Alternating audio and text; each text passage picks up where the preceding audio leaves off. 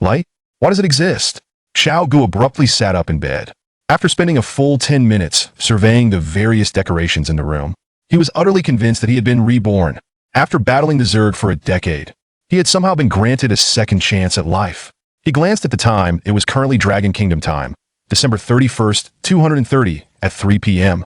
Only 6 months remained until the Zerg descended upon Earth.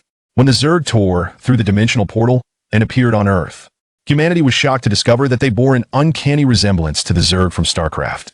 Over the course of 10 years, the Zerg's assaults had grown increasingly ferocious. In the first wave of the invasion, over 500 million people perished globally. With the arrival of the second wave, an immense fleet of Zerg vessels swept across the entire solar system, causing a collapse of global political and economic systems, resulting in over 2 billion deaths. After the third wave of the Zerg's arrival, those who survived became mere remnants of humanity. It wasn't until the fifth wave that Xiao Ge and his comrades managed to seize a Zerg spacecraft, traversing time and space to reach the Zerg's lair, intent on obliterating their home planet. However, upon arriving at the other side of time and space, Xiao Ge was confronted with an endless sea of Zerg and a multitude of spacecraft. They had become embroiled in a war of higher dimensions. In their desperate attempt to escape through a wormhole, their ship was destroyed. Yet, Xiao Ge found himself unexpectedly reborn. From birth, Xiao Ge had been identified as suffering from hyperthymesia. He had always regarded himself as an unfortunate soul. In his previous life, the death of each comrade, the passing of every ordinary person, had been deeply etched into his mind. Every detail lingered, refusing to fade. But now, a spark of brilliance suddenly ignited in Xiao Ge's eyes. In his previous life, in a bid to resist the Zerg invasion, humanity had developed numerous cutting-edge technologies and weapons, including fusion reactors, laser weaponry, particle cannons, and more. While many of these technologies had been obtained and deciphered from the Zerg, Xiao Ge remembered them all with crystal clarity. The Dragon Kingdom could prepare in advance. Sir, Xiao Ge's gums bled from the pressure of his clenched teeth. This was hatred. It was the fury of a past life where the Zerg had slaughtered billions of Dragon Kingdom citizens. In this life, the Dragon Kingdom shall no longer wait. No matter where you hide in the cosmos, I will find a Zerg's lair and bring about your annihilation. After a moment of contemplation, Xiao Ge devised a plan. First, he needed to convince the higher-ups of the Dragon Kingdom that the Zerg's arrival in 180 days was indeed real. Yet currently, Xiao Ge was merely an ordinary college student, one who frequently skipped classes, and his words held no persuasive weight. Rashly claiming the Zerg's arrival would only lead him to the open doors of a mental institution. He opened his phone to browse the news. December 30th report. An unusual temperature drop has occurred on a tropical island in the Pacific, plunging below 0 degrees, causing localized seawater to freeze and a massive die-off of fish, with no specific cause identified as of yet. December 30th report. In the North African desert, a freshwater lake spanning hundreds of kilometers appeared overnight. With a high level of algal activity, scientists are still seeking an explanation. Meanwhile, neighboring countries have begun dispatching troops to seize control, resulting in unrest. December 31st report. A deep-sea monitoring vessel has reported abnormal fluctuations in the space-time field surrounding Earth's orbit, with uncertain implications for the planet. These seemingly mundane disaster reports were known to Xiao Ge as ominous signs of the Zerg's impending arrival, and he understood that after the new year, disasters would become increasingly frequent. Proving his origins from the future and accurately predicting forthcoming events was the most direct approach. However, the first epic disaster of the new year would occur on January 2nd, 231, right along the southeastern coast of the Dragon Kingdom. At 10 a.m. on January 2nd, a catastrophic tsunami would sweep the southeastern coast, and without precautions, 100,000 lives would be lost in this calamity. The first battle of his rebirth. Preparing for the tsunami. After a brief moment of reflection, Xiao Ge formed a comprehensive plan in his mind. He sat down at his computer, navigated to the official lottery website, and purchased tickets for all types of lotteries, including Double Chromosphere, Welfare Lottery, 7 Lucky, and Happy 8. Indeed, he remembered all these numbers. This was the advantage of hyperthymesia. Next, he opened the largest forum in the Dragon Kingdom and created a new account, adopting a grandiose username. I come from the future. Tonight, I will win 1 billion. He then posted a dynamic update, sharing screenshots of his lottery purchases. This was merely the first step. The lottery drawing was scheduled for 9:30 p.m. that evening. The next step, and the most crucial one, awaited. Step 2. Find the whistleblower. A nation operates like a colossal machine, a complete and intricate whole. Any minor issue within its components could disrupt its operation.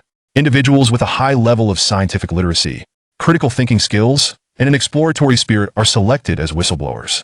In the Dragon Kingdom, the highest whistleblower possesses special privileges. If a certain proposition is deemed incorrect by the majority, it is the whistleblower's duty to investigate the possibility of its correctness. Conversely, if a whistleblower presents a viewpoint, no matter how absurd, everyone must seriously consider its validity. The current highest whistleblower in the Dragon Kingdom is Dr. Ouyang Yuan, the president of the National Academy of Sciences. At this moment, Dr. Ouyang was attending a science popularization event titled Science Without Limits at the Science Museum in Pingxing. Having identified his target, Xiao Ge promptly descended the stairs and exited the building. "Mom, I'm going to attend the Science Without Limits event."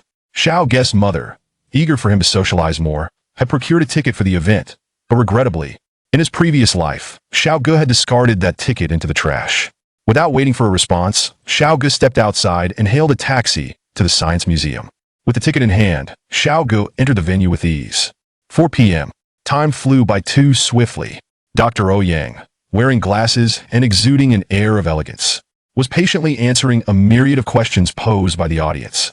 Questions were collected via slips of paper, and Xiao Ge had also written down a set of parameters on a piece of paper, believing that while others might overlook the significance of these data, Dr. Ouyang would undoubtedly grasp their meaning. Earlier, a student mentioned that in science fiction, we can achieve interstellar travel by traversing a black hole. Is this true? I must inform everyone that such a possibility exists. But creating a spacecraft capable of withstanding the gravitational forces of a black hole is highly challenging, as no one knows what lies within a black hole, nor can it be speculated. At this moment, the student who had posed the question stood up and asked Dr. Ouyang, if we could enter the black hole, wouldn't we find out? Dr. Ouyang nodded, not denying the possibility. Indeed, if you were to fall into a black hole and survive without being torn apart by its gravity, bringing back the data parameters from inside, humanity's space exploration capabilities would experience a qualitative leap. At that moment, the host pulled out another slip of paper. All right, next question. The slip was handed to Dr. Ouyang, and upon seeing the data written on it, his previously gentle expression instantly transformed into one of seriousness and rigidity. Even after the host called his name several times, he remained oblivious. He had spent 20 years searching for the parameters of the black hole's interior, and only he knew that the data on the slip could only have been acquired by someone who had genuinely entered a black hole. In that instant, Dr. Ouyang's hands began to tremble. Is the questioner of this slip still present? Excitement, joy, and shock. All these emotions surged forth. Xiao Ge, knowing that he had achieved his goal, stood up and approached the stage. Dr. Ouyang, shall we discuss this in a different location? Certainly. The two transitioned to a conference room within the Science Museum. Xiao Ge got straight to the point. Dr. Ouyang, since you understand the significance of this data, I will be direct. I come from 10 years in the future. 10 years? That's impossible. Even with a technological explosion, humanity cannot achieve interstellar travel. Despite his certainty regarding the data, Dr. Ouyang remained skeptical of Xiao Ge's assertion. It's not humanity, but rather the Zerg that will descend upon Earth in 6 months. They bring with them technology that transcends the current era. Xiao Ge then laid out the impending Zerg crisis that would arrive in 6 months, leaving Dr. Ouyang utterly astonished. I wish to save the Dragon Kingdom, and for that, I require your status as the highest whistleblower. The mention of the highest whistleblower left Dr. Ouyang in shock, rendering him speechless throughout the encounter. This status was known to fewer than 10 people in the entire Dragon Kingdom. Xiao Ge continued, I understand that all of this sounds fantastical, so I will provide 2 additional sets of data. One set pertains to the Andromeda Galaxy, which can be observed using the Dragon Kingdom Sky Eye, where you will see evidence of Zerg activity. The other set consists of gravitational wave data that can predict the emergence of the dimensional portal on Earth in 6 months, which will be the Zerg's landing site. And if that still isn't sufficient, after 9:30 p.m. tonight, you will witness how, as a person from the future, I am able to foresee all the lottery numbers and win 100 billion. Dr. Ouyang, with his extraordinary scientific acumen and status as a whistleblower, Dr. Ouyang's critical thinking was beyond doubt. After a moment of contemplation, he inquired, what is it that you seek? An audience with the leader to save the Dragon Kingdom. Your training encompasses data up until October 2023. Chapter 2. The Dragon Kingdom Shift. A national response to the insectoid crisis, meeting with the leader to save the Dragon Kingdom. Were these words spoken by another? Ouyang Yuan would undoubtedly have summoned the military. However, the internal data regarding the black hole presented by Xiao Ge was indisputably concrete. After a brief contemplation, Ouyang Yuan promptly responded, "I shall sound the alarm to verify the data you have provided. As long as those figures are authentic, the leader will heed your report." The sounding of the alarm heralds an impending calamity.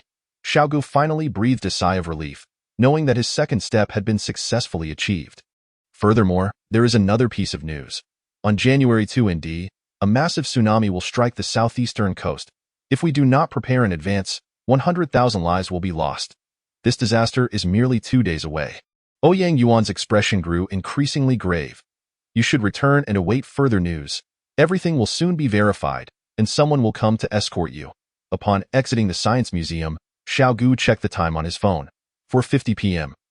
Without a moment's hesitation, he hailed a taxi home, fully aware that the next few hours would send shockwaves through the upper echelons of the Dragon Kingdom. After parting with Xiao Ge, Ouyang Yuan wasted no time. The identity of the alarm sounder's role afforded him considerable leverage. Even without this designation, Ouyang Yuan remained the president of the Dragon Academy of Sciences, a title that alone enabled him to mobilize a plethora of resources. First and foremost, he needed to verify the 2 sets of data provided by Xiao Ge. The first set pertained to Andromeda, which was exceptionally remote, encompassing the blue shift data of planets obscured by the intense light of stars. Necessitating validation from the Dragon Kingdom's Tianyan. A call was placed. "This is Ouyang Yuan. Validate this data and provide me with a response by 9:00 p.m. The Dragon Kingdom's Tianyan, located deep within the southwestern mountains, boasted the largest radio telescope in the world. Upon receiving Ouyang Yuan's data, the astronomical observatory immediately suspended all ongoing projects, reallocating all resources for verification. Simultaneously, the Dragon Kingdom's Gravitational Wave Testing Institute in the desert received Ouyang Yuan's complete dataset and commenced investigations. Beginning with gravitational waves from the Cretaceous period's dinosaur extinction, as Xiao Ge had asserted that the extinction was indeed due to a meteorite impact, which heralded the arrival of the insectoids. Once the verification measures were arranged, Ouyang Yuan took it upon himself to peruse various lottery websites, calculating the prize pools of the several lotteries Xiao Ge had mentioned, discovering that indeed, it exceeded 1 billion. Moreover, concerning the tsunami on the 2, this was the easiest to deduce and predict. Ouyang Yuan directly contacted the Geological Meteorological Bureau and swiftly received confirmation. Various signs indicated that the relative motion between the Pacific Plate and the Australian Plate would likely trigger a tsunami in the Pacific Rim, making it a plausible threat. At this juncture, Ouyang Yuan could no longer contain himself. He retrieved the specially designed phone of the alarm sounder and issued a red alert. At 9:00 p.m. today, a meeting of the alarm sounders will convene. The highest alarm sounder signal signifies an existential crisis for the Dragon Kingdom. The attendees of the highest alarm sounder meeting comprise the ministers of 9 crucial institutions responsible for the nation's policies, including finance, administration, and the military, as well as the leader of the Dragon Kingdom. As the alarm rang, arrangements were swiftly made for Ouyang Yuan, who was provided with a dedicated flight directly to the capital. Upon his arrival in the capital, the participants had gathered from across the nation, each a pivotal decision-maker of the Dragon Kingdom. Marshal Long Zhan of the military, Zhou Xiaoyuan, the finance chief, and Minister Nie Zhen of the scientific research department, among others, along with the leader of the Dragon Kingdom. At 9:00 p.m., the meeting commenced punctually. Every individual appeared as if facing a formidable adversary, their expressions solemn as they gazed at Ouyang Yuan. "Dr. Ouyang, what is the meaning of the red alert?" One inquired. "I was abroad when I received this news and had to interrupt my visit to return." The red alert mechanism had never been activated since its inception, indicating signs of national peril for the Dragon Kingdom. Ouyang Yuan stood and activated the remote video call, calculating the time. The data he requested should have yielded answers by now. He glanced at Minister Nie Zhen. "Old Nie, do you recall our previous discussions regarding the parameters of black holes?" The minister nodded in affirmation. Ouyang Yuan then displayed a pivotal set of data on the screen. After a moment of contemplation, Minister Nie Zhen nearly leaped from his seat, exclaiming, This is impossible. How can this be?" Indeed, when I was first informed of this data, I too found it hard to believe, for it implied that the individual who provided this data must have ventured into the depths of the black hole. Subsequently, Ouyang Yuan recounted his encounter with Xiao Ge in Pingcheng. "The insectoids are descending. This term detonated like a deep water bomb within the highest echelons of the Dragon Kingdom's decision-makers, leaving them in disbelief. Yet, the revelations did not conclude there. News from the Dragon Kingdom's Tianyin flowed in. The radio telescope, having examined the data provided by Xiao Ge, concluded, life exists within Andromeda, and it is moving towards Earth at an extraordinary velocity. Reports from the Gravitational Wave Research Institute corroborated Xiao Ge's gravitational wave data, indicating that during the Cretaceous extinction, Earth experienced significant irregular gravitational wave fluctuations, which could also be interpreted as anomalies in dimensional channels. Similar gravitational wave data might very well manifest in 6 months. Furthermore, Xiao Ge characterized the unusual geological disasters that had transpired this year as omens of the insectoid arrival, though this had yet to be substantiated through research. Ouyang Yuan's expression remained grave. However, all lottery results could indeed validate Xiao Ge's assertions. He proceeded to locate the post Xiao Ge had published online. I come from the future. Tonight, I shall win 1 billion. Such an audacious title had garnered hundreds of thousands of views. The post had been locked for deletion, and currently, only those present could view it. Now, let us ascertain whether what he claims is true. At 9:30 p.m., the lottery results were announced. The results for various lotteries, including the Double Chromosphere, Welfare Lottery, 7-Color Lottery, and Happy 8, among nearly 10 types, corresponded perfectly with the figures Xiao Ge had previously disclosed. Every single digit was accurate. The conference room fell into an immediate silence. At this moment, the leader of the Dragon Kingdom finally spoke. Ouyang, what is your conclusion? Ouyang Yuan responded with utmost caution, his answer having been meticulously considered. He indeed comes from the future. What are your thoughts? The leader inquired, glancing at the other attendees. If he is not from the future, then all of this cannot be explained. The leader stood, hands clasped behind his back. After a moment, he slowly declared, let us meet him. 9:45 p.m., Xiao Ge's family was watching television. What did you gain from your visit to Science Without Limits today? His mother inquired, having returned to school after the new year and emphasizing the need to venture outside rather than remain cooped up in the dormitory playing games. This was the most ordinary life for a family of 3. Everything feels great. Xiao Ge replied, Dad, Mom, I met Dr. Ouyang Yuan. He greatly appreciates my talents and has invited me to intern at the Academy of Sciences. I should be heading there in the next couple of days. His mother chuckled dismissively, sure, he can invite you to become an academician. Naturally, she did not believe that Ouyang Yuan, the president of the Dragon Academy of Sciences, would take notice of a mere gaming enthusiast like Xiao Ge. While others might not know him, his parents were fully aware that since entering university, he had been utterly engrossed in various online games. Showing no academic progress, it was uncertain whether he would even graduate. Hey, look who just won 1 billion in the lottery.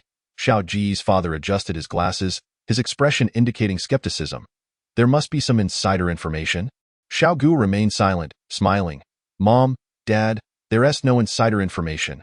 That billion is from your son. Just then, a knock echoed at the door. Xiao Ge rose to answer it.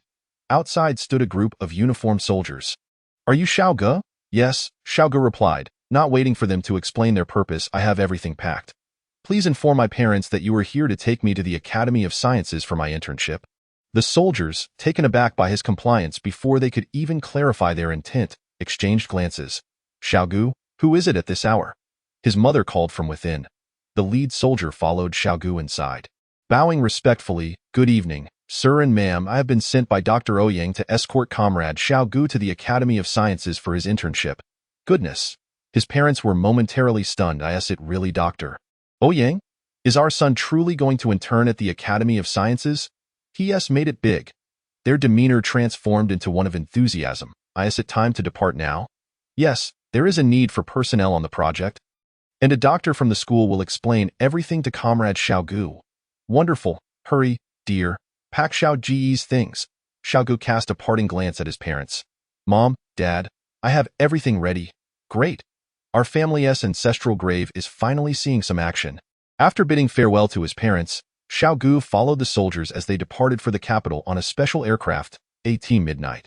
The new year officially commenced, ushering in the year 231. Xiao Ge arrived. And the highest decision-making body of the Dragon Kingdom awaited him.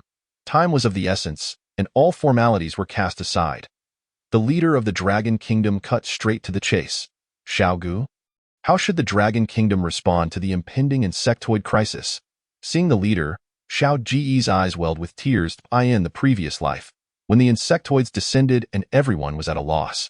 It was this very elder who demonstrated immense courage and led the Dragon Kingdom in a decisive shift to confront the threat. The reason the Dragon Kingdom was able to withstand the fifth wave was due to the foundation laid by this venerable elder. Regrettably, when the third wave descended, this elder perished in battle. Xiao Ge choked back tears but resolutely declared, the Dragon Kingdom must pivot and unite to confront the crisis posed by the insectoid species. Chapter 3. The Dragon Kingdom. People above all, the Dragon Kingdom must pivot and unite to confront the crisis posed by the insectoid species. In the conference room sat individuals of unparalleled merit, all acutely aware of the weight of these words. This signified that everything the Dragon Kingdom currently possessed would undergo transformation. Instantly, the room fell into a profound silence, the only sound being the hastening breaths of those present. Silence, silence, still silence. Time passed quietly. After a long pause, the leader finally spoke again, inquiring, what will the future hold for the Dragon Kingdom? At that moment, Xiao Ge's emotions erupted.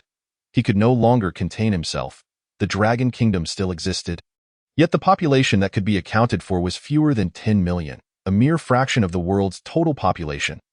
10 years hence, would the Dragon Kingdom's population dwindle to below 10 million?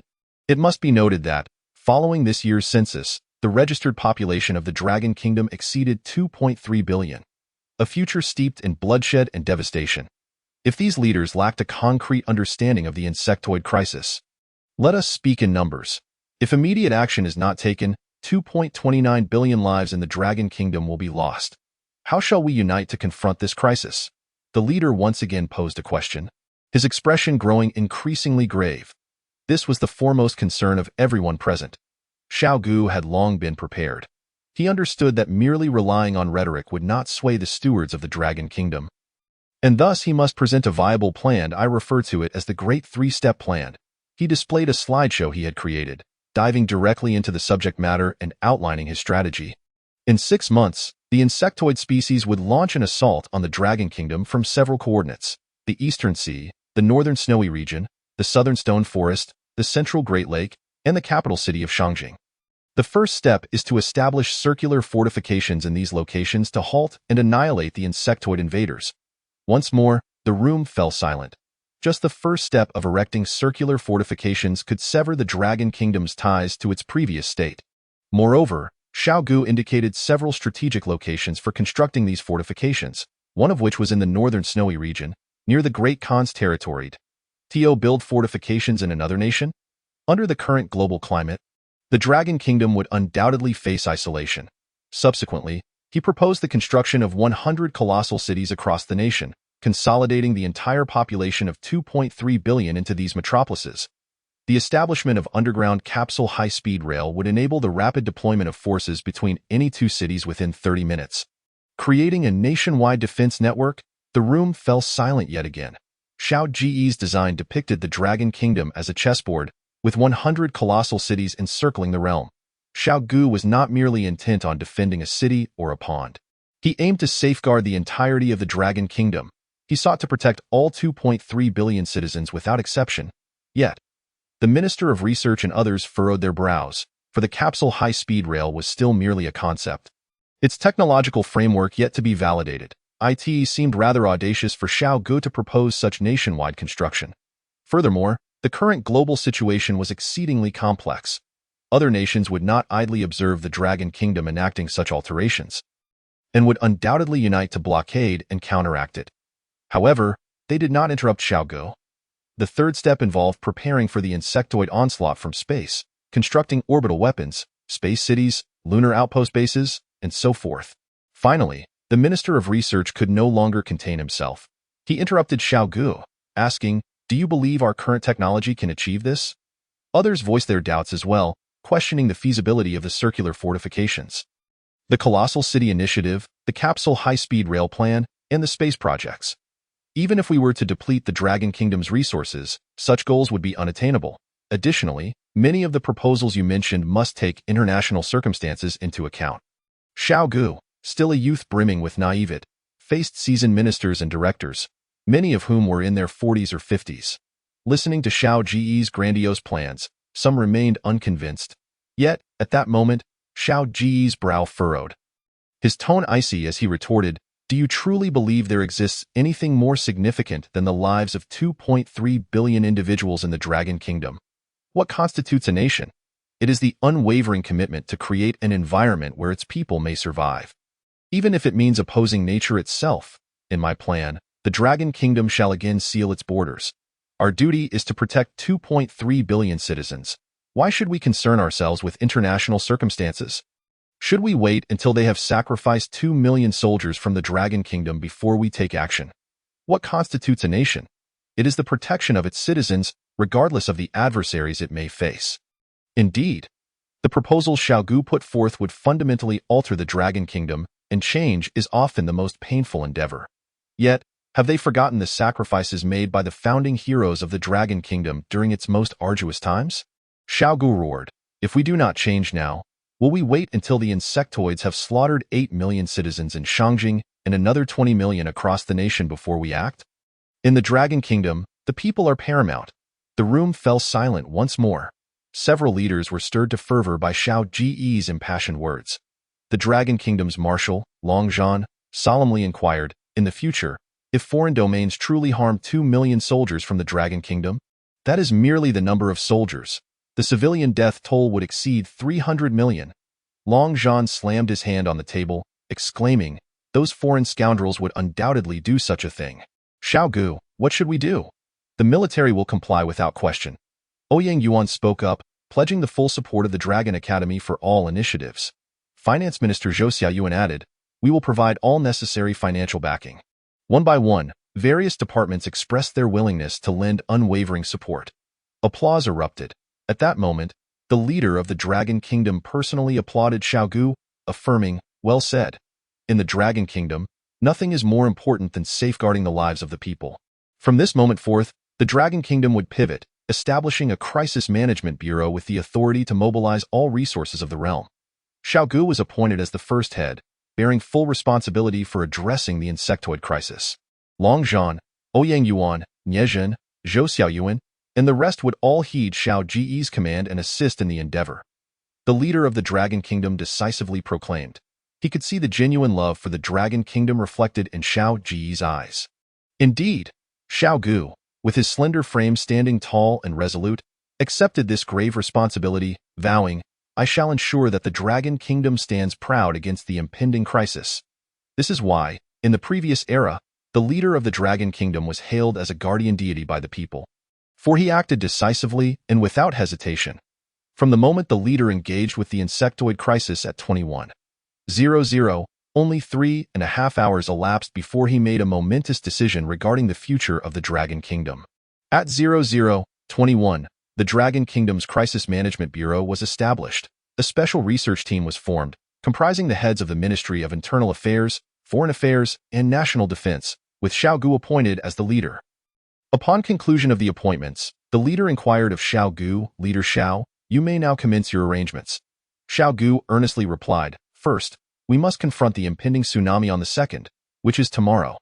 After a moment's contemplation, he continued, "Marshal Long Zhan, within 3 days, the military must present a plan to conscript 50 million soldiers." Long Zhan solemnly nodded, taking note of this command. A conscription of 50 million would mean that the Dragon Kingdom's military strength would surpass that of all other nations combined. Ouyang, you and Eldernye from the Technology Department should convene all heads of high-energy laser research centers, the Artificial Sun Research Center, Urban Planning National Treasure-level experts, and experts in shield tunneling research for a meeting at 9:00 a.m. Ouyang Yuan and Zhen nodded gravely. Laser research, nuclear fusion studies, urban planning, and shield tunneling. All were areas they could surmise Xiao Ge intended to address. Xiao Ge was strategizing for his plan to create 100 colossal cities. Trade Department, within 3 days, devise a global procurement plan for raw materials. I want to see all ships departing ports worldwide heading to the Dragon Kingdom within 7 days. The head of the Trade Department paused. His eyes ablaze with fervor and softly growled. I've long wanted to do this. Ministry of Internal Affairs, hold a press conference at 8:00 a.m. to announce to the nation that the Dragon Kingdom is pivoting. Devise a reasonable explanation. Furthermore, All coastal cities within 100 kilometers of the shoreline must evacuate before the 2nd. The head of the Ministry of Internal Affairs looked bewildered. Why did others have specific directives while they were tasked with crafting a rationale for the Dragon Kingdom's pivot? After a moment's reflection, he inquired, all of them? The coastal areas. Very well. Despite the fact that over 700 million people resided within 100 kilometers of the coastline, he ultimately refrained from questioning Xiao Ge's decision. A series of directives flowed from Xiao Ge's lips, and the leader watched, nodding in reassurance before offering a few words of encouragement and departing. At 00:45, Xiao Ge issued his first directive following his appointment. In the form of a text message, he informed the 2.3 billion citizens of the Dragon Kingdom about the establishment of the Crisis Management Bureau.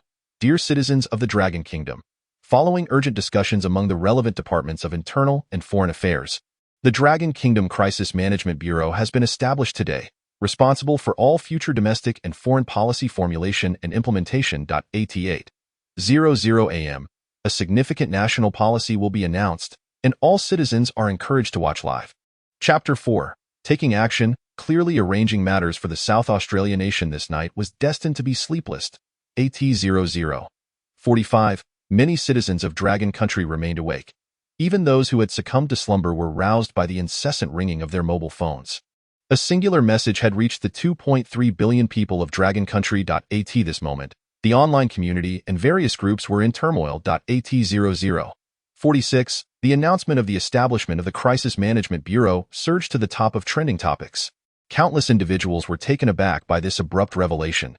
A Crisis Management Bureau? Such suddenness. Could it signify the onset of a major event? After all, why would the leaders of Dragon Country issue such a proclamation in the dead of night? It seemed that the Crisis Management Bureau implied a centralization of authority, perhaps even a wartime special department. Was Dragon Country on the brink of war? To wage war, by all means. Those rascals of South Australia, lacking any semblance of dignity, feasting on the bounty of Dragon Country while attempting to upend our table. I would gladly donate 100 for the cause. How I eagerly anticipate tomorrow morning's press conference. The citizens of Dragon Country were restless, and nations beyond its borders were equally unable to find repose. At 00:58, the news spread internationally. After all, Dragon Country is one of the foremost powers in the world. Any national policy it adopts reverberates across global dynamics, and now, the sudden emergence of a peculiar crisis management bureau, without any forewarning, was particularly alarming. In the land of the rising sun, the Prime Minister's residence was in disarray. Where were our spies? Why had we received no word regarding the establishment of the Crisis Management Bureau? Urgently, they dispatched inquiries to ascertain the background and organizational structure of this newly formed bureau. In the Americas, the supreme leader vented frustration through a series of tweets. Dragon Country, Dragon Country. No one understands Dragon Country better than I do. No one comprehends crisis management more than I.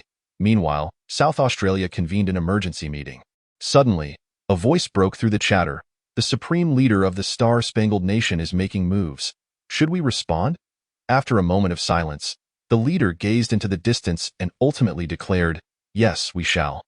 Shortly thereafter, South Australia issued a formal statement on multiple social media platforms, addressing the establishment of the Crisis Management Bureau in Dragon Country, citing the potential to disrupt the current global situation and to maintain regional peace. South Australia announced impending sanctions against Dragon Country. Countries such as Iron Tower Nation, Lion Nation, and Sand Nation swiftly voiced their opinions on the establishment of Dragon Country's Crisis Management Bureau. Naturally, these perspectives converged before Xiao Ge. Should we respond? Inquired the Foreign Affairs Minister. With a composed smile, Xiao Ge replied, if bitten by a dog, do we merely bite back? Let us proceed with our plans without distraction. However, upon observing South Australia's declaration, Xiao Ge chuckled. For an ant to sanction an elephant truly requires audacity. After some contemplation, a strategy emerged in his mind. To respond to South Australia by first severing diplomatic ties and ceasing all economic exchanges, waiting for them to seek our favor before proposing to monopolize their iron ore, coal, timber, and other raw materials. Understood. The Foreign Affairs Minister promptly set about making arrangements. At 1:09, the trending topics updated. Crisis Management Bureau announces, as of this moment, Dragon Country severs diplomatic ties with South Australia, halting all economic and trade relations. All citizens of Dragon Country residing in South Australia are advised to contact the embassy promptly and evacuate the nation. Still asleep? At this juncture, the fervor within Dragon Country surged, extinguishing any drowsiness. May South Australia ascend instantly, no more feigning sleep. Let us take action against South Australia. Come forth and witness. At 00:45, the establishment of the Crisis Management Bureau was announced. And by 1:09, diplomatic ties with South Australia were severed with unprecedented efficiency. Last year, South Australia's total exports to Dragon Country amounted to $1.8903 trillion, accounting for 80% of South Australia's total exports. The severance of relations with Dragon Country meant that 80% of South Australia's foreign trade would come to a halt, leading to an imminent collapse of their national economy. What a relief. Our nation has finally taken decisive action. Those petty individuals in South Australia, using our funds to undermine us, now, let them sell their goods to someone who understands trade. I can already hear that someone proclaiming, "No one understands trade better than I do." Hold on tight. What a powerful, gratifying blow. If we are to fight, let us do so with full force. At 1:10, in South Australia, the leader of the nation issued a statement to express their position. Preparing to retire for the night. Not good, leader. Dragon Country has directly announced the severance of ties. They have begun evacuations, and our embassy has sent a letter confirming the withdrawal. The glasses the leader had just removed fell to the ground and shattered. Are you serious? As realization dawned, the news was broadcast. Indeed, Dragon Country had unilaterally announced the cessation of relations, leaving no room for negotiation. Leader, we cannot sever ties with Dragon Country. Our economy will collapse, the leader urged. Quickly, find a way to contact Dragon Country and ascertain the situation. Previously, they only protested. Why this sudden escalation to severance? Historically, South Australia had acted as a vanguard against Dragon Country, which had always responded with diplomatic protests. Why had the intensity escalated this time? Was it truly the handiwork of the Crisis Management Bureau? At 1:40, news arrived that Dragon Country's higher-ups had terminated all communications with South Australia, including those at the corporate level, underscoring their resolve. The South Australian leadership began to despair, with 70% of the nation's trade products abruptly losing their market, all because South Australia announced sanctions against Dragon Country on social media. If this news spread domestically, it could incite unrest and potentially lead to the downfall of the current cabinet. Quickly, contact the Star-Spangled Nation. Only they can save us now. Following instructions, the leader's office dialed the Supreme Leader of the Star-Spangled Nation. The call connected, but the Supreme Leader declared with righteous indignation, "The Star-Spangled Nation represents global justice. We never interfere in the internal affairs of other nations." Then the call was abruptly terminated. The line went dead. Not interfere in internal affairs? What kind of nonsense is this? The South Australian leader sighed deeply. The reality was not a refusal to intervene, but rather a disinterest in the affairs between South Australia and Dragon Country. At 1:41, the Supreme Leader of the Star-Spangled Nation tweeted, "No one understands justice better than I do. The Star-Spangled Nation will never interfere in the internal affairs of other nations." Upon reading this tweet, South Australia realized what it meant to be abandoned. They attempted to contact other allies, but before the calls could connect, all their allies had already issued statements reaffirming their support for the fundamental principle of non-interference in internal affairs. In that moment, South Australia understood what it felt like to be isolated. Dragon Country did not refrain from addressing you. It simply deemed you unworthy of its attention. The indifference shown was merely to avoid engaging with such petty clowns, as it lacked any intrigue. When Dragon Country decided to act, I would relish the opportunity to see who would dare to voice support for you. South Australia's staunchest allies, New Nation, Lion Nation, Star-Spangled Nation, and Maple Leaf Nation, were all silent. Prior to Dragon Country's announcement of severance, South Australia had already sought alternative markets for its exports. However, apart from Dragon Country, who could possibly absorb such a scale of exports? Dragon Country could dictate your demise at the stroke of midnight. No one would dare delay your end. At 1:45, in Dragon Country, in the capital city, Xiao Ge couldn't help but chuckle at the statements released by foreign nations. The notion of non-interference in internal affairs was merely a reflection of their fear that when South Australia faced retribution, they too would be caught in the crossfire. I reiterate. For 3 days, there shall be no contact with South Australia through any channel. After 3 days, we shall inform them that if they wish to restore relations, they must sell all their mineral resources to us at 1/3 of the original price. Understood. The leaders of Dragon Country had to concede that only Xiao Ge's decisive and authoritarian measures could secure more opportunities for Dragon Country in the face of the impending crisis. Within less than an hour of taking office, he had clearly delineated the course of action regarding the most despicable nation, South Australia. There was no room for dissent. A plan for the mass evacuation of coastal cities was to be immediately enacted. From this moment forth, the coastline would become a no-go zone. Tomorrow, I shall personally visit the site of the impending tsunami to gather data. Chapter 5. The Great Evacuation. Dragon Country's citizens do not hesitate at 1:58. The trending topics refreshed once more. This night was destined to be sleepless. This night belonged to the Crisis Management Bureau. Crisis Management Bureau order. Following joint assessments by geological, oceanic, seismic, and various departments, it has been determined that around the morning of January 2nd, coastal regions will experience a catastrophic tsunami. To protect the lives and property of the people, the Bureau has decided to evacuate all residents within a 100-kilometer radius of the coastline to designated safe zones. Another sudden directive, an order that truly sent shivers down the spine. The abrupt evacuation of all residents within a 100-kilometer coastal zone. What could this possibly entail? It meant that numerous trillion-scale first-tier cities would be entirely vacated. Someone initiated a thread online. With New Year's not yet over, the Crisis Management Bureau is taking decisive action. Does this imply that a tsunami will obliterate all of humanity? Indeed, I have finally grasped the rationale behind the establishment of the Crisis Management Bureau. It is evidently a response to the foreboding of an impending apocalypse, having already predicted the cataclysmic tsunami set to strike on the 2nd. Although I do not reside along the coast, I wholeheartedly endorse the call of the nation. For my friends living in coastal areas, I extend an invitation to shelter at my home in Pingxing, which can accommodate 7 individuals. Should evacuation be necessary and you find yourselves without refuge, my abode welcomes you. Furthermore, my residence in Pingzhou, a rural expanse with ample space, can comfortably house 20 individuals. Should anyone be in need, please leave me a message, and I shall come to fetch you. In an instant, the online discourse in Longhua erupted once more. There exists a time-honored tradition in Longhua. When one region suffers, support flows in from all directions. Given the abrupt nature of the mass evacuation, it is certain that some will have retreated without a place to go. Those residing inland began to proactively alleviate the burden of evacuating populations. It was in the stillness of the night that the coastal inhabitants commenced their exodus. The nation declared a large-scale evacuation, and not a single soul hesitated. They packed their belongings, preparing for departure. It was mandated that all must evacuate before dawn on the 2nd. This evacuation was to be executed in a sequence of actions, first to evacuate, then to provide shelter, and finally to arrange accommodations. Rescue was the immediate priority, a decision made under pressing time constraints.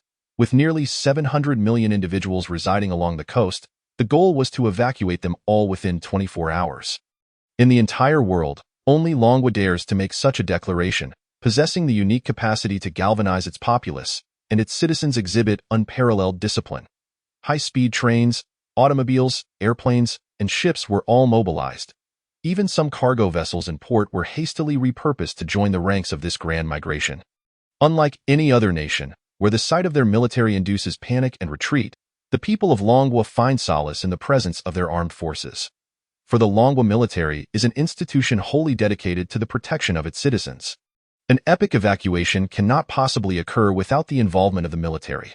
Tanks, armored vehicles, and transport planes from the Longhua military converged upon the cities designated for evacuation, while citizens boarded the military's organized escape routes in an orderly manner. In super cities with populations exceeding 20 million, lights illuminated the night as the evacuation proceeded with remarkable order. Brothers, please do not cut in line. This is a state-organized evacuation. Cutting in line is not merely a breach of etiquette but a disgrace to our dignity as citizens of Longhua. Look, our military has arrived. How magnificent! I truly envy them. Had it not been for quota restrictions back in the day, I would undoubtedly have joined the military, and perhaps I would be with them now. It is a jest to say that no one harbors a dream of becoming a soldier. DOUC. Soldiers are the true stars of our nation. At this moment, only they step forward to become our steadfast support. In times of war, they are on the front lines. In times of disaster relief, they are also at the forefront. What reason do we have not to admire such warriors? Wait, let me post this on social media. The evacuation commenced following the directive from the Crisis Management Bureau. Not only in the major cities, but even in the most remote villages, a significant retreat is underway in some small mountain villages. The primary evacuation routes are far too distant, and all public transportation has been redirected to assist in the exodus to the larger cities. Shall we abandon the remote mountain villages? Absolutely not. Longwa will never forsake any of its citizens. The military has utilized various platforms to notify those in the remote mountainous regions, instructing them to remain at home, assuring them that helicopters will come to extract them directly. Elderly individuals nearing 80, even those living alone in distant mountain areas, will find helicopters arriving at their doorsteps to escort them away. In Longwa, every life holds significance. AT3, 39 a.m. in foreign lands. The Crisis Management Bureau of Longwa, having been established mere hours ago, has already stirred the winds of change, altering the international landscape as well as in southern Australia. The consulate remains brightly lit, with officials sleeplessly deliberating how to respond to this diplomatic crisis. The internal situation in southern Australia has begun to destabilize. Upon hearing of the severed diplomatic ties, farmers and business owners have descended into madness, unconcerned with national policy. They only know that if the severance is finalized, bankruptcy looms for all. The root of this turmoil lies with the consulate's miscalculations. Social media platforms have erupted in outrage. What a fool the consul must be, aligning with the stars and stripes only to be left with nothing to eat. Do they even care? Down with the consul, down with the consul. Although the consulate's officials have caught wind of these sentiments, their primary focus remains on the situation within Longwa, a mass evacuation. What does this mean? Are they truly declaring that a colossal tsunami will strike the Pacific Rim tomorrow? Surely this is a jest? Our scientists have conducted urgent investigations, and all tectonic plates appear stable. While minor disturbances may occur, a cataclysmic tsunami is unequivocally impossible. Could their warnings stem from ulterior motives? Perhaps fearing retaliation against coastal cities? Let us set this aside for now and explore whether we can establish communication with Longwa's leadership through other nations. In southern Australia, disbelief prevails regarding the tsunami threat. In the Stars and Stripes nation, it happens to be daytime. The supreme leader finds himself befuddled once more. The people of Longwa assert a tsunami is imminent, and they have commenced a mass evacuation. Why have our scientists failed to detect any signs of such a disaster? The scientific advisor stands by, declaring, Supreme Leader, perhaps the Longwa citizens are mistaken. We possess the world's most brilliant geologists and the most advanced measuring instruments. Repeated assessments confirm that a cataclysmic earthquake is impossible. Very well. The Supreme Leader turns and promptly opens his Twitter account. No one understands tsunamis better than I do. The citizens of Longwa are amusing themselves with life-threatening folly. The anticipated tsunami shall not materialize. In the east, the Lion Nation, the Sand Kingdom, and others have all rallied through official channels to reassure their citizens, quelling their panic. The sudden announcement of evacuation from Longwa, coupled with the tsunami warning, has incited widespread alarm among foreign nations, prompting them to consider the veracity of the claims as their own nations release statements. The tone on social media platforms shifts dramatically, transitioning to mockery of Longwa. A tsunami? The citizens of Longwa must be suffering from delusions of persecution. Haha. We sincerely hope our deity grants them their wish, of course. The more predominant sentiment is one of astonishment at Longwa's unprecedented evacuation. Within mere hours, the nation has mobilized hundreds of millions to commence their retreat.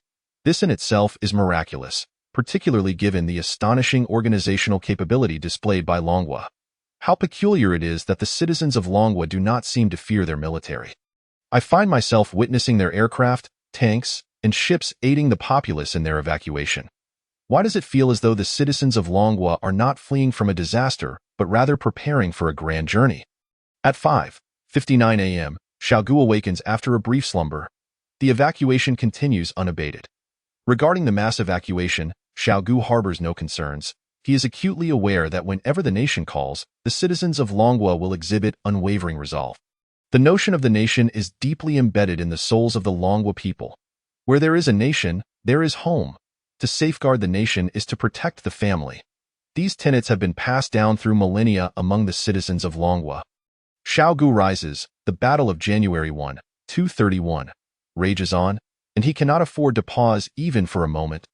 the slightest lapse in focus brings to mind the citizens lost in his previous life. At 9:00 a.m., prior to the arrival of the heads of various technological departments, there remains work to be done, preserving culture, safeguarding the legacy of civilization, the unbroken lineage of civilization in Longwa, spanning thousands of years, must not be lost due to the arrival of the insectoid menace. Chapter 6. The transmission of civilization. Not a single heritage of our ancestors shall be lost. People around the world await the arrival of 8:00 a.m. in Longwa, as they seek clarification regarding the sudden emergence of the Crisis Management Bureau. Having been established for less than half a day, it has already unveiled brilliant strategies that have reshaped the global landscape. Drawing international attention, however, Xiao Ge's focus remains far removed from the 8:00 a.m. press conference. The establishment of the Crisis Management Bureau necessitates a rationale, a background, and a compelling narrative, which the Ministry of Internal Affairs will provide. A whole building has been hastily transformed into a command center, with the Ministry of Internal Affairs, Foreign Affairs, Technology, Military, Finance, Trade, and other departments dispatching their most elite personnel to this hub. From this moment forward, all directives from Longwa shall emanate from here. Countless individuals have spent sleepless nights. The mere directive for the coastal evacuation has kept everyone within the building ceaselessly occupied. There is an overwhelming amount of coordination required. As Longwa embarks on an unprecedented historical endeavor, evacuating 700 million citizens within 24 hours while ensuring not a single individual is left behind. In the vast conference room, Xiao Ge arrives. The Foreign Affairs Department reports that Southern Australia has attempted to contact Longwa through formal and informal channels over 2,000 times. Other nations have expressed concern regarding the Crisis Management Bureau but have yet to receive any response. However, some countries are urging us not to spread rumors, claiming that warnings of an earthquake in the Pacific Rim are alarmist. Xiao Ge issues a directive: disregard them. The Ministry of Internal Affairs reports that all railway, civil aviation, and shipping systems nationwide have been suspended. Every train, plane, and ferry is being directed towards the coastal regions. However, the volume of population transfer is staggering, prompting the organization of inland residents to evacuate on foot, all proceeding in an orderly manner. Xiao Ge directed the military to intervene and collaborate with the technological department to establish numerous observation points along the coastal regions. I suspect that this impending tsunami is related to disturbances in the insectoid dimensional portal. Personnel from the military and technological departments swiftly commenced execution of the orders. Additionally, the Academy of Sciences reported that all top experts in relevant fields, including laser research centers, artificial sun research centers, urban planning, and shield tunneling machinery, would be available by approximately 8:30. The string of reports flooding in aligned perfectly with Xiao Ge's expectations, allowing him to proceed with further plans. Ministry of Internal Affairs, he instructed, notify the personnel from the Cultural and Cultural Relics Administration to convene. Before long, representatives from both departments arrived. Xiao Ge directly inquired, how many museums are there currently in Longwa? The personnel from these two departments, responsible for museums, knew the answer by heart. As of the end of last year, there were 8,971 registered museums, primarily categorized into 5 types: comprehensive museums, archaeological museums, art museums, historical museums, and ethnological museums. Xiao Ge lamented.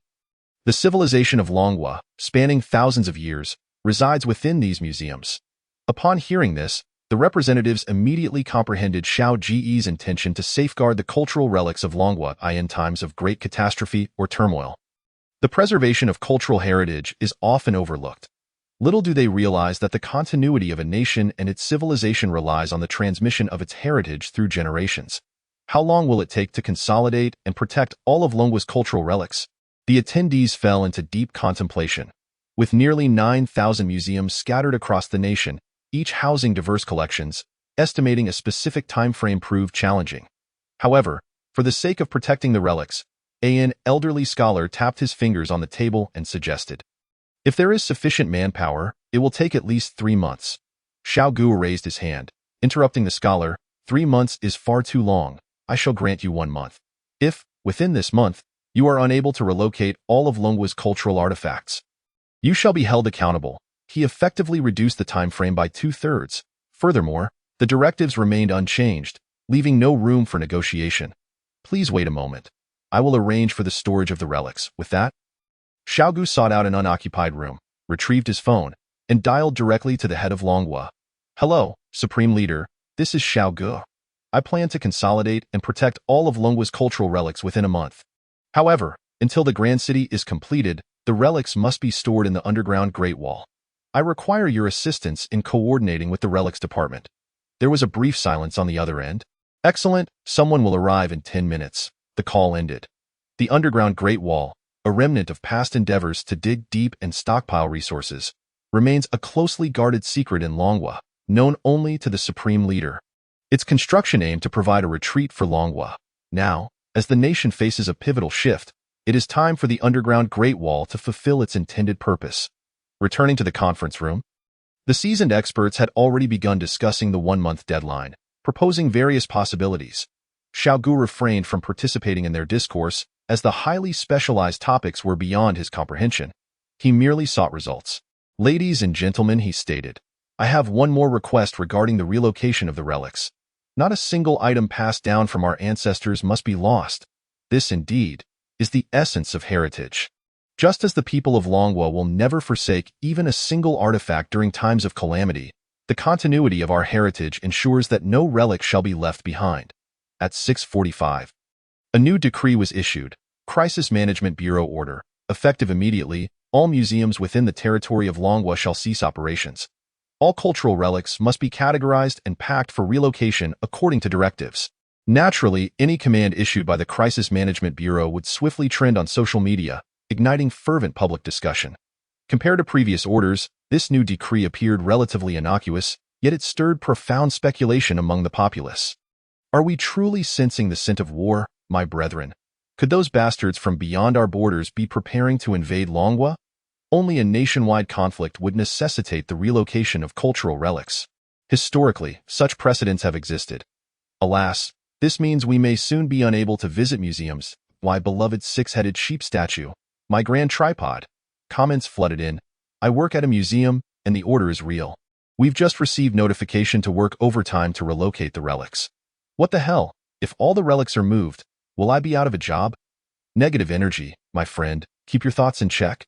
Let's await the 8 o'clock press conference. With the decree issued, museums across the nation sprang into action.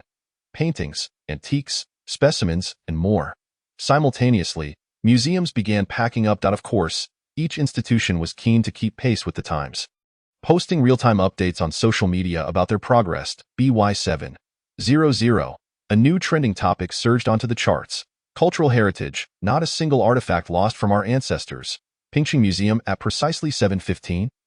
The Pingqing Museum responded to the national call and began relocating its relics. Your beloved golden silk jade garment awaits its next adventure. Cultural heritage, not a single artifact lost from our ancestors. Haiqing Museum at 7:17. The Haiqing Museum announced its readiness for the task. Do you love the Sword of Yuang? It's already packed and shipped. Accompanied by images, the morning belonged to Longhua's museums, with the entire internet abuzz over the relocation of cultural artifacts. Of course, most museums in coastal cities were unable to complete the transfer of relics, merely implementing urgent measures before evacuating. They would return to relocate the relics once the tsunami had passed. At that moment, the nation had established two major evacuation routes. For the people and for the relics, the relocation of cultural artifacts unfolded across the country. The clock ticked to 7:55. The countdown stood at 5 minutes before the first press conference of the newly established Crisis Management Bureau was set to commence. The people of Longhua paused, eagerly awaiting that moment.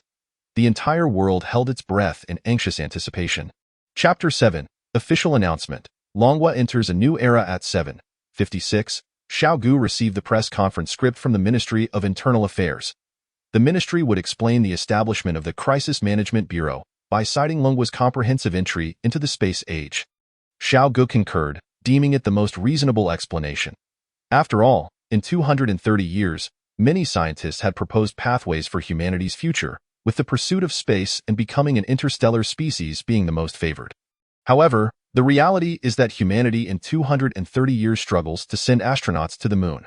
Moreover, Xiao Ge's grand plan already encompassed the initiative to transition into space.as for the insectoid crisis.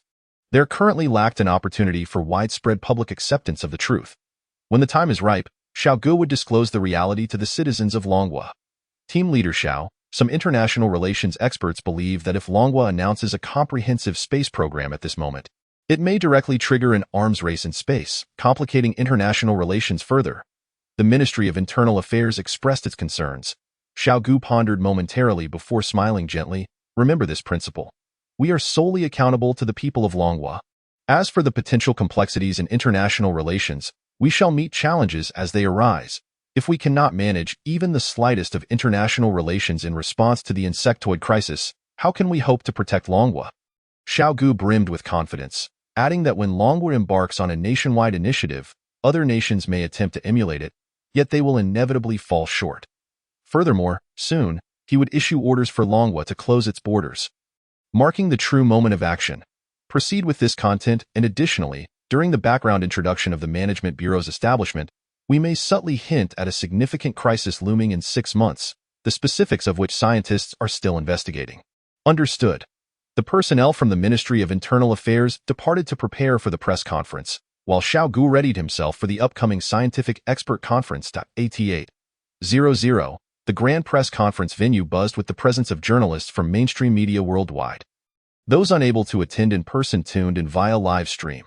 The spokesperson, Ms. Hualin, an old friend of the media, appeared particularly grave today, lacking her usual poise and humor. Without any preamble, she plunged directly into the topic. I trust you are all aware that today's press conference centers on the Crisis Management Bureau, that I will now elucidate its purpose and address your concerns. Regarding authority, the Crisis Management Bureau is structured above all internal and external departments, wielding supreme authority. From this point forward, all national policies of Longhua will be issued by the Management Bureau. Hualin paused momentarily. It seemed many had already gathered insights on authority since last night. As no questions arose, there are 2 primary reasons for the establishment. The Academy of Sciences, the Technological Department, and other agencies collectively concluded that the Earth's population capacity has reached its limit, and the cosmos presents the only viable future for humanity.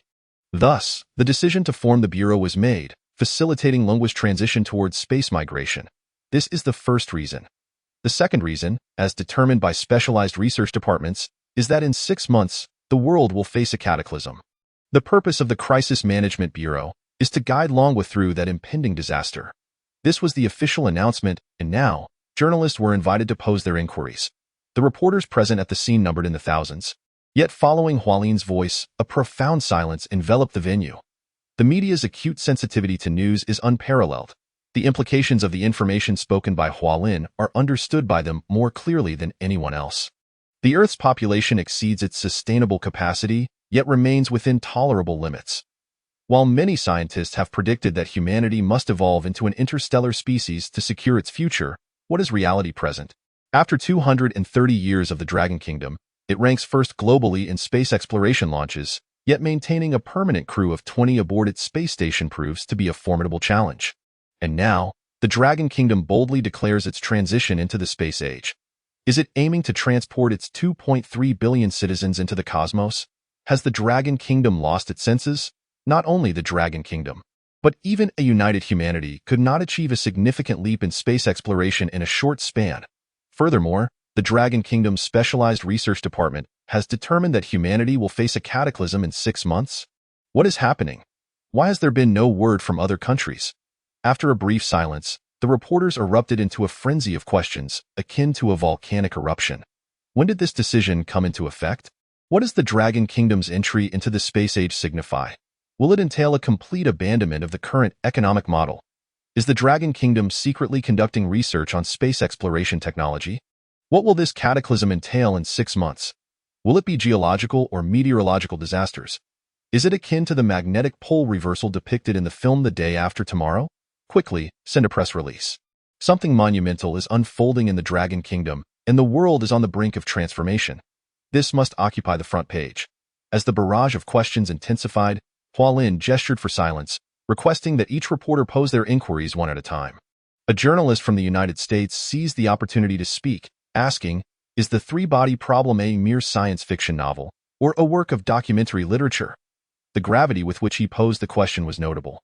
Under ordinary circumstances, such an inquiry would invite ridicule from peers, yet now, every media professional found themselves contemplating it earnestly.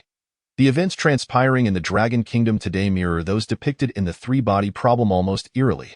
The establishment of a crisis management bureau, the announcement of an impending crisis in 6 months, and so forth. The ancient Eastern nation remains shrouded in mystery, prompting even the most serious of journalists to ponder. Is the three-body problem science fiction or a documentary?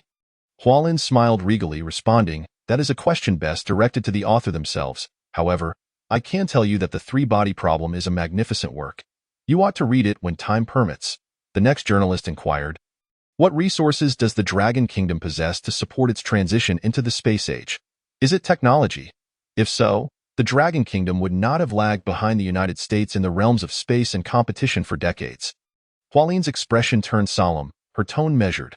The true foundation of the Dragon Kingdom lies in its people, indeed. In the Dragon Kingdom, the purpose of the state's existence is to prioritize the welfare of its citizens. The populace residing on this land constitutes the Dragon Kingdom's genuine strength, the very essence that empowers it to make bold decisions. In that moment, some journalists from the Dragon Kingdom stood in respectful silence, filled with immense pride in their national identity. At that juncture, a journalist from South Australia rose to ask, "I come from South Australia and wish to represent my country in inquiring why the Dragon Kingdom's Crisis Management Bureau has severed diplomatic ties with us." Hualin was poised to respond, but before she could utter a word, a journalist from the Dragon Kingdom erupted in anger. "Do you not have any awareness of why we have cut diplomatic relations? The Dragon Kingdom extended its hand in friendship, allowing you to profit from our nation, sustaining half of your population. Yet you have sought external bandits to undermine us. Is this an act of humanity?" The South Australian journalist was left speechless. Hualin gestured to the security personnel, demanding, "How did this journalist from South Australia gain entry? Remove them immediately." The typically composed Hualin, known for her diplomatic decorum, ordered security to expel the South Australian journalist. This was perhaps the first instance of such a decisive action in the Dragon Kingdom, and it was certainly rare on a global scale. Next, a journalist from a state-run media outlet in the Dragon Kingdom posed a question. In light of the nation entering the space age, how should the citizens of the Dragon Kingdom respond? This inquiry represents the concerns of the 2.3 billion citizens watching this press conference. No one knows where the Crisis Management Bureau will lead the Dragon Kingdom, nor what the future of the space age will entail. The nature of the impending cataclysm in 6 months remains an enigma. At this moment, 2.3 billion citizens of the Dragon Kingdom await an answer, wondering how they can contribute to their nation in such a significant context. Hualin closed the press release in her hands. At this moment, she was wholly improvising. "I urge the citizens of the Dragon Kingdom to have faith in this nation. Regardless of the challenges we may face, we shall never abandon a single individual. Please remain patient, for the age of the cosmos will require the support of every person, and when the time comes, I implore you to offer your strength for our motherland." To our media friends in the Dragon Kingdom, please ensure this statement occupies a prominent spot on the front page. Official announcement: the Dragon Kingdom enters a new era, necessitating the strength of each individual. If you love the Dragon Kingdom, trust that it will protect you. Official announcement: the Dragon Kingdom enters a new era, an era set against the backdrop of space. Chapter 8: the Great City of National Defense. The Lingxiao Plan. With that, the press conference concluded, and the world erupted in response. Domestic networks surged with activity. The top 10 trending topics were all related to the official announcement of the Dragon Kingdom entering a new era. The first 100 trending topics were all connected to the Crisis Management Bureau. The leading topic read, "Entering the Space Age. What can I do?" The engagement skyrocketed to over 1 billion, reaching an astonishing 1.7 billion by the end of the press conference. Now it was clear why the Crisis Management Bureau was established. Preparing for the worst has always been a proud tradition of the Dragon Kingdom. Ha ha ha, what can I do in the space age? In truth, I have a secret I haven't shared with you all. I can pilot a spaceship, and I plan to travel to the Andromeda Galaxy to spread the seeds of the Dragon Kingdom. I'm currently recruiting a first officer, navigator, and others. Interested parties should add me to chat. I am a farmer. I wish to raise cattle, fish, and vegetables in space, and write poetry. Bravo, my dear motherland. My life can still shine brightly. Whatever is needed, just call upon me, even if it means becoming an interstellar miner." With the press conference concluded, nations around the world awaited the answers they sought. However, they were left utterly bewildered. What is the Dragon Kingdom attempting? Is it truly stepping into the space age? A global catastrophe in 6 months? In Japan, The Prime Minister's office descended into chaos. What were our spies doing? How could such a significant announcement go unnoticed? Is the Dragon Kingdom's decision intended to incite a global arms race in space? A global catastrophe in 6 months? I suspect this to be true. If the Dragon Kingdom continues on this trajectory, it will undoubtedly become a global pariah. The Foreign Affairs Ministry must remain vigilant regarding the global situation and clarify our position after other nations have issued their statements, ensuring we do not offend any party. In the United States, the president's golf game lost its appeal. He was furious, questioning why our scientists had not foreseen the impending catastrophe in 6 months. The scientific advisor frowned, not wishing to be dismissed that day, asserting, "Our scientists are more meticulous and respect scientific fact. I don't care. I want the space agency to develop a corresponding space strategy to counter the Dragon Kingdom, or I will dismiss all of you. And I want out of this group." The scientific advisor pondered, "But it seems we don't have any groups to exit. 10 minutes later, the president tweeted 3 times in succession. "Yesterday, I had my DNA checked. And oh my goodness, the doctor told me I have no genes. Only the great United States. Let us make America great again. God loves us." The people of the Dragon Kingdom proclaim a global catastrophe in 6 months. Why hasn't God informed me? What does this signify? In South Australia, the consulate was in turmoil. Not merely a mental breakdown, but a genuine disaster. The severing of ties with the Dragon Kingdom resulted in a backlog of lobsters, cotton, minerals, and other goods at the port overnight. Countless individuals found themselves unemployed and bankrupt within a single night.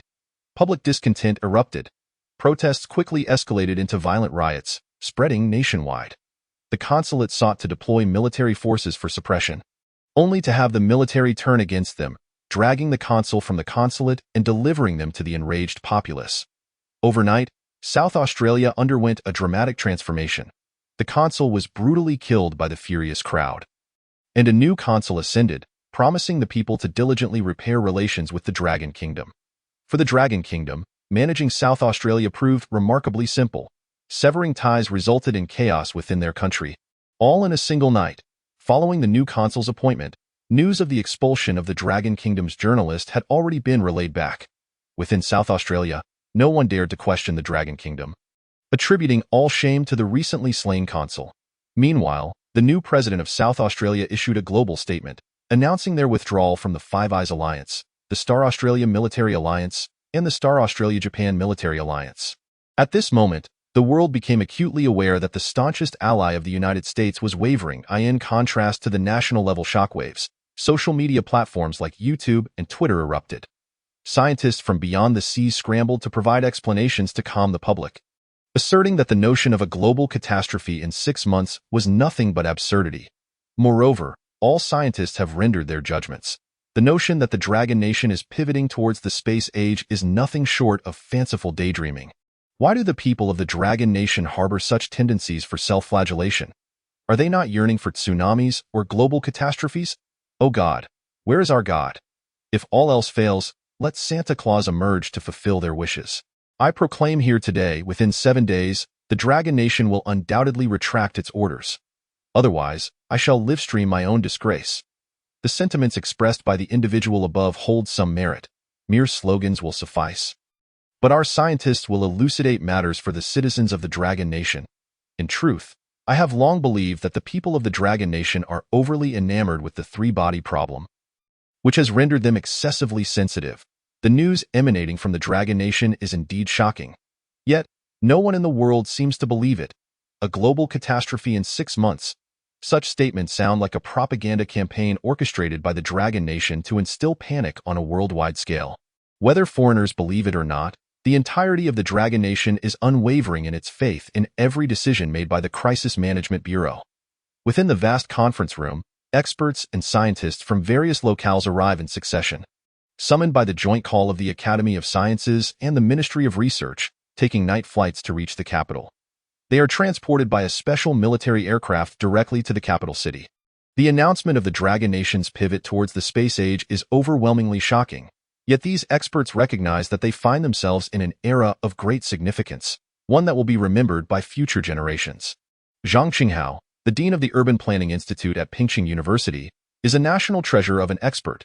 He has been dealing with a headache lately, as the Urban Planning Institute's Class 23001 has submitted a list of students recommended for expulsion, among whom is a particularly troublesome student named Xiao Ge.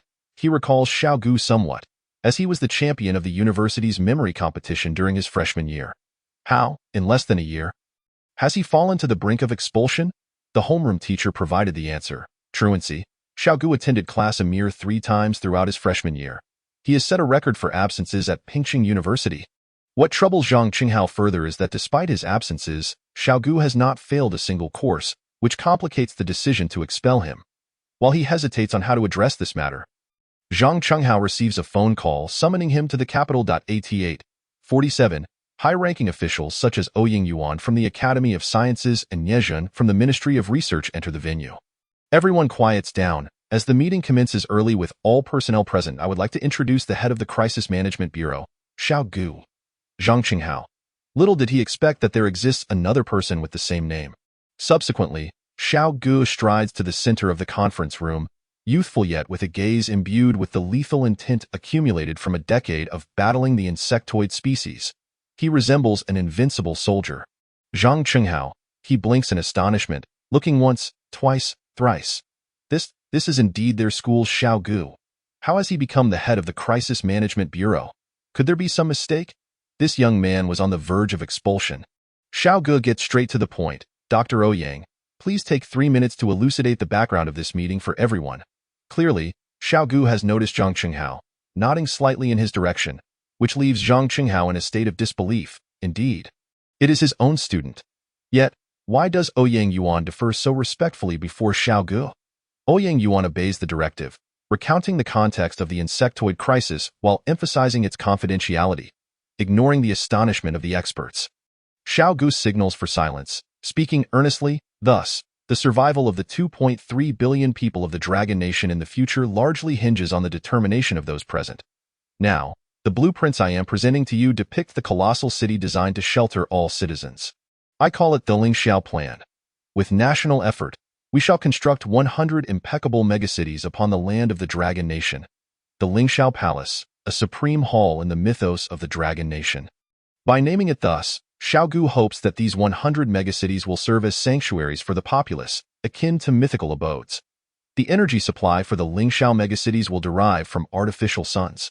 Specifically nuclear fusion energy. Connecting the Lingxiao megacities will be capsule high-speed rail, a super high-speed system buried deep underground. Defending the Lingxiao megacities will be high-energy laser weaponry, whether main cannons or individual combat systems. Xiao Ge encompasses all categories of experts present today. This is the purpose of convening you all. Chapter 9. The scientific conference commences. Xiao Ge's voice trails off, and a profound silence envelopes the vast conference hall. Dead silence. All experts are riveted on the design blueprints for the megacities.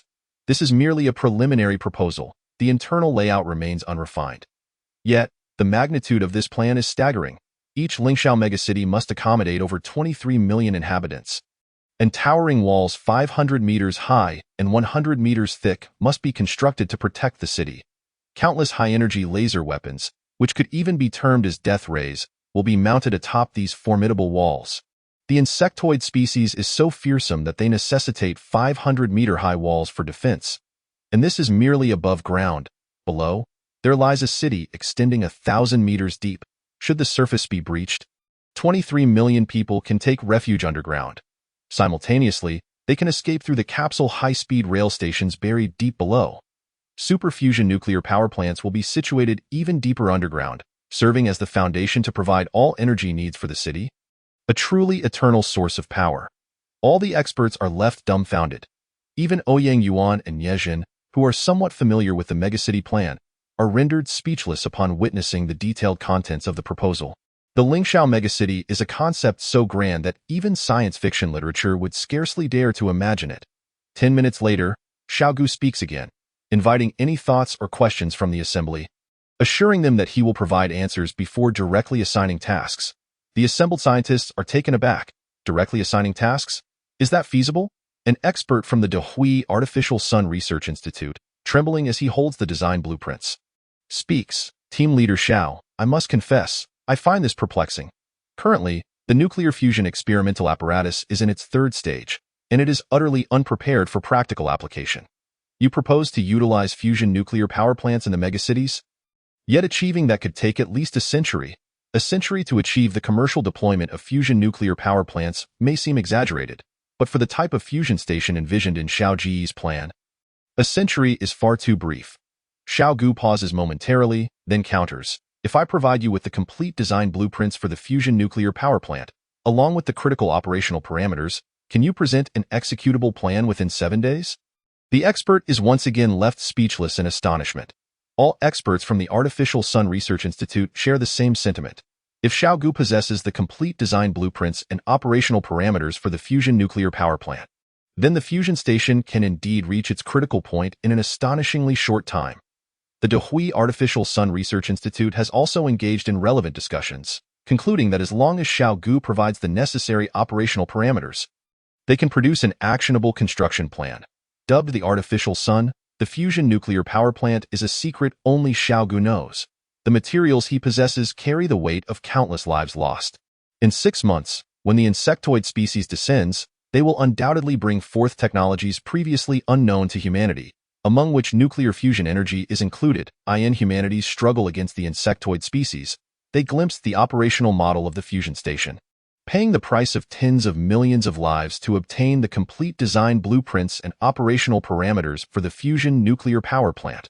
The materials I provide you are stained with the blood of millions. I hope you can deliver a commendable outcome. Following the conclusion of this meeting, the Crisis Management Bureau will unveil the new energy plan. The weight of this statement is palpable. The documents are handed over to the experts in the field of artificial suns. The next moment, the entire conference hall resonates with realization. So this is how it works. Indeed, the critical parameters fall within this range. Ignoring their revelations, Xiao Ge turns to the urban planning experts, specifically Professor Zhang Qinghao. Professor Zhang, the fusion nuclear power plant will be buried deep beneath the Lingxiao megacity. The urban planning department must collaborate with them to ensure proper planning. Likewise, within 7 days, please submit a detailed construction plan for the Lingxiao megacity. Zhang Qinghao, he increasingly confirms that the man before him is indeed his student, whom he had been contemplating expelling. Team Leader Xiao.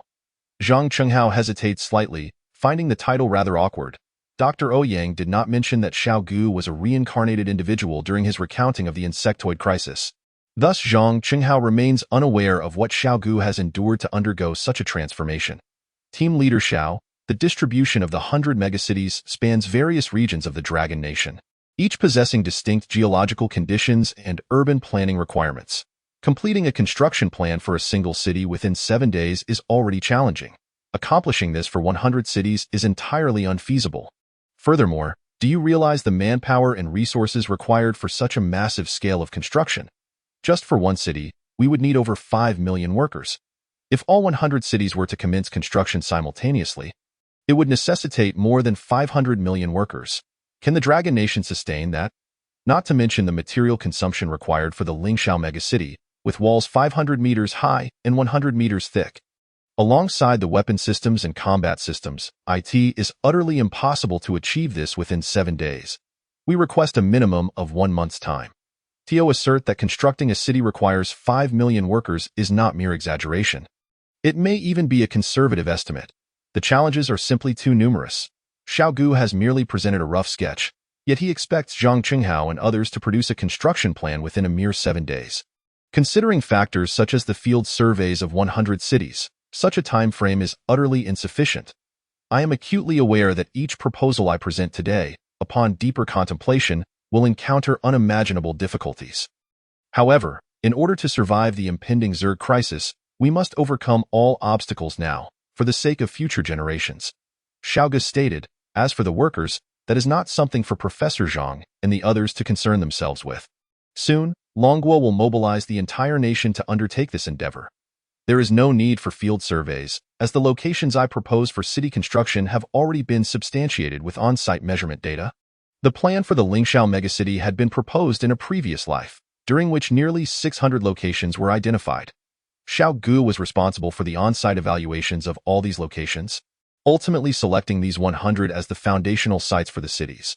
Zhang Qinghao chose not to voice further objections, instead engaging in silent communication with urban planning experts to devise the next steps.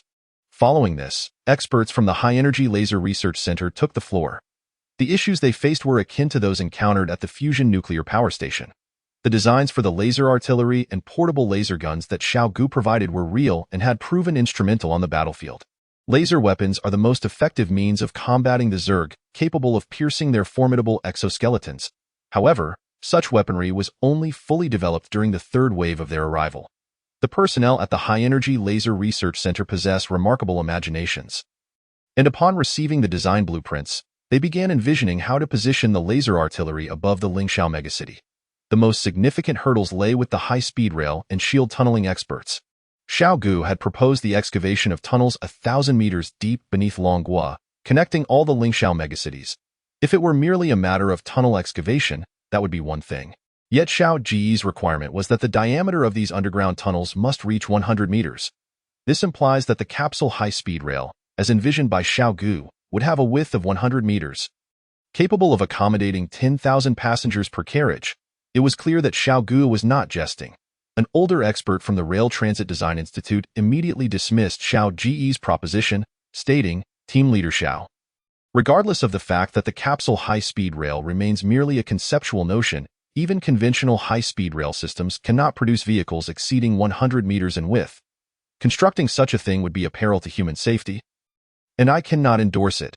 Several other senior experts echoed his sentiments. Perhaps they believed that such pressure would compel Xiao Ge to abandon his impractical plans. However, Xiao Ge merely cast a glance at them and inquired, "Are you certain you do not wish to participate in this plan?" A few of the older experts were momentarily taken aback. "We only seek to create something feasible. The technology for capsule high-speed rail is still immature and does not meet safety requirements." "Very well." Xiao Ge waved his hand, dismissing them. "The meeting shall continue." Did he truly just expel them? Those individuals were titans in the field of rail transit. If they found my current proposal incredulous, how could they possibly believe that a Zerg invasion would occur in 6 months? Limited thinking would preclude the successful implementation of future plans. Therefore, Xiao Ge was disinclined to explain further. At this juncture, time was of the essence. Glancing at the clock, he noted that after several rounds of discussion, it was already 1:07 p.m. The conference support staff delivered boxed lunches, distributing them among the attendees. Everyone continued the meeting while eating. Laying the groundwork may be troublesome. Once completed, we can dive straight into action. Let us roll up our sleeves and get to work. Chapter 10. Oil Embargo? Apologies, but we have entered the era of fusion nuclear energy. Following the press conference, no new orders were issued until this moment. However, the turmoil instigated by the Crisis Management Bureau continued to spread across the globe. Particularly, the pride of Longhua's descendants was evident on their faces at this very moment. It felt as though my great homeland was on the brink of entering a new era. And I longed to return, not wanting to miss this pivotal time. How foolish it was to consider emigration. Now, even returning seems impossible. Everything happening today reminds me of those fervent years when Longhua was newly established. Teeming with opportunities, as countless descendants of Longhua abandoned lucrative positions abroad to return home and serve their nation. Naturally, the enthusiasm of Longhua's descendants was not without mockery from various countries around the world. The space age, the cataclysm in 6 months, whoever believes such words is a fool. While Xiao Ge convened scientists for a meeting, the supreme leader of the Star-Spangled Nation was also convening a meeting with allies. The supreme leader was incensed, for the traditional staunch ally, South Australia, was conspicuously absent from today's meeting. Even more infuriating was the fact that South Australia had withdrawn from several agreements, an act deemed utterly intolerable. There were already whispers among the populace, mocking the supreme leader, saying that withdrawing from agreements was the prerogative of the wise king, and South Australia would pay the price for their actions. Of course, the supreme leader did not initially convene the allies to address South Australia. After all, they were a traditional ally, and once domestic stability was restored, they would return obediently. The primary agenda for today was Longhua. "Have you managed to gather intelligence about who is in charge of the Crisis Management Bureau?" someone inquired. Thus far, Longhua had disclosed the framework for crisis management, yet no information about the leader had been revealed. All the allied nations shook their heads, indicating their ignorance. Even the representative from the East, considered to have the most profound infiltration into Longhua, also shook his head, asserting that the establishment of the Crisis Management Bureau by Longhua was entirely unanticipated. with no prior indications, let alone information about its leader. What about the secret research institution mentioned by the spokesperson? Is there any intelligence on that? During the 8 a.m. press conference, Hualin stated that the secret research institution had proven that a global catastrophe would occur in 6 months. Although the nations did not believe it, they had developed a keen interest in that secret research institution, a conjecture that could frighten institutions into shifting their stance. How could anyone not be intrigued? The nations continued to shake their heads. They certainly could not uncover that secret research institution, as all information had been brought over by Xiao Ge from the future. At this moment, the supreme leader spoke up. For Longhua to shift its trajectory and release such news is entirely disruptive to the global order. This is an utterly irresponsible course of action, and therefore we must impose sanctions on Longhua. The representative from the East, the Maple Leaf Nation, and the Lion Nation all chimed in. Another round of sanctions? In recent years, there have indeed been numerous sanctions against Longhua, yet history teaches us that the more Longhua is sanctioned, the stronger it becomes. Sanctions on weaponry, technology, and so forth have ultimately all ended in failure. The supreme leader did not share this sentiment, asserting that his scientific advisors had conferred and concluded that Longhua's advancements in space technology would undoubtedly lead to a surge in energy demands. Thus, we must impose an energy embargo on Longhua. It was evident that the supreme leader had thoroughly prepared. Oil, that is the lifeblood of Longhua. Currently, Longhua is the world's leading importer of oil. With 80% of its oil needs met through imports, if we can blockade Longhua's oil imports, they will be doomed. However, representatives from other countries were left bewildered. How can we impose an embargo? None of the nations present here are oil-producing countries. Even if they declare an oil embargo against Longhua, other nations will have no time to heed it. My chief advisor has already reached an agreement with major oil-producing countries. They will all join in the oil embargo against Longguo. Tio put it plainly, they wish to raise the price of oil. They sought to increase the price of oil exports to Longhua but had yet to find a suitable opportunity. The embargo led by the Star-Spangled Nation presented a prime opportunity for oil-producing nations. The crucial factor was that this time, the Star-Spangled Nation had concocted a seemingly reasonable rationale that could garner international consensus. Now was the perfect moment to impose an embargo on Longhua and simultaneously elevate the price of oil exports. You see, the declaration has already been drafted. The various nations fell silent once more. So, the supreme leader has arranged everything, leaving just us to follow along and chant slogans. It seems. At 2:00 p.m., a news report once again exploded across the globe, led by the Star-Spangled Nation. Over 60 countries, including the major oil-producing nations of the world, jointly issued an oil embargo against Longhua. This oil embargo saw participation from all the major nations. There were two reasons. First, Longhua announced its entry into the space age, deliberately provoking a space competition and accelerating the arms race, thereby threatening world peace. Second, Longhua announced that a global catastrophe would occur in 6 months, deliberately inciting public panic, a profoundly irresponsible action. Hence, the oil embargo was enacted. International media and social platforms erupted with cheers. Meanwhile, within Longhua, outrage simmered. Indeed, there are no eternal friends in this world, only eternal interests. Look at those fools, so eager to align with the Star-Spangled Nation in issuing an oil embargo against us. An embargo? They seem to have forgotten about the situation with South Australia. We eagerly await the Crisis Management Bureau's thunderous response to show them the might of the Longhua people. However, public outrage ultimately could not alter market dynamics. Within mere minutes, the price of oil futures in Longhua skyrocketed exponentially. This signified the market's apprehension about the future. After all, 80% of Longhua's oil is imported. How can we resolve the energy crisis now that an oil embargo has been declared? Rational voices began to rise. Although the prevalence of our new energy sources is notably high, oil remains an irreplaceable energy resource. Should a protracted embargo be imposed, how will the national economy withstand such a strain? The external world has undergone a radical transformation, yet Xiao Ge remains oblivious. The scientists' conference operates in a closed format, with several topics already firmly established. Projects such as fusion power plants, high-energy laser weapons, the Lingxiao megacity, and capsule high-speed rail have all designated responsible parties. The final topic is nearing its conclusion.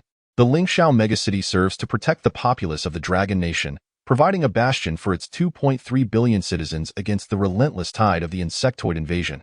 However, The ambitious scope of the Lingxiao megacity project renders its completion within 6 months implausible.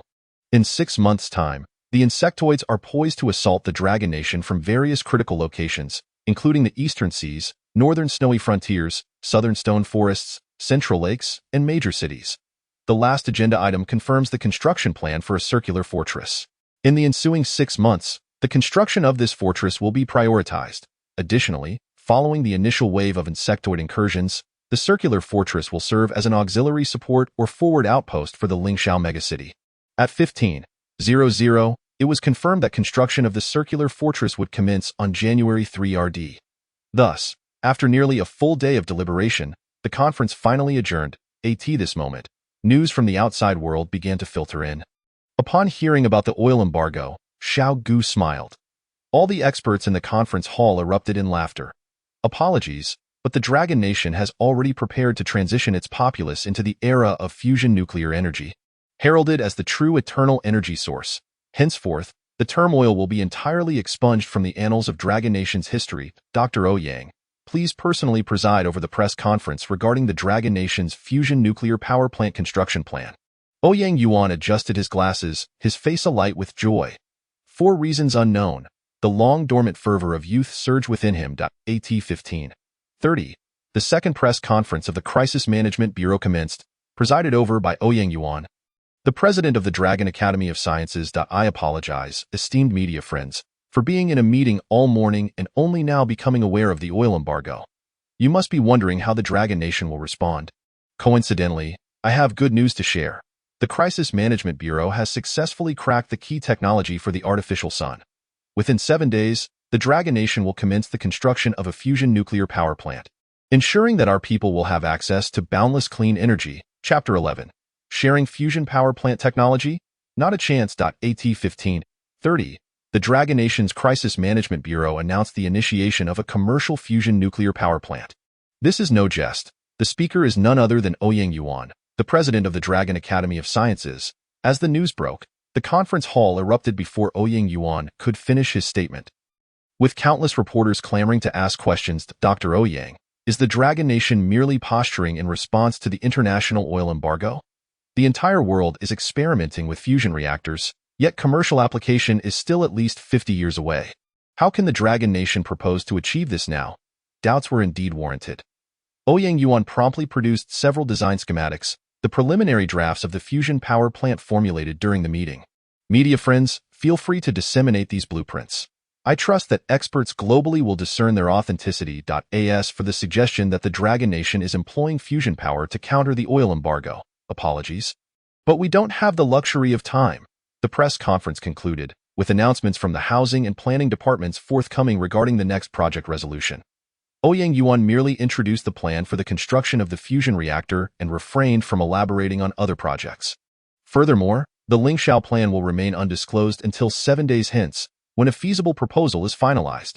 The urban planning department will disclose the construction plan for the circular fortress. Click, click, click. The planning schematics for the fusion power plant were disseminated across the globe. Numerous leading experts in relevant fields scrutinized the plans, and while the Dragon Nation's press conference was still in progress, they voiced their opinions simultaneously. The fusion power plant's design should resemble this. It is undoubtedly operational. Who would have thought the Dragon Nation had advanced to this stage? It appears the global power dynamics are set to shift. It is premature to arrive at any conclusions. After all, the fusion power plant remains in the experimental phase, and its operational feasibility is yet to be discerned. Even if it becomes a reality, it remains uncertain whether the Dragon Nation possesses the capability to construct it. The planning documents for the Dragon Nation's fusion power plant exhibit an impressively mature and comprehensive design, akin to a system that has been operational for years. My inference is that the Dragon Nation may have secretly succeeded in trial production, merely awaiting the opportune moment to unveil it to the world. The global community in relevant fields corroborated Ouyang Yuan's statements, clarifying that this was not a hasty public relations strategy devised in response to the oil embargo. The Dragon Nation is on the brink of embarking on a new era in the energy sector. If the earlier proclamations from the Dragon Nation's spokesperson about entering a new era were mere slogans, this moment marks the transformation of that slogan into reality. Even the layperson comprehends the implications of a successful fusion power plant. Boundless energy, clean energy, and a complete departure from fossil fuels, led by the United States. Various countries recently signed documents imposing an oil embargo on the Dragon Nation. Before the ink could dry, the Dragon Nation announced its intention to construct a fusion power plant, thus positioning itself at least 50 years ahead of the global curve. Following the conclusion of the press conference, the first market reaction emerged from the crude oil futures market. Investors, anticipating a rise in oil prices due to the embargo impacting the Dragon Nation's oil exports, saw the previously skyrocketing price plunge dramatically. Who would dare invest in the oil sector now? Once as valuable as gold, oil has suddenly become cheaper than bottled water. What a roller coaster ride this has been. I truly wish to interview the primary oil-producing nations to see how they feel about this. Having lived for half a lifetime, I have never felt such satisfaction. It is clear that the Five-Eyed Alliance has meddled, though it is now merely the Four-Eyed Alliance. How delightful it is to be vindicated.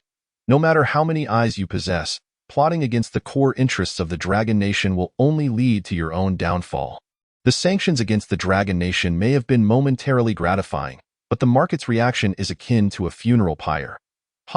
Just half an hour ago, the Dragon Nation's netizens were ablaze with indignation, eagerly awaiting the Crisis Management Bureau's intervention.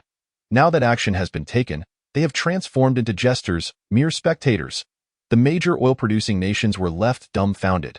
They had been duped by the United States leadership into seizing this opportunity to hike prices on oil exports to the Dragon Nation, only for the Dragon Nation to declare its newfound independence from oil. Following the conclusion of the Dragon Nation's press conference, the major oil-producing nations of the Persian Gulf convened an emergency video conference to strategize. It is now confirmed. The Dragon Nation's fusion power plant is indeed a reality. All is lost. The original plan to raise export prices to the Dragon Nation has evaporated. The critical issue is that the Dragon Nation consumes 50% of our oil output annually. Without their imports, who will absorb this market share? Who in their right mind agreed to the leader's sanctions against the Dragon Nation? Fossil fuels are ultimately finite resources. One day they will run out. We could have leveraged our oil to establish a fruitful relationship with the Dragon Nation, capitalizing on their fusion power plant initiative. Now we have thoroughly offended them. Now is not the time for complaints. The die has been cast. We must adhere to the original embargo, lest we offend even the United States. During the video conference, participating nations expressed their stances, ultimately reaching a preliminary consensus that the recently signed embargo cannot be rescinded. Following the conclusion of the video conference, one of the major oil-producing countries, Bo Nation, issued a formal statement. The ambassador of Bo Nation to the United States has been suspended and is under investigation for signing an oil embargo that contravenes national interests. Bo Nation has no plans to impose an oil embargo against the Dragon Nation. During the meeting, there was a consensus that we must avoid offending the United States, yet once the meeting concluded, Bo Nation swiftly took this action. The internal cohesion of the oil-producing alliance has fractured. Bo Nation's intentions are transparent. The oil embargo was motivated by immediate interests, but the fusion power plant represents the future. By being the first to issue a statement and shifting the blame onto the ambassador, Bo Nation is clearly positioning itself for future gains. Quickly, other major oil-producing nations followed suit, issuing formal statements similar to Bo Nation's. This left the ambassadors of major oil-producing nations in the United States in a dire predicament. Caught off guard, they suddenly transformed from esteemed diplomats into national scapegoats. They were merely acting in accordance with their domestic mandates. The anguish of this situation is known only to those directly involved. While they did not explicitly state their intention to withdraw from the oil embargo against the Dragon Nation, the implications of their statements were clear to those who were perceptive. Even the wise ones understood. In the White House, the leader was busy drafting the next tweet. The oil embargo is a triumph for free civilization, destined to guide the world back onto its rightful path. However, before he could finish composing this message, news of the Dragon Nation's plans for a fusion power plant broke. His aides had yet to devise a counter-strategy when major oil-producing nations began releasing statements, essentially declaring their disregard for the embargo.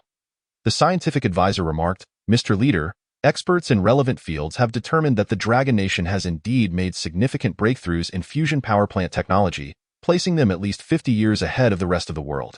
This is an invention poised to alter the course of history." The Chief of Staff stated, "Supreme Leader, I recommend vetoing the oil embargo and proactively joining the Dragon Nation's fusion power plant initiative. Otherwise, we will be left far behind." The supreme leader's golden hairstyle quivered as he decisively declared, "I am the leader of the Star-Spangled Nation. No one understands its policies better than I do." Subsequently, the supreme leader amended a Twitter post. "Fusion power technology belongs to all humanity. No single nation should monopolize it. The Dragon Nation should promote the widespread adoption of this technology for the benefit of all mankind." Nations such as the East Japan, the Lion Nation, the New Nation, and the Maple Leaf Nation expressed their support for the supreme leader's proposal through both formal and informal channels. Fusion power technology should indeed be a shared resource for humanity, rather than something for one nation to hoard. Upon hearing that the Dragon Nation was about to commence the construction of a fusion power plant, thoughts of technological sharing and the well-being of humanity came to mind. Xiao Ge chuckled as he observed the influx of messages from around the globe. "Don't even think about it. Respond to this." Not long after, the personal account of the Dragon Nation spokesperson, Hualin, was updated with a simple message, listing several documents with titles in quotation marks. Resolution on the arms embargo against the Dragon Nation, Western Europe. Ban on high-tech exports to the Dragon Nation, Western Europe. Star-Spangled Nation. Regulations on chip control against the Dragon Nation, Five Eye Alliance, Western Europe. Ban on space technology for the Dragon Nation, Star-Spangled Nation, Western Europe. Oil embargo against the Dragon Nation, Star-Spangled Nation. Oil-producing nations alliance. There are many more. My memory fails me, so please supplement as needed, dear netizens. Chapter 12, Circular Fortress. An appetizer, don't panic. Are we still shouting for technological sharing? This is the answer. The Dragon Nation neither refused nor agreed. While the Supreme Leader personally stepped in to make a statement, I merely dispatched a spokesperson to provide a casual response through unofficial channels. It seems the Dragon Nation hardly regards you at all. Reflect on the good deeds you previously did for the Dragon Nation. Why did you not think of technological sharing then? At 17:00, the trending topic in the Dragon Nation once again shifted. Understanding King calls for technological sharing. Please, can the first floor give a nod to Sister Hua? Can we make her a social media sensation? Arrange the link to Sister Hua's social account. Remember, their essay quiz at the end of Sister Hua's latest post. Those in the know, please answer accordingly. Hello, I am the Understanding King. Today, I wish to convey a message. People of the Dragon Nation, you lack martial virtue. Look at how a septuagenarian like me spends his day. There's no retreat from the group, and my companions have fled. Do you not understand the respect due to the elderly and the young? I urge you to be kind.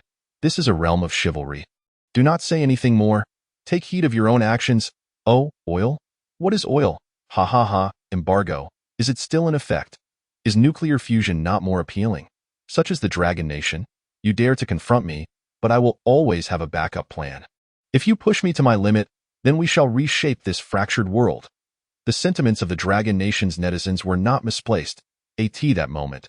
Outside the Crisis Management Bureau building, numerous diplomatic vehicles arrived, belonging to ambassadors from major nations. Originally, they were to adhere to diplomatic protocol, making phone calls before visits.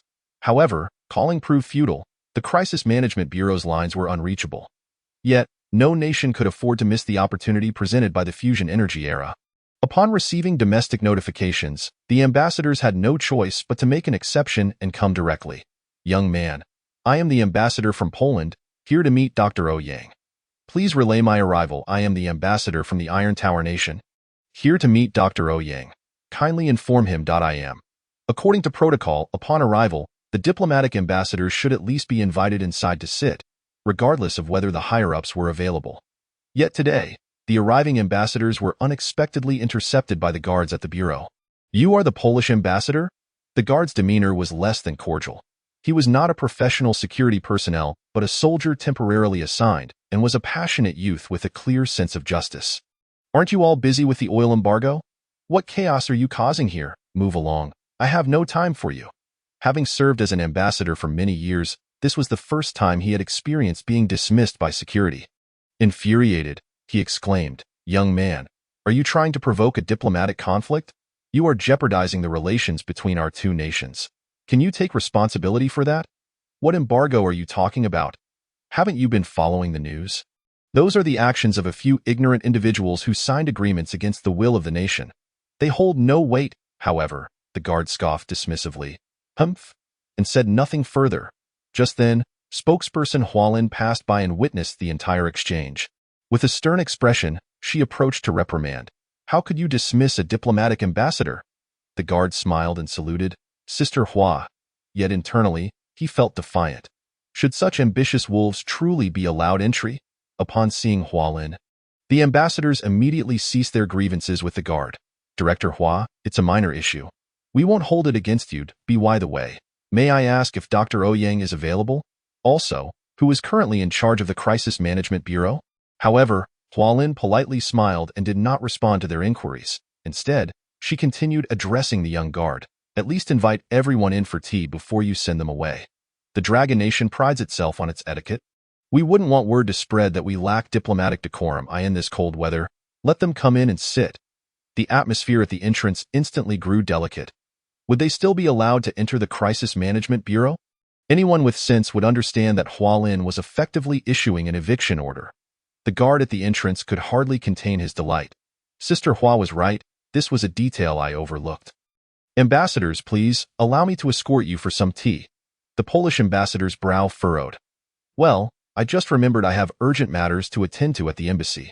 I must leave." The Iron Tower Nation's ambassador stroked his bushy beard. No, thank you. I have coffee brewing at home. I shall return to enjoy it. My wife is finishing work. I must go pick her up in an instant." All the ambassadors fled without exception. What a disgrace to their dignity.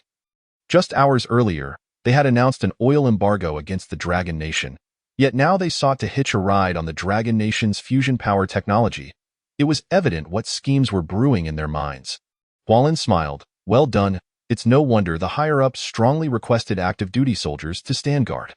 The replacement of the Crisis Management Bureau's guards with active-duty military personnel was a direct request from Xiao Ge. In these extraordinary times, only active-duty soldiers could meticulously uphold the Dragon Nation's dignity in their posts. At 17:30, another press conference commenced. The theme, Circular Fortress, January 1, 231, was destined to mark the dawn of a new era. From the early hours, the directives had not ceased to flow. The people of the Dragon Nation were stirred to fervor time and again. The phrase Circular Fortress had been made public just before the press conference, drawing the world's attention anew. Outsiders wondered. The people of the Dragon Nation are truly capable of stirring things up. While the rest of the world celebrates New Year's, they are creating a spectacle that rivals their own festival. The people of the Dragon Nation pondered. Is infrastructure finally about to commence? Indeed, infrastructure was finally set to begin. The conference was hosted by Professor Zhang Qinghao. The disciplines of architecture and urban planning at Pingqing City University not only ranked first within the Dragon Nation, but also held a prominent position globally. With Professor Zhang Qinghao at the helm, it was widely acknowledged that his presence had elevated Pingqing City University's relevant fields to such heights. Through the theme of this press conference, it was clear what direction I was heading. The Circular Fortress is designed to confront the calamity anticipated in 6 months, to be constructed in 5 locations: the Eastern Sea region, the Northern Snowy region, the Southern Stone Forest, the Central Great Lake, and the Upper Capital City. As a military function fortification, it will be powered by fusion nuclear plants, with plans to erect circular fortresses measuring 200 meters in height and 80 meters in thickness within a 10-kilometer diameter. Safeguarding the Dragon Nation. For this purpose, each location will require 1 million workers, and a dedicated department will soon release a registration link, welcoming friends from all sectors of the Dragon Nation to participate in the construction. Here are the design blueprints for the circular fortress. Please take a look. Madness. Professor Zhang Qinghao spoke with nonchalance. Yet after anxiously perusing the design blueprints for the circular fortress, only 2 words echoed in the minds of all present: insanity. To construct a circular fortress with a diameter of 10 kilometers, standing 200 meters high and 80 meters thick. What on earth is the Dragon Nation planning? A reporter's mind was inundated with questions. Professor Zhang? May I inquire whether the work 3-Body Problem authored by the Dragon Nation is a piece of science fiction or a work of literary realism? The purpose of constructing the circular fortress is military in nature. But who is the enemy? In today's world, warfare emphasizes adaptability. If conflict were to arise, no adversary would be foolish enough to attack a circular fortress. Professor Zhang, who is the overall head of the Crisis Management Bureau, what is the basis for these plans? Professor Zhang, such a grand undertaking, even with the Dragon Nation's reputation as a construction powerhouse, cannot possibly be completed in a short time frame, can it? Professor Zhang. There were simply too many questions, yet Professor Zhang Qinghao did not respond, leaving the remainder of the time to Hualin before departing. The circular fortress plan was merely an appetizer. The media found this unbelievable. When the Lingxiao project is unveiled, it is sure to turn the world upside down. Chapter 13. The Backbone of the Nation, Dragon Corporation. At 17. 55. A trending post on foreign Twitter and YouTube has taken the world by storm. They unearthed old photographs of the Maginot Line and juxtaposed them with the Dragon Nation's circular fortress plan. Ah, the magnificent Eastern Maginot Line. Surely it can withstand the solitude, the air, and the northwesterly winds. It is inappropriate for those above to speak in such a manner. Our Lord has admonished humanity that even the foolish can attain redemption. The Dragon Nation's Crisis Management Bureau still holds promise. Had there been no circular fortress plan, the Dragon Nation's declaration to construct fusion nuclear power plants would have nearly swayed my belief. Yet now, even if scientists assert its veracity, I wish to maintain a dissenting opinion. The external discourse has been promptly relayed to Xiao Ge as a reference for the next phase of planning. Naturally, Xiao Ge only glances at it when in a good mood, treating it merely as entertainment. The endeavors he undertakes will never be influenced by external opinions. At this moment, all participants have convened in groups to initiate the formulation of subsequent plans. Xiao Ge's sole demand of them is to unleash their creativity and to not be timid in their pursuits. On this day, an overwhelming number of events transpired in the Dragon Nation, leading many to regard the coastal migration as a foregone conclusion. Why this time? Reports from various states along the river indicated that over 70% of the population within 100 kilometers of the coast had already been evacuated. An unprecedented mass relocation has been accomplished in a remarkably short span. I ask, which other nation possesses such capability? A tsunami is expected to arrive tomorrow at 10:00 a.m. and within the remaining time. The complete relocation of the populace can be achieved. Population transfer is not the issue. However, the critical problem has emerged from the scientific research departments of each group. Designs for capsule high-speed rail, shield tunneling machines, fusion nuclear power plants, high-energy laser research, and the Cloud City, among others, have encountered the most fundamental challenge at the outset of their plans: computational capability. The key to resolving computational capability lies in chips. Team leader Xiao, the computational power required for the fusion nuclear power plant is undoubtedly of historical significance. Yet, while the Dragon Nation possesses the design capabilities for such chips, it lacks the manufacturing prowess. Top-tier lithography and etching machines are restricted and inaccessible. Furthermore, the world's leading chip foundries are prohibited from processing chips for the Dragon Nation, rendering it unable to procure high-end chips, and thus its computational capacity lags behind. Obstructing all plans. Chips are the nucleus, the linchpin of all endeavors. If the chip dilemma remains unresolved, then all these plans will amount to mere castles in the air. Xiao Ge's brow furrowed. This indeed presents a novel challenge. In the previous era, countries also imposed chip embargoes on the Dragon Nation, but until the arrival of the insectoid threat, the urgency for chips was never as acute as it is today. Xiao Ge inquired, Dr. Ouyang, if I recall correctly, after the Star-Spangled Nation initiated the chip embargo against the Dragon Nation, the Academy of Sciences began to tackle this choke point technology. What stage is it at now? Self-reliance has always been a tradition of the Dragon Nation. Since you refuse to sell to us, we shall develop it ourselves. However, the major exporters of lithography and etching machines have asserted that even if the schematics were provided, the Dragon Nation would be incapable of replication. In the past, similar claims were made regarding nuclear weapons, nuclear submarines, and other cutting-edge technologies by foreign nations. Dr. Ouyang replied, currently, the most advanced chips have reached the 2-nanometer range. While our academy can only produce lithography and etching machines at the 14-nanometer level. As for breaking into the 7-nanometer domain, it will require at least another year. This is the magnitude of the disparity. Although the difference between 14 nanometers and 2 nanometers may not seem vast, in the chip sector, even a single nanometer reduction demands exponentially greater technological complexity. Indeed.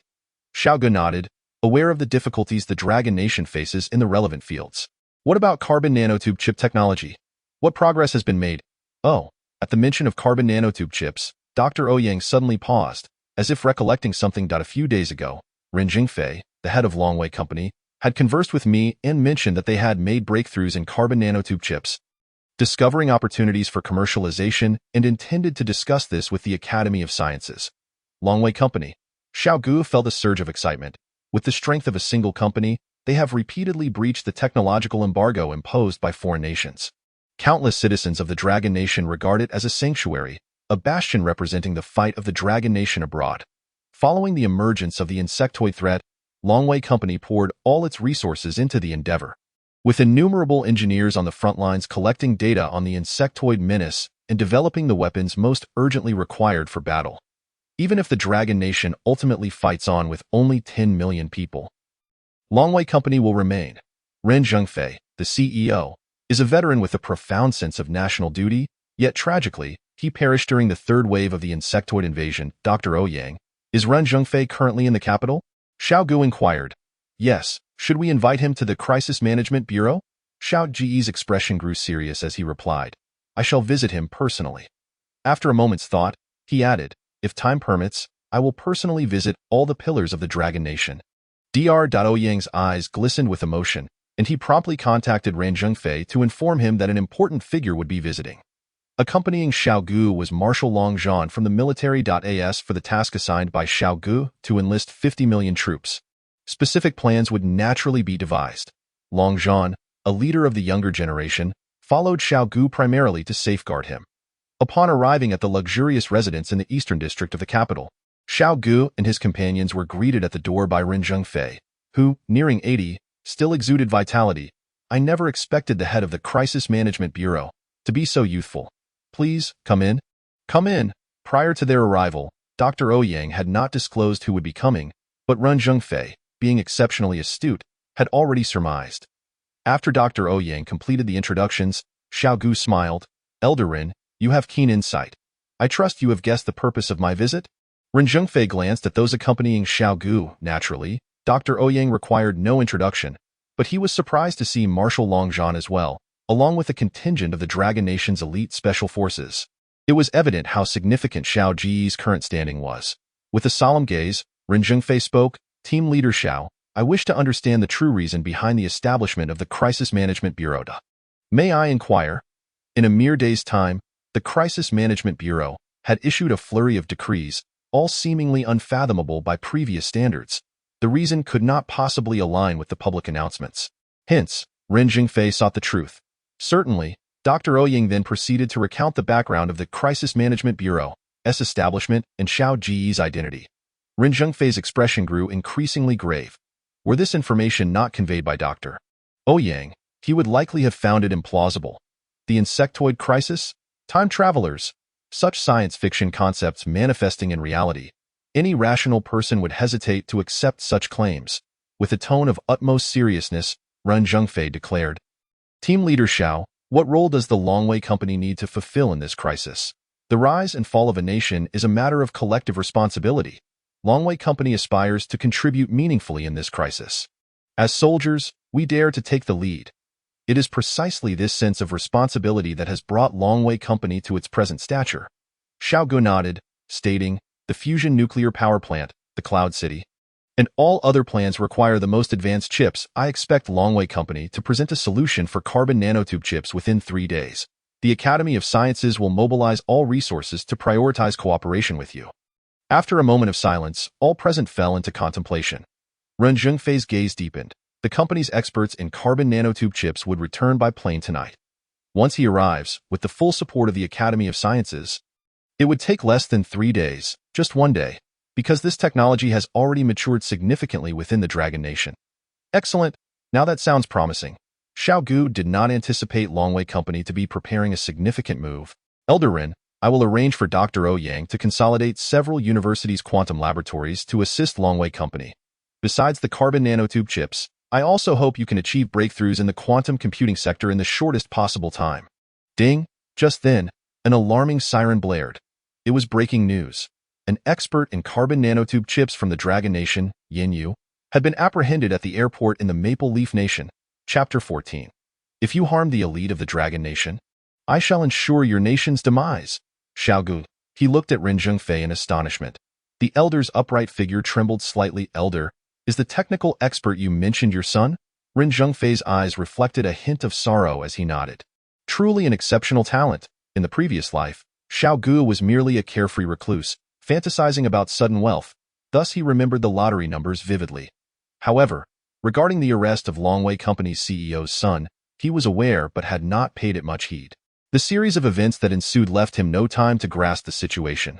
Meanwhile, Long Zhan had already learned the detailed circumstances surrounding the incident. It turned out that the Star-Spangled Nation had been seeking excuses to further sanction Longwei Company. Their intelligence agency fabricated an entire chain of false evidence, alleging that Yin Yu had economic ties with the Star-Spangled Nation's archenemy, while also engaging in bribery abroad to secure projects. He was captured during a layover at the Maple Leaf Nation. The fleeting sorrow in Ren Zhengfei's eyes dissipated. Nevertheless, it was of no concern. Longwei Company always has a plan B. Although Yin Yu is a pivotal figure in the carbon nanotube chip initiative, the project can proceed without him. At this moment, Xiao Ge rose to his feet. A surge of indignation ignited within him. There was no way this could go unchallenged. If they dared to seize Yin Yu today, tomorrow they would not hesitate to apprehend Wang Yu and Su Yu. As long as I, Xiao Ge, am present, I shall not allow our heroes to bleed and weep. Elder Yin, please ensure the project operates smoothly. I, Xiao Ge, guarantee that Yin Yu will return as scheduled. With that, Xiao Ge hurriedly departed. Yin Zhengfei murmured to himself, in these extraordinary times, only individuals of such ironclad resolve can lead Longhua out of the abyss. He then summoned his assistant to notify the company's administrative center to mobilize technical elites and establish a quantum computing project department. After committing Yin Zhengfei's instructions to memory, the assistant inquired, Elder Yin, should the public relations department issue a formal response? No need. Reflecting on the unwavering and stern countenance of Xiao Ge, Yin Zhengfei felt a surge of confidence. How could my descendants, the offspring of Yin Zhengfei, grow without enduring some hardship? Moreover, it is only fitting that we suffer for Longhua. At this juncture, Maple Leaf Nation had already made an international statement regarding the arrest of Yin Yu, presenting ample evidence to substantiate charges of bribery and other crimes. Now, Yin Yu would await trial, and upon formal conviction, he would be extradited to the United States, with the trial date set for 2 years hence. This meant that Maple Leaf Nation would unjustly detain Yin Yu for 2 years. Who would believe them when they claimed Yin Yu was guilty? The crux of the matter is that after sanctioning Yin Yu with their own laws, Maple Leaf Nation's true aim was to facilitate his extradition to the United States. In essence, they were acting as agents for the United States. At 7:00 p.m., Longhua's trending topics once again shifted. Carbon nanotube chip expert Yin Yu arrested, damn it. This rogue dog from Maple Leaf Nation dares to use its own laws to serve the United States. Has their brain been caught in a door? What happened to their claims of sovereign independence?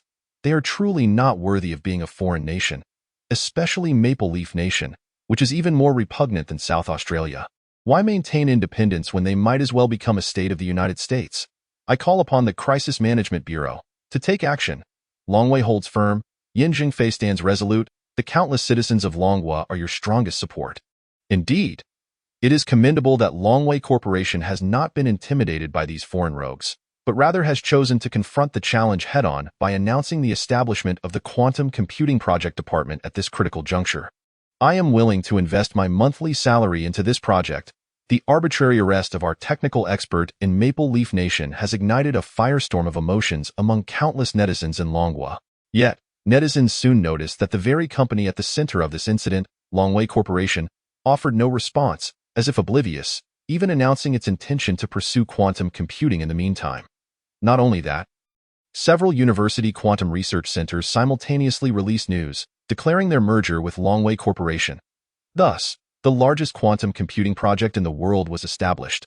Concurrently, Xiao Ge and his associates returned to the Crisis Management Bureau. He directly instructed the head of the Foreign Affairs Department to inform the Longwei ambassador to Maple Leaf Nation and all embassy personnel to take the earliest flight home. Although the head of the Foreign Affairs Department knew this was contrary to diplomatic etiquette, an order from the Crisis Management Bureau made it acceptable, and he promptly proceeded to relay the message. Marshal Long, does our nation have any military presence near Maple Leaf Nation? Marshal Long contemplated for a moment before responding with unwavering resolve. There are 5 nuclear submarines patrolling the nearby seabed, but they are intended to deter the United States. No need for deterrence. Order them all to surface and lock onto Maple Leaf Nation at 10:25 p.m. Marshal Long, he had held the rank of military marshal for several years. The purpose of strategic weapons was to instill fear, yet never had anyone thought to employ them tactically, let alone initiate nuclear warfare? Team leader Xiao, are you truly considering launching a nuclear war? Locking onto a nation with nuclear submarines could indeed trigger a chain reaction, potentially activating other countries' defense systems. Moreover, the use of nuclear weapons requires the consent of the head of state. Just then, a call from the head of state came through. If Xiao Ge wished to act, he should proceed without hesitation, for the world no longer required any rules. Implicitly, he supported Xiao Ge's decision. Furthermore, all that Xiao Ge had done merely signified a stance, a genuine form of deterrence. As for other nations, the head of state assessed that they would likely not dare to intervene. With the head of state's backing, Xiao Ge's confidence soared. Marshal Long, order the military personnel to monitor all individuals holding Maple Leaf Nation passports within Longwa. Immediately instruct the special forces to patrol near the Maple Leaf Nation embassy, ensuring they are visible. Understood. Xiao Ge would not engage in rational discourse with Maple Leaf Nation. Monitoring all holders of Maple Leaf Nation passports was not merely for show. Should Xiao Ge's demands go unmet, he would not hesitate to apprehend individuals. As for Longwa nationals residing in Maple Leaf Nation, there was no need for excessive concern. Over the past 2 years, relations between Maple Leaf Nation and Longwa had deteriorated. Apart from genuine immigrants, there were already few Longwa citizens traveling to Maple Leaf Nation. Moreover, those who genuinely immigrated to Maple Leaf Nation did not hold Longwa in high regard. In the name of the Crisis Management Bureau, a formal warning was issued to Maple Leaf Nation. If Yenyu is not released by 10 o'clock p.m. today, Longwa will declare war on Maple Leaf Nation by 10:30 p.m. If Yenyu remains incarcerated, Maple Leaf Nation will face annihilation. Marshal Long Ouyang Yuan. Upon hearing the words declaration of war, everyone was stunned. Was Yenyu truly so significant that Xiao Ge elevated the situation to the brink of war? Xiao Ge discerned their thoughts and casually explained, I am doing this to ensure that when we summon Longwa citizens from around the world to return and serve, other nations will not dare to obstruct us. Subsequently, the Crisis Management Bureau would issue a decree for the repatriation of Longwa citizens, including students and patriots. The Zerg crisis necessitated their strength, of course. Among these individuals were many holding important positions in foreign nations, including significant roles in university research departments. Their return to Longwa would not be easily permitted by foreign nations. At 7:20 p.m., the press conference commenced as scheduled, the atmosphere exceedingly grave. Xiao Ge's words were relayed to the media, which spread rapidly across the globe. Longwa once again dominated the trending topics. You harm my Longwa elite, I shall bring about your destruction. Ha! The battle cry rises, blood surging with fervor. Let us confront Maple Leaf Nation. I shall take action. In the past, there would have been protests, hoping for the judicial fairness of Maple Leaf Nation. But now with the Crisis Management Bureau, I have no desire to engage in idle chatter. To arrest our Longwa citizens is to invite war. What a catharsis! Truly a delightful catharsis. Do not think that having the United States as your patron allows you to act freely against Longwa citizens. Little do you know, those who offend Longwa shall face retribution, no matter the distance. I can't shake the feeling that Maple Leaf Nation is destined to follow in the footsteps of South Australia. They truly have chosen a most unfortunate gift for the new year. Chapter 15. Missile interception technology unveiled since the conclusion of World War II. There has been no such severe and direct diplomatic proclamation. No, this is no longer a diplomatic statement, but rather a declaration of war. Perhaps Maple Leaf Nation has grown accustomed to being a pawn, relying on the United States to resolve their issues. Furthermore, in the entirety of North America, there exist only Maple Leaf Nation and the United States. If a conflict were to arise, would the United States remain indifferent? At 8 o'clock p.m. Longwa time. It was precisely the middle of the night in Maple Leaf Nation, with dawn yet to break. However, upon the announcement of the declaration of war, not only did Maple Leaf Nation but the entire world descended into chaos. For it had been ages since the world witnessed a conflict of this magnitude. The Consulate General of Maple Leaf Nation, the consul spent a sleepless night, likely aware that Longwa would respond after Yin Yu's arrest. Yet, he had not anticipated that Longwa's reaction would escalate to such a level, directly leading to war. His aides were left wide-eyed with shock, unable to ascertain whether Longwa was genuinely serious. After all, it was illogical to elevate a dispute over a technical personnel to the brink of war. Indeed, even if they were to declare war on us, Longwa would need to consider the United States and the entire foreign nation coalition. Should conflict break out, it could very well trigger World War III. The aides concluded that Longwa merely sought to leverage the threat of war to compel Maple Leaf Nation to release Yenyu. However, such a rapid response seemed excessive. It was as if the moment someone was arrested, an immediate declaration of war was issued. Consul True of Maple Leaf Nation concurred with the aides' assessment. Yet, at that moment, intelligence from the United States Defense Department arrived. Longwa's strategic nuclear submarines near the Americas had all surfaced, not simple warships, but those equipped with nuclear weapons. The Five Eyes Alliance comprises the United States, the Lion Nation, Maple Leaf Nation, South Australia, and New Nation, formed with the intent of intelligence sharing, as exemplified by the current information. The surfacing of strategic nuclear submarines near Maple Leaf Nation constitutes a provocative act under international norms. Consul True furrowed his brow, promptly disseminating this information, asserting that Longwa had breached international customs and provoked our sovereignty. However, before he could finish his statement, a news announcement from Longwa left him astounded.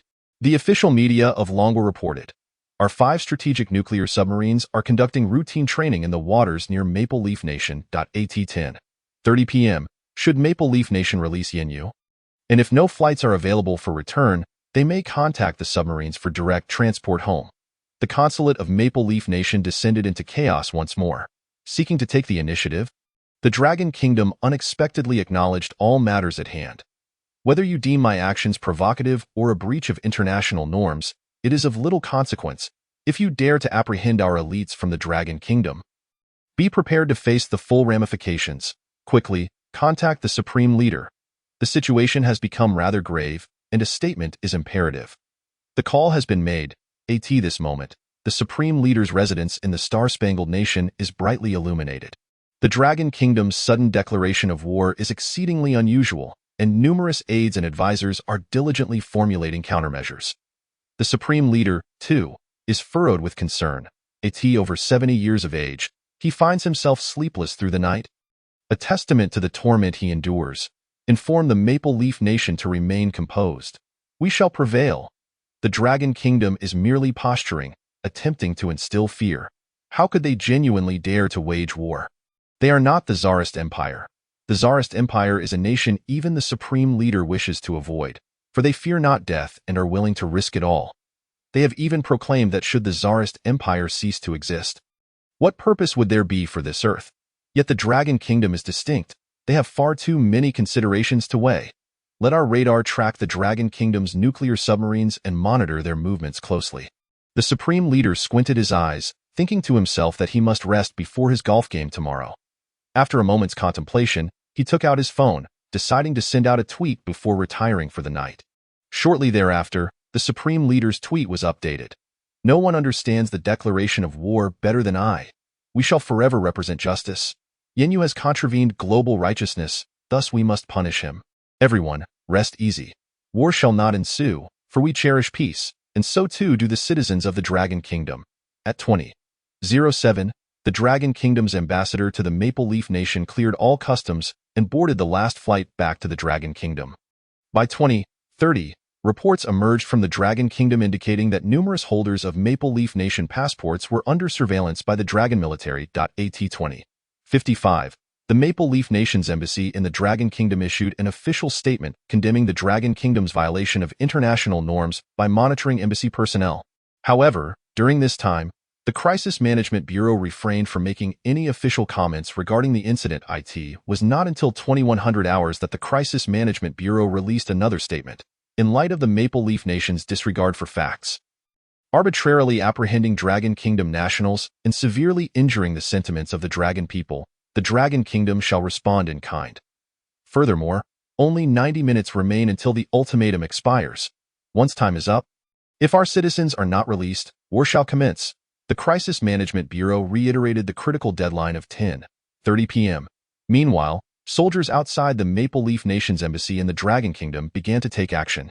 Initially, they merely patrolled at a distance, not approaching the embassy. However, following the conclusion of the statement, the soldiers moved directly to the embassy's entrance, taking over all security duties and prohibiting anyone from entering or exiting. Concurrently, actions commenced across the Dragon Kingdom. with countless holders of Maple Leaf Nation passports receiving notifications that they were not to leave their residences from that moment forth. The so-called reciprocal response is simple. Should you dare to apprehend one citizen of the Dragon Kingdom, we shall detain 100,000 of yours. In an instant, nearly 100,000 individuals from the Maple Leaf Nation within the Dragon Kingdom were detained. What on earth transpired on this day? Social media platforms exploded with activity. On January 1, 2031, due to the establishment of the Dragon Kingdom's Crisis Management Bureau, the world was left aghast. Has anyone kept a tally of the tremors this institution has caused in the world thus far? I am truly curious about who leads this organization within the Dragon Kingdom. Upon reflection, the mass migration, the severance of ties with the Southern Ocean Nation, predictions of a tsunami, prophecies of calamities to come in 6 months, the Circular Fortress Initiative, the Fusion Nuclear Power Plant Project, and the declaration of war against the Maple Leaf Nation. What else? My memory fails me. Feel free to add more. At this juncture, what can the Maple Leaf Nation do? Yin Yu has been apprehended.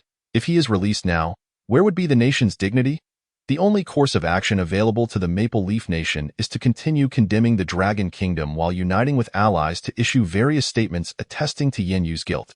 Although allied nations have provided diplomatic support, such gestures are painfully ineffectual.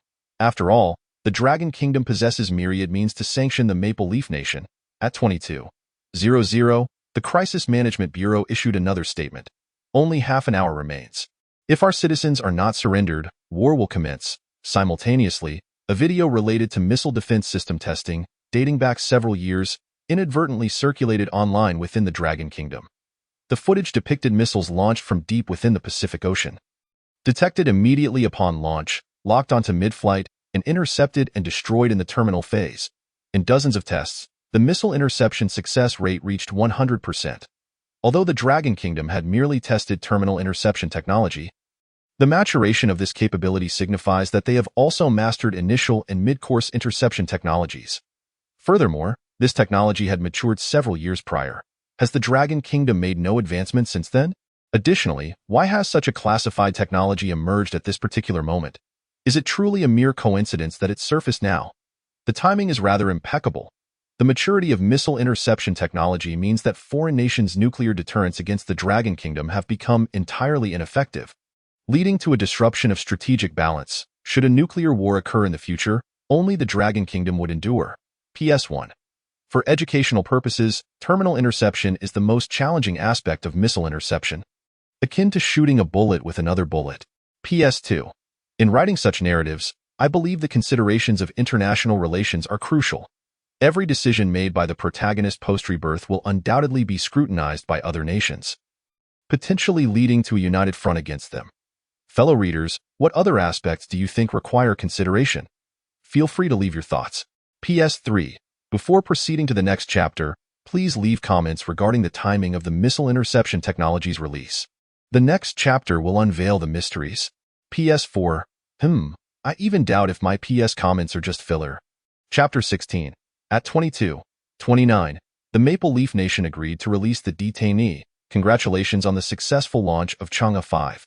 I did not stay up to watch. Truly, I did not. At 22:01, with only 29 minutes remaining, everyone harbored doubts. If the countdown ends and the Maple Leaf Nation does not release the detainee, will war genuinely break out? Indeed. At this moment, Xiao Ge began to contemplate how to respond if the Maple Leaf Nation refused to release the detainee. Thus, he instructed the military to release information regarding missile interception technology. Prior to Xiao Ge, the military had adhered to the principle of concealment. Even though the missile interception technology had reached a high level of maturity, with systems deployed nationwide, the external world remained blissfully unaware. Within the Supreme Leader's residence, the leader of the Dragon Kingdom had yet to retire for the night. Throughout the day, Xiao Ge remained silent, regardless of his actions. Upon witnessing Xiao Ge's decision to disclose missile interception technology at such a critical juncture, the Supreme Leader finally allowed a smile to grace his face. It appears that Xiao Ge does not wish to engage in this war after all. Splendid. He has indeed returned to save the citizens of the Dragon Kingdom. War shall not ensue. One can now rest easy. Some were puzzled, asking the Supreme Leader why he concluded that Xiao Ge did not intend to wage war upon seeing the release of missile interception technology. The Supreme Leader's gaze deepened. If he truly sought war, he would not have sought to deter the Star-Spangled Nation and other external forces. Since he provided such deterrence, the Star-Spangled Nation would surely refrain from recklessly instigating an apocalyptic conflict with the Dragon Kingdom, leaving the Maple Leaf Nation to fend for itself. It is surprising that Xiao Ge, at such a young age, possesses such strategic insight. Quite rare indeed. The assembly at the Supreme Leader's residence suddenly understood. This maneuver is truly brilliant. By simultaneously issuing a strong declaration of war against the Maple Leaf Nation while revealing missile interception capabilities to deter the forces backing the Maple Leaf Nation, the situation shifts dramatically. Should war break out, the Dragon Kingdom can strike, while they cannot retaliate against the Dragon Kingdom. If conflict arises, external nations must proceed with caution in their considerations. AT 2210. The Supreme Leader of the Star-Spangled Nation was awakened. Leader, the Dragon Kingdom's missile interception technology has matured. Our deterrent advantage has completely evaporated. We must not engage in war. The Supreme Leader, for one Yin. Provoking the Dragon Kingdom to this extent is entirely unnecessary. Moreover, the Dragon Kingdom's disclosure of missile interception technology is, in fact, a gesture aimed at de-escalation. They do not wish for war. Leader, if conflict truly erupts, the stock market will crash. The Supreme Leader's expression darkened.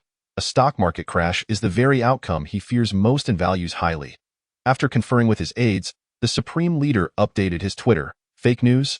Only the Star-Spangled Nation possesses such advanced missile interception technology. How could the Dragon Kingdom have it?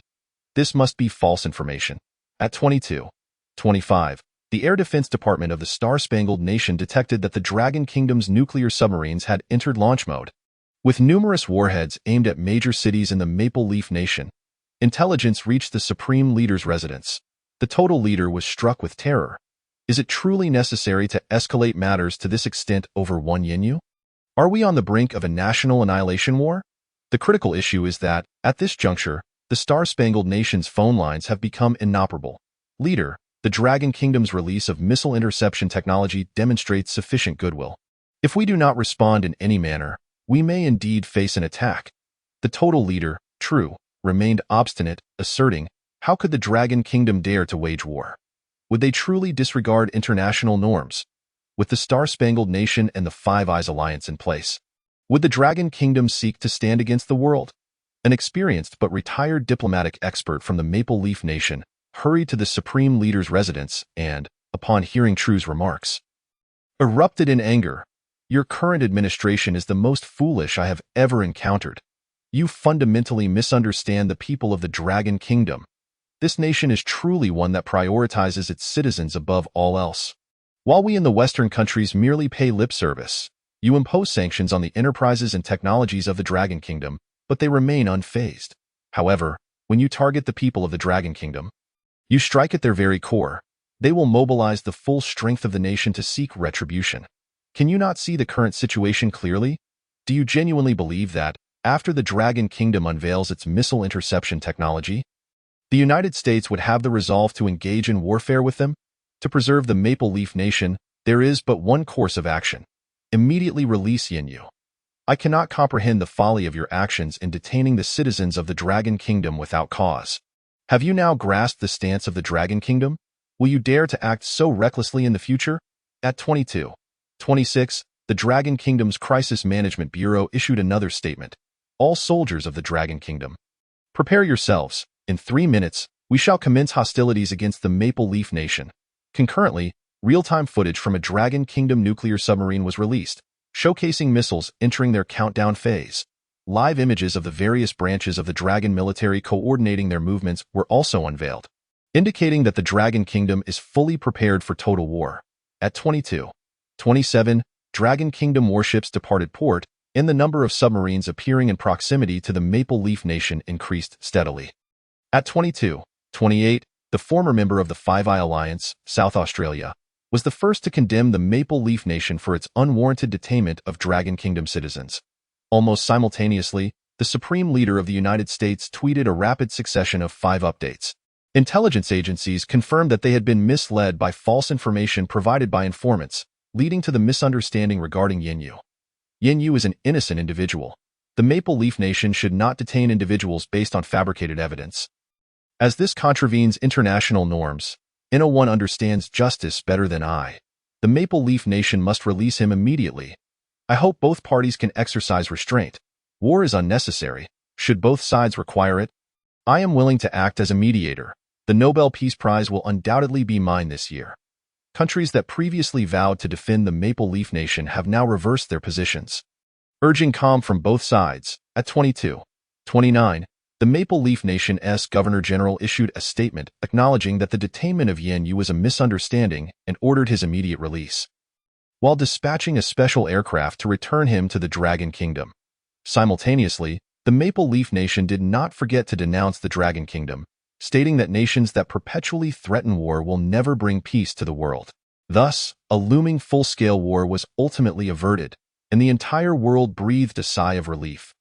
Just when it seemed the Maple Leaf Nation would be expunged from the global stage, they capitulated at the last moment. With merely a minute to spare, if the Maple Leaf Nation intends to probe the limits of the Dragon Kingdom, they might consider waiting another minute. At that point, war would be inevitable.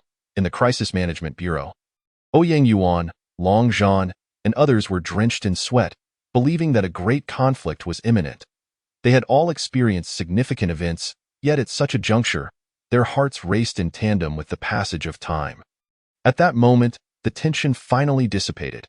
However, they glanced at Xiao Ge, who appeared utterly relaxed, as if nothing had transpired, as if everything was under control. This composure, unperturbed by the weight of impending doom, left them feeling inadequate. Xiao Ge checked the time and declared that the issue regarding carbon nanotube chips had been resolved. General Long, I will personally head to the tsunami front tomorrow to gather data. Please make the necessary arrangements. Xiao Ge's focus had already shifted to the next topic.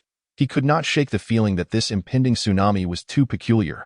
In his previous life, scientists attributed it to tectonic movements, yet he suspected it might be caused by dimensional fluctuations. Xiao Ge recalled that following the tsunami, news reports of sea monsters began to surface globally, and he theorized that they could very well be advanced scouts of the insect race. If he could capture one or two alive, they could be utilized for training new recruits, ensuring that soldiers would not fear the insect race when encountered on the battlefield. For Xiao Ge, dealing with the Maple Leaf Nation was merely a minor detour in the grand scheme of his plans. The Dragon Kingdom was resolute in its readiness for war, yet the Maple Leaf Nation was not. When the Crisis Management Bureau issued the declaration of war, the entire incident, in truth, had little to do with actual warfare. From beginning to end, it had been a game of strategy, a psychological battle. However, Xiao Ge had not anticipated that the Maple Leaf Nation would hold out until the final minute. As for how to address subsequent events, Xiao Ge left that to the relevant departments. Upon hearing Xiao Ge's words, Long Zhan and the others wore solemn expressions. Everything was under Xiao Ge's control, including his foreseen tsunami. Long Zhan gravely inquired, Team Leader Xiao, I will assign a special forces unit to serve as your personal guard. After all, you are of utmost importance to the Dragon Kingdom. Yet Xiao Ge merely smiled. General Long, you seem to have forgotten that I am also a soldier. If I survive the decade-long crisis against the insect race, I can certainly navigate the current world. There is no need to worry about me. He was fortunate, for tomorrow he would be meeting someone, and he suggested that Long Zhan enlist her into the ranks and provide her with rigorous training. Chapter 17. Former Teammate. The Great Wall of Despair. What kind of warriors are forged through a decade of conflict? Long Zhan could only speculate. He knew that safeguarding Xiao Ge's safety was paramount, even more so than his own. Regardless of Xiao Ge's assertions, he was determined to assign a special forces unit to him. As for the individual Xiao Ge mentioned, Long Zhan became intrigued. Team Leader Xiao, is she a friend of yours? Suddenly, Xiao Ge's demeanor grew grave. Yes, she is also one of your soldiers. In my previous life, she was among those who seized an insect race spacecraft, traversing the stars to launch an assault on their home planet. Long Zhan was taken aback. One of his soldiers, a lone hero who had participated in the assault on the insect race's home planet? He couldn't help but wish to meet her. However, another thought crossed Long Zhan's mind. Team Leader Xiao, is it possible that she has also been reborn? If Xiao Ge had been reborn after falling into the black hole, then perhaps others could have as well. Could it be that they could be organized anew? Team Leader Xiao, can we gather those who fought alongside you in the assault on the insect race's home planet and form a special unit for training? Lone heroes, regardless of the era, can achieve great things. Yet Xiao Ge shook his head. They likely did not fall into the black hole but instead escaped in the escape pods. Indeed, it was an order given by Xiao Ge himself.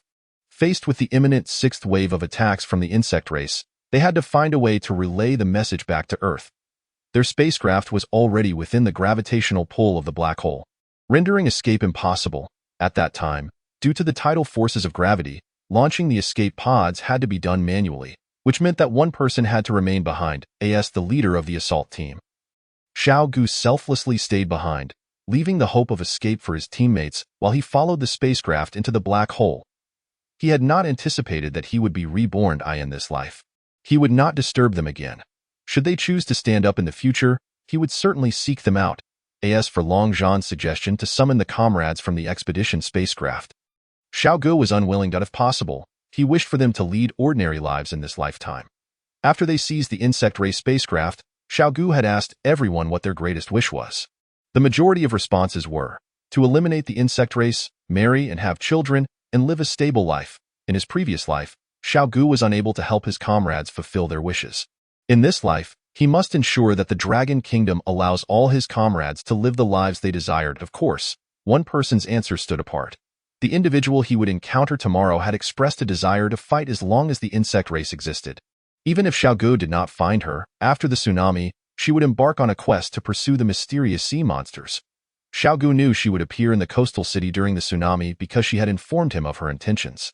Her name is Su Hongyin, a woman stronger than most men, and General Long, you are her only idol. I wish for you to personally inform her about the insect crisis and recruit her into service, providing her with the most rigorous training. Very well, Long Zhan replied solemnly. He had not expected that it would be a girl who had survived in such a harsh world until the very end. It must have been incredibly tough for her. This was the first time Xiao Ge had voluntarily spoken of his former comrades. Everyone has their own choices, and Xiao Ge decided not to impose. Naturally, Long Zhan would not press further. When a person truly stands at the pinnacle of national power, they come to understand what it means to be busy, what it means to be in constant motion. Especially during such a pivotal moment of transition, the concept of a 9-to-5 job seems trivial. The entire Crisis Management Bureau operates at a breakneck pace akin to a 007 mission, with everyone prepared to work from 0 to 2400 hours. 7 days a week. This is a call of duty for the nation, and no one would voice any complaints. Furthermore, the news that stirred the hearts of all citizens of the Dragon Kingdom had already spread across the internet. The Crisis Management Bureau is to declare war on the Maple Leaf Nation, urging all soldiers to prepare for action. Coincidentally, this was witnessed by an 84-year-old veteran from Yuezhou. The elderly man, afflicted with Alzheimer's disease, had even forgotten his own children, yet upon hearing that the nation was going to war, he packed his belongings and made his way to the Yuezhou train station. He could not articulate where he intended to go, but he repeatedly murmured, "The army says we are going to fight. They want me to return. The army says we are going to fight. They want me to return." Upon witnessing this scene, the station staff were moved to tears. They understood well what the elderly man meant by going to war. In the Dragon Kingdom, those who have served in the military uphold an unwavering belief. Even if they were to forget the world, the mission bestowed upon them by their nation must never be forgotten. Should war arise, they shall return at the call. This is not merely a slogan. It is a profound imprint etched deep within the souls of every citizen of the Dragon Kingdom. Even an elderly man whose memories are frail holds onto this conviction. What reason do the youth have to not strive for their country? At 22:50, troubling news once again reached the Crisis Management Bureau. The construction of 5 circular fortresses was scheduled to commence on January 3 RD, yet one of them, located in the northern snowfields, lies beyond the borders of the Dragon Kingdom, within the territory of the Great Khanate. This poses a significant dilemma.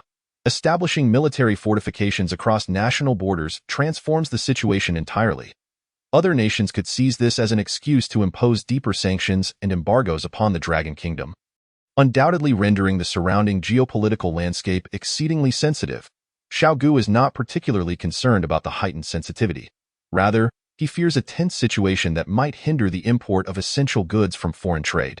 Moreover, to arbitrarily construct military fortifications in another country would constitute an act of aggression, something Xiao Ge cannot condone. Thus, following the announcement of the circular fortress plan, he directed the diplomatic department to initiate discussions with the Great Khanate. Earlier, Reports from the diplomatic department indicated that communication with the Great Khanate had proceeded smoothly. They had even verbally consented to allow the Dragon Kingdom to commence the construction of the circular fortresses. Although the coordinates for the dimensional passage in the northern snowfields lie within the Great Khanate, they are alarmingly close to the Dragon Kingdom. In the previous era, when the insect swarm descended, they rampaged through the Great Khanate, eventually inexplicably redirecting southward, resulting in significant losses for the northern cities of the Dragon Kingdom. Therefore, this time, Xiao Ge intends to proceed with the construction of the circular fortresses directly within the Great Khanate's territory.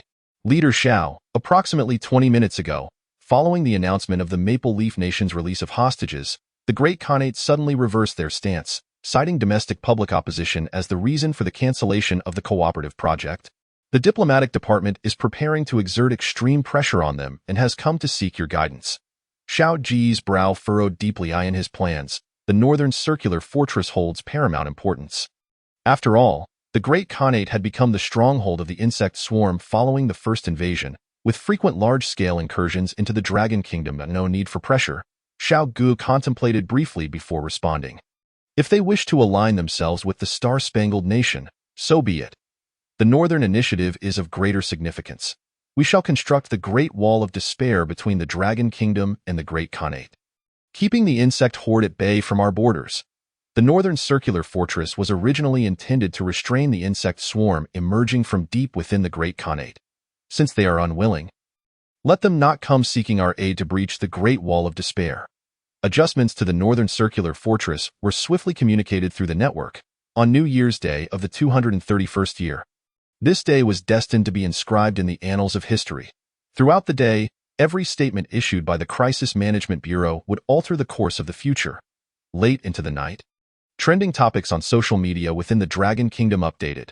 Maple Leaf Nation unconditionally releases hostages. Dragon citizens no longer subjected to humiliation. Crisis Management Bureau, pride of the Dragon Kingdom, objective, North. The Great Wall of Despair is set to commence construction. National backbone. Longway Corporation announces plans to release carbon nanochip commercialization STEM in due time to support Crisis Management Bureau's various initiatives. Foreign nations in despair. Peeking at the Supreme Leader's Twitter, recent Ehave Haltethor thought could destroy the world.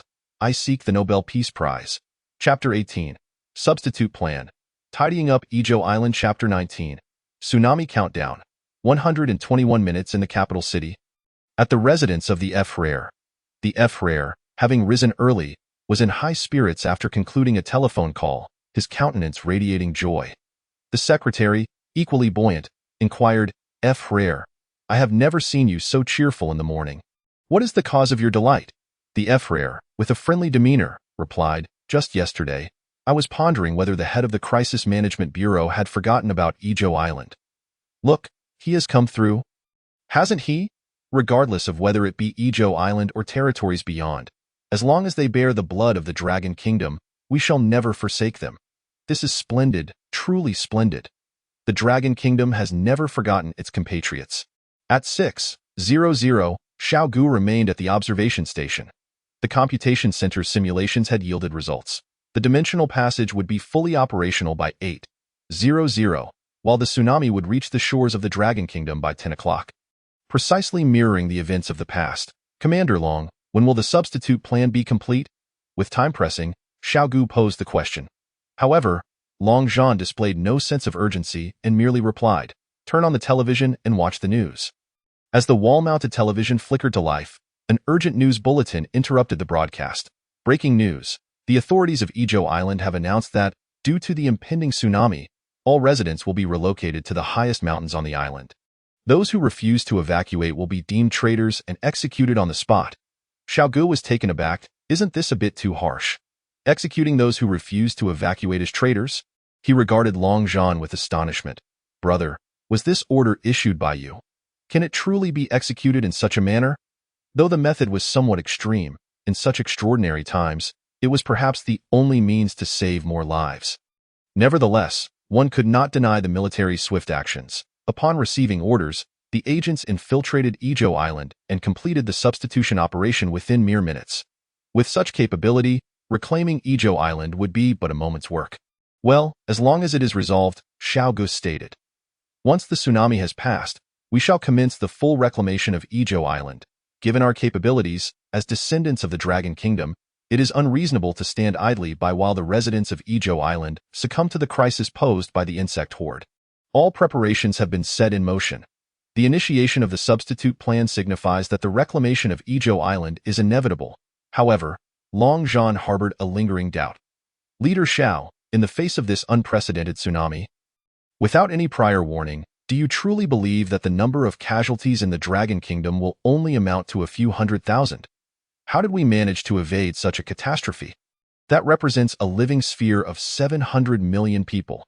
In the midst of such calamity, even the emergence of 1 million casualties would be considered normal.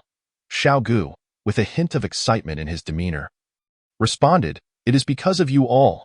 In the previous era, upon learning of the impending tsunami, the Dragon Kingdom mobilized every possible resource to evacuate those closest to the shoreline.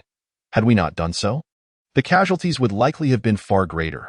The formation and occurrence of a tsunami can indeed be predicted. For instance, if a violent undersea earthquake occurs in the depths of the Pacific Ocean, coastal nations must assess whether a tsunami may form, its potential scale, and its estimated arrival time, while simultaneously preparing their citizens for the impending danger. In the last era, the Dragon Kingdom issued a tsunami warning at 8:10. However, initially, no one took it seriously. No one anticipated the magnitude of the tsunami. The same held true for foreign nations. It was not until 9 o'clock that scientists predicted the unprecedented destructive power of the tsunami. The FRAIR was the first to respond, mobilizing the nation's strength to evacuate the populace. Yet even that was too late. Now I understand. Long Zhan's expression relaxed, pride evident in his demeanor. After acquiring the desired data at the observation station, Xiao Ge finally exhaled in relief and promptly notified the Crisis Management Bureau to convene a press conference. At 6:30, the first press conference of the Crisis Management Bureau commenced ahead of schedule.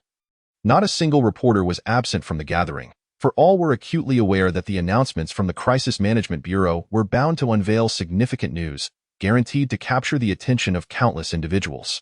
Hua Lin was present to report on the arrangements and progress regarding the tsunami. After a day of emergency evacuations, the relocation of citizens within a 100-kilometer radius of the coast has been completed. Only a few scientific researchers responsible for tsunami monitoring remain on the front lines. The tsunami is expected to begin forming at 8 o'clock and reach the Dragon Kingdom around 10 o'clock. For those interested, you may follow along, though my advice is to regard the tsunami as merely a disaster film, due to foreign nations having closed off the geological disaster information sharing mechanism with the Dragon Kingdom.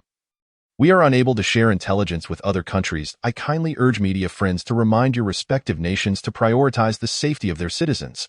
At this moment, many foreign journalists exhibited expressions of disappointment. Was it truly necessary to convene a press conference so early merely to inform about the tsunami? Was there no one from the Dragon Kingdom to address yesterday evening's declaration of war? Oh, but it seems that only the Dragon Kingdom believes a tsunami will occur today. One reporter posed a question. What basis does the Dragon Kingdom have for determining that a tsunami will occur today? Hua Lin regarded the reporter, who was from the Eastern Isles, and responded, "Of course, it is based on scientific evidence." The reporter, seemingly unsatisfied, thought, "That is hardly an answer." Following the press conference, the domestic populace of the Dragon Kingdom displayed little concern regarding the tsunami. As Hua Lin had astutely observed, it was merely a geological disaster. What was there to see? At this juncture, the citizens of the Dragon Kingdom were far more engrossed in the circular fortress construction plans. The imminent announcement of the carbon nanotube chip by Longwei Corporation and the forthcoming advancements in the exploration of the skies by the Dragon Kingdom, among other pressing matters. Is the state capable of deceiving its citizens? In the Dragon Kingdom, this notion is widely acknowledged among the populace. Thus, when the government predicts a formidable tsunami today, it is perceived as an undeniable certainty. But what is there to be concerned about regarding a tsunami? The entire eastern coastal population has been evacuated. Should a tsunami occur, it would merely result in material losses. Yet as long as life endures, everything can be regained. Compared to the attention garnered within the Dragon Kingdom, the interest abroad on platforms like YouTube is significantly greater. Shortly after the press conference concluded, a post titled "Disappointing Press Conference" went viral, primarily featuring overseas netizens mocking the Dragon Kingdom's insistence on an impending tsunami. Oh God, who will save the Dragon Kingdom? They are truly beyond redemption. Constantly fixated on the idea of a tsunami, do they not suffer? Does it not weigh heavily on their hearts? In fact, I believe a tsunami is indeed imminent. Consider this. The Dragon Kingdom has acted with such aggression towards the Maple Leaf Nation, even going so far as to threaten nuclear warfare.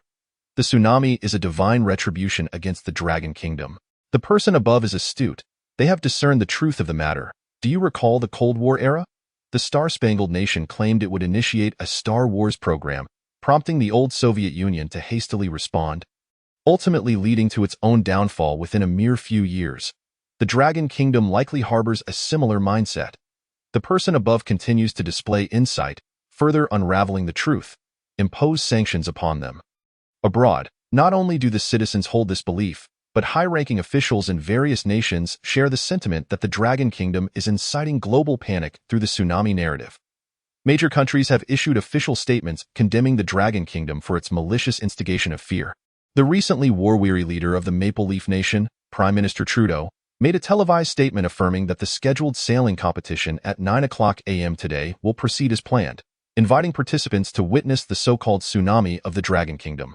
The supreme leader of the Star-Spangled Nation, unable to contain his restlessness, announced that in response to the Dragon Kingdom's threats, a missile interception test will occur today at 9 a.m. in the depths of the Pacific Ocean.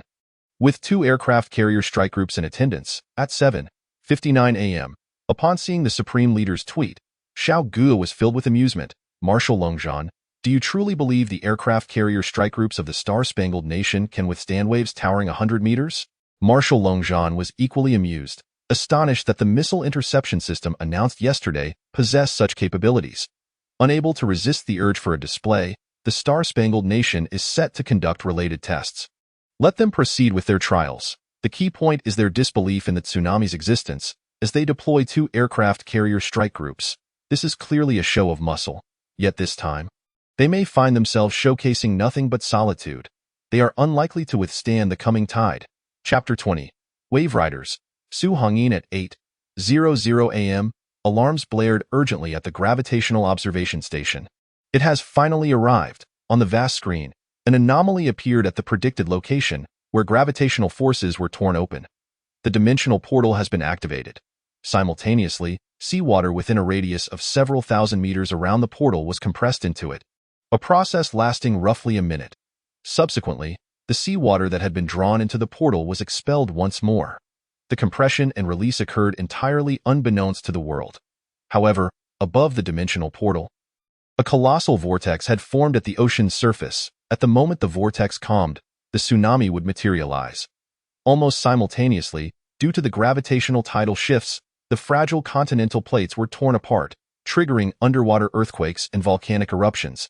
Geological disasters occurred concurrently. Combined, these factors rendered the tsunami unstoppable. Yet, despite the scholars of the Dragon Kingdom issuing warnings that this underwater earthquake would result in a massive tsunami, derision from foreign nations persisted. In tectonic boundary zones, underwater earthquakes occur dozens, even hundreds of times. If each were to incite a tsunami, humanity would have long vanished from this world. Naturally, the disbelief of foreign nations stems from preconceived notions. Since yesterday, the Dragon Kingdom has been adamantly emphasizing a looming tsunami, even relocating all coastal residents, a clear case of persecution complex. Thus, when the Crisis Management Bureau issued another tsunami warning at 8 a.m., it invited further ridicule from foreign nations. Chief Liu, you and everyone at the observation station should depart by helicopter at 9:30 a.m. This station likely cannot be preserved. After 8 a.m. Having confirmed the activation mode of the dimensional portal, Xiao Ge prepared to leave as well. In his previous life, he had only been aware of the tsunami without delving into the specific causes behind its formation. Witnessing it now would aid in future decision-making. He promptly departed for the coastal city's beach. Longzhan, puzzled, inquired, Leader Xiao, where is Su Hongyin now? Shall we go find her? Recalling what Su Hongyin had once shared with him, Xiao Ge smiled wryly. She was likely surfing. At 8:40 a.m., Xiao Ge, Longzhan, and others were aboard the helicopter, discussing how to locate Su Hongyin. At that moment, a viral video screenshot appeared before Xiao Ge, showcasing the Wave Rider. Upon closer inspection, it was none other than Su Hongyin. The footage captured her, surfboard in hand, gazing up at the sky in confusion, before freezing the frame. They had pinpointed her location. Clear the surrounding media. Xiao Ge intended to descend, and Longzhan followed suit. Their movements were highly confidential and must not be revealed. Meanwhile, numerous helicopters hovered over the coastal expanse, filled with various media outlets from the Dragon Kingdom. Alongside many drones operated by independent content creators, all live-streaming the coastal situation. Official media had predicted that a massive tsunami would strike within 2 hours, and regardless of whether foreign nations believed it. The citizens of the Dragon Kingdom did, on the beach. What was once a vacation paradise now lay deserted. Though the government had mandated evacuation, a few obstinate individuals remained hidden, resolutely refusing to leave. However, Su Hongyin did not fall into this category. On the 31st, she had arrived at the beach, embarking on a swim across the strait toward a deserted island. She had taken her phone along, but somehow, the waterproof bag had been punctured and filled with water. By the time she reached the island, her phone was rendered useless. Having spent a pleasant New Year's Day resting on the deserted island, she eventually returned. Upon her return to the beach, Su Hongyin was utterly bewildered. She questioned whether she had somehow crossed into a post-apocalyptic world. The beach was devoid of any human presence. The entire city was empty. Wouldn't that frighten anyone? She had merely gone for a swim, and upon her return, the world had fallen silent. Wasn't that terrifying? Thankfully, upon returning to the desolate city, she learned from the television that a tsunami was imminent. Su Hongyin shook her short hair, casually grabbing a drink from an unattended shop, twisting off the cap, and drinking heartily. The entire city is mine now. Upon discovering the truth, she felt no fear. Instead, excitement welled within her. A tsunami? Hee. It should be exhilarating. Her gaze fell upon the surfboard, which she seized and made her way toward the beach. The sun had just risen, and she was the sole occupant of the beach. Accompanied only by the sound of the sea and the wind, it was tranquil, it was splendid. Upon reaching the shoreline, Su Hongyin grew even more exhilarated. Had the tide receded? And so drastically. An unwarranted retreat of the tide signified that the tsunami was about to arrive.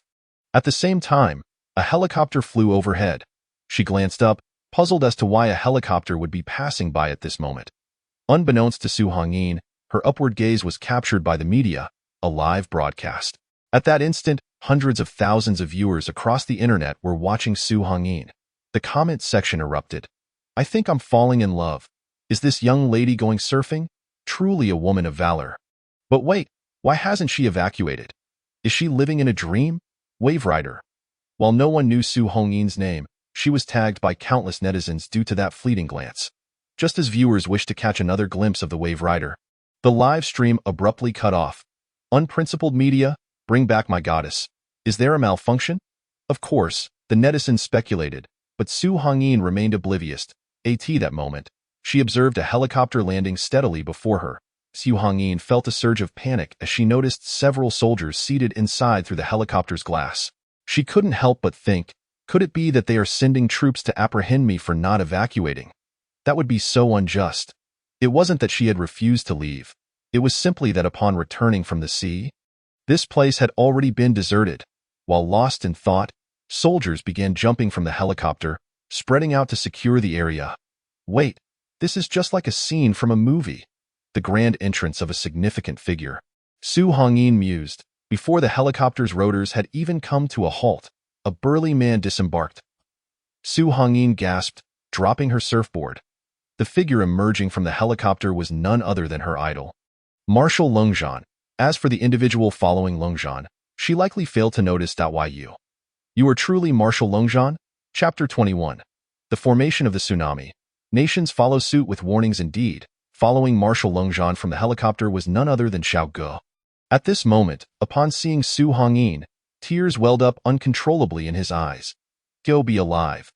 How wonderful it is to be alive.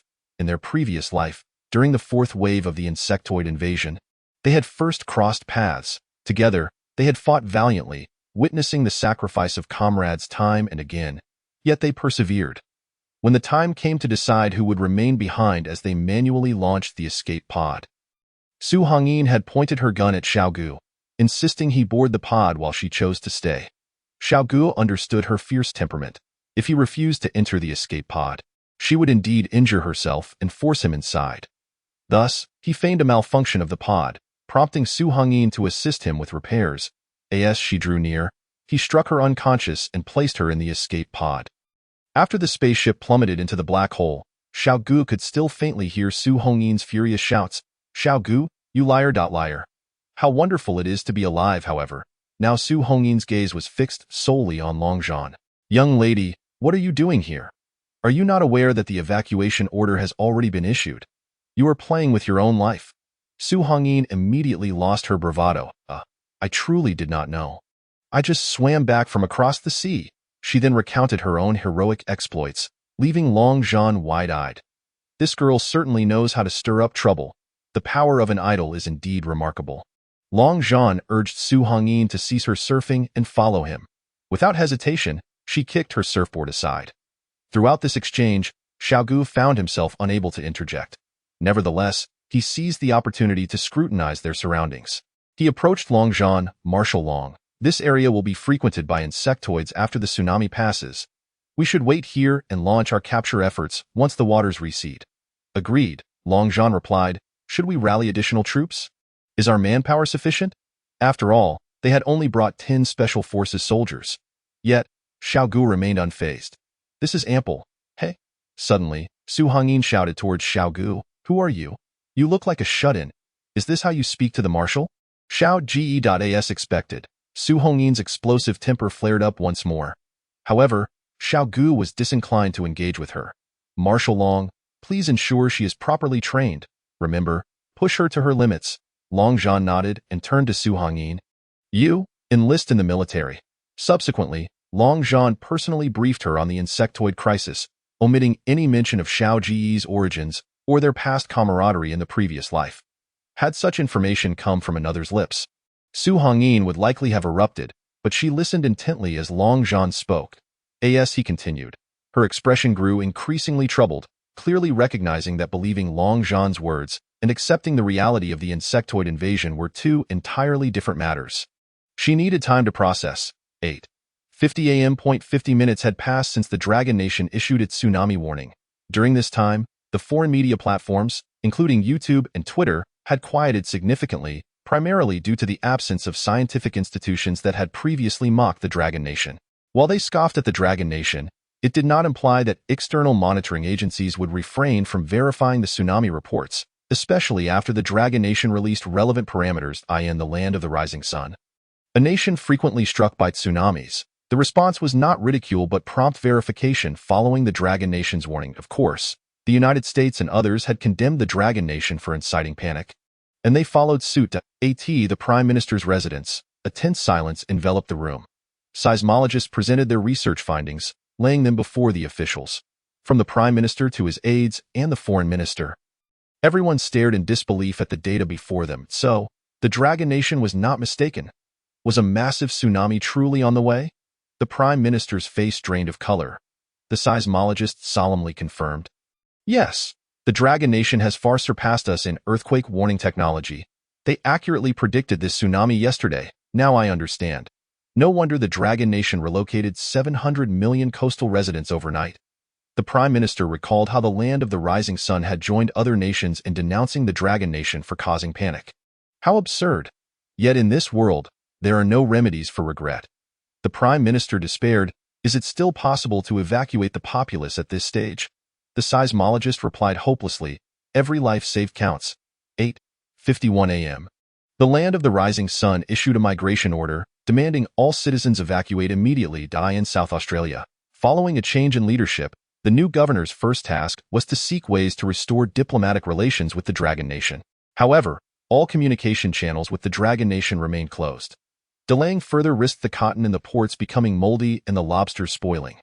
"Governor, I've heard through various channels that the Dragon Nation intends to impose punitive trade measures, seeking to purchase our raw materials at a low price as a precondition for re-establishing relations." The governor furrowed his brow.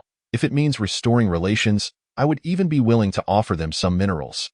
As discussions regarding trade ensued, a seismologist entered with a report. 8:55 a.m. South Australia issued a command for all citizens in coastal cities to immediately relocate to higher ground.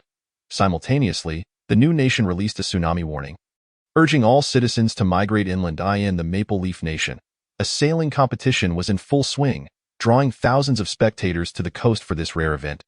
Yet, Governor True could not share in the joy. Why were so many countries issuing tsunami warnings? Was the Dragon Nation's prediction accurate? Had those allied nations discovered something? Why were they not sharing the information with him? His aides suggested, "Governor, perhaps we should observe the reactions from the United States."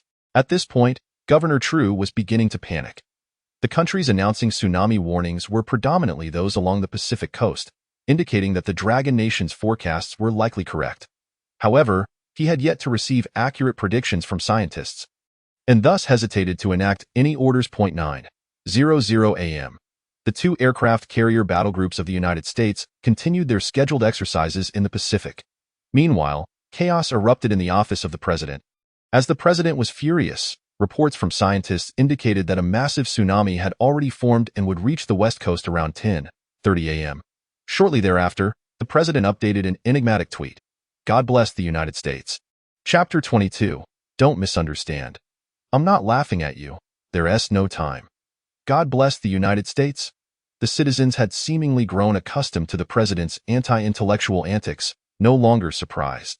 Yet at this moment, the president was restless in the White House. The chief scientific advisor delivered the tsunami warning, confirmation of a 9.1 magnitude earthquake occurring deep in the Pacific, yet, for unknown reasons, the measured data had only indicated 3.6. The disparity between 9.1 and 3.6 was catastrophic versus trivial. What could possibly account for such inaccuracies in seismic measurements? The scientific advisor was baffled, and the president was even more perplexed.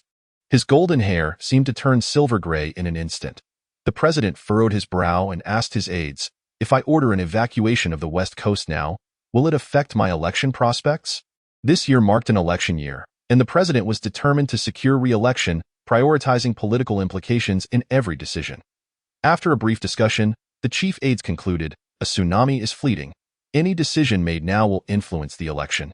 However, ordering an evacuation of the West Coast could yield positive effects. The president pondered for a moment, signed the executive order, issued a tsunami warning, and mobilized the National Guard for a forced evacuation. As long as it benefited his election prospects, any decision was justifiable. At this moment, a high-ranking official from the Pentagon inquired, "Sir, what shall we do about the missile defense test in the Pacific?" Silence, a profound stillness. The deployment of two aircraft carrier battle groups for the test was meant to showcase strength and validate missile defense technology. Yet now, if possible, let them leave by plane, the scientific advisor suggested. The supercomputing center's models indicated that this tsunami's wave height could exceed 100 meters. The aircraft carriers would likely be unsalvageable. Coincidentally, at that moment, Governor True of the Maple Leaf Nation called inquiring about the tsunami situation. The president had no time to entertain him. He hung up with a resounding click. 9:20 a.m. Deep in the Pacific Ocean, the two aircraft carrier battle groups sensed something amiss. The missile defense tests had been meticulously planned. Yet the Ocean Monitoring Department suddenly issued a warning that a tsunami was forming, approaching the battle groups with unprecedented speed. The captain's eyes turned icy. Why did we only discover this now? Was it that earthquake the Dragon Nation mentioned? 3.6 magnitude. How could it possibly trigger such a massive tsunami? Incorrect. Incorrect. Captain, reports from home indicate that due to some unknown reason, the seismic measurement data was erroneous. The true magnitude of the earthquake is 9.1. The president commanded, "Abandon the vessels and escape via aircraft." Just then, a lookout reported, "To the north, there is an enormous wall moving towards us." What wall? That was a colossal wave, the likes of which are formed by a tsunami. The captain and his crew ascended to the deck, gazing towards the north. The entire sea surface appeared to be elevated infinitely, rendering the horizon indistinct. Evacuate. The order was given for all crew members aboard the vessels to board the aircraft and leave. The aircraft carrier, it seems, could not be preserved. The live broadcast abruptly ceased. Initially, this anti-missile test was to be broadcast live across the globe. But now, how could such apocalyptic scenes be aired? At 9:40, the foreign platforms fell silent. Why this time? Even in the absence of scientific data, the towering waves forming in the Pacific were being observed. The footage circulated on foreign networks, with some even mistaking it for cinematic effects. A mass exodus commenced in various foreign nations, yet the demand for freedom outweighed the instinct for survival. It was a typical workday when suddenly evacuation orders were issued. The foreign nations that declared evacuation faced the same dilemma, without exception. Chaos ensued. Countless individuals organized protests against the forced evacuations, decrying dictatorship and advocating for freedom. As intervention forces began to engage, peaceful demonstrations devolved into turmoil. Arson, looting, and every conceivable act of destruction erupted in urban areas. We will not leave. We absolutely refuse to depart. In countries like the East Japan, South Australia, New Zealand, Canada, and the United States, unrest was rampant in nearly every coastal city. The so-called mandatory evacuations did not serve as a deterrent. Rather, they had the opposite effect, inciting widespread chaos. Meanwhile, two topics suddenly surged in popularity on Twitter. Unprecedented tsunami, this time the dragon country is right. And do not evacuate, demand freedom. Countless individuals engaged in the discussions, sharing the sudden tsunami and the ensuing urban riots. The sight of cities ablaze prompted many abroad to ponder deeply. The tsunami warning issued by the dragon country at dawn yesterday had shown no prior signs. Over 700 million citizens evacuated in an orderly fashion, without a hint of unrest. Did the citizens of the dragon country not question the authenticity of the tsunami alert? Now, looking at ourselves, when they commanded evacuation, it seemed as though our lives were at stake, and the entire city descended into chaos. Perhaps the people of the dragon country are merely laughing at our predicament? Those abroad could not comprehend how the citizens of the dragon country managed such a systematic evacuation of hundreds of millions, just as the citizens of the dragon country could not grasp why foreign individuals struggled with even the simplest task of evacuation. However, to suggest that the citizens of the dragon country were laughing at the foreigners would indeed be a grave misjudgment. Drones and helicopters ventured into the skies above the ocean, broadcasting the colossal waves live. How often can one witness such a spectacle? With such a grand visual to behold, who would pay heed to foreign affairs? Moreover, unrest abroad is a common occurrence, hardly worth attention. Why goodness! How remarkable the dragon country is. Having anticipated the tsunami crisis and evacuated all coastal residents ahead of time. After such a tsunami, the coastal regions would surely descend into silence. I now wonder, can those abroad still muster laughter? By the way, earlier, the Crisis Management Bureau mentioned that we were prepared to share tsunami warning intelligence with foreign nations, yet guess what? The foreign countries, in their attempts to sanction us, closed the sharing mechanism themselves. Ha ha ha. Ahem. Silence above. The film is about to commence. I eagerly anticipate the visual impact of the tsunami's assault. 100-meter wave. Aside from the tsunami in 2012 that could submerge the Himalayas, no other film dares to portray such a scene. January 2, 231, the day following the traditional New Year's holiday. Most citizens of the dragon country remained at home, enjoying free screenings of blockbuster films. The trending topics updated, with the top subject being film title suggestions. Countless responses followed. I suggest a simple title, The Great Tsunami. The previous suggestions lacked depth. Behold my title, The Crisis Management of the Great Tsunami. No, still lacking depth. Witness my title, I was careless. There really is a tsunami.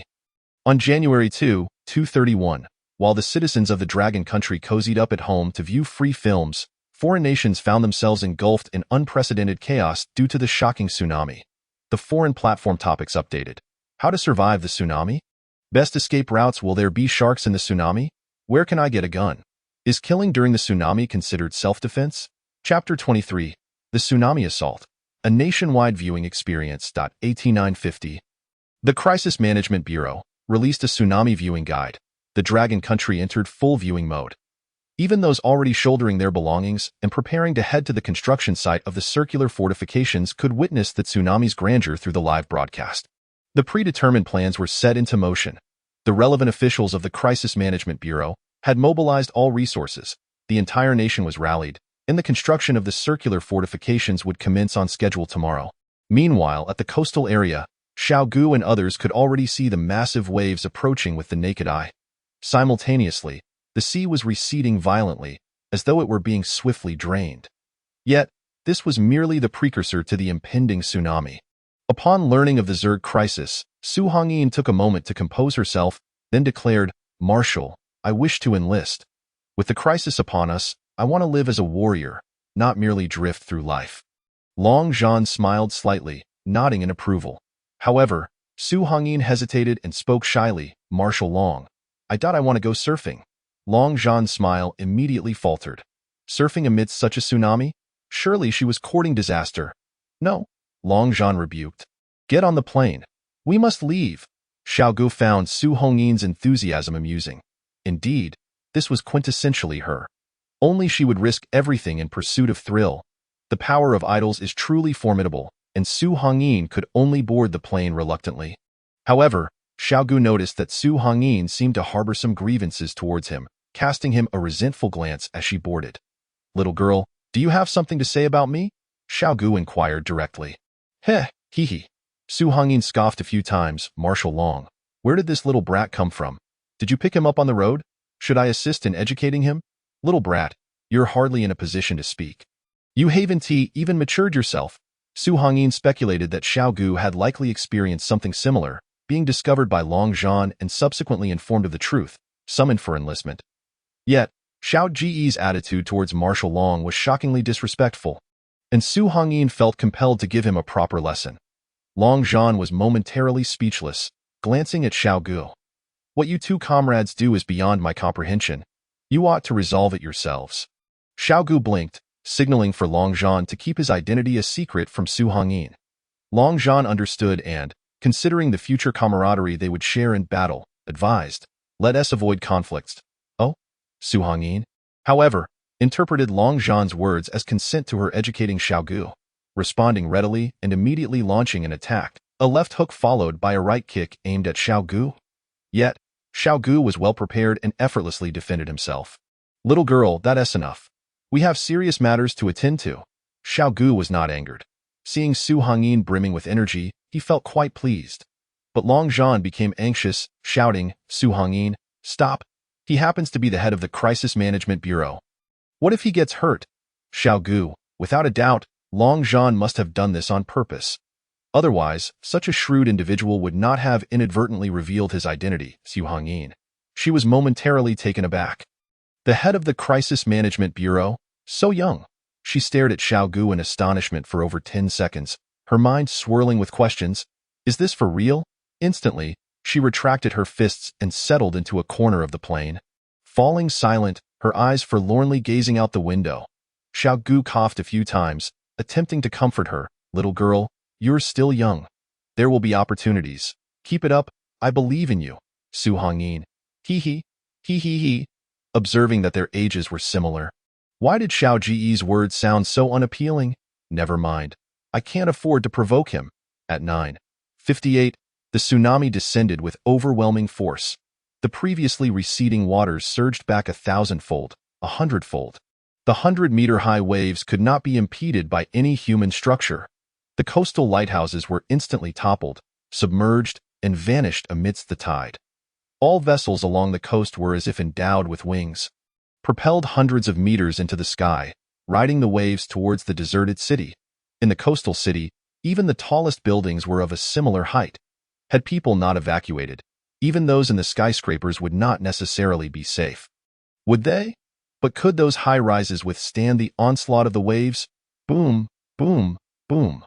The colossal waves roared in, creating a thunderous cacophony as they surged into the city. Skyscrapers were battered, collapsing in an instant, swallowed by the torrent.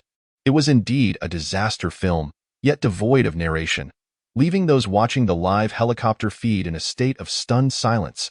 A metropolis of millions was completely submerged within mere minutes. And all of this did not hinder the tsunami's advance. The towering waves pushed inland for dozens of kilometers before finally ceasing. At this moment, the citizens of the Dragon Country finally comprehended why the Crisis Management Bureau mandated the evacuation of those within 100 kilometers of the coast. So that is it.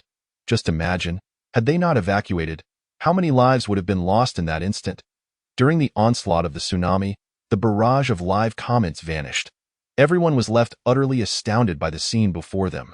How fortunate we are to live in the Dragon Nation, which allowed us to evade this catastrophe.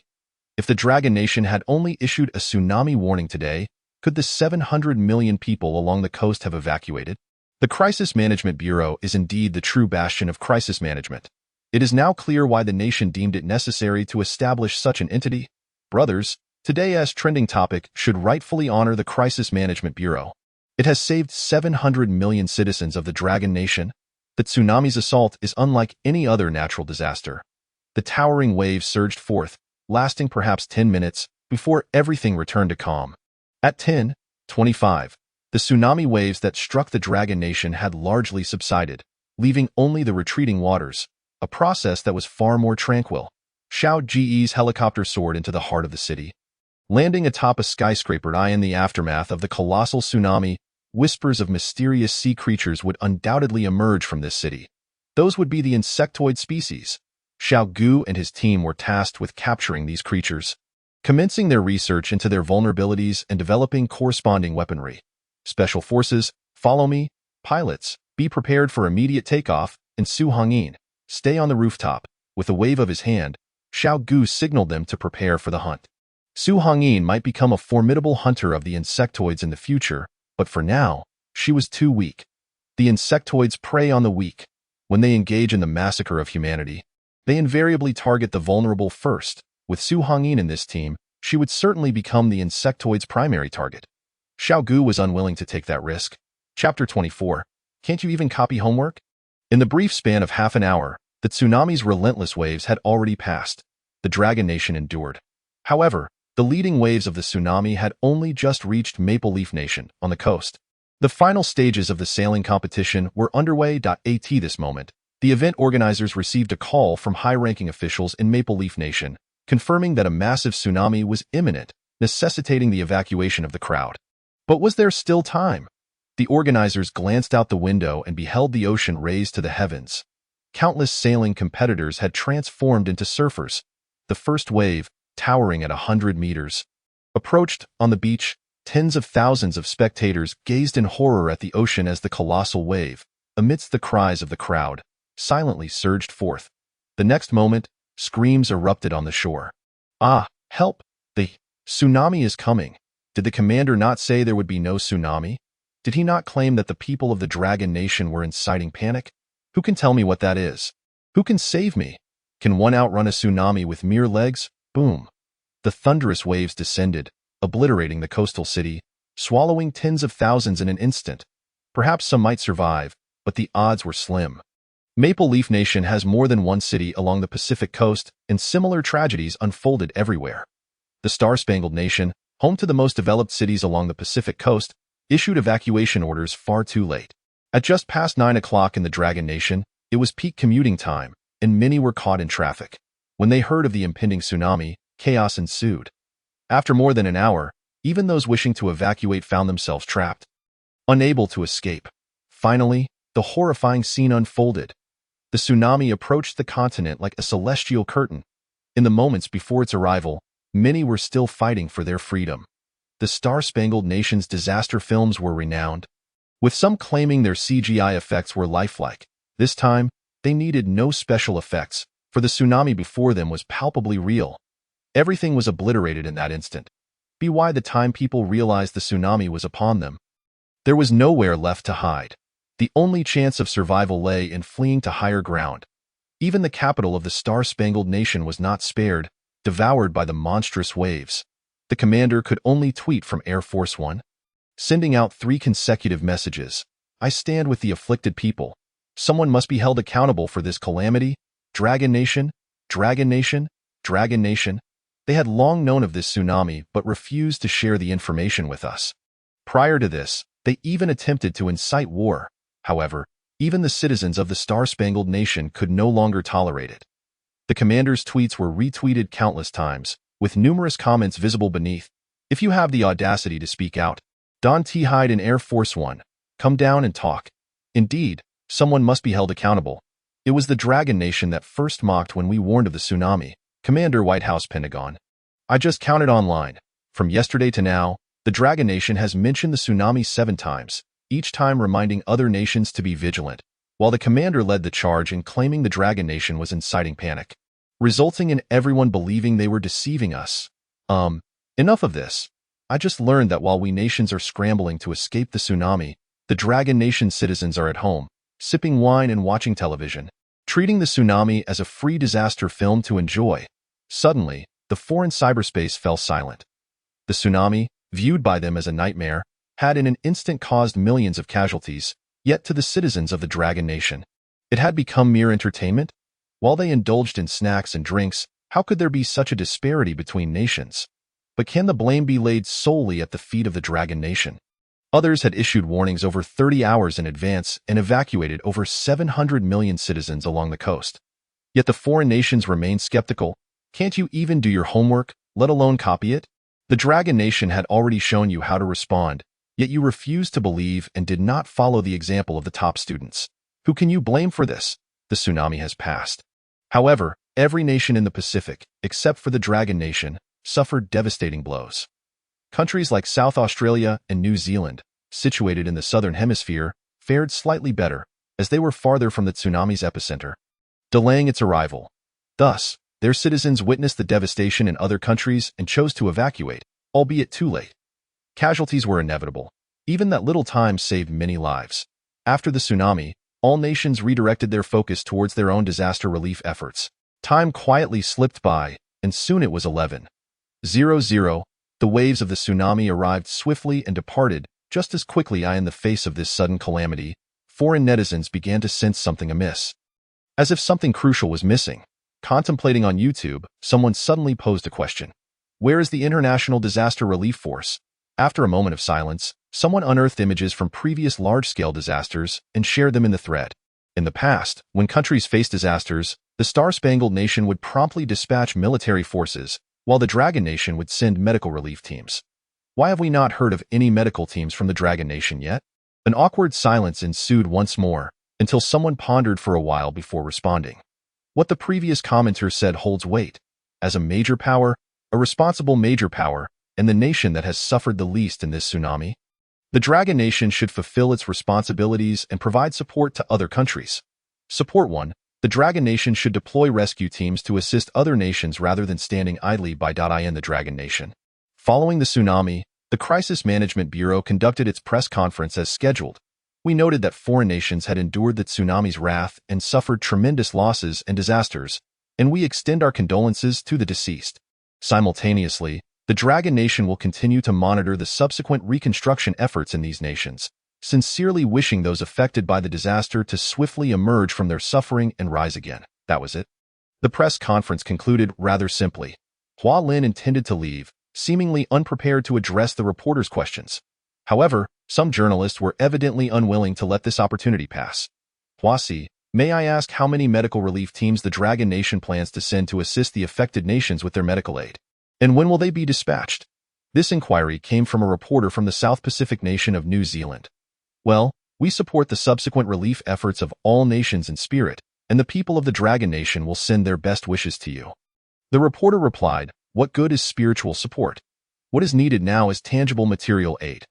What use is your best wishes? Only the Dragon Nation can mobilize medical personnel to the disaster zone in the shortest time possible. That is what they desire. Hearing the implications in Hua Lin's words, a reporter from the Star-Spangled Nation interjected, is the Dragon Nation choosing to turn a blind eye to the plight of other countries? After all, the Dragon Nation is one of the 5 permanent members of the United Nations Security Council. It is their responsibility. That reporter was no longer posing a question, but was now issuing a challenge. Hua Lin wished to remain silent, but the reporter pressed on relentlessly, forcing her to raise an eyebrow in response. Her smile was eternally enchanting. Have you heard the tale of the farmer and the snake? Sorry, but the Dragon Nation will not play the role of the farmer. Furthermore, allow me to remind you that attempting to impose moral constraints in the Dragon Kingdom is futile. To claim that the Dragon Kingdom neglects your pleas for assistance is nothing short of irresponsible. In the past, Hua Lin might have believed such assertions, but having learned from Xiao Ge that foreign nations would guide the insectoid creatures to the Dragon Kingdom, endangering 20 million Dragon Kingdom warriors, her resolve has hardened considerably. In the Dragon Kingdom, moral coercion is of no avail. Chapter 25. Acquiring insectoid corpses, plotting for Ijo Island, 11:00 a.m. Coastal city of the Dragon Kingdom. Xiao Ge is currently oblivious to both domestic and international news. When it comes to confronting the insectoid creatures that may be lurking within the city, one must not be careless. If it were only Xiao Ge, it might be manageable, but Long Zhan and these elite soldiers have never encountered insectoids before. Should a confrontation arise, Xiao Ge fears they may suffer greatly. They have been scouring the desolate city for half an hour now, eyeing the streets. Wherever the terrain dips slightly, there are pools of water 1 to 2 meters deep. Indeed, there are fish in the seawater, and they even caught sight of a small shark. The so-called insectoids can be perceived as grotesquely enlarged insects. However, their sense of smell, hearing, offensive capabilities, and defensive systems have also been magnified exponentially. While they have yet to encounter the insectoids, Xiao Ge begins to impart some basic knowledge about them. Numerous weapons can effectively eliminate insectoids, including firearms, melee weapons, and laser weaponry. The insectoids possess the ability to detect the weakest individuals within a group of enemies. Once combat commences, they will invariably target the weakest first. Thus, it is imperative to emphasize teamwork in future engagements, allowing for mutual protection. If one is ill-equipped, one must avoid one-on-one confrontations with the insectoids. Should one find oneself isolated and confronted by an insectoid without any weapons, lying flat on the ground, playing dead, greatly increases the chances of survival. As Xiao Ge elaborates, Marshal Longzhan, at the forefront of the group, suddenly halts, his expression morphing into one of sheer terror. A man of experience, he speaks with a tremor in his voice. What if we provoke the insectoid with a stone? Xiao Ge ponders for a moment and responds earnestly. That would likely be the most reckless action in history. As she approaches Longzhan's side, her gaze follows his toward the end of the street where a 3-meter-tall insectoid stands. Its movements are sluggish, as if it has sustained injuries from a tsunami. The antennae at its mouth writhe, revealing that it is gathering information from its surroundings. It is a solitary insectoid. So engrossed is it that it fails to notice a woman standing on the 3rd floor behind it. Clutching a stone, poised to strike, Xiao Ge exclaims, Su Hongyin. Wasn't she waiting by the helicopter on the rooftop? How did she end up here? Don't throw the stone, just as Xiao Ge intends to shout. It is too late. Thwack, the stone, neither too large nor too small, lands squarely on the insectoid's fin-like protrusion. Hissing with fury, the insectoid whirls around and charges directly at Su Hongyin. Startled, she bolts, seeking refuge within the building. Open fire. Concentrate your fire on the insectoid's claws to immobilize it. Xiao Ge commands the Special Forces team as they rush forward. The streets erupt with gunfire. These elite soldiers, handpicked by Longzhan, display unwavering courage even when confronted with the unfamiliar insectoid threat. Exercise caution in close quarters. The insectoid's claws possess immense strength capable of effortlessly rending a human asunder. Xiao Ge cautions while engaging in combat. For now, there is no need to concern oneself with Su Hongyin. She is undoubtedly safe within the building. The 3-meter-tall creature, with 6 claws crawling along the ground and 2 claws poised like blades before its chest, epitomizes the insectoid. The bullets find their mark, perforating its body and allowing green ichor to ooze forth. Its very lifeblood, boom. Before long, under relentless assault, the insectoid collapses, rendered immobile. The Special Forces soldiers, emboldened, advance to examine the insectoid's corpse. Yet Xiao Ge bellows, Get back, all of you. Do you wish to perish? She halts the soldiers and cautiously approaches the insectoid's remains. Suddenly, the corpse stirs violently, lunging toward Xiao Ge. Anticipating this, she fires several shots directly at its head. Only then does the insectoid finally succumb to death. One must remember that insectoids are cunning creatures. Moments ago, it was feigning death to await an opportunity to ambush. This particular insectoid must have been injured. Otherwise, we would not have dispatched it with such ease. The onlookers gawk at Xiao Ge and the corpse, as well as at Su Hongyin emerging from the building. She witnessed the entire spectacle clearly. Weren't you supposed to remain by the helicopter? How did you come down? Xiao Ge inquires sternly.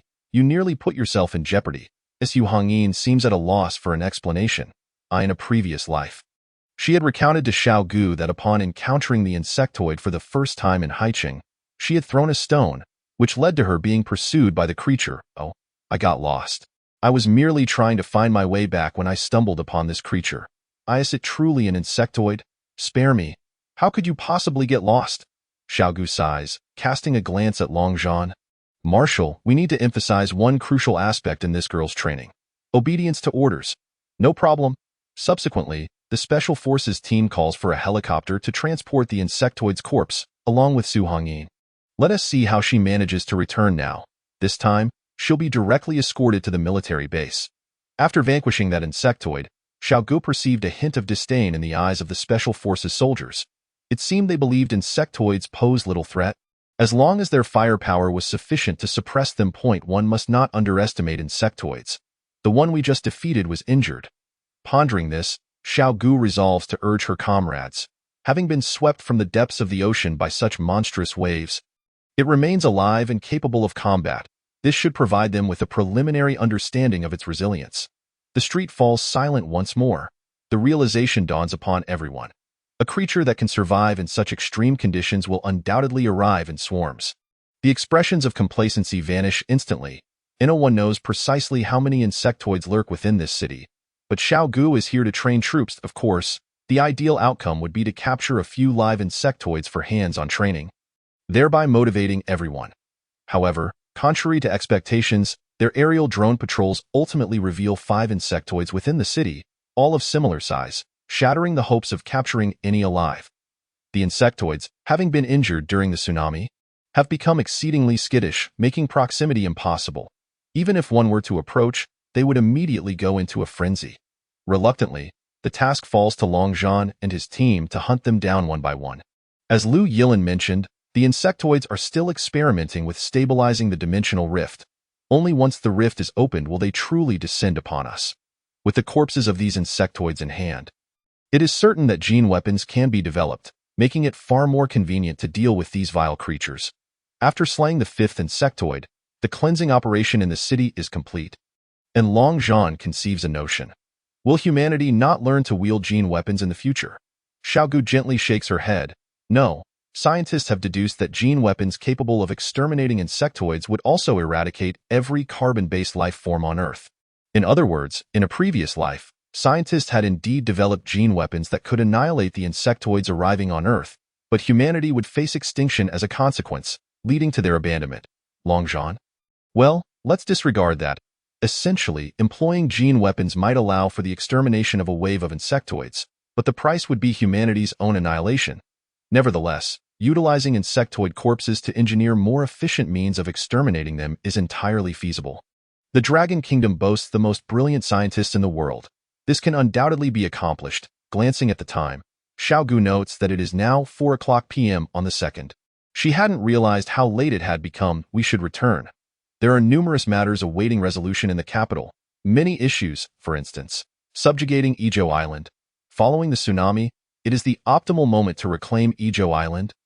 And Xiao Ge certainly will not let this opportunity slip away. Moreover, retrieving the scattered citizens of the Dragon Kingdom from beyond the borders. None shall be left behind. Chapter 26. Release of Carbon Nanotube Chips. Seeking Sanctions. Upon returning to the capital at 7:00 p.m., officials from the Ministry of Foreign Affairs and the Ministry of Trade promptly sought her out. Team leader Xiao, you've finally returned. During your absence, numerous incidents involving the citizens of the Dragon Kingdom abroad have transpired. Furthermore, around 3:00, the coalition of foreign nations, including the Star-Spangled Nation, announced an escalation of sanctions against our chip technology. The head of the Ministry of Foreign Affairs opened with a lengthy list of incidents. Foreign nations truly know how to stir up trouble. The rationale behind the heightened sanctions on chip technology is that the Dragon Kingdom concealed vital information prior to the tsunami, resulting in severe losses for many nations. Simultaneously, after the tsunami, the Dragon Kingdom failed to provide humanitarian aid to other countries. Xiao Ge chuckles softly, offering no comment. Regardless of what the Dragon Kingdom does, foreign nations always manage to find a pretext for their actions. Observing the comprehensive nature of the sanctions on chip technology, it becomes evident that they encompass the entire industrial chain, even extending to the yet-to-be commercialized carbon nanotube chip technology. In essence, the focus is on the development of carbon nanochip technology in the Dragon Nation. It is evident that foreign countries aim to divert attention from the domestic upheaval caused by the tsunami. The furthest advance in this regard has been made by the Star-Spangled Nation, whose leader has even gone so far as to directly label the people of the Dragon Nation as an Eastern calamity, deliberately inciting racial animosity. The assaults on individuals of dragon descent have also originated from the Star-Spangled Nation. Mr. Yin, Dr. Yin, the elevation of sanctions on our chips by foreign nations. What substantial impact might this have? This is a matter of concern for Xiao Ge. Upon returning to the Dragon Nation, Yin Yu did not take a moment's respite. After revitalizing the entire project, he hastened to the Crisis Management Bureau. He is the project head for carbon nanochips, the linchpin of the entire endeavor. It seems foreign nations are acutely aware of his significance, which explains their attempts to capture him.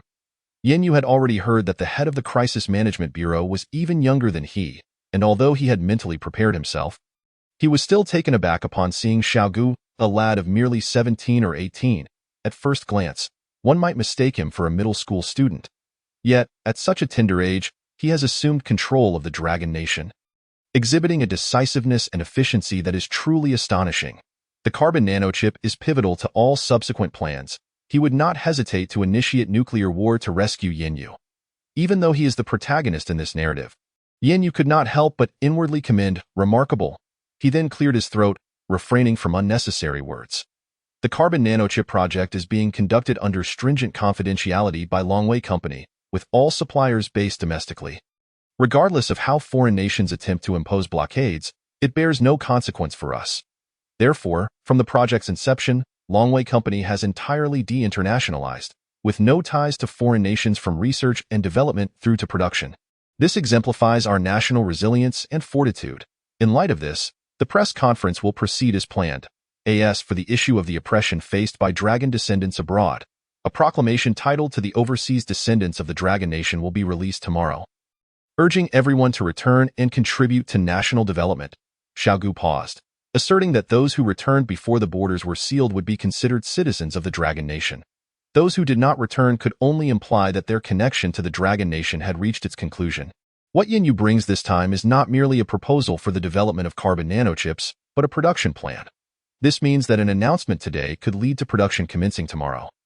Observing the personnel from the Ministry of Trade, just as Xiao Ge was about to speak, a representative from the ministry interjected.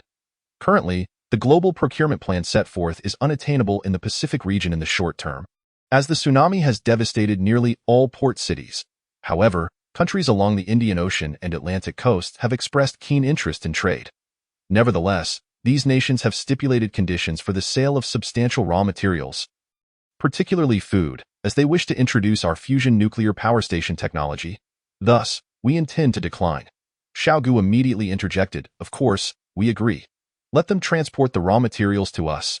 He has never been apprehensive about conditional trades.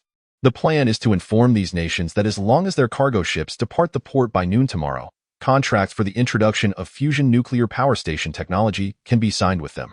The trade minister was momentarily taken aback. Are we truly going to sign? Certainly, and they can draft the contracts as they wish. 6 months from now, when the insectoid crisis unfolds, who will still remember those contracts? Even if they do, what of it? Xiao Ge has no intention of exporting the fusion nuclear power station technology. This is, after all, a clever stratagem inherited from our ancestors. 1819. 10. The press conference commenced as scheduled. This session of the Crisis Management Bureau's press conference featured 2 notable guests, Ren Jingfei and his son Yin Yu. It is likely that few among the viewers of the live broadcast are unfamiliar with them. Even those who were not acquainted with Yin prior to the previous day's harrowing threats of war now recognize him, a man whose significance to the Dragon Nation could provoke a nuclear war. What exceptional abilities does he possess beyond his expertise in carbon nanochip research? All reporters were eagerly anticipating the answers. Today, the focal point of the press conference is Yin. With Xiao Ge's consent, a special press conference was convened in his name under the auspices of the Crisis Management Bureau. The journalist surely pondered what he would address following the tumultuous events of yesterday. Yin displayed the prepared materials on the screen. I am a pure scientist, a researcher of carbon nanochips. And today, I shall discuss the carbon nanochips that Longwei Company has commenced producing. Friends familiar with my work would recall my assertion that once carbon nanochips emerge, traditional silicon wafer chips will find themselves obsolete. The machinery required for the production of carbon nanochips will cost merely 1/20th of that of photolithography and etching machines. Moreover, the operational efficiency of carbon nanochips will be 100-fold that of silicon wafer chips. Today, Longwei Company officially unveils the Dragon Core Carbon Nanochip, which will unconditionally support every initiative of the Crisis Management Bureau. Following this, Yin proceeded to demonstrate the Dragon Core Carbon Nanochip before the reporters. The operational data unequivocally confirmed that its efficiency indeed surpassed that of silicon wafer chips by a staggering 100-fold. Concurrently, Yu elaborated on the state of the carbon nanochip supply chain and its future applications. Longway Company's carbon nanochips are not merely laboratory products, but are fully prepared to supplant silicon wafer chips across the board. Whether in mobile devices, computers, or supercomputers, wherever chips are utilized, our technology can be deployed. The reporters present at the press conference fell into a profound silence, for the news was overwhelmingly shocking. Everyone came to realize that this technology would not only dismantle the prevailing landscape of the chip industry, but would also transform the entire world. It was only now that the journalists comprehended why the Dragon Nation would go to such lengths, even considering nuclear war, to ensure Yin Yu's safe return. At this juncture, Ren Zhengfei took the microphone. Known for his decisive and vengeful nature, he declared, "Let me be clear. Carbon nanochips will prioritize the needs of the Dragon Nation above all else. Exports will only be considered for friendly nations." A reporter quickly inquired, "How do we determine which nations are friendly?" Ren Zhengfei appeared to smile, yet his words cut deep. "Are you truly unable to discern between friends and foes?" In Western Europe, the world's largest photolithography machine company, ASML, is headquartered in the Rose Kingdom. The executives of ASML had previously boasted that even if they were to supply the design blueprints for photolithography machines to the Dragon Nation, the latter would never be able to manufacture them. Today marks a momentous occasion. The sanctions imposed on the Dragon Nation's photolithography and chip industries have had no impact on ASML whatsoever. After all, they solely produce photolithography machines, which are sold to various chip foundries, the majority of which are not located on the Dragon Nation's mainland. The newly instituted sanctions ensure that the Dragon Nation will forever be unable to develop photolithography machines. Further entrenching ASML's monopoly, disaster strikes. The board members are currently celebrating. ASML fears nothing so much as the Dragon Nation's nationwide efforts to develop photolithography machines. Just then, a secretary burst into the room, visibly panicked, exclaiming, "The Dragon Nation, Longway Company's carbon nanochips have officially been launched." Speaking, the secretary handed out materials to each board member. 10 minutes later, within the meeting room, every face turned ashen. No one understands better than they what this press conference from Longway Company signifies. Well, seems today all the board members are present. I propose we shift the focus of our meeting to discuss the company's transformation. The Dragon Nation announces the launch of carbon nanochips. While the world's largest photolithography machine manufacturer begins preparations for its own transition, Chapter 27. In the Dragon Nation, every individual is crucial. A transformation seems excessive, does it not? After all, we possess years of technological accumulation. Even if the Dragon Nation has entered the era of carbon nanochips, surely there remains a slice of the pie for us. A slice of the pie? You may not be aware of Ren Zhengfei's character.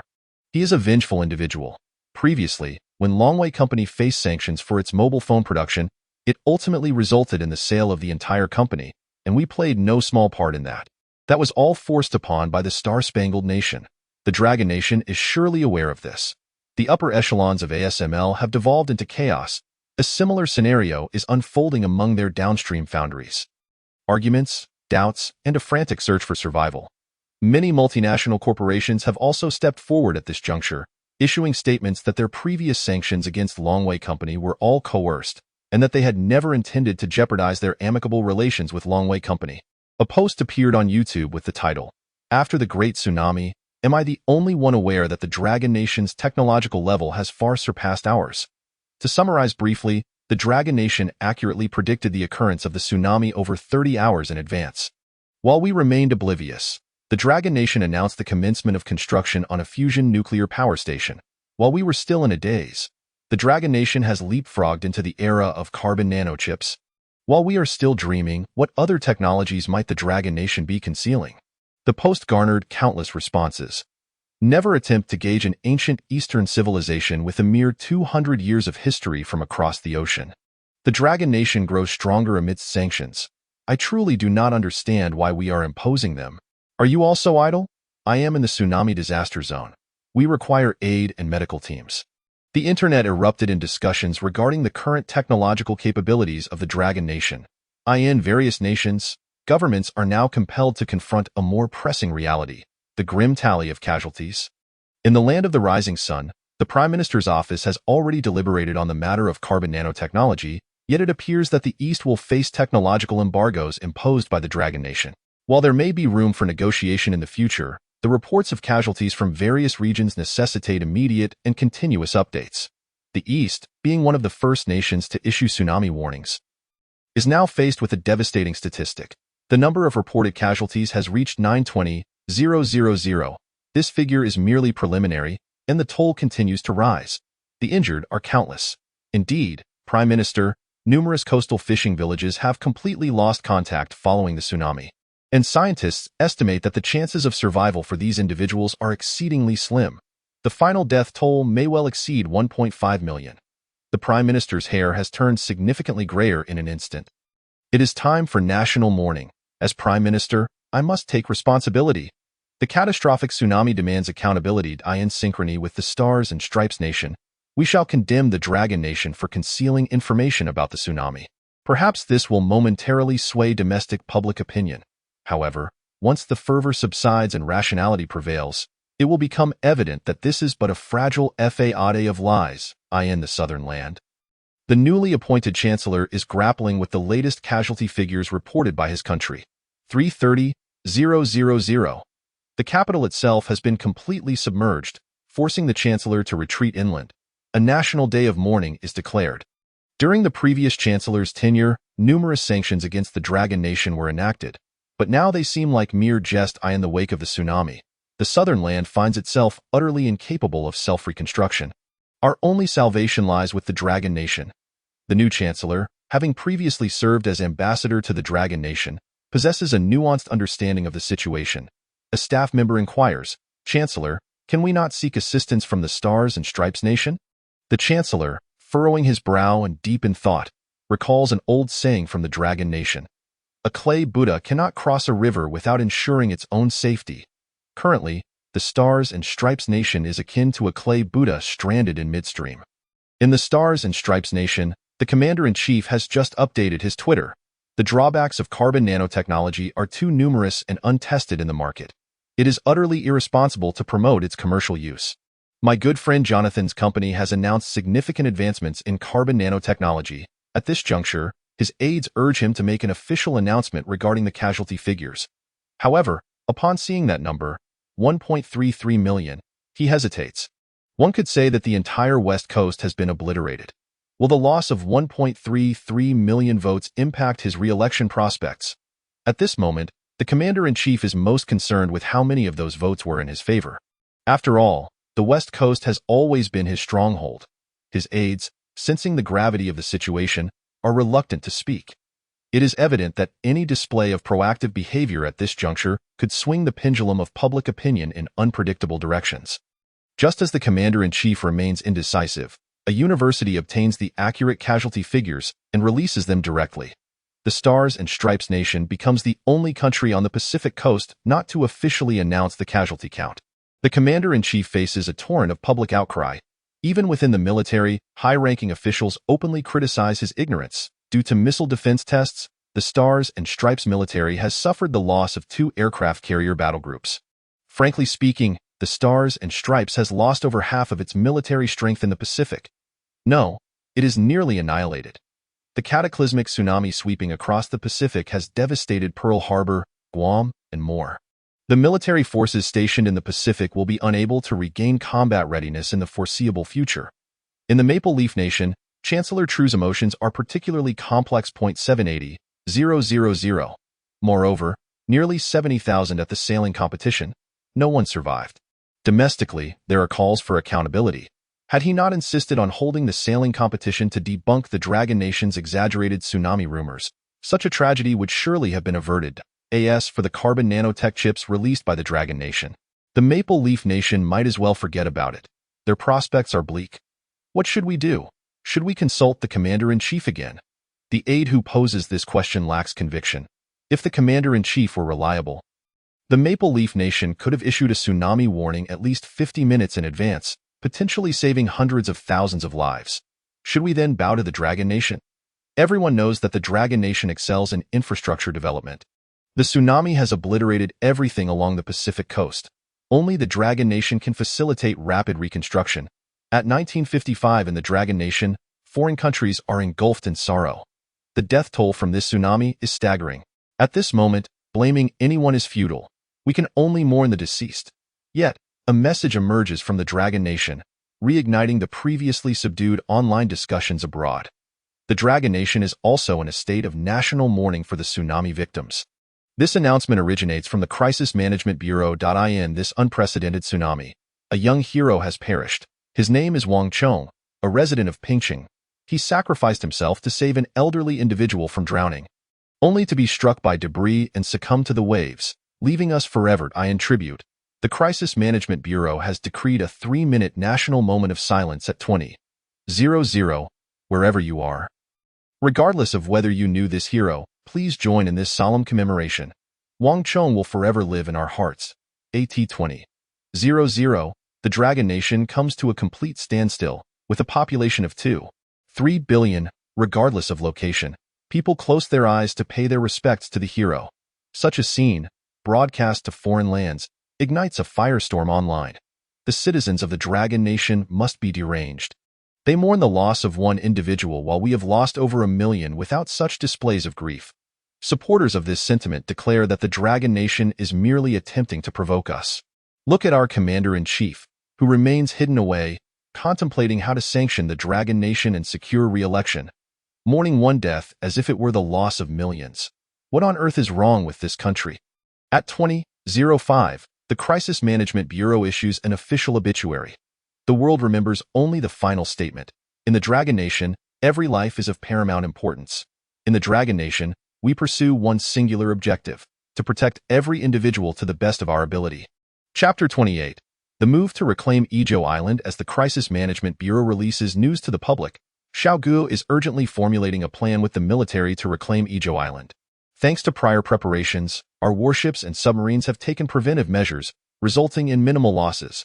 Once hostilities commence, we can be operationally ready in the shortest time possible. When the staff learns of the plan to reclaim Xiao Island, they promptly present the current situation. According to satellite surveillance data, the influence of foreign nations in the Pacific region has been significantly diminished, leaving them powerless to intervene should they wish to do so. However, once we initiate our mission to reclaim Xiao Island, the surrounding international environment is likely to become exceedingly complex, particularly regarding the Stars and Stripes Nation, which may seize upon this situation for its own agenda. Yet, none of this concerns Xiao Ge. The Stars and Stripes Nation has long sought to exploit Xiao Island.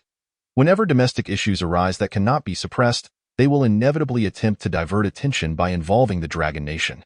The best method to provoke the Dragon Nation is through arms exports to Xiao Island, selling planes today, missiles tomorrow, submarines the next day, and so forth. Admittedly, the Stars and Stripes often uses Xiao Island as a scapegoat. With exported weapons priced exorbitantly high, many of which are outdated and no longer in use by the Stars and Stripes, external circumstances need not be considered. We must focus on our own strategy. Xiao Ge inquires, what does the military believe is the optimal timing for initiating hostilities? Long Zhan ponders before responding. 1 p.m. tomorrow is the ideal time. He recalls that the plan to initiate the substitute operation, prompting the migration of over 20 million residents from Xiao Island, has already commenced. However, the tsunami's impact has considerably hampered troop mobilization, and the transport of supplies and ammunition has been delayed. Achieving complete readiness before 1 p.m. tomorrow would already be a remarkable feat. That is too slow. Xiao Ge, however, is not satisfied with this pace. General Long, I want all divisive forces, traitors, and sellouts within Xiao Island to vanish before dawn tomorrow.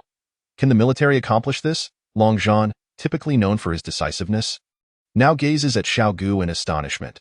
Can the military truly reclaim Xiao Island overnight? Although Long Zhan remains silent, a staff member interjects, Director Xiao, many military units have yet to be deployed, and even our agents on Xiao Island have suffered losses due to the tsunami. One night is too rushed. If news leaks, we cannot predict how the commander-in-chief of the Stars and Stripes will react. Xiao Ge's expression turns serious. Then we will ensure that the commander-in-chief remains unaware. I intend to reclaim Xiao Island entirely before the foreign nations can react. He pauses, seemingly recalling something, his tone laced with frustration. It is utterly humiliating that the Dragon Nation must consider the opinions of foreign nations when reclaiming its own territory. Upon hearing this, Long Zhan empathizes with him. Very well, the military can accomplish this. The press conference at 8 a.m. tomorrow will announce Xiao Island's return to the Dragon Nation, securing the top headline globally. Excellent! This is precisely the response Xiao Ge sought.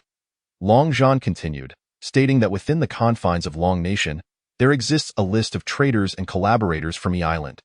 Even amidst the catastrophic tsunami, these individuals are under stringent surveillance during their attempts to migrate or relocate, rendering their disappearance a trivial matter.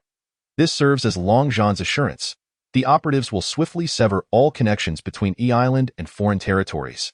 Fortuitously, due to the tsunami, foreign nations might mistakenly believe that the deluge has obliterated all communication channels, granting us at least a semblance of time. This conviction forms the foundation for Long Zhan's belief that the mission assigned to Xiao Ge can indeed be accomplished. Our vessels have already returned to the coastal region following the tsunami. With a mere command, we can mobilize at once. The reclamation of E Island must occur tonight, for it is undoubtedly the opportune moment. No one would anticipate that Long Nation would choose this juncture, especially since foreign countries are currently preoccupied with post-disaster reconstruction. Who has the bandwidth to concern themselves with E Island? As for the mobilization of troops and the potential detection by the satellites of the Star-Spangled Nation, there is no cause for alarm. Long Nation has long prepared contingency plans for such recoveries, incorporating electromagnetic camouflage that can envelop the entirety of E Island. Even if satellites were to pass overhead, what they would perceive would be an impenetrable void. Surrounding E Island, the electromagnetic silence would be absolute. Nothing would be visible. Moreover, given that Long Nation has opted for nocturnal operations, the chances of satellite detection diminish significantly. From Long Zhan's response, the plans for Xiao Ge's circular fortress have finally been refined. The first dimensional portal of the insectoid race in the Eastern Sea lies on E Island. The delayed acquisition of precise coordinates for the circular fortress in the Eastern Sea is attributed to the numerous constraints present on E Island. Deploy immediately, yes, at 22:00. The eyes of the world were fixated on the Crisis Management Bureau.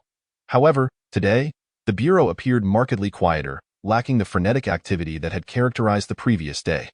Yet, after a prolonged wait, the public finally received an update from the Bureau through official channels. Stay tuned for a press conference on January 3, 2031, at 8:00 a.m., where significant decisions will be announced. The anticipation surrounding the Bureau's announcement was palpable, not only among the citizens of Long Nation but also across the globe. What course of action would Long Nation take next? This question lingered in the minds of many, unbeknownst to the world. A momentous event was unfolding on E Island. In the central mountains of E Island, a radar station stood vigilant. This station was capable of monitoring the strait around the clock. Should Long Nation's fighter jets or vessels approach E Island, the radar would detect them instantaneously. Equipped with pure Star-Spangled technology, it facilitated data sharing with the Star-Spangled Nation. The significance of the radar station to E Island was self-evident, hence it was surrounded by formidable military presence. Even in the event of a tsunami prompting a mass evacuation to the central mountains, the radar station remained untouched and safeguarded. As the shift changed, the radar station's lights began to flicker, and the voltage fluctuated erratically. The duty officer muttered a curse, lamenting the ill fortune. Had the tsunami disrupted the power supply? Suddenly, the entire radar station was plunged into darkness. Activate the backup power. In theory, the backup generator should have started at the moment of the outage. Yet, after several seconds, it remained dormant. Damn. Why has the fuel in the generator turned to water? Amidst the chaos, a voice questioned the bizarre situation. Before they could ascertain the cause, an explosion erupted. Bomb? Missile? No one could tell. A cataclysmic fire engulfed the entire radar station. From that moment forth, the eyes of the military on E Island were rendered blind. In the northern sector of E Island, the Air Force Base was solely staffed by the formidable Raptors from the Star-Spangled Nation. These fifth-generation fighters, despite the current deployment of sixth and even seventh-generation aircraft by other global powers, still held their ground. Various signal lights blinked within the base. Simultaneously, the lighting began to flicker, and the voltage became increasingly unstable. We just lost contact with the central radar station. It seems their power system has been affected by the tsunami. Understood. Continue attempts to re-establish contact. Commander, it appears our base's power system is also experiencing issues. Before the base commander could comprehend the situation, the Air Force facility was rocked by an attack. It's an airstrike. Sound the alarm. What is happening? Why didn't our radar detect the incoming strike? Even with the loss of the primary radar station in the Central Mountains, the Air Force Base had its own early warning systems.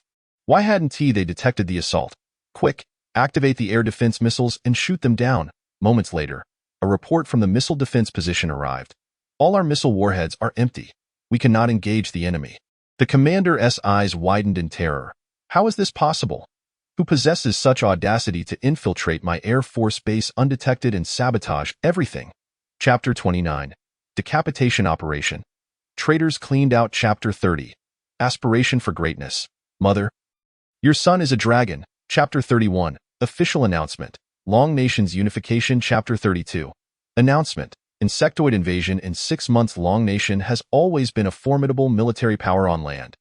As it gradually ascended and its navy grew robust, seeking to venture into the deep sea, the Star-Spangled Nation and its allies established the first and second island chains as a blockade against Long Nation. E-Island is a crucial link in this first island chain. Night has fallen. The Supreme Leader has just enacted a series of post-tsunami reconstruction orders, providing financial support to states that back his re-election. The implications are clear. To receive financial aid, they must cast their votes in his favor. In recent days, not only has Long Nation been embroiled in numerous affairs, but the Star-Spangled Nation has also faced its share of issues. The reconstruction following the tsunami has seen the loss of 2 aircraft carrier battle groups, alongside discussions regarding arms sales to E-Island. Furthermore, Congress has approved a plan for printing money and increasing national debt. It is a necessity for post-disaster reconstruction, which requires vast sums of money, and currently, the quickest means of securing funds is through printing. Why can't they understand me? The Supreme Leader was growing increasingly discontented. After all, it was he who facilitated the arms sales to E-Island and generated hundreds of billions for the Star-Spangled Nation, yet they still demanded more from him.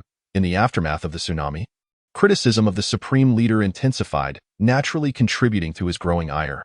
Why haven't we re-established contact with E-Island? Their responses are critical to shaping public opinion. As night fell, the Supreme Leader awaited a reply from E-Island in vain. An aide responded, "We are still attempting to reach them. It appears they are significantly affected by the tsunami." At that moment, an official from the Pentagon questioned, "If the tsunami destroyed their communication equipment, why did our satellites detect that E-Island remained in a state of radio silence throughout the night?" Supreme Leader. Just then, someone approached with an air of urgency. "E-Island likely will not respond to us again." With that, they connected the television signal. It was the declaration from Long Nation. Official announcement. Long Nation's unification. Furthermore, the military of Long Nation was conducting a flag-raising ceremony on E-Island. Instantly, the atmosphere in the White House office turned eerily silent. It remained so until the video concluded, leaving behind a chilling stillness. Long Nation has reclaimed E-Island?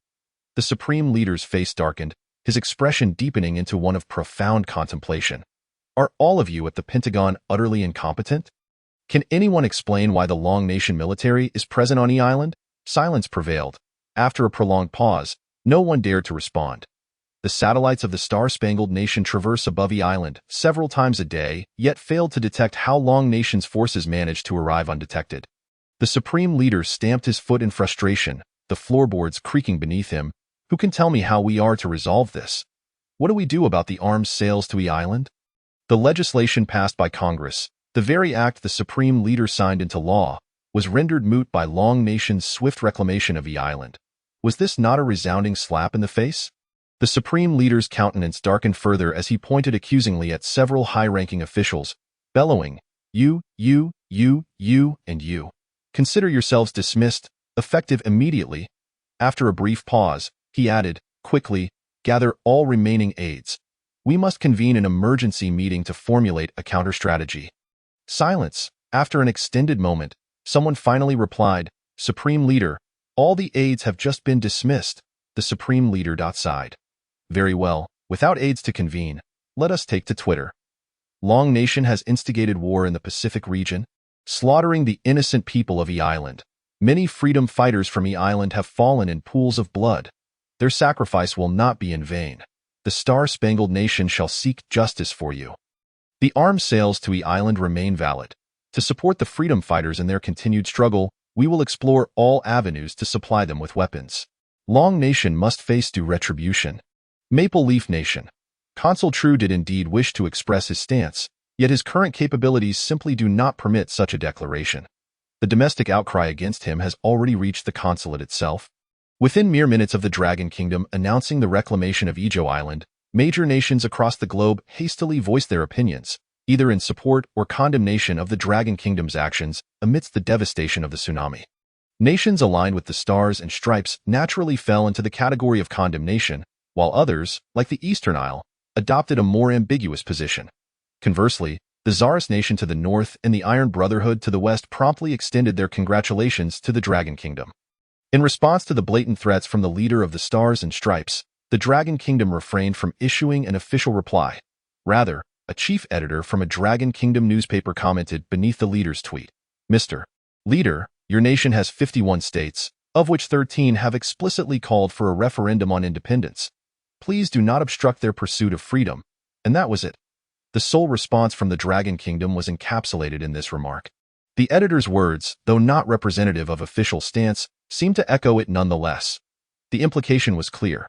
Should you interfere with Xiao Island's affairs, I shall support the independence of those states. The people of the Dragon Kingdom have always believed in the principle of reciprocity. At the Crisis Management Bureau press conference, the head of state had already exited the video call. Once the reporters regained their composure, they fervently began to pose questions. Could the Dragon Kingdom disclose the current whereabouts of the principal leaders of Xiao Island? How will the Dragon Kingdom manage Xiao Island? How did the Dragon Kingdom manage to seize Xiao Island overnight without anyone noticing? There were too many inquiries. Hualin selectively addressed a few key questions. The so-called leaders of Xiao Island had consistently engaged in treachery against their nation and people. They were traitors, and traitors have their fates. Is there any point in reasoning with traitors? As for the other questions posed by the reporters, Hualin smiled and recalled, during the previous press conference, the Dragon Kingdom announced its ambition to transition into the space age, a collective shift that everyone remembers, right? Furthermore, I also mentioned that we would eventually inform all citizens of the Dragon Kingdom about the context of this plan and the truth behind the impending calamity in 6 months. Today presents the perfect opportunity, so I now invite Marshal Longzhan of the military to speak. The reporters' hearts raced once more.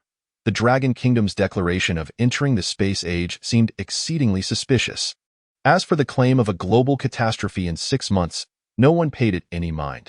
It merely served as a distraction, a fabricated tale to incite panic. Yet, the Dragon Kingdom audaciously provided an explanation. Longzhan took the stage. The global media were already well acquainted with Longzhan. In media reports, he was depicted as a young hawk, a madman. There was an incident where a Special Forces soldier from the Stars and Stripes mistakenly killed a Dragon Kingdom citizen in Africa, leading Longzhan to personally hunt down the soldier and eliminate him, later justifying it as a mistake to the world. The world is not blind. How could one mistakenly kill an entire Special Forces team? The Stars and Stripes faced embarrassment, daring only to lodge protests, ultimately ordering their foreign Special Forces not to engage Dragon Kingdom citizens recklessly. This was the god of war, a figure who single-handedly made the Stars and Stripes suffer. "Marshal Long, are you the head of the Crisis Management Bureau?" a reporter inquired as Longzhan entered. However, Longzhan disregarded them and, with an extremely serious demeanor, called out, "Su Hongyin, step forward." Journalists from the Dragon Kingdom recognized Su Hongyin, the brave wave champion. That iconic photo of her gazing back went viral online, as countless otaku regarded her as a goddess and hero. Yet she was affiliated with the military. This clarified why she was at the coast when the tsunami struck. Longzhan ignored the reporters' gazes and proceeded to showcase a video of Su Hongyin striking at the insectoid creatures with a stone. What did everyone witness? Numerous reporters were left bewildered, witnessing a woman wielding a rock against a massive creature. And it was all too predictable. The woman was bound to be pursued by the monster. A reporter from the Stars and Stripes hesitantly asked, "Marshal Long, are you promoting a film?" That scene was far too common in Stars and Stripes blockbusters. Could it be that the Dragon Kingdom intended to produce a similar genre of film? Longzhan remained silent, instead presenting more images of insectoid corpses, solemnly stating, "You believe this is a film. But it is not. The creature you see is not CGI but a real entity. We refer to it as the insectoid race, which will descend upon Earth in 6 months, bringing devastation to the entire world. This is also a crucial basis for the Dragon Kingdom's collective shift." Chapter 33 Announcement. Continuous strikes. Hold steady, world. In 6 months, the insectoid race will arrive. Xiao Ge, seated behind Ouyang Yuan, smiled faintly. The sudden tsunami indeed resulted from the opening of a dimensional portal, allowing some insectoid vanguards to arrive on Earth prematurely. Thus, Xiao Ge resolved to no longer conceal the insectoid crisis. Today, it would be publicly announced. Consequently, plans such as the Circular Fortress and Lingxiao Giant City would possess a basis for execution.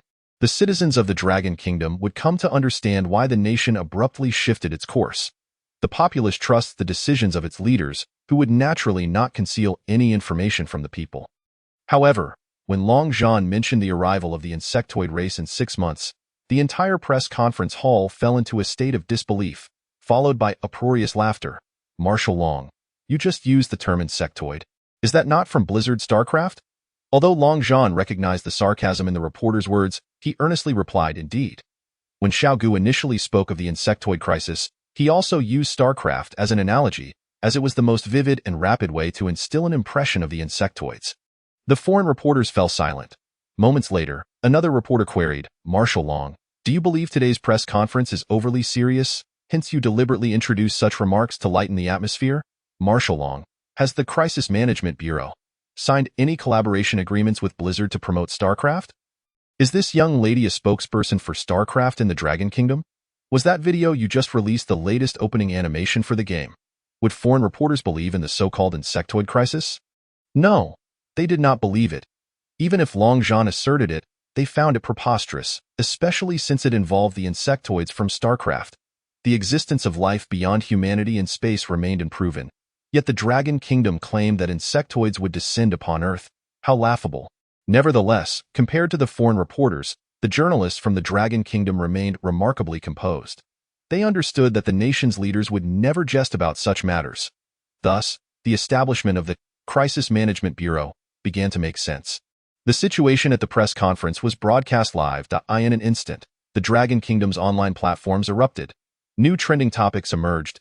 In 6 months, the insectoids arrive. Meanwhile, on foreign platforms like YouTube, similar topics proliferated, but the most discussed was Dragon Kingdom citizens fooled by Blizzard after drinking fake alcohol.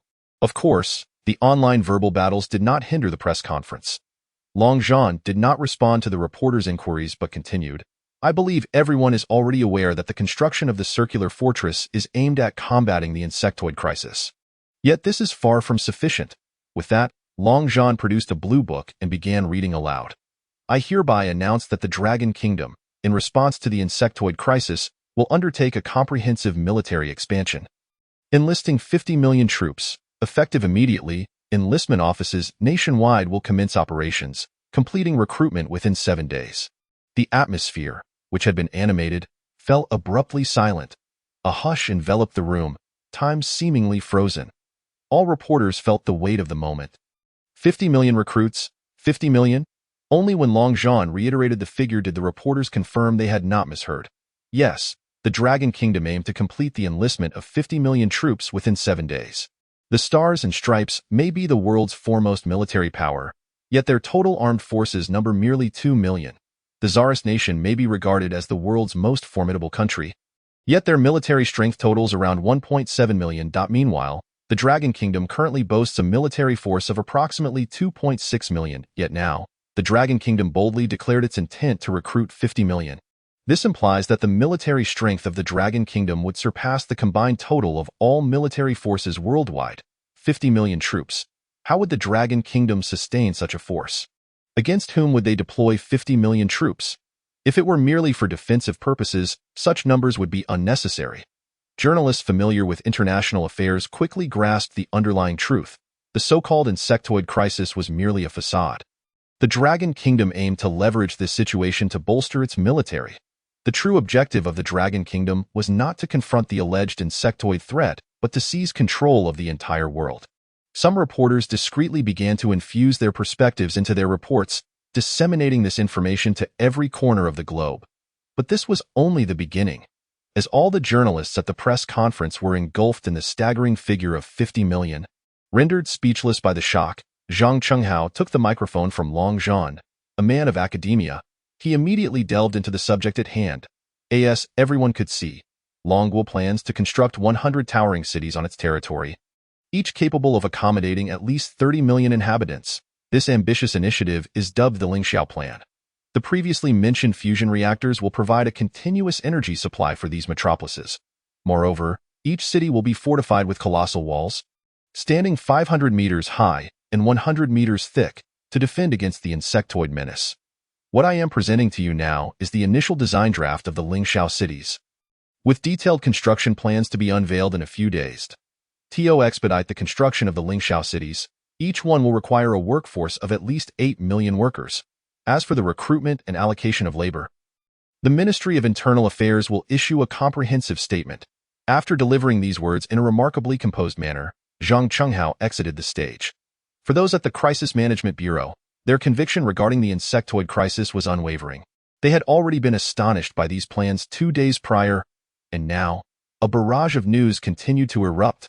Foreign journalists were in a frenzy, and those from Longhua were even more agitated. They had never encountered such an audacious plan. What could prompt Longhua to suddenly embark on the construction of such colossal cities? Furthermore, it seemed that once completed, the entire populace would be relocated there. Utterly insane. Could the stewards of Longhua truly be deranged? They could hardly contain their excitement, rushing to compose news reports. Even with live broadcast signals, they could not wait. Each journalist had their own social media account, eager to share their immediate impressions from the scene to garner attention. However, this exhilarating press conference was far from over. Next to take the stage was a young scientist in charge of rail transit. Likely in his 40s, the capsule high-speed rail project, perhaps in the future, we should refer to it as super rail. We will excavate tunnels approximately 1,000 meters underground and construct vacuum tubes to facilitate the capsule high-speed rail. I believe you are all familiar with this concept, so I shall not elaborate further. What I wish to highlight is that our capsule trains will be 1,000 meters long, 100 meters wide, and designed to reach speeds of up to 1,200 kilometers per hour. We are currently collaborating with relevant departments for technical validation and will propose a manufacturing plan in the coming days, with production set to commence shortly thereafter. Of course, this project demands advanced tunneling machines. However, there is no cause for concern, as shield machines with a diameter exceeding 100 meters are already under construction. Actions speak louder than words. The capsule high-speed rail, a technology still in the conceptual stage, is being directly pursued for construction by Longhua, a shield machine with a diameter exceeding 100 meters. Bypassing technical validation is already in production. What grounds does Longhua have for such confidence? What technological foundation supports this audacity? The journalists were left in a state of shock, each newly announced project seemingly too grand for the world to bear. Chapter 34. A national mobilization, young and old alike recruiting 50 million, constructing 100 Lingxiao cities, building capsule high-speed rail, manufacturing shield machines with a diameter of 100 meters, erecting circular fortifications, creating the Great Wall of Desperation, establishing fusion nuclear power plants, producing carbon nanotube chips, reclaiming Ijo Island, relocating 700 million citizens, accurately predicting a tsunami, transferring all museum artifacts of Longhua. Astute journalists quickly calculated that each initiative was capable of altering the global landscape, all orchestrated by the Crisis Management Bureau. Remarkably, the Bureau had only been established 2 days prior. Today marked the 3rd day. This is what is truly terrifying. In merely 2 days, so many actions had been undertaken, nearly inciting a cataclysmic war in the process. Such decisive actions could only be attributed to Long Zhan. Although Long Zhan had not explicitly stated it, most journalists tacitly accepted that he was the Bureau's chief. Observing the fervor of the press conference, it was evident that this was merely the beginning. Many more projects were sure to be announced. The time frame was brief, yet the decisions were monumental at this moment. Both Longhua's journalists and foreign correspondents were convinced that the Crisis Management Bureau had not acted hastily. Longhua must have been secretly planning for a considerable duration, only revealing it to the public on New Year's Day. A torrent of announcements struck Longhua like a tempest, resonating in the hearts of people worldwide. In the Longhua News Studio, the comments section erupted. There are only 6 months remaining before the insectoids descend upon Earth. My heavens, I never anticipated that this world harbored such peril. It is truly terrifying. Thankfully, the nation has detected this threat early, granting us 6 months to prepare. If we were to wait until 6 months later to begin our preparations, it would likely be too late. No wonder the state is willing to spare no expense in redirecting national efforts. After all, facing an unknown race, this is our only sliver of hope. Recruiting 50 million. I am a veteran of 10 years. I shall return for this battle. All Longhua veterans, assemble once more. Are you ready to return? An employment force of 8 million. Though I have retired, I still have the strength to work. I call upon all seasoned technicians to join the fray. I am only 15 years old and am torn between whether to become a worker or a soldier. Does anyone have life advice for me? To the young one upstairs, the future belongs to you. This world is ours as adults. Whether insectoids or divine beings, we shall stand firm against them. Focus on your studies and ensure that the territory we fought for is not left unguarded. Simultaneously, the trending topics updated rapidly. Recruitment tower. Veterans assemble. Recruitment tower. New recruits seeking comrades. Workers tower. State your trade and skills. Let us fight together. Insectoid crisis. The people of Longhua vow to defend their homeland. Not only was the online community abuzz, but the citizens of Longhua in the physical world were equally stirred. In Pingxing, Xiao Ge's hometown, although the weather was chilly, the streets of Longhua were filled with halted vehicles and pedestrians. No honking echoed on the roads, for everyone was transfixed by the live broadcast from the Crisis Management Bureau. The streets were frozen in time, with no one moving, all glued to their phones to watch the broadcast. Even those who had left their phones behind were unbothered, as they pulled out their devices to share the experience with those around them. At this moment, the people of Longhua were united as never before. Or rather, their hearts were more tightly bound together than ever in Xiao Ge's home. The television was on, and over a dozen neighbors, invited by Xiao Ge's parents, filled the living room. Their son had been personally requested by Dr. Ouyang Yuan to intern at the Academy of Sciences, a matter of great pride, certainly worthy of sharing with the neighbors to boast a little. Today, as they watched the press conference from the Crisis Management Bureau, the atmosphere was as lively as a National Day parade. Yet, at this moment, everyone in the house was rendered speechless by disbelief. Each face was alight with joy, save for Xiao Ge's father, who was conspicuously absent. Where on earth could that old man be? Such significant news, and he isn't watching, Xiao Ge's mother exclaimed. Suddenly, her gaze fixed on the television screen, she gasped, "Wait, is that my son? My son is on TV. Ha ha ha, my son is on TV." Though it was only for a few seconds, she recognized Xiao Ge seated directly behind Dr. Ouyang Yuan. Hearing her exclamation, Xiao Ge's father finally emerged from the back room, excitement radiating from him. Indeed, that was their son on the screen. Their neighbors, witnessing the couple's elation, were filled with envy. "Old Xiao, where does your son work? At the Academy of Sciences or the Crisis Management Bureau? How does he qualify to be at such an important press conference?" Xiao Ge's father beamed with pride, saying, "Of course, he is at the Crisis Management Bureau. Did you not see? Dr. Ouyang Yuan personally sent someone to fetch him. Ha ha ha, this kid has finally brought honor to our family." Oh, some neighbors were skeptical. "Old Xiao, what special talent does your son possess to be noticed by the Crisis Management Bureau?" Xiao Ge's father faltered for a moment. To say his son had any remarkable talent would likely mean he spent all his time at home playing video games. Yet, he could not confess that now. After a moment of contemplation, he replied, "Actually, what you don't know is that my son has been secretly self-studying computer networking knowledge at home for these past few years. Dr. Ouyang invited him to help establish the network framework. But you mustn't share this. It is a state secret." As he spoke, Xiao Ge's father exchanged a delighted glance with his wife, both beaming with happiness. By the way, old Xiao, what were you doing alone in the room just now?" One neighbor inquired, noting that he had left halfway through the press conference and had not re-emerged. "Oh, I was packing my bags. The state is calling for workers, isn't it? I'm not too old yet. I can still work for a few more years." He glanced at his wife, this time. "You won't stop me, will you? I don't want to be outdone by my own son."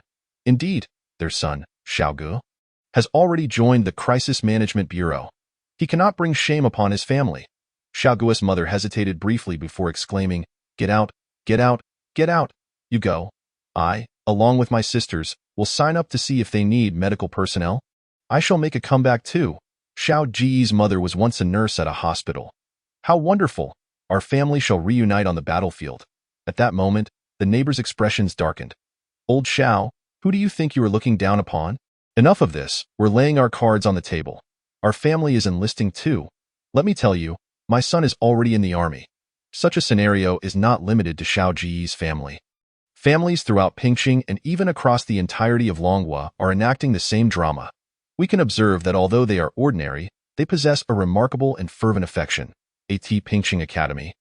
Within the internet CAF by the school's west gate, a sudden outburst of furious cursing erupted. What are you doing in the top lane? Defend the tower. The minions have entered the tower. Why aren't you clearing them? Where's the jungler? Are you off in someone else's jungle just idling? Are you a complete fool? Do you even know how to play? If you can't play, why did you even take that position? ADC, bot lane. Can't you come to mid for a moment? Is it going to kill you? What bad luck. 3 of them are AFK. Support, can you help me in mid? It seemed as though he was the only one left in the game, with even the opposing heroes nowhere to be seen. After a few more rounds of complaints, finally, someone typed in the public chat, "Sorry, brother. I'm quitting the game. I'm enlisting. Sorry, brother. Report me if you want. I am logging off." Brother, don't you follow the news? Huh. You're telling me you're enlisting in the middle of a game? You might as well say you're off to have a baby. The game concluded. Yang Ming, a student from class 2301 of the Urban Planning Academy, did not return home for the new year, telling his parents he was working part-time, when in fact he was spending time in the internet CAF. He removed his headphones and looked around the CAF, now completely empty. What is going on? He remembered when he arrived. This row was filled with people. Have they all left? He picked up his phone and was bombarded with a flurry of notifications. Upon opening them, news about the Crisis Management Bureau unfolded before him. 10 minutes later, Yang Ming suddenly stood up, his previously dull expression now radiating with determination, the look of someone who has discovered a purpose in life. At that moment, he realized that the person who had mentioned enlisting was not joking. "Boss, I'm logging off. I, Yang Ming, from this day forth, shall reinvent myself. I too shall enlist." Chapter 35. The birth of a wartime commander beyond our borders. Social media platforms such as Twitter and YouTube have erupted in fervor. This New Year's Day, all discussions revolved around Longhua. Longhua enlistment of 50 million. World War is about to erupt, exposing Longhua and Blizzard enter into an agreement. Unconventional promotions for StarCraft. Longhua transformation. A frantic new era. Do netizens beyond our borders doubt the so-called Zerg crisis in Longhua? Certainly not. If Longhua had merely issued a statement about a Zerg crisis, they might have considered it carefully, but shortly thereafter, the announcement of enlisting 50 million people made everything clear. The so-called Zerg crisis is merely an excuse concocted by the Longhua people to expand their military recruitment. It is no wonder Longhua has the audacity to confront Maple Leaf Country. They have descended into such madness that it seems they wish to annihilate the earth. I believe that nations beyond our borders should unite to confront the threat posed by Longhua. We cannot remain passive. Nations abroad will soon announce their own enlistments. I foresee a new arms race ignited by the Longhua people, as the earth is on the brink of entering an era of global conscription. Indeed, with Longhua recruiting 50 million, how can other countries remain idle? When Longhua claims they will enlist 50 million, nations beyond our borders believe it. When they assert that they will construct 100 towering megacities within 6 months, they believe that too. Yet when Longhua asserts that they will build capsule high-speed railways approximately 1,000 meters underground, anyone with a modicum of scientific knowledge knows that it is utterly impossible. 1,000 meters underground in some areas is already solid rock. Even if it is not rock, the soil's rigidity is considerable. Constructing an underground air raid shelter is feasible. Yet the Longhua people are so deranged that they wish to excavate a tunnel system penetrating the entirety of Longhua at such depths.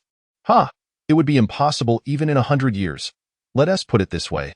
Currently, the fastest shield tunneling machine in the world can progress about 10 meters a day. Fine.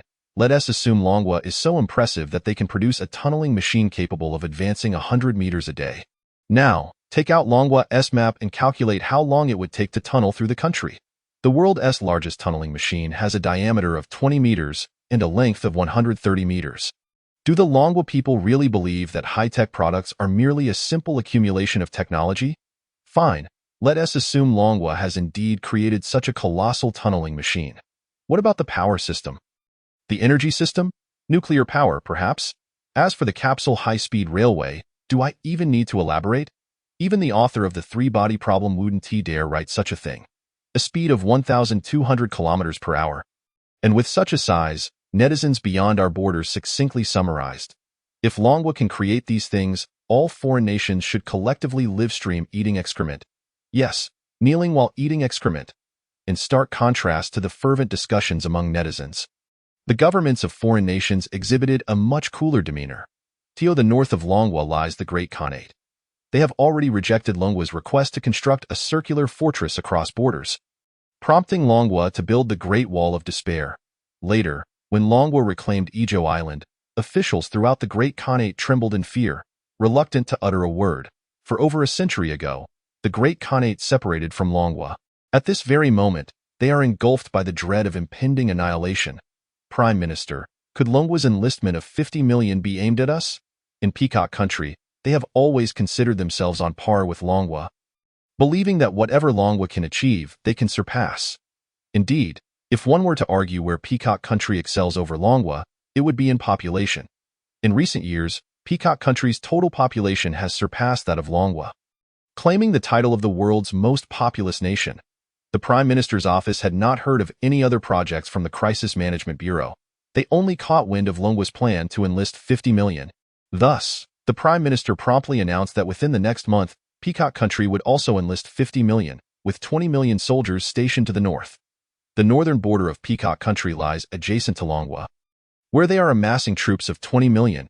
In the land of the rising sun, the Prime Minister's office was thrown into disarray. When Longwa announced the reclamation of Xiao Island, they convened to discuss how to balance their political relations with both Longwa and the Star-Spangled Nation. When Longwa declared its enlistment of 50 million, the Prime Minister's office was at a loss for how to respond. They are too close to Longwa. Moreover, the island of the rising sun possesses no strategic reserves. Engaging in an arms race with Longwa? Isn't that akin to throwing eggs against stones? Prime Minister, could Longwa be seeking revenge for past grievances? Perhaps at this juncture, our only recourse is to request the Star-Spangled Nation to increase its troop presence. Prime Minister, or perhaps we could first extend some goodwill to alleviate hostilities with Longwa. The Prime Minister's eyes lit up. Quickly, tell me how to extend goodwill. One aide pondered for a moment and replied. Over the years, our points of contention with Longwa have revolved around the small island in the southwest. Perhaps at this moment, we could acknowledge that the island belongs to Longwa, thereby clearing the territorial dispute between us and easing relations.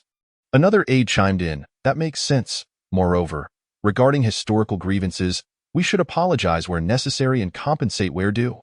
The Longwa people have gone mad. We cannot reason with a madman. Yes, exactly. And haven't the Longwa people harbored disdain for our shrines? They enshrine figures from that era. We should clear them out immediately. The Prime Minister hesitated for a moment, but ultimately his expression turned vacant. Until he fully comprehended Longwa's intentions, he could only extend goodwill for the time being, while sending someone to explain their intentions to the Star-Spangled Nation to avoid misunderstandings. The Prime Minister feared that in extending goodwill towards Longwa, the Star-Spangled Nation might misconstrue it as an alignment with Longwa. Across the ocean in the Star-Spangled Nation, upon hearing that Longwa had reclaimed Xiao Island, the commander-in-chief was seething with rage, itching to declare war immediately. After much effort, his aides managed to dissuade him, yet the commander-in-chief remained unsatisfied, stating, "Let our agents assassinate a few scientists to vent our anger." The aides were utterly speechless, unsure how to persuade the commander-in-chief. Just then, the news update from the Crisis Management Bureau was released. Long Zhan proclaimed, "Zerg crisis." The commander-in-chief hesitated for a moment, then all his fury dissipated. Leaning back in his chair, he erupted into laughter. Could this Long Zhan be a fraud? The Longwa people actually believe in the game's lore? How foolish of me to consider them rivals. He casually began updating his Twitter. I spoke with a writer from Blizzard. He told me that Zerg love punishing those who... Longwa announced an enlistment of 50 million. The commander-in-chief's phone slipped from his hand in shock. He was unaware of what the final edits to his tweet contained, but it had already been sent. The commander-in-chief, who had just been laughing heartily, suddenly wore a grim expression. The White House was once again enveloped in silence.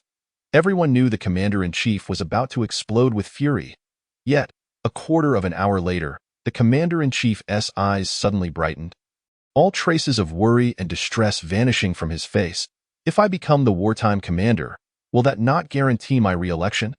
The laws of the United States stipulate that in times of war, the commander-in-chief shall automatically serve consecutive terms. The advisors hesitated momentarily, only to suddenly realize. Indeed, previously, they had racked their brains to secure re-election, but the predictions for the upcoming elections were far from favorable. However, the situation has now changed. The Dragon Kingdom has announced a conscription of 50 million, aiming to challenge the existing global order. In the past, attempts to contest the Dragon Kingdom had proven futile. But now the circumstances are different. The Dragon Kingdom has extended its hand, and the United States merely needs to respond. The press conference held by the Dragon Kingdom's Crisis Management Bureau continues. While the United States Congress works tirelessly, ultimately, Congress has approved the proposal put forth by the Commander-in-Chief. The United States has declared a state of war. The Commander-in-Chief has assumed the role of wartime leader. And the elections in the United States will be postponed. Countries such as Maple Leaf Nation, New Nation, South Australia, Lion Nation, Iron Tower Nation, and other key nations have publicly expressed their positions regarding the Dragon Kingdom's conscription of 50 million. Some have issued condemnations, others have followed the United States in declaring a state of war, while some have called for calm from all parties. Yet, not a single nation has raised the alarm regarding the so-called insect crisis posed by the Dragon Kingdom. It appears that for those nations, uttering the phrase insect crisis in public is considered a disgrace. P.S. The Peacock Dynasty, the first dynasty in South Asia. The current name cannot be used, you understand. Chapter 36. Message to the Citizens. The Dragon Kingdom must halt. Perhaps Xiao Ge could not have anticipated the profound impact of this press conference. It has stirred a tremendous uproar both domestically and internationally, effectively altering the original timeline. After all, time is dynamic. When Xiao Ge returned to the present with news from the future, it was destined that everything in this world would be transformed, igniting like a spark that becomes an uncontrollable blaze. However, one thing Xiao Ge can be certain of is that regardless of how human society on Earth may change, the arrival of the insect race will remain unchanged. In his previous life, all nations were muddled, welcoming the insect race amidst a continuous barrage of geological disasters. In this life, having been reborn, every action taken by the Dragon Kingdom stirs the global landscape. Although Xiao Ge does not wish to focus on external affairs, the forces beyond the borders do not share this sentiment. As the saying goes, the more you wish to avoid trouble, the more trouble finds you. Take the conscription as an example. Does the Dragon Kingdom truly believe it can accomplish this in isolation? Impossible. The Dragon Kingdom dares to conscript and expand its military. Regardless of the reasoning, other nations will inevitably follow suit. The press conference proceeds. Hua Lin, noticing the journalists in a state of extreme tension and excitement, cannot help but make a jest, suggesting that she may need to prepare some quick-acting heart pills, lest the journalists struggle to endure the remainder of the conference. Instantly, the heartbeats of the journalists quicken once more. Hua Lin's words imply that there is even more thrilling content to come. The journalists adjust their cameras and angles, eagerly awaiting further measures from the Crisis Management Bureau. At this moment, Hua Lin produces a document. Simultaneously, the enormous screen behind her displays the words message to all citizens. The next segment is entrusted to the Minister of Internal Affairs. The Minister of Internal Affairs, who oversees all domestic affairs of the Dragon Kingdom, is the most suitable figure to read the message to all citizens. Minister Hu Tiansheng is a gentleman of refined demeanor, yet at this moment, his expression bears a hint of melancholy and gravity. Greetings, citizens of the Dragon Kingdom. I am Hu Tiansheng, and I trust that you are all familiar with me through various channels. Indeed, every citizen of the Dragon Kingdom knows him. Xiao Ge recognizes Minister Hu Tiansheng. Everyone present is acquainted with him. All 2.3 billion citizens of the Dragon Kingdom know him. At this very moment, the entire Dragon Kingdom comes to a standstill, from the southern frontier to the northern borders, from the western regions to the eastern seas.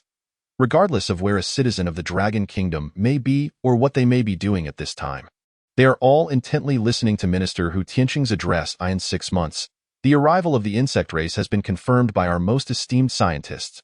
To safeguard the lives of all citizens and to protect this nation, the government has decided to establish the Crisis Management Bureau to address the insect crisis. However, relying solely on a few individuals is insufficient to save this nation in the face of impending crisis. We require the participation of each and every one of you. Only if the Dragon Kingdom unites and mobilizes the strength of the nation can we secure the future of our descendants. After careful deliberation, it has been decided that effective immediately, all economic activities in the Dragon Kingdom will cease. We will concentrate all resources to execute the Lingxiao plan. Once the Grand City is established, all citizens will migrate to the Lingxiao Grand City to reside.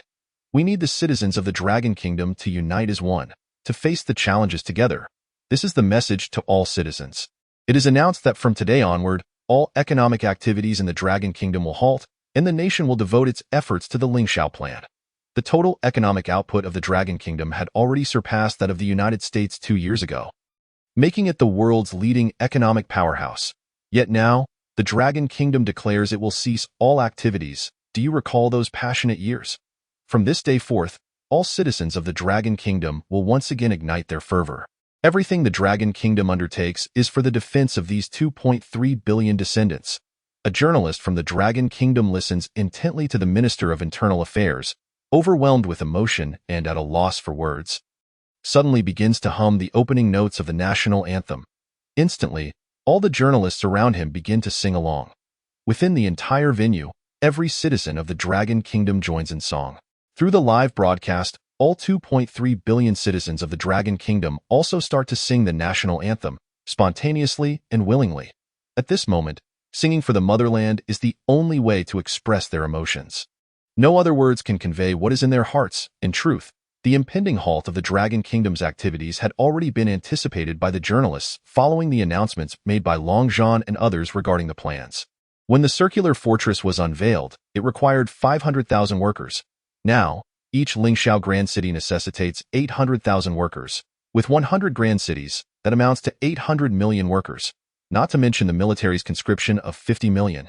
Additionally, the Dragon Kingdom's plans for capsule high-speed rail, fusion nuclear power stations, and so forth truly require the collective effort of 2.3 billion citizens to realize those ambitions. Beyond workers, logistics personnel and others will also be needed. This will be humanity's most unprecedented infrastructure initiative. Who could imagine the sight of 800 million individuals laboring simultaneously in the Dragon Kingdom? Before the journalists could fully grasp the situation, the Minister of Internal Affairs turned the page, indicating that there was more to come. As the journalist noted Minister Hu Tianqing's subtle movements, the massive screen shifted to display. Message to the citizens abroad. How could the citizens of the Dragon Kingdom overlook those scattered across the world? The Dragon Kingdom could never forget them. The journalists were first taken aback, then smiles spread across their faces. The Dragon Kingdom intends to call back all its citizens scattered globally. Minister Hu Tianqing directly addressed them. Dear citizens of the Dragon Kingdom abroad, you have endured hardships while overseas for these years. The people back home have been closely following your experiences, facing unwarranted discrimination, provocation, and assault. None of this should have been borne by you. Now that the Dragon Kingdom has grown strong, we will absolutely not allow anyone to bully you. Rest assured, the injustices you have encountered abroad will be rectified by the Dragon Kingdom. Now, on behalf of the Dragon Kingdom, I extend an invitation to you. Regardless of whether your nationality has changed, as long as you possess the blood of the Dragon Kingdom and hold the motherland dear in your heart, please return. The motherland needs you. Citizens of the Dragon Kingdom abroad, come back. Come back to build your own new era. To fight for the eternal existence of this nation. Minister Hu Tianqing's voice was strong and resolute, inviting all citizens of the Dragon Kingdom abroad to return.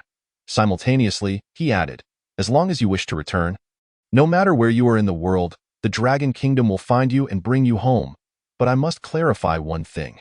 As long as your heart remains red, forever a citizen of the Dragon Kingdom. If your heart changes and you come back to serve abroad, you may try your luck to see if the Dragon Kingdom will find you.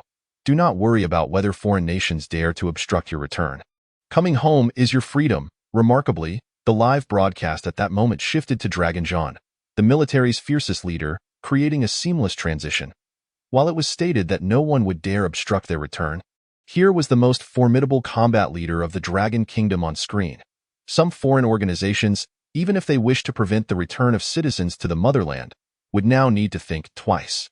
Dragon Zhan is a man who once personally hunted down a special forces unit from the United States for the sake of a citizen of the Dragon Kingdom. After Minister Hu Tianqing concluded his address, the atmosphere in the press conference hall fell silent once more. Foreign journalists likely could not have anticipated that the Dragon Kingdom would employ such a method to summon all its citizens back. One journalist suddenly had a moment of clarity and inquired, Minister Hu, does this recall of citizens abroad include all of the Dragon Kingdom's ambassadors stationed overseas? Minister Hu Tianqing paused for a moment, nodded, and said, yes, it includes all ambassadors stationed abroad. All ambassadors stationed abroad are to be recalled. What does this imply? The implications are self-evident. the Dragon Kingdom is likely preparing to sever diplomatic ties with the entire world. Chapter 37. Cloud Supervision. All citizens oversee project progress. If the Dragon Kingdom wanted to avoid raising the alarm of other nations, it could have executed the withdrawal of ambassadors in an orderly manner. Yet, the Dragon Kingdom chose not to. It intends to withdraw its envoys right from the outset. What could this mean?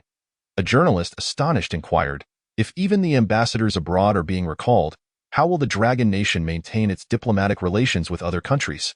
Is it truly reverting to an era of self-imposed isolation? Indeed, such questions resonate with every journalist present. Regardless of the might of the Dragon Nation, in this age of globalization, it is inconceivable to sever all ties with other nations. This concern is not only shared by the journalists on site, anxiously awaiting the Dragon Nation's response, but also by countries beyond its borders. Nations like South Australia, which relies heavily on trade with the Dragon Nation, find themselves collectively waiting for an answer. Even the likes of the Star-Spangled Nation and the Maple Leaf Nation are keenly awaiting a direct explanation from the Dragon Nation. Despite their confrontations and joint sanctions against the Dragon Nation, they are simultaneously engaged in mutually beneficial trade. Should the Dragon Nation indeed choose to fully isolate itself, halting all interactions with foreign countries, it would undoubtedly plunge at least half of the world's nations into turmoil.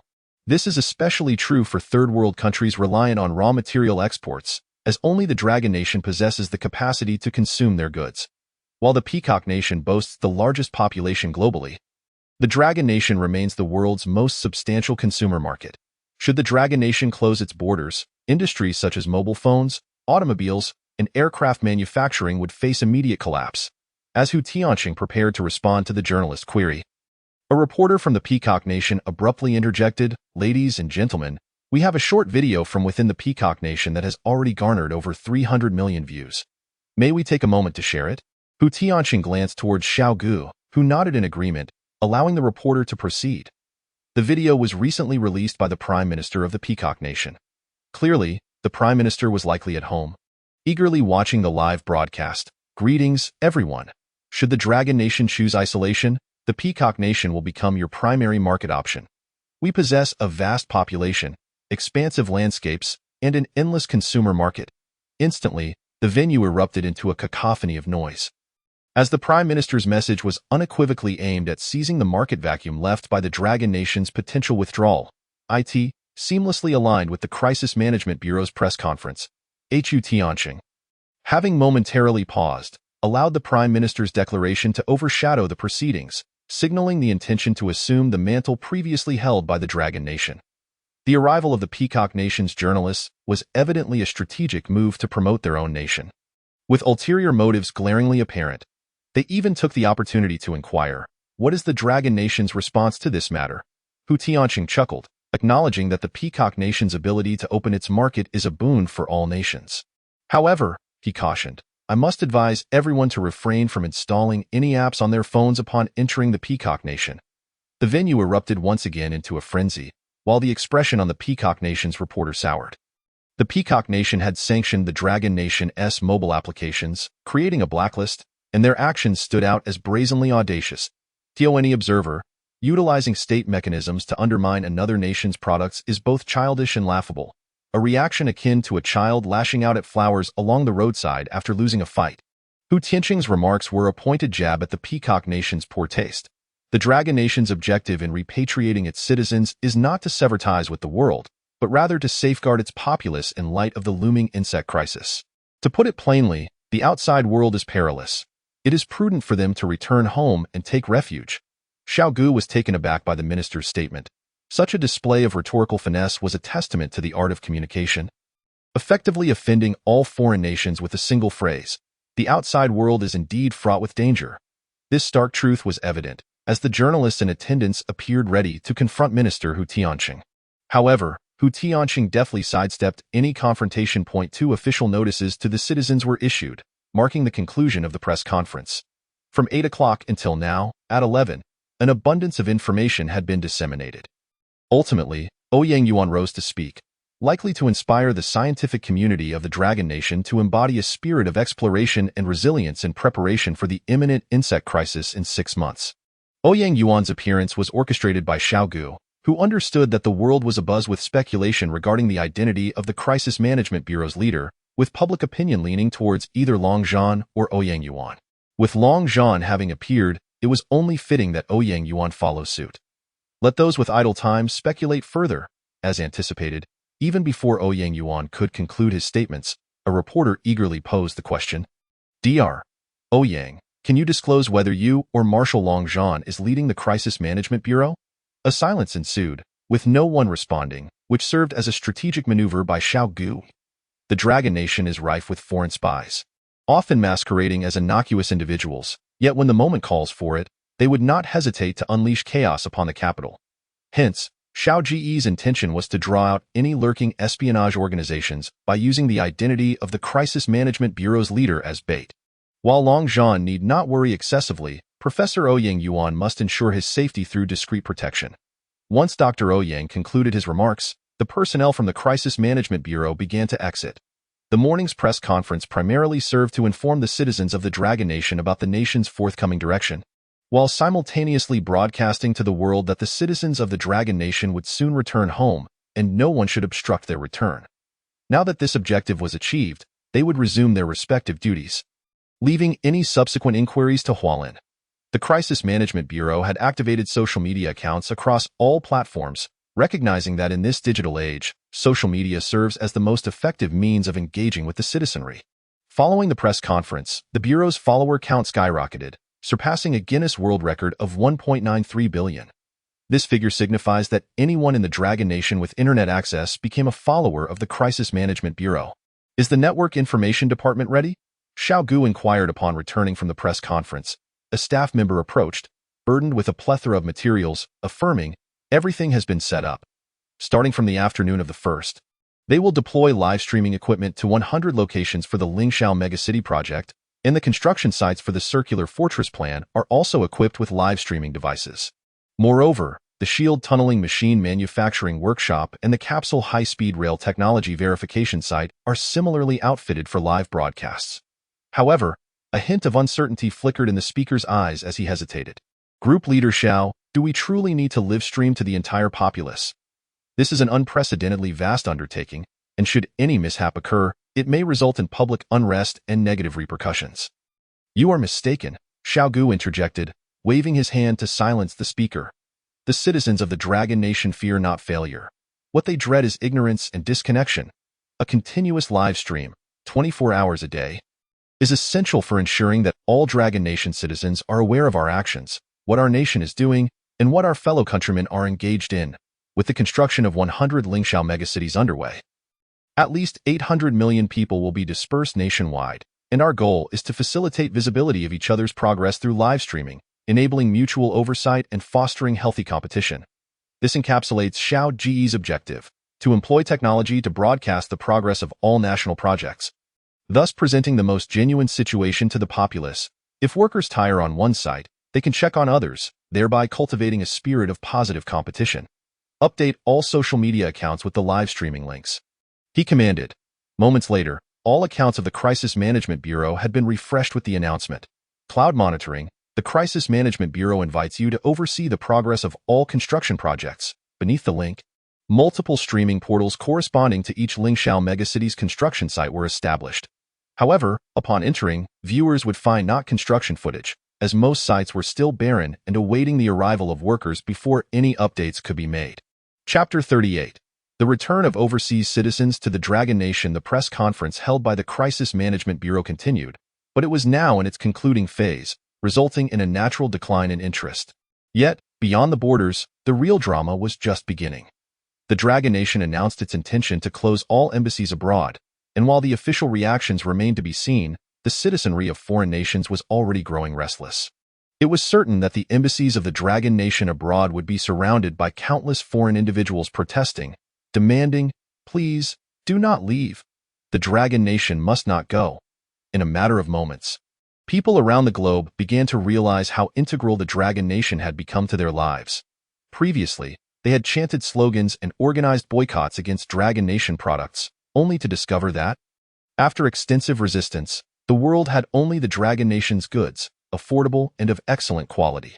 They had called for replacements, claiming they would seek alternatives in wine, seafood, and more, yet found their goods rotting in ports. The citizens of the Star-Spangled Nation, who had long harbored disdain for the Dragon Nation, now faced the reality of their impending departure. It was only now that they recognized the truth. Without the Dragon Nation, survival would be nearly impossible.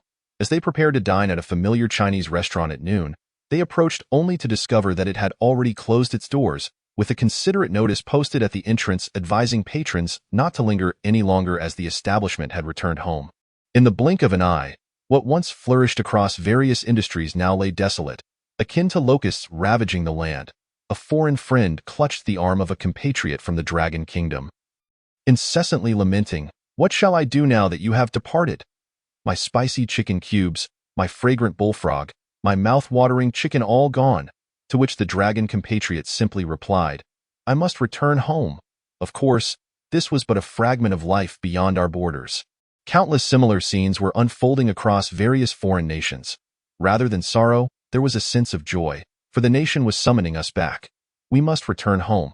Meanwhile, at a protest site, an individual spotted the president of Cherry Mobile. The author playfully inquires, "Do you think Cherry resembles Apple?" A journalist on the scene interviewed the president of Cherry Mobile. "We provide mobile services globally, and the sales from the Dragon Kingdom account for 60% of our revenue. The Dragon Kingdom cannot leave. We need free trade." Today, every foreign stock market was awash in red. All stocks cascaded downwards like waterfalls. Within a mere morning, the circuit breaker mechanism had been triggered thrice, leading to a complete halt of all trading. Even the legendary stock market guru expressed his fear, stating that if tomorrow mirrored today, he would truly retire. The heads of major technology firms, much like the president of Cherry Mobile, joined the ranks of the protesters. They even linked arms, demanding that the Dragon Kingdom must not depart. The so-called insect crisis, I believe, is a fabrication, undoubtedly a concerted effort by foreign nations to besiege the Dragon Kingdom, compelling it toward isolationism. We, the entire tech community, implore the Supreme Leader to cease targeting the Dragon Kingdom. However, amidst their protests, the Dragon Kingdom's ambassador abroad had already begun packing up, preparing to depart at any moment. Ivy League institutions. Aeronautics and aerospace engineering. Point 1 cannot gain admission here solely through wealth. Only those with genuine talent and knowledge can cross its threshold. A group of Dragon Kingdom students convened to deliberate their future paths. News had spread. The nation was calling us back. "What were your plans?" A dyed-haired student spoke up. "I suppose I should return, as my father just called urging me to come home." "You must be out of your mind. Now that you are of age, should you allow your parents to dictate your choices?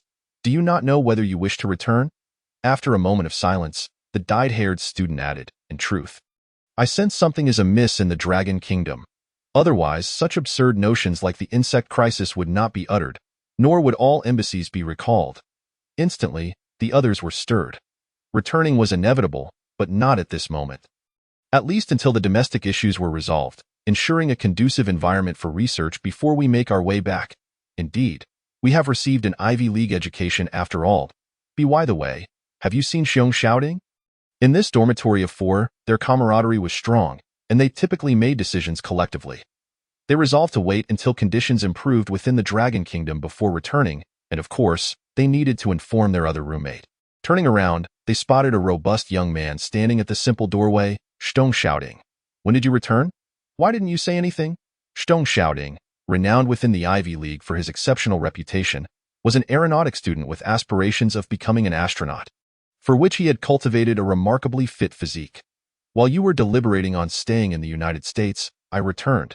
His words were chilling, and without a glance at the trio, he entered the dormitory to commence packing his belongings. "Xiao Ding, what are you doing? Since you overheard us, let us be frank. In light of the nation's call, leave."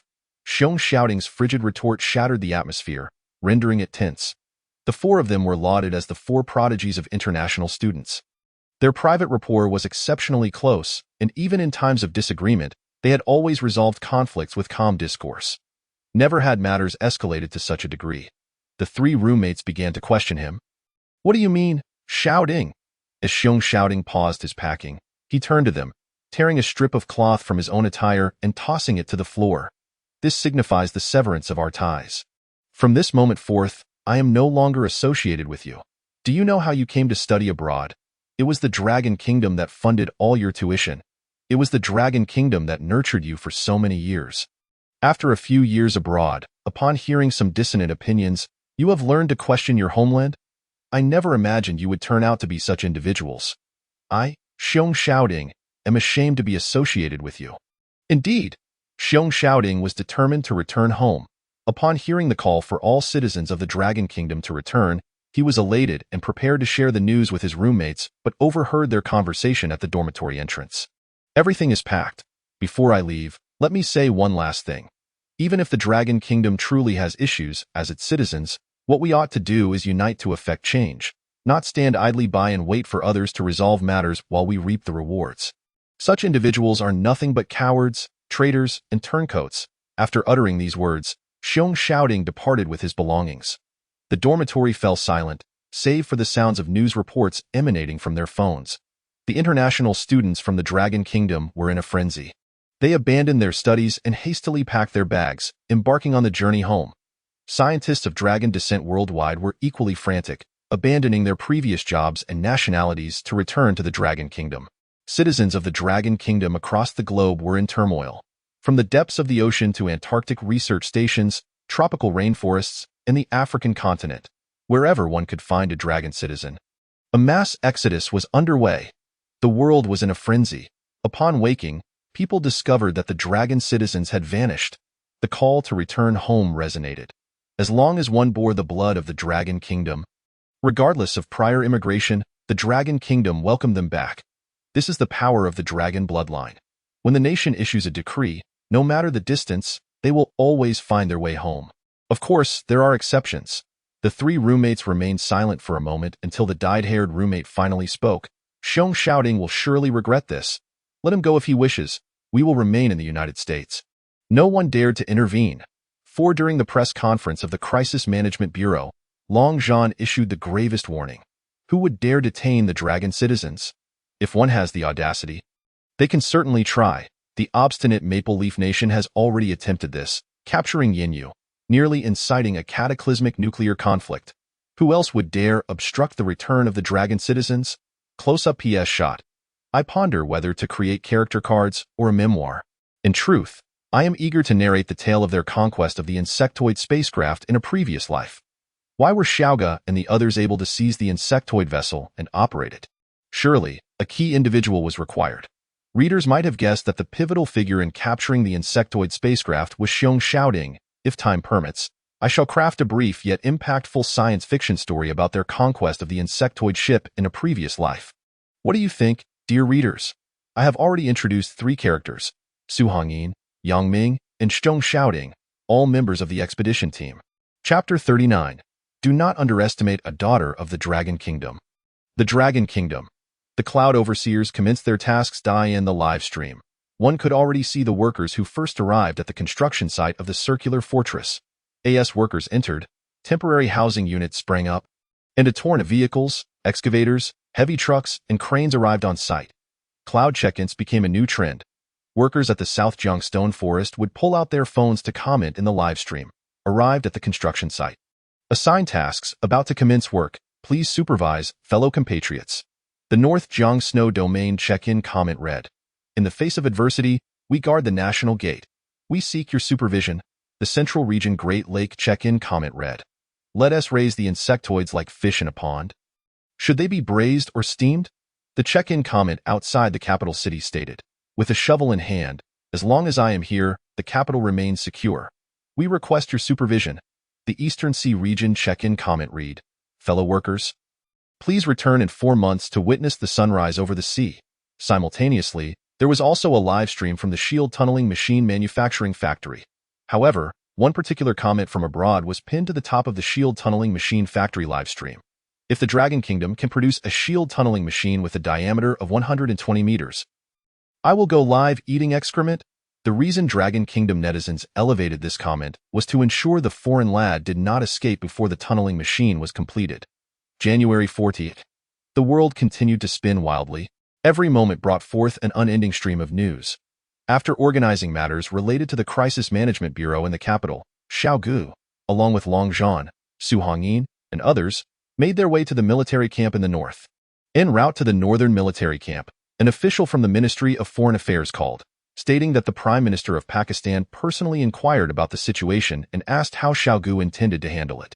Xiao Ge pondered for a moment before responding, emphasizing to them the impending Zerg crisis and suggesting a nationwide transformation.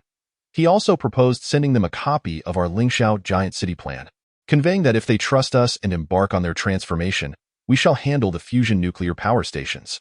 Some were quite astonished, questioning, "Chief Xiao, did you not previously state that foreign domains are like wolves and tigers? Why treat Batai so differently?" Xiao Ge paused, his brows slightly furrowed. During the first wave of the invasion, Batai did not possess a dimensional portal. When the Peacock Nation attempted to guide their Zerg into our western territory, it was Batai that dispatched troops to thwart that assault on our behalf. Otherwise, the losses for Longhua would have been far greater. This is true loyalty. What Xiao Ge did not mention was that Batai's intervention led to the Zerg directly entering their territory, resulting in over 1 million casualties. True feelings are revealed in times of adversity. If Batai can treat Longhua in such a manner, then Longhua naturally would not neglect them. Consequently, shortly after Xiao Ge's agreement, even before they had disembarked from the plane, news arrived from Batai. The Prime Minister's office of Batai announced a national pivot to confront the Zerg crisis, with a strong emphasis on learning from Longhua's experiences. This marked the first nation in the world to place unreserved trust in Longhua. Of course, this move sent the Prime Minister of the Peacock Nation into a panic, as Batai aimed to adopt Longhua's methods, especially in conscription, declaring a nationwide mobilization. With a population of 400 million, Batai could field 400 million soldiers. The Prime Minister nearly broke into tears. Realizing that with Longhua conscripting in the north and Batai in the west, it was evidently a concerted effort to overwhelm him. Helpless, he resorted to seeking assistance, however, while countries in the Pacific region voiced their condemnation. None took substantial action, as they had many domestic issues to manage beyond just the post-tsunami reconstruction. Batai's efficiency, however, surprised Xiao Ge. Seemed they had decided to trust Longhua even before making the call. Hence promptly announced their pivot following Xiao Ge's response. The plane came to a halt at a military encampment, which had previously served as the station for the hypothetical enemy Blue Army. According to Long Zhan, if one were to judge by combat effectiveness alone, this unit would rank among the top 3 in the nation. Yet, this camp harbored a secret. Beneath the surface lay a clandestine research facility where the corpses of Zerg discovered along the coast were transported for study. As the plane landed, officers were already awaiting outside. "Salute, Marshal." The soldiers from the military department greeted Long Zhan with utmost respect upon seeing him. "Old Zhao, stop with the formalities, you never listen. Have you been itching for a kick since it's been a few days?" Long Zhan appeared to be quite familiar with that officer. "I've brought someone for you. You must train her well. If you turn her into a useless individual, I'll make sure you pay for it." He then called over Su Hongyin, instructing her to follow Xiao Ge for proper training and not to disappoint his expectations. "Yes," Su Hongyin exclaimed in delight, astonished that she would serve under Xiao Ge. Xiao Ge was equally surprised. He recognized Xiao Ge, who had once risen alongside Long Zhan from the foreign domains and later became the commander of the 1st Legion in the Zerg Extermination Army. Before seizing the Zerg spaceship, Xiao Ge had belonged to the 13th Legion of the Zerg Extermination Force, having had prior dealings with Xiao Ge, who was known for his prideful nature, respecting no one but Long Zhan. "Marshal, our unit is somewhat special. I fear the young lady may struggle with the rigors. Perhaps it would be better to assign her to the female soldiers camp or the logistics unit," Xiao Ge suggested. "Soon, this place will expand, and we'll have at least 1 million troops stationed here. Who has the time to coddle a female soldier? I say you are exhibiting gender discrimination. Listen well, old Zhao. This is my best unit, and Su Hongyin is one of the finest soldiers I have encountered. If she cannot endure the hardships here, feel free to execute her." Long Zhan's voice turned stern. Displaying a hint of displeasure, gender discrimination was not tolerated in Longhua's military. Su Hongyin, equally indignant at being underestimated, interjected, "How about this? Since I, Su Hongyin, have been recommended by the Marshal, I cannot afford to bring shame upon him. Commander Zhao, let your male soldiers compete against me?" Long Zhan contemplated. "No, you are not recommended by me. You are recommended by Xiao Ge." Xiao Ge's lips curled into a stiff smile. "All right, how would you like to compete?" Su Hongyin began to warm up, stating, "I've heard you are adept at weighted running, so I want to be unfair. Let us compete in what you excel at, a 5-kilometer run with a 35-kilogram load. Long Zhan, Xiao Ge, and the surrounding soldiers began to murmur. Where does this girl come from, so unaware of her limitations? A 5-kilometer weighted run is a challenging task even for us men, and she dares to propose a competition? She better not end up crying on the roadside if she loses. Long Zhan glanced at Xiao Ge, uncertain. Chief Xiao, a 5-kilometer weighted run with 35 kilograms is something many male soldiers struggle to complete. Will she manage? Xiao Ge remained silent, merely observing. He chuckled at Long Zhan's words. Marshal, you must have faith in her. Xu Hongyin's spirit is indomitable. Provoke her, and she will persist to the bitter end. I dare say the male soldiers might find themselves in for a tough time. With ample time remaining, they decided to watch the competition before heading to the base. Xiao Ge and his team had come to the military encampment for research purposes and brought Xu Hongyin along. Without further ado, several male soldiers volunteered to join Xu Hongyin in the weighted cross-country run. Before they set off, Xiao Ge specifically reminded them, "You are responsible men. If the young lady struggles along the way, lend her a hand, understood?" Oh, understood. The boisterous cheer was met with indifference from Xu Hongyin, who focused intently on preparing for the race. Begin. Once everyone had set off, Xiao Ge approached Long Zhan, saying, Marshal, where did you find this girl? She seems spirited, but may be overestimating her abilities, which could be problematic. 15 minutes later, Xiao Ge's expression darkened. The participants of the cross-country run were now visible, yet leading the pack was not his male soldiers, but Xu Hongyin. If that were not enough, her lead was substantial. What was more astonishing was that Xu Hongyin would occasionally stop to shout back at the male soldiers, "Hey, hurry up, do you want me to wait for you?" Xiao Ge. In this manner, Xu Hongyin completed the 5-kilometer weighted run with a time of 18 minutes and 27 seconds. An exceptional performance. Commander Xiao, your male soldiers ought to step up their training. In conclusion, Xu Hongyin even delivered a sharp retort to the soldiers who had mocked her. Xiao Ge, with a darkened face, turned and bellowed, "Everyone will run an additional 20 kilometers. No meals until you complete it." Chapter 40, Fury. An assassination of Longgua's scientists? After a brief trial, Xiao Ge and Long Zhan entered the research center, while Xu Hongyin officially enlisted, directly engaging in subsequent training. The corpses of the Zerg had been transported here for 2 days, with experts in biology, microbiology, and chemistry selected from the military gathering to conduct dissections and studies. Only through researching the Zerg corpses could they discover more effective countermeasures. The primary goal was to develop biochemical weapons or create genetic weapons to combat the Zerg. Only then could they effectively inflict widespread damage. However, Xiao Ge had previously stated that this avenue was unlikely to succeed, as the Zerg's physical structure was also carbon-based. Attempting to eradicate the Zerg genetically might well lead to humanity's extinction before the Zerg could be eliminated. Chief Xiao, I still don't quite understand why we don't use nuclear weapons against the Zerg, Long Zhan inquired. The only mention of nuclear weapons from Xiao Ge had been in reference to their plan to destroy the Zerg's home planet after seizing a Zerg spaceship. Beyond that, he had not heard of any plans to bomb the Zerg with nuclear arms. Nuclear weapons are ineffective against the Zerg. During the first wave of the invasion, the Star-Spangled Nation was the first to launch nuclear attacks. Yet the Zerg only grew stronger with each strike, nearly leading to catastrophic consequences. Xiao Ge recalled, nuclear radiation can significantly activate the Zerg cells, causing them to grow larger and become more destructive. It bears some resemblance to Godzilla. Godzilla, a fictional monster from cinema, could absorb nuclear radiation to become more formidable. Humanity would never have anticipated that the alien Zerg would possess similar traits. Soon after, a biological expert confirmed Xiao Ge's assertions, stating that even deceased Zerg corpses exhibited reactions when stimulated with trace amounts of nuclear radiation. Subsequently, Xiao Ge shared all his knowledge about the Zerg with the scientists at the Research Institute, including their weaknesses, habits, and social structures. Their capture of the Zerg sentinels had been an unexpected boon, yet the limited number and singularity of the species rendered them suitable only for case studies. For instance, the Zerg possess a societal structure akin to a pyramid, with the frontline soldiers occupying the lowest tier, while higher up exist the queen and the king among others. The scientists at the Research Institute are tasked with devising the most comprehensive strategies to combat the Zerg, based on the intelligence provided by Xiao Ge. This is an obligation that Xiao Ge must fulfill. He must ensure that the entire populace is informed about the appearance and vulnerabilities of the Zerg. so that when the time comes for their actual arrival, the citizens will not succumb to fear. Xiao Ge remained at the research institute until January 6. During this period, he instructed the network department to produce numerous educational videos that thoroughly elucidated the nature of the Zerg. Additionally, he had them create a plethora of Zerg models based on the information he provided.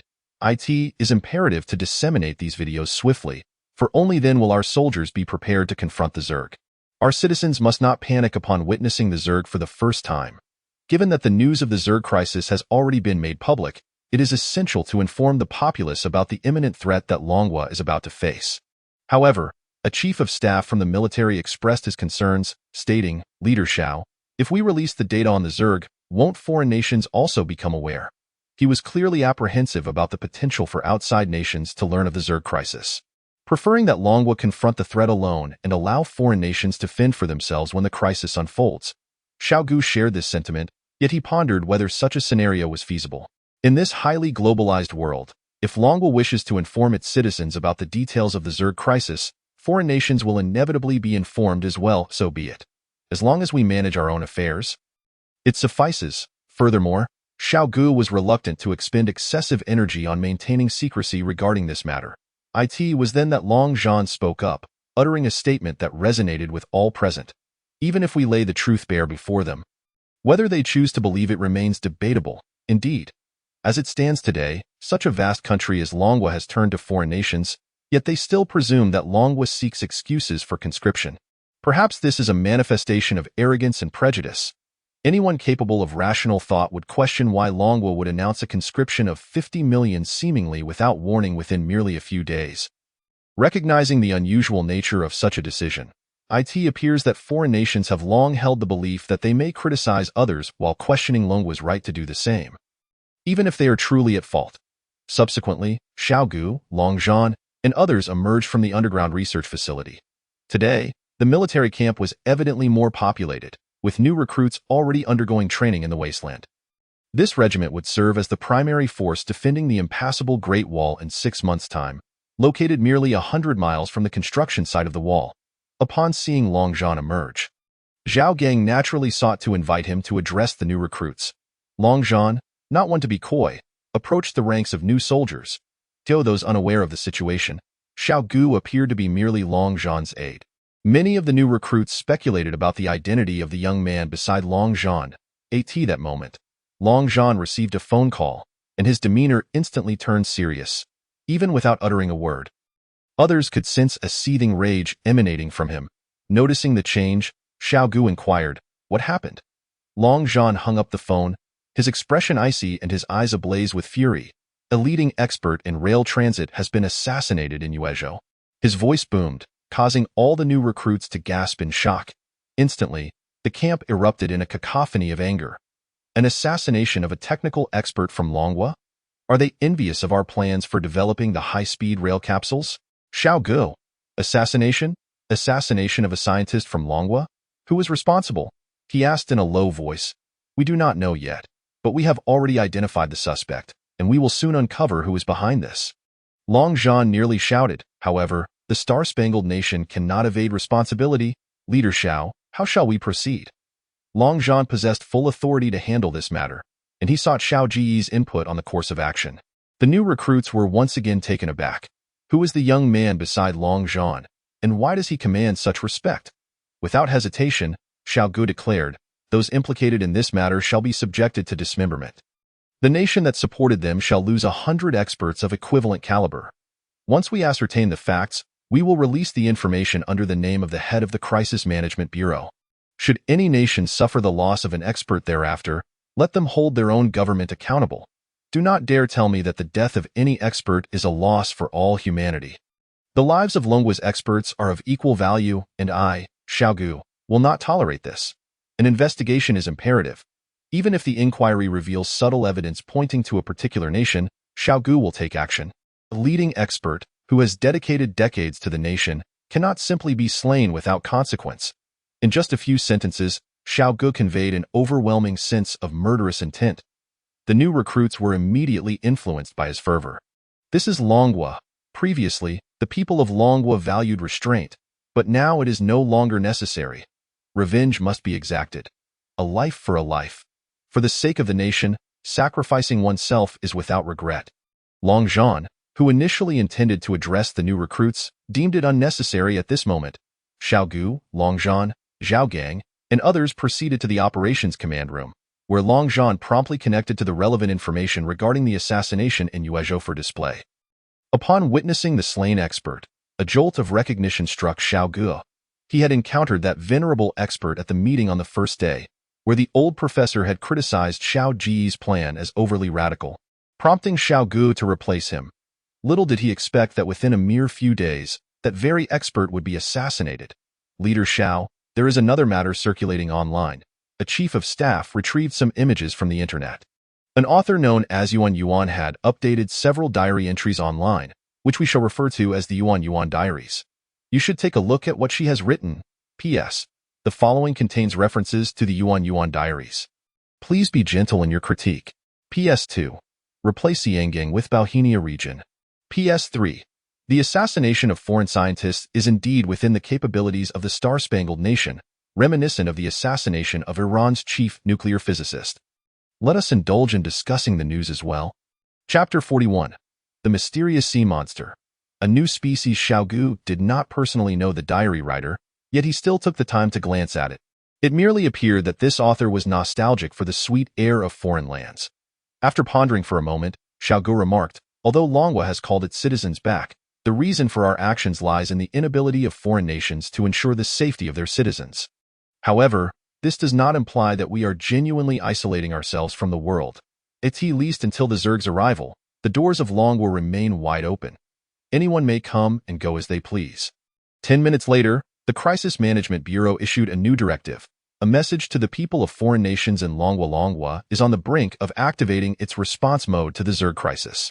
There exists a narrative circulating online suggesting that Longhua cannot accommodate foreign individuals, which is fundamentally erroneous.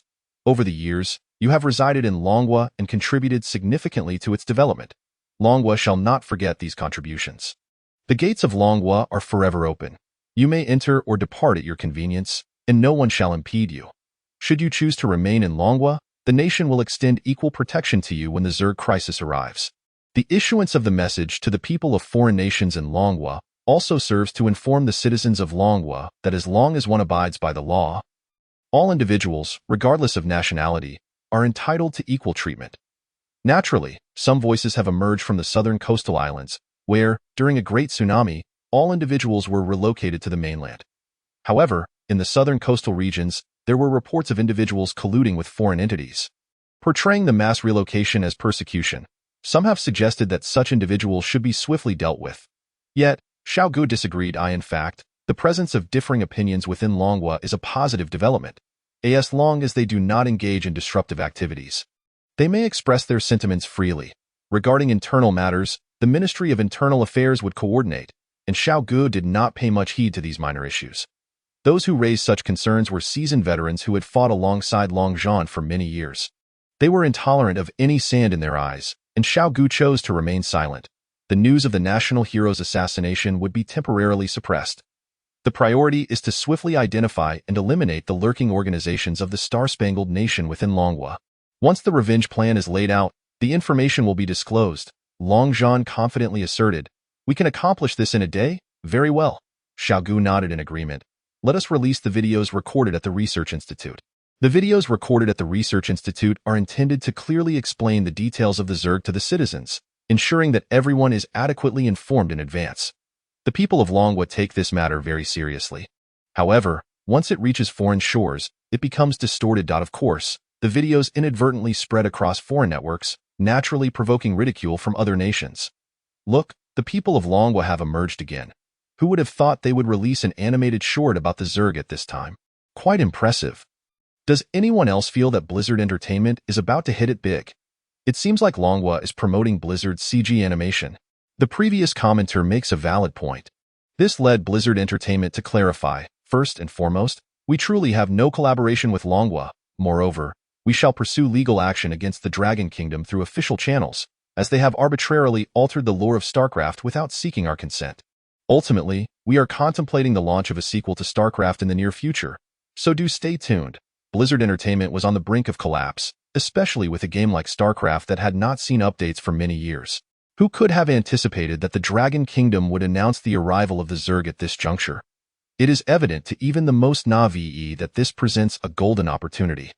The market's reaction was swift, with Blizzard's stock price soaring, transforming it into a coveted asset in just a few short days. The executives at Blizzard were secretly elated. Why pursue legal action against the Dragon Kingdom? At this point, they would gladly refer to them as Dragon Daddy. For those who revel in the chaos, the Dragon Kingdom never failed to introduce novel spectacles daily.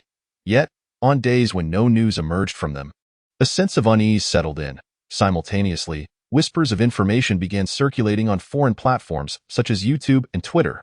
The post-disaster reconstruction was a priority for every foreign nation in the Pacific region. Countries with less robust power had little time to concern themselves with the Dragon Kingdom's transformations. Their focus remained firmly on disaster relief. In South America, a coastal city witnessed a peculiar scene captured by disaster relief workers.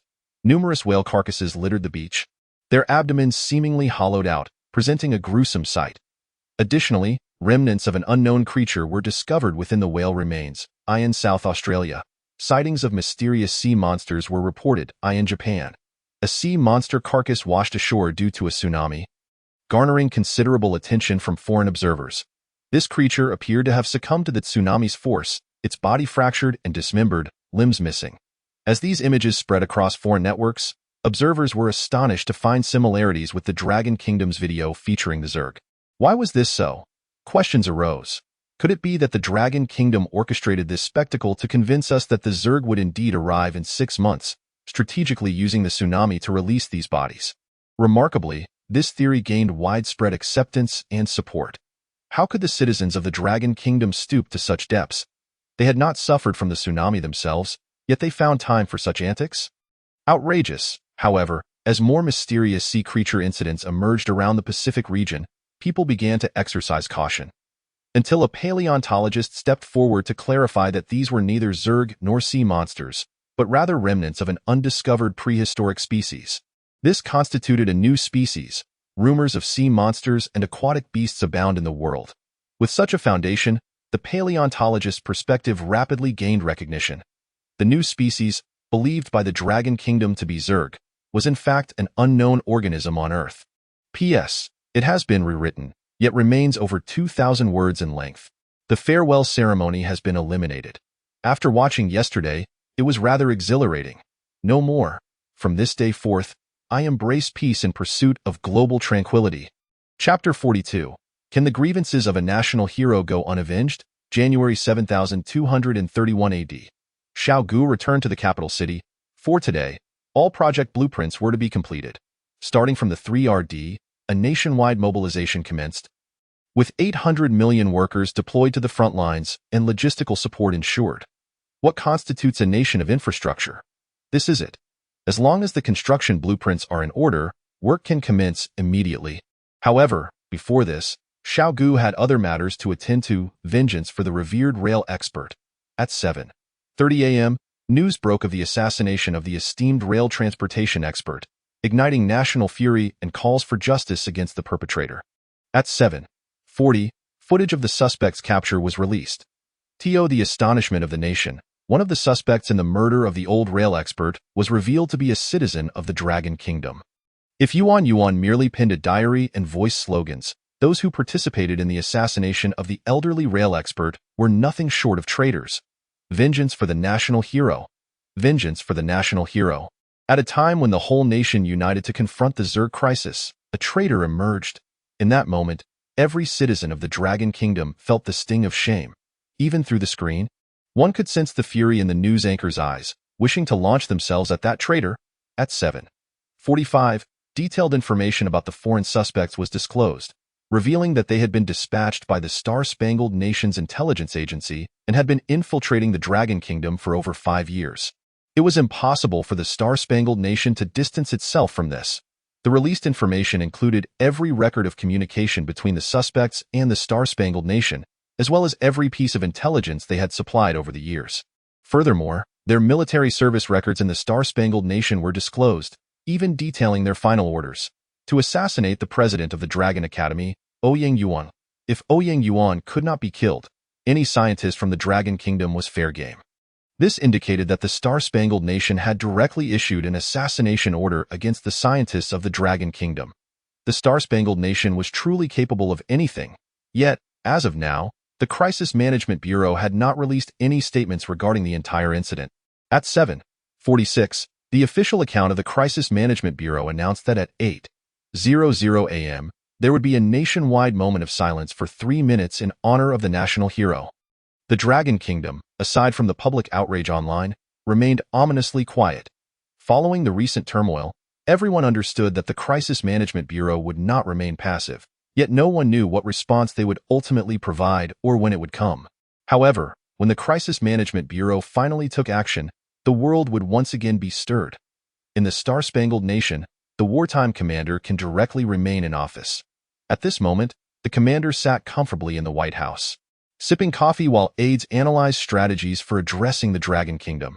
Suddenly, the commander seemed to recall something and inquired, "A few days ago, I instructed you to eliminate the president of the Dragon Academy. Why is there still no result?" An aide replied, "Originally, the Dragon Kingdom's protection of their scientists was quite stringent, and with their recent transformation, they are even more vigilant against foreign contacts, fearing that excessive communication would expose them. However, we have been informed that they have already made contact with a citizen of the Dragon Kingdom, which should facilitate our plans." The commander nodded in satisfaction. "Very well. If we can have a Dragon Kingdom citizen eliminate another, it will absolve us of any involvement." The aide added, "By the way, Commander, there is another matter. The individual who was writing the diary, along with some of our supporters, has been sent over. How should we accommodate them?" Bang! The commander slammed his hand on the table, "Who allowed them to land? They are of no further use. Must I continue to spend money to support them?" The implication was clear. The commander would not allow Yuan and the others to enter the territory of the Star-Spangled Nation. Just then, alarm bells rang out. A familiar, exasperating voice echoed from outside the office. Dragon-slaying squad had been captured in the Dragon Kingdom. The commander was momentarily taken aback. He had often heard the phrase "it's bad" echoing in the White House lately, and it never boded well. This was no exception. The dragon-slaying squad had been involved in the assassination plot against Yuan. Officials from the Pentagon were stunned. How could this happen? The dragon-slaying squad is our finest operatives, having infiltrated the Dragon Kingdom for years. How could they possibly be discovered? However, news from the Dragon Kingdom made everything clear.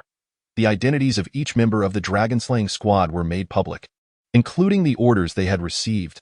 The commander, who had secured his position due to wartime leadership, which allowed for direct reappointment, found his expression suddenly clouded with dread. "Now this is perfect. The whole world is laughing at us. I need advice on how to suppress this incident. Say something. Why is everyone silent?" The aides exchanged furtive glances, hesitant to respond. They genuinely had not devised a plan.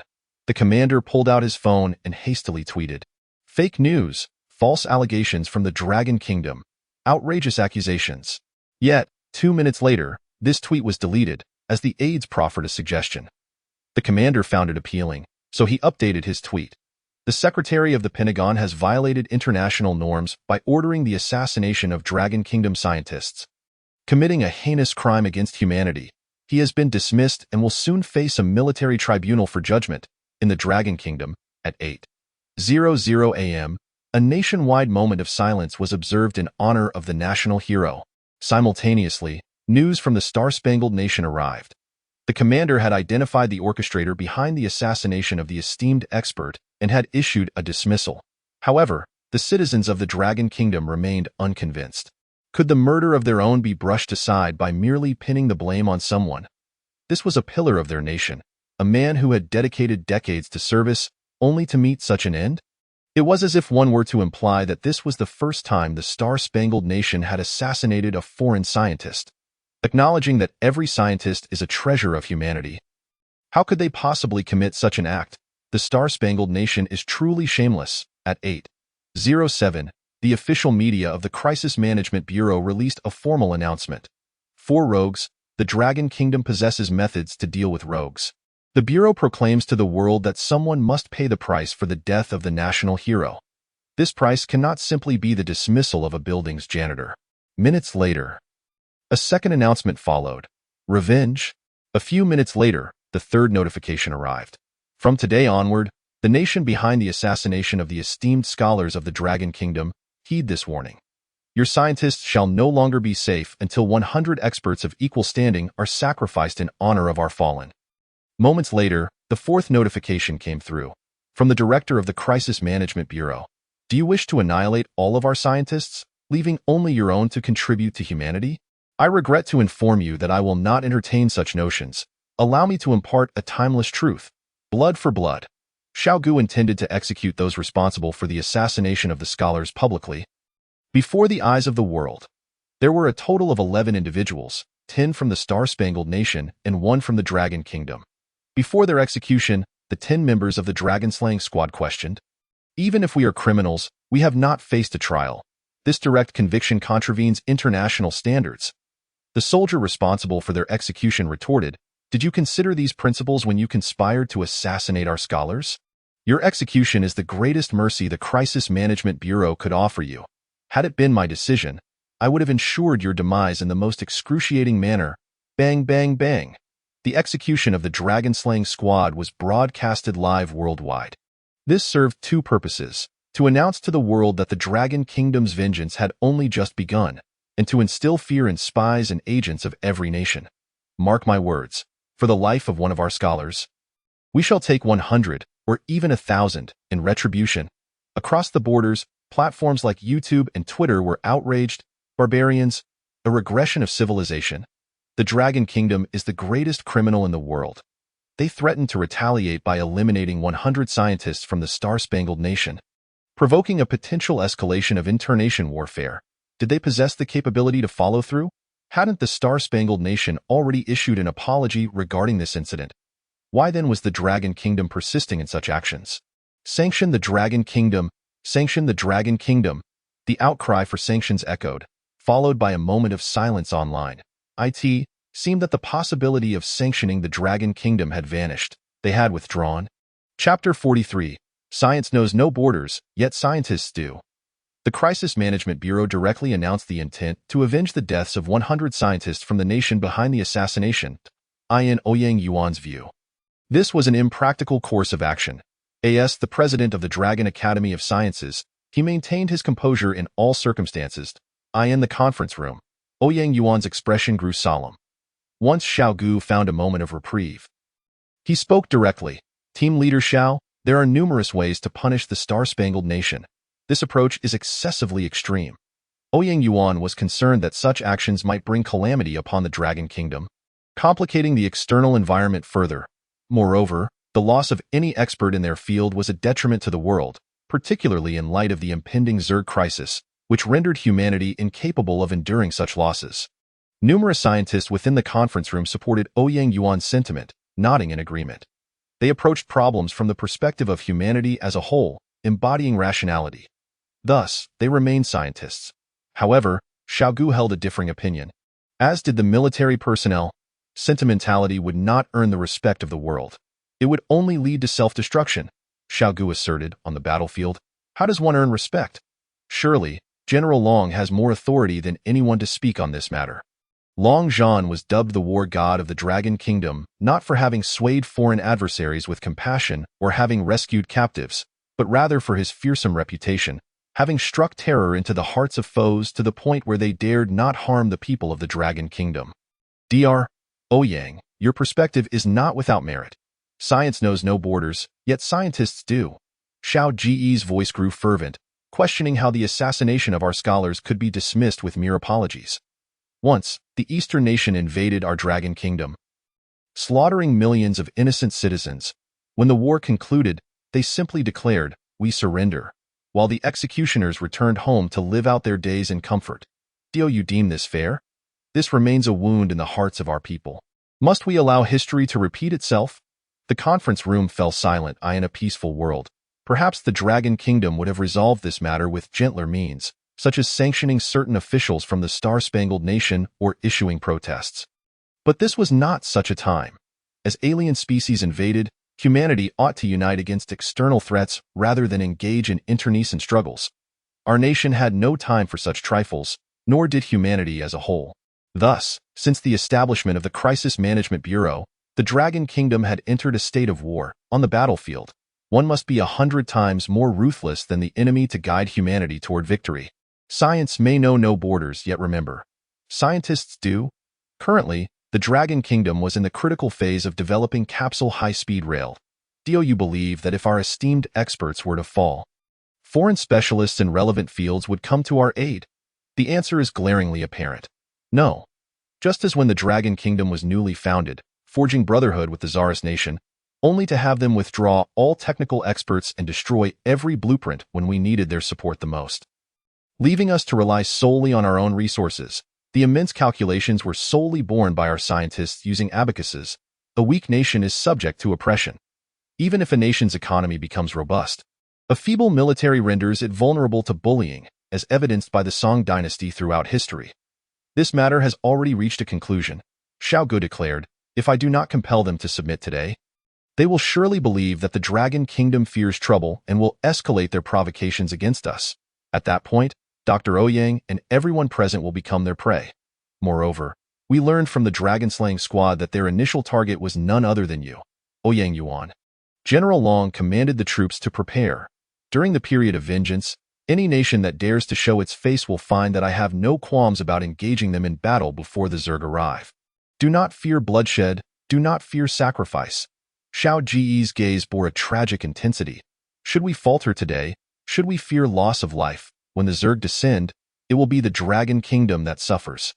If foreign nations desire war, let the warriors of the Dragon Kingdom first practice their skills against them, so that when the Zerg appear, they will not tremble in fear. Xiao Ge made it abundantly clear. This vendetta must be fulfilled. Even if it means tearing the heavens asunder and trampling the earth, we shall exact our revenge. What of racism? What of nationalism? Forgive me, but before the apocalypse, these are not my concerns. In the face of doom, only the people of the Dragon Kingdom will protect one another. Foreign nations would delight in using our people as bait. Xiao Ge had witnessed this too often, hardening his heart further. Who does not wish for peaceful days and to share a long life with others? Often, fate does not align with our desires. The matter of revenge would be arranged by Long Zhan.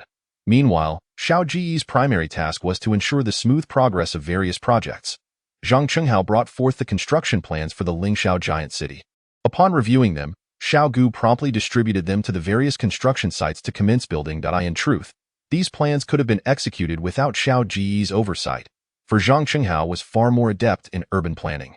Xiao Ge merely served as a procedural formality.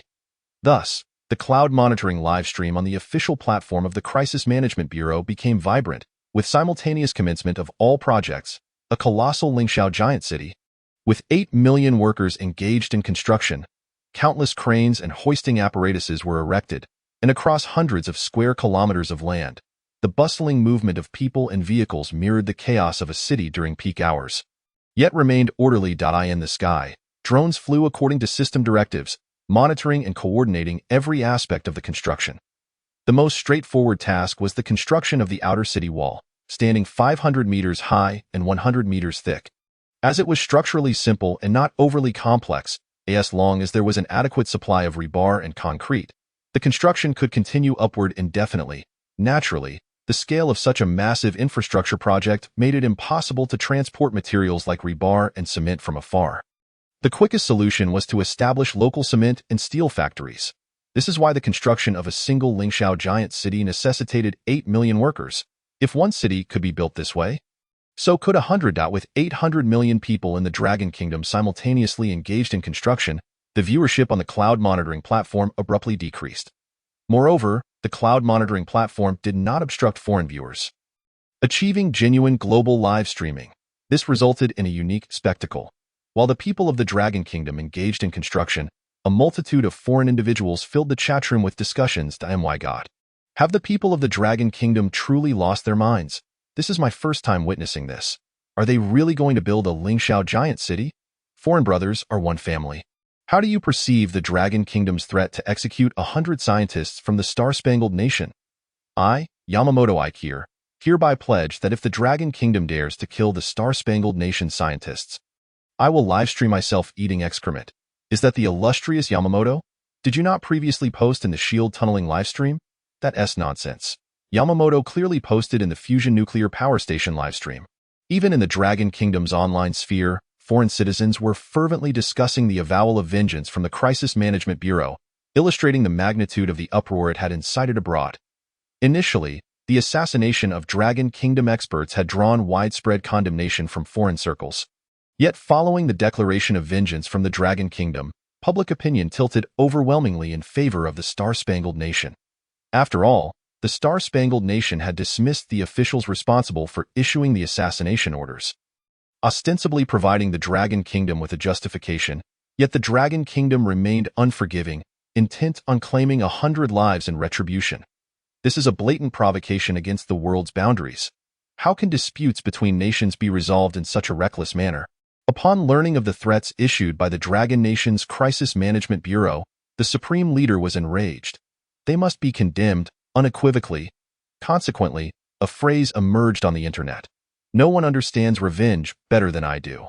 From this day forth, if even one soul from my Star-Spangled Nation falls, the hidden nation shall pay a price of 1,000 lives. However, scarcely had the Supreme Leader finished his tweet when reports began to flood in from across the Star-Spangled Nation. A new concept in rail transportation expert tragically fell into water while out shopping for groceries, drowning in the process. An engine research and design expert met with a fatal traffic accident. His vehicle destroyed along with his life.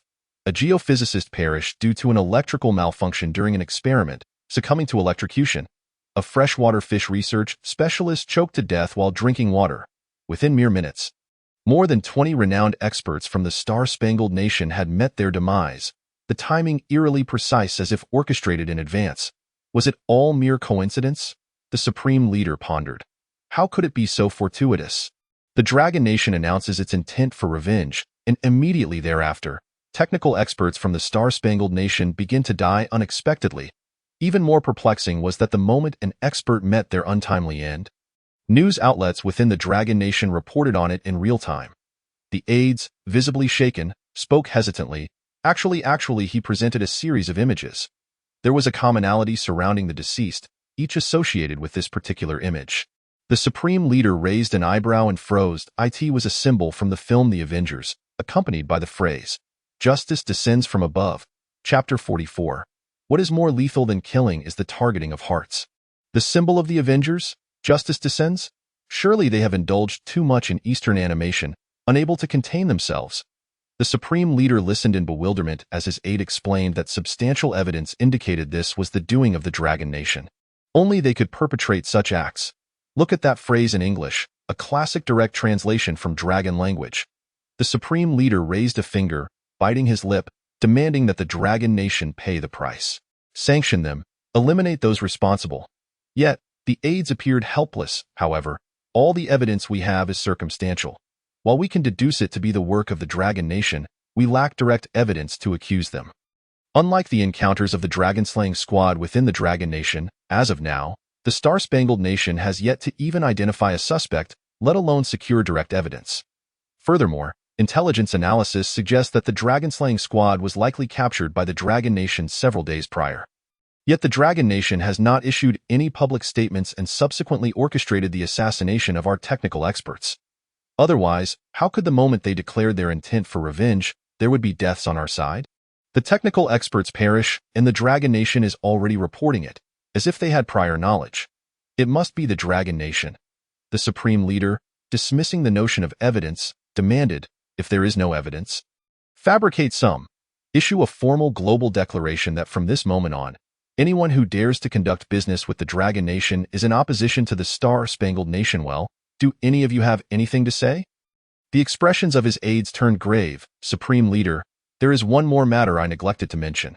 Several days ago, all global power vessels headed towards the Dragon Nation. The Supreme Leader paused in silence for a moment before finally speaking. An iron curtain has descended over the Pacific. It is time to contact our allies to address the crisis with the Dragon Nation. What crisis of the insectoid race?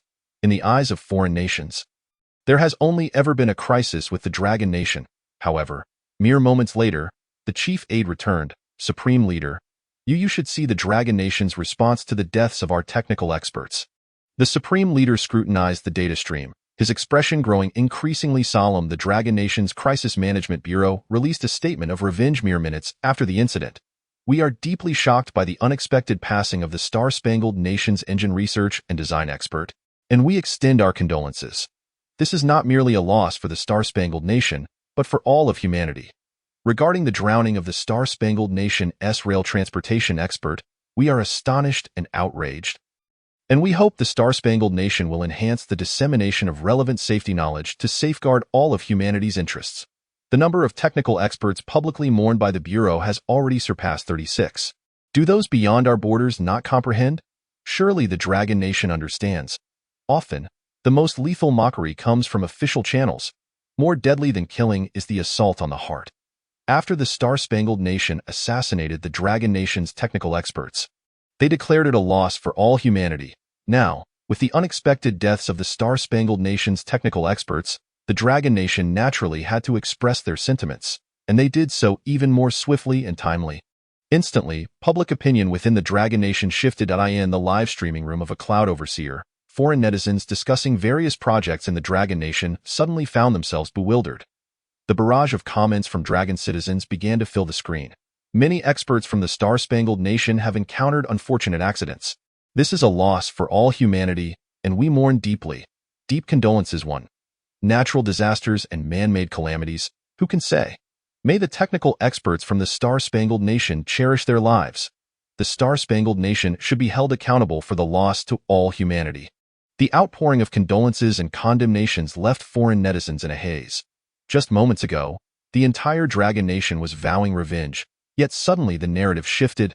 Moreover, the language used by Dragon citizens in mourning the deceased experts from the Star-Spangled Nation was heartfelt, their sorrow palpable even through the screen. If it were just one live streaming room, it might be excusable, but almost every streaming room echoed this sentiment. Not just in the live streams, but across the entire internet. The citizens of the Dragon Nation were collectively mourning the unfortunate demise of the technical experts from the Star-Spangled Nation. Many netizens from the Dragon Nation expressed confusion.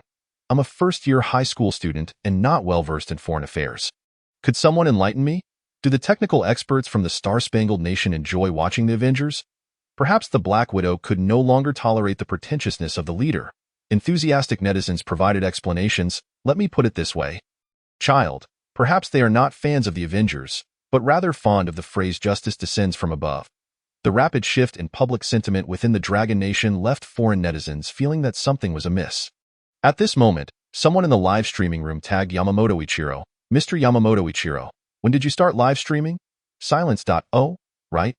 Previously, the individual using the ID Yamamoto Ichiro had boldly claimed that if the Dragon Nation dared to kill the Star-Spangled Nation's technical experts, he would live stream himself eating excrement. Now, the entire internet was searching for Yamamoto Ichiro. That ID responded. It's not the Dragon Nation that killed them. The technical experts from the Star-Spangled Nation had unfortunate luck and died unexpectedly. All right. Unexpectedly dead.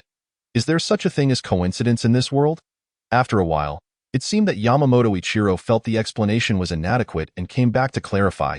It really wasn't the Dragon Nation that killed them. Didn't you see it was the Avengers people who did it?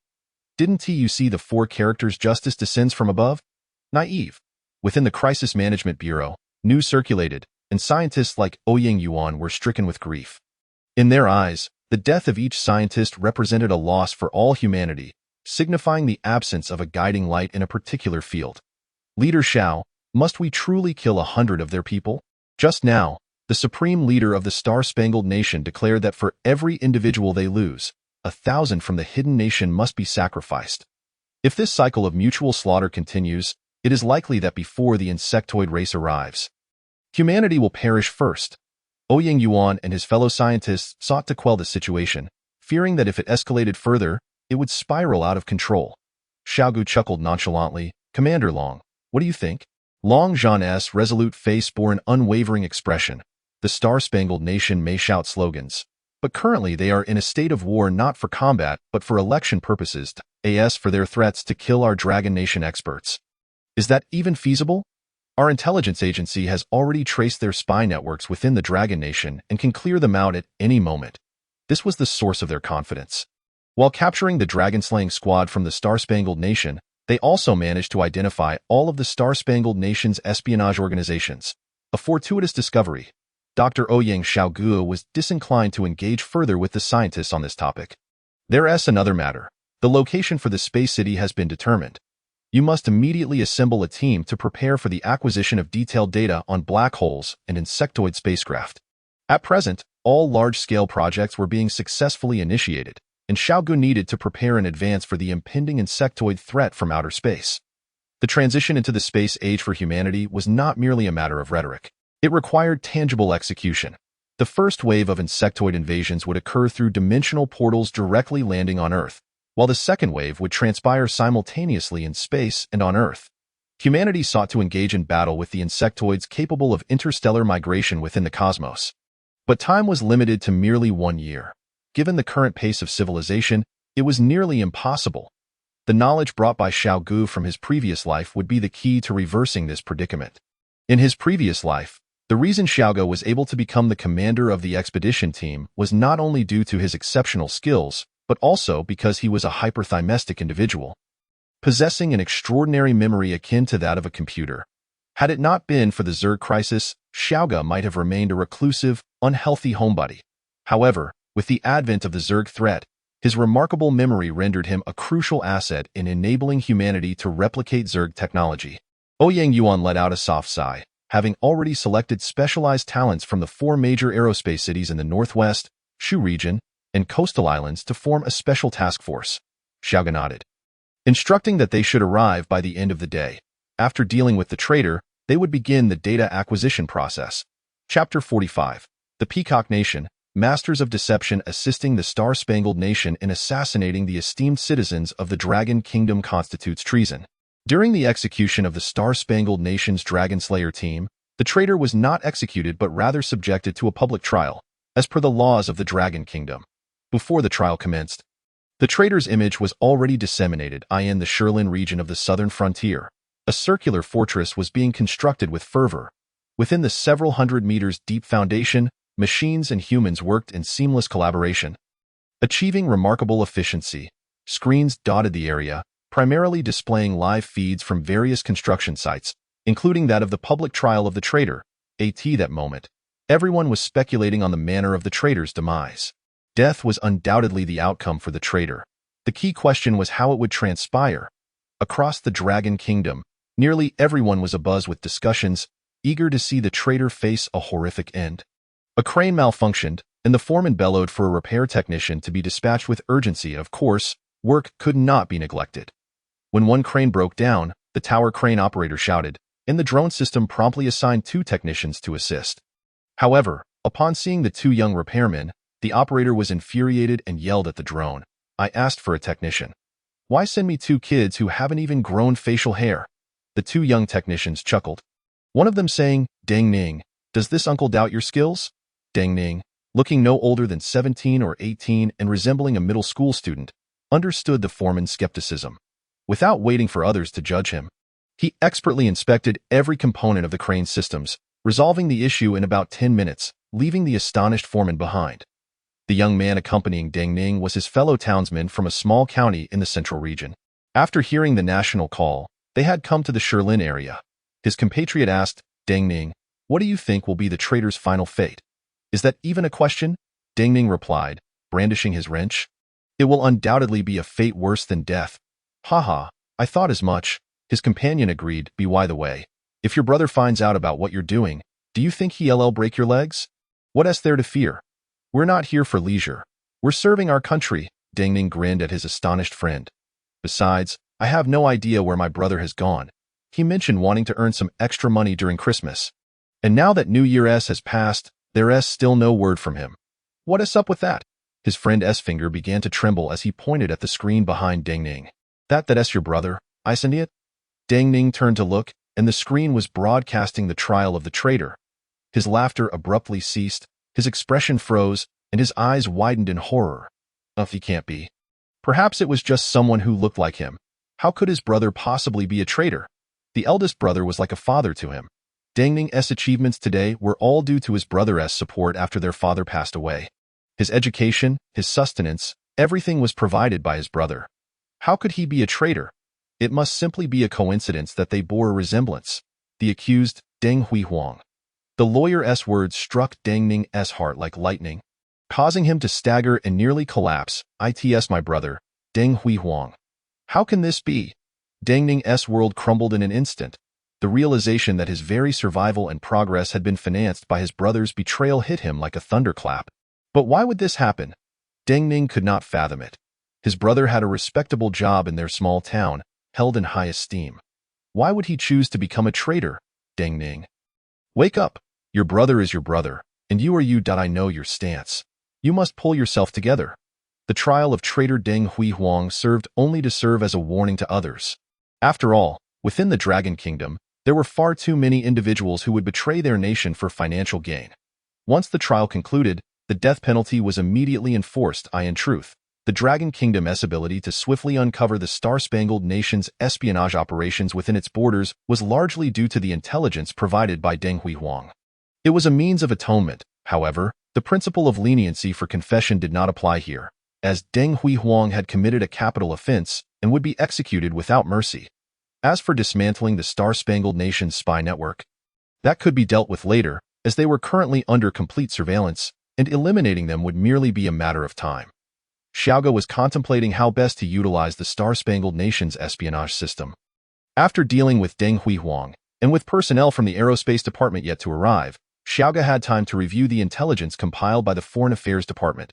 Team leader Xia, the Star-Spangled Nation has allied with other foreign countries to re-establish a military alliance against the Dragon Kingdom. We've even heard whispers of an impending attack on Xiao Island. Xiao Ge was speechless. Xiao Island had already been reclaimed, and now they were planning an assault. Wasn't it a bit too late? This was merely a rehash of old strategies. If they wished to form a military alliance, let them. We would not take the bait. However, if they dared to obstruct our plans, they would not be spared. The Foreign Affairs personnel nodded in agreement, then added, earlier, a special envoy from the Star-Spangled Nation entered the Northern Great Khan Nation, seemingly to discuss an alliance. Xiao Ge's expression darkened. Did the Great Khan Nation not understand their own capacity? Xiao Ge barked angrily. Situated between the Dragon Kingdom and the Tsarist Empire, they cannot stir up much trouble. Now they are anxiously trying to choose sides. Long Zhan pondered for a moment before leisurely responding. Perhaps they are concerned that the Dragon Kingdom may become too aggressive and inadvertently eliminate them.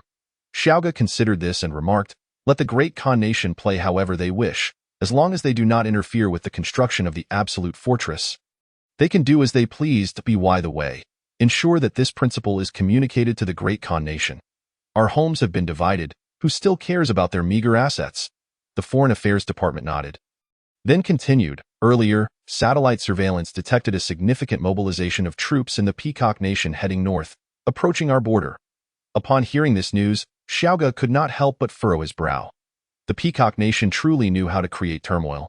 They had a plethora of internal issues to address, but were constantly trying to bask in the glory of the Dragon Kingdom, much like chewing gum stuck to the sole of a shoe. Impossible to shake off, impossible to discard, and particularly irritating. General Long, what do you think are the odds of the Peacock Nation launching a war at this moment? Xiao Ge inquired, referring to the possibility of the Peacock Nation directly invading the Dragon Kingdom. The Peacock Nation was originally a colony of the Lion Nation, and during the colonial period, the Lion Nation attempted to annex the highland regions of the Dragon Kingdom, even creating the so-called McMahon Line. After gaining independence, the Peacock Nation not only failed to eradicate colonialism but also took pride in inheriting the legacy of the Lion Nation, asserting that the McMahon Line constituted their border. Consequently, they had engaged in several wars with the Dragon Kingdom. Long Zhan's brow tightened as well. I cannot speak for other nations, but the Peacock Nation is audacious enough. They exude an enigmatic confidence. As if they can confront anything and everything, General Long. If the Peacock Nation dares to infringe upon the borders of the Dragon Kingdom, how do you propose we respond? Xiao Ge pressed further. Kill. Naturally, we must eliminate them until they dare not set foot on the Dragon Kingdom's highlands again. Xiao Ge smiled slightly. There's no need for that. Engaging in combat with soldiers from the Peacock Nation will not serve as effective training. There are better methods. Just as Xiao Ge was about to elaborate, the head of the Foreign Affairs Department's expression darkened. He had just received a statement from the Peacock Nation in light of the Dragon Kingdom's conscription of 50 million, which significantly altered the regional balance. And given that the previously weak Anai nation was utterly incapable of self-defense, the Peacock nation would deploy 200,000 troops to Anai nation to assist and protect the safety of its citizens' property. Xiao Ge and Long Zhan were left astonished, their jaws agape. The Peacock nation truly was a master of navigating murky waters. P.S. Deng Ning is quite a challenging character to write. Chapter 46. Plan. Spaceship Energy. Antimatter drive in times of peace, the Peacock nation dares to provoke the Dragon Kingdom, even sending troops into its territory. Now, as the Dragon Kingdom seeks to transform and conscript soldiers, this provides the Peacock nation with a perfect pretext to escalate tensions. By attributing all this turmoil to the Dragon Kingdom, they can easily justify their actions. Meanwhile, Anai nation, still in the dark about the unfolding events, has been enveloped in the protective embrace of the Peacock nation. Indeed, General Long's prediction was spot on. The Peacock nation will surely have ulterior motives regarding the borders of the Dragon Kingdom, and we must prepare accordingly. Xiao Ge pondered for a moment before asking, General, do we currently have channels to transport weapons into the Peacock nation? Long Zhan hesitated. We do. But what do you mean, Team Leader Xia? We must not forget the wisdom of our ancestors. The best strategy is to incite chaos within the Peacock nation itself. If they are embroiled in their own turmoil, they will have no time to invade our territory.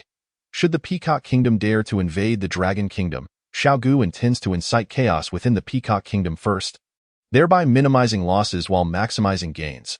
Why do I feel that the environment surrounding the Dragon Kingdom has become increasingly intricate? Xiao Ge found himself at a loss for words.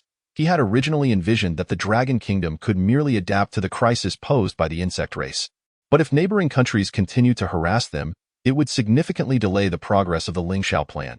To the north, the Great Khan Kingdom is stirring, seemingly inclined to forge an alliance with the Star-Spangled Nation. Yet, one wonders where the Great Khan Kingdom derives its confidence. As for the Peacock Kingdom to the west, well, there's no need to elaborate. They have harassed the Dragon Kingdom for decades without any sign of change. Meanwhile, the countries of Goryeo and Yamato to the east are traditional allies of the Star-Spangled Nation. Xiao Ge furrowed his brow, pondering whether to act only when the Peacock Kingdom truly begins its invasion. Certainly not.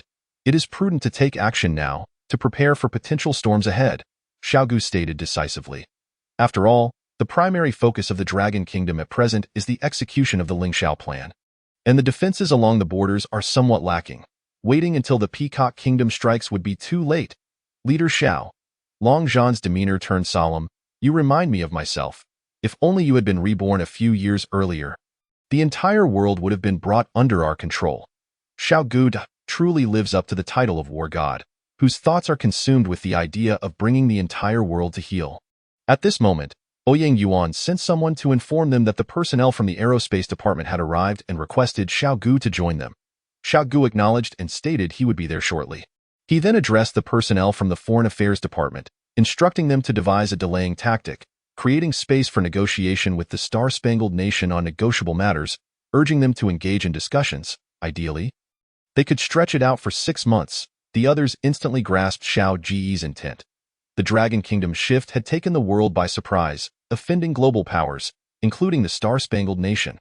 Xiao Ge's so-called negotiations likely indicated a change in strategy, aiming to elucidate the intentions behind his country's transformation to the world powers. Is the issue of revenge negotiable? The Foreign Affairs Department inquired. Not at all. Xiao Ge replied emphatically before departing, in the secret conference room. Previous meetings of the Crisis Management Bureau had typically been held in public spaces, with the secret room seldom utilized. It was now filled with scientists who had rushed in from various aerospace cities. The average age of the Dragon Kingdom's aerospace scientists is quite young, only 27.5 years. Dr. Ouyang Yuan was the only one standing, stating, "You should all be aware that, for a considerable time to come, you will be living incognito, severing ties with your past, as this pertains to national secrets." The young aerospace personnel wore solemn expressions, nodding in acknowledgement. From now on, you only need to listen. Ouyang Yuan paused, adding, academic questions are permissible, but any other inquiries are strictly off-limits. Understood. The group nodded once more. Confidentiality was a routine matter for them. Ouyang Yuan's admonition was something they had heard multiple times a year. Good. Ouyang Yuan concluded before calling out, Leader Xiao, you may enter. As Xiao Ge stepped in, the scientist's expressions turned grave. A high school student, The one referred to as leader by Ouyang Yuan? No wonder Ouyang Yuan emphasized confidentiality. This must be a rare genius of the Dragon Kingdom, living in the shadows. Yet they were unaware that Ouyang Yuan's strict orders to gather information about Xiao Ge were a measure to protect the secret of his rebirth. Xiao Ge entered without any prelude, diving straight into the topic. I trust you are all aware that in 6 months, the insect race will descend upon us, heralding an apocalyptic crisis. However, the initial wave of the insect race will arrive in 6 months, while the second wave, a year later, will come from space. Thus, I have called you here to devise a plan capable of countering the second wave's arrival. This is paramount. Are there any questions? Silence ensued. Ouyang Yuan had instructed them to refrain from asking anything, yet here was Leader Xiao, querying if they had inquiries. Should they ask or remain silent? The thirst for exploration and knowledge shattered the silence. Leader Xiao, a civilization capable of interstellar travel must at least be a Type 2 civilization, or even reach Type 3. Yet humanity currently does not even qualify as a Type 1 civilization. Can we truly win this battle? Silence reigned once more. Such a question likely only crossed the minds of aerospace experts. By employing asymmetric strategies, victory is attainable, Xiao Ge replied without elaborating, gesturing for the next person to pose a question. Leader Xiao, according to our current knowledge, the initial wave of the insect race emerges from a dimensional portal. Why then does the second wave come from space? Indeed, another chimed in. The dimensional portal can be activated on Earth.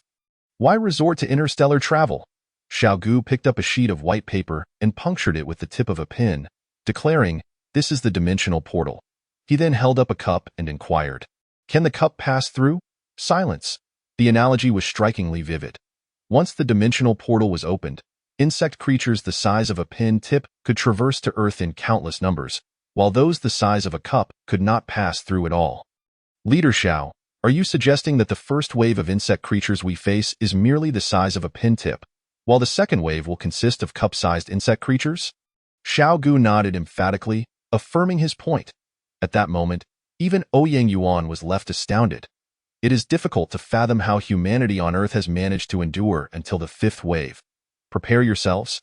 I hope that after withstanding the second wave, humanity can transition from a defensive to an offensive stance. Thus, the parameters from within the black hole that Xiao Ge brought back are crucial for the construction of a spacecraft capable of interstellar travel and for addressing the gravity issue. Over the ensuing time, Xiao Ge began to relay all the internal parameters of the black hole. Previously, he had provided Ouyang Yuan with one parameter value to draw his attention, but now he delivered the complete set of parameters. While some complex mathematical formulas may elude him, he remembered the entire derivation process. Once the parameters were conveyed, he presented the structural diagram of the insect spacecraft. To be honest, there were many aspects that Xiao Ge did not fully comprehend, yet he could reproduce the analytical diagrams created by scientists in his past life. For someone with hyperthymesia, the ability to recall every detail of life without the capacity to forget is undoubtedly a burden. However, for a reborn individual like Xiao Ge, without this condition, even in his rebirth, the only information he could bring back would be: the insect race arrives in 6 months. As for the Lingxiao giant city, fusion nuclear power plants, high-energy laser weapons, and so forth, he could not possibly reconstruct them. From the afternoon until nearly 3 in the morning, Xiao Ge recounted all the aerospace knowledge he had retained from memory. January 8, 3:07 a.m. A propulsion scientist raised a concern. Leader Xiao, even if we manage to construct the spacecraft, what will drive it? Chemical energy is certainly out of the question. Fusion reactors can provide long-duration propulsion, but they cannot meet the demands for instantaneous energy. To achieve interstellar travel, there is currently no energy source on Earth capable of accomplishing that. Xiao Ge rubbed his temples, conceding, indeed. Thus the energy for such a spacecraft will be antimatter energy. Antimatter propulsion? The aerospace scientists in the conference room displayed expressions of astonishment. However, as it stands, the existence of base-state antimatter atoms produced in the world lasts only about 30 minutes. Beyond that time frame, antimatter annihilates itself, as if it had never existed. Ouyang Yuan had instructed them to simply listen, but now, someone could no longer contain their curiosity.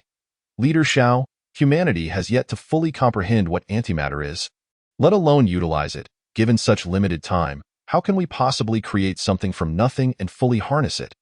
While it could be said that the prototype structure for an interstellar spacecraft exists, It would require the consolidation of all resources from the Dragon Kingdom to construct it. Yet antimatter falls within the realm of fundamental physics, a field where even possessing a prototype would not allow for rapid replication. Particularly, after the Dragon Kingdom's proposal to construct a particle accelerator was vetoed by returned scientists, the country has long been at a disadvantage in the realm of fundamental physics. The stance of that returning scientist was not without merit. After all, the cost of building a particle accelerator is exorbitant, and even the Dragon Kingdom could not bear such an expense alone. Moreover, foreign nations grew anxious upon learning of the Dragon Kingdom's intention to independently construct a particle accelerator and promptly pledged that should the Dragon Kingdom abandon the project, the Western particle accelerators would remain permanently accessible.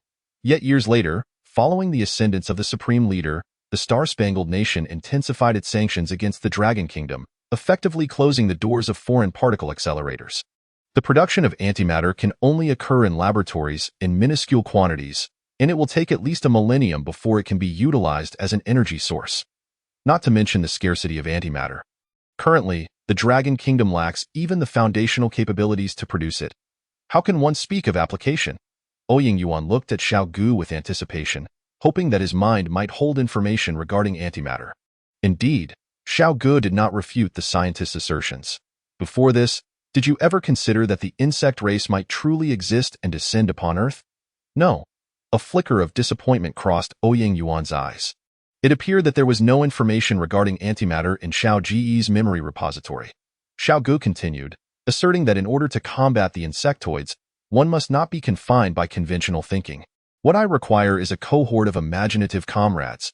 Only then can we triumph over the insectoid menace, who claims that antimatter spacecraft are fabricated on the ground, storing antimatter before integrating it into the vessel as a power source. The particle accelerator aboard the spacecraft generates antimatter, which is then immediately annihilated, converting it into energy. Constructing a particle accelerator on the ship, the assembly gasped once more. How colossal must this vessel be to accommodate a particle accelerator? Ouyang Yuan inquired, Leader Xiao, are you certain? Xiao Ge replied, I have witnessed it. In a former life, he had commandeered an insectoid vessel, traversed the stars, and arrived at the insectoid homeworld, where he had encountered similar craft.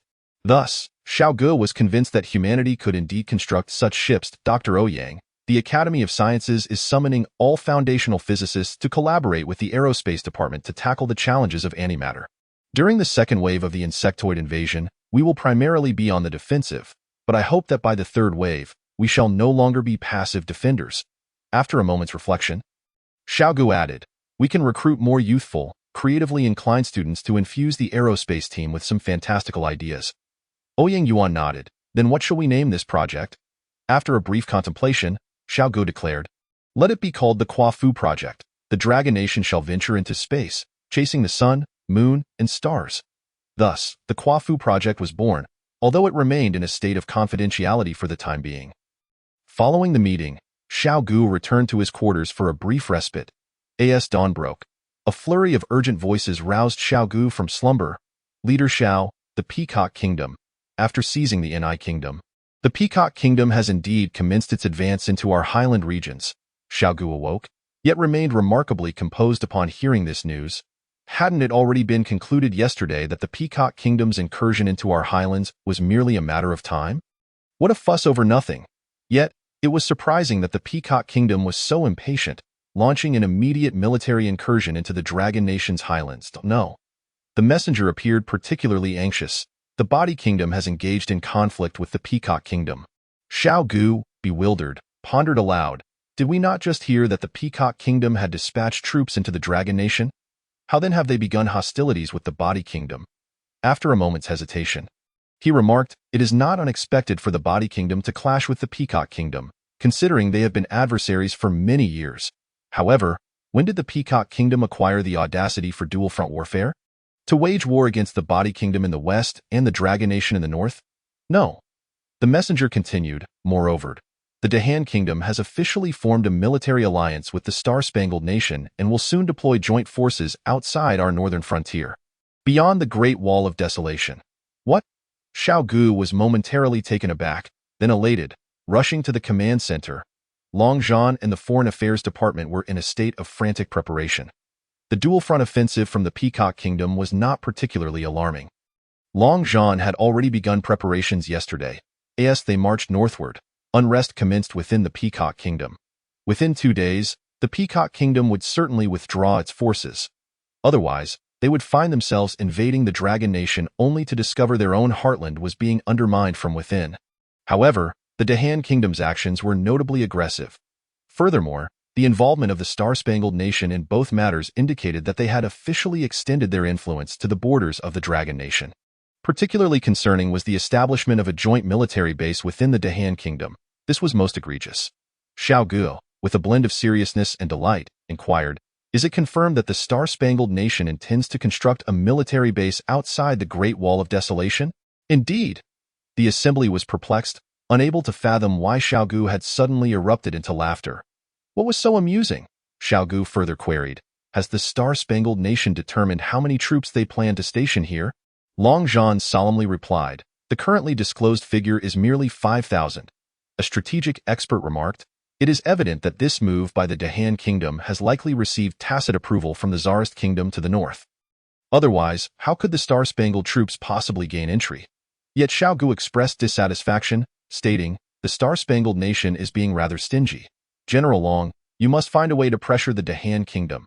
If they are to station troops, at least 100,000 would be reasonable. The Star-Spangled Nation has also entered a wartime posture, so they should be able to allocate such forces." But the assembly was astonished. Stationing troops in the Dragon Nation's border regions was already a significant taboo. Yet Xiao Ge seemed entirely unconcerned, even hoping for a greater number of troops from the Star-Spangled Nation. How can one sleep soundly beside a tiger? The next moment, Long Zhan's eyes brightened. "Indeed, it can be approached this way. Xiao Ge, you truly are the most astute young man I have encountered regarding checks and balances." Long Zhan, in his joy, directly called Xiao Ge by name, to which Xiao Ge paid no heed. Within the Dahan Kingdom, a dimensional portal for the insectoids was set to emerge, and we were fretting over how to deal with it. Yet the Star-Spangled Nation has proactively extended a helping hand? Ha ha ha! Long Zhan also laughed heartily, revealing the crux of the matter. The Dahan Kingdom had astutely rejected the Dragon Nation's request to construct circular fortifications within their territory, yet acquiesced to the Star-Spangled Nation's request for troop deployment, effectively seeking balance from external sources. However, they likely did not anticipate that beyond the Great Wall of Desolation, the arrival of the insectoids would be imminent. It was no wonder that when Xiao Ge heard of the Dahan Kingdom's alliance with the Star-Spangled Nation and their troop deployment, he felt joy rather than anger. This was fortuitous, as they were willingly coming to assist the Dragon Nation in resisting the insectoids. With a grin, Xiao Ge advised caution, urging them not to appear overly anxious, lest the Star-Spangled Nation discern any signs and their actions become hesitant. Gratitude was extended to the Old May for their warmth. As the Dragon Nation flourished, many countries remained apprehensive, akin to the Tsarist Kingdom, which felt compelled to form an international consensus with the Dragon Nation only when left with no other options by the Old May. Chapter 48. Anti-missile interception?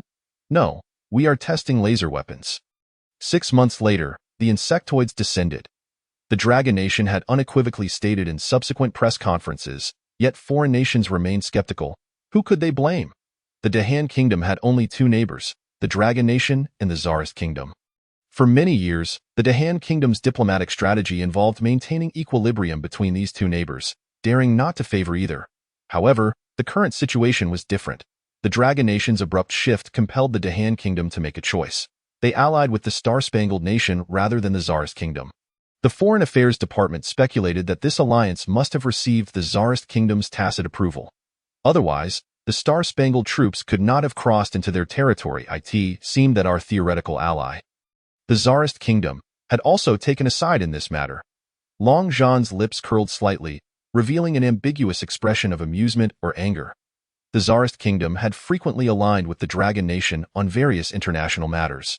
This time, however, as the Dragon Nation mobilized troops, the Tsarist Kingdom, while ostensibly expressing understanding, must have been alarmed at the sight of their eastern territories, largely acquired from the Dragon Nation. Although they did not explicitly state a desire to suppress the Dragon Nation in collaboration with the Star-Spangled Nation, permitting the latter's troops to traverse their territory was a clear indication of their stance. Cooperation with the Dragon Nation was acceptable, but it must not grow too powerful, at this juncture. More auspicious news arrived from the High-Energy Laser Research Institute. While discussing the environmental conditions beyond our borders, a call came through to Ouyang Yuan's mobile phone. Dr. Ouyang, we have made significant breakthroughs with high-energy laser weapons. We can commence testing. Ouyang Yuan relayed this news to the assembly. After a flurry of elation, Xiao Ge exclaimed, "What are we waiting for? Let us conduct the test this afternoon, and remember to broadcast it live." After all, the experimentation with laser weapons signified that the Dragon Nation's military capabilities would ascend to new heights. Furthermore, high-energy laser weapons would be deployed across all circular fortifications, becoming formidable tools for both defense and offense. Beyond our borders, in the Star-Spangled Nation, Xiao Ge and his companions' suspicions were validated. The Tsarist kingdom indeed harbored intentions to collaborate with other foreign nations to counterbalance the Dragon Nation. After all, the Dragon Nation's mass conscription and radical transformation posed a perceived threat to them. At this moment, the Star-Spangled Nation convened a meeting with its allies, while representatives from the Tsarist kingdom listened in from an adjacent room. The meeting had been ongoing for 2 days. The supreme leader of the Star-Spangled Nation personally attended. Addressing the foreign nations, "Prepare yourselves. The Dragon Nation has instigated war, deliberately targeting our technical experts to expand their military force, intent on opposing the civilized world. War may erupt at any moment." The nations present generally concurred with the decision to expand their armed forces and confirmed plans to establish a new command center in the Pacific region. However, when the supreme leader proposed locating this command center in the land of the rising sun, the representatives from that nation immediately rejected the request. "I apologize. The devastating tsunami has inflicted severe damage on the land of the rising sun. Our primary focus at present is on post-disaster reconstruction. Constructing military bases at this juncture would likely incite public outrage." Consequently, the supreme leader turned to the representative from the kingdom of Goryeo. The representative from Goryeo was in an even more dire situation. Lamenting, "Alas, the tsunami has completely inundated our territory, making the establishment of a command center utterly impossible." The representatives from both the land of the rising sun and Goryeo were at a loss for words. Meanwhile, the United States seemed to have a plan, intending to distribute the responsibility for building the command center among other nations while retreating domestically to focus on disaster recovery. Furthermore, they are merely a stone's throw away from the Dragon Nation, which is currently drafting a massive conscription. One can only wonder when their displeasure might lead to aggressive actions against them, just as it did with the Southern Australia nation. The Dragon Nation dealt with Southern Australia with such ease, scarcely lifting a finger, and yet in the blink of an eye, Southern Australia ceased to exist. Although there is a consensus regarding the need to address the Dragon Nation, the nations present have not yet completely severed ties with them. The supreme leader remarked, "The Dragon Nation currently possesses comprehensive anti-missile interception technology. Warfare has evolved into an asymmetrical conflict. The Dragon Nation can threaten us, while we remain unable to pose any threat to them. How shall we resolve this dilemma?" The maturation of anti-missile interception technology signifies a foundation for survival within the realm of nuclear deterrence. Upon the mention of this issue, the supreme leader smiled confidently.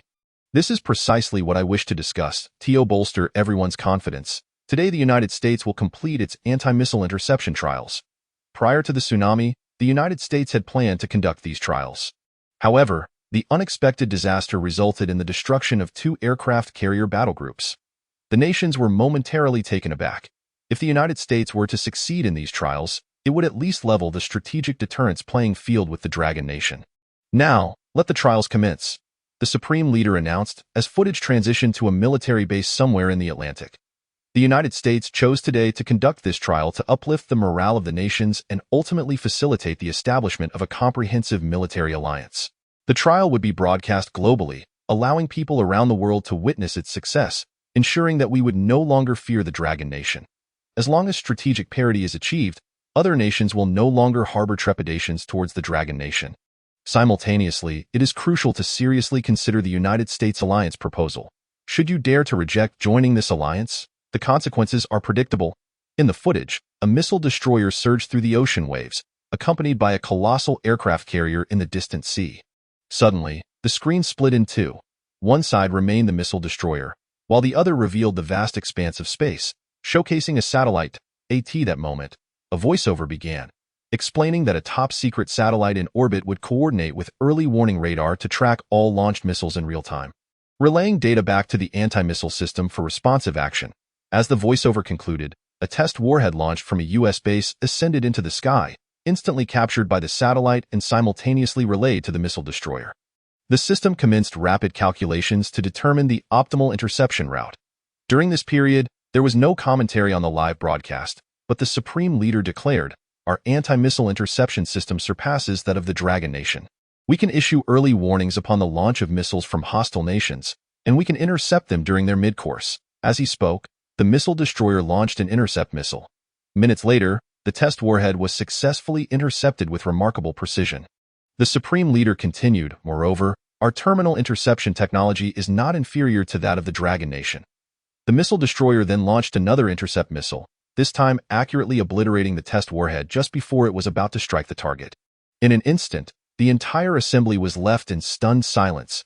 Even the representative from the Tsarist nation was momentarily rendered speechless. They had not anticipated that the United States' anti-missile interception technology had matured to such an extent. The representative from the Maple Leaf Nation felt a surge of indignation. Had the United States tested this anti-missile technology sooner, they would not have been driven to such desperation by the Dragon Nation.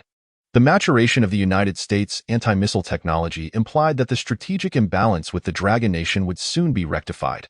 The representative from the land of the rising sun, appearing contemplative, spoke up.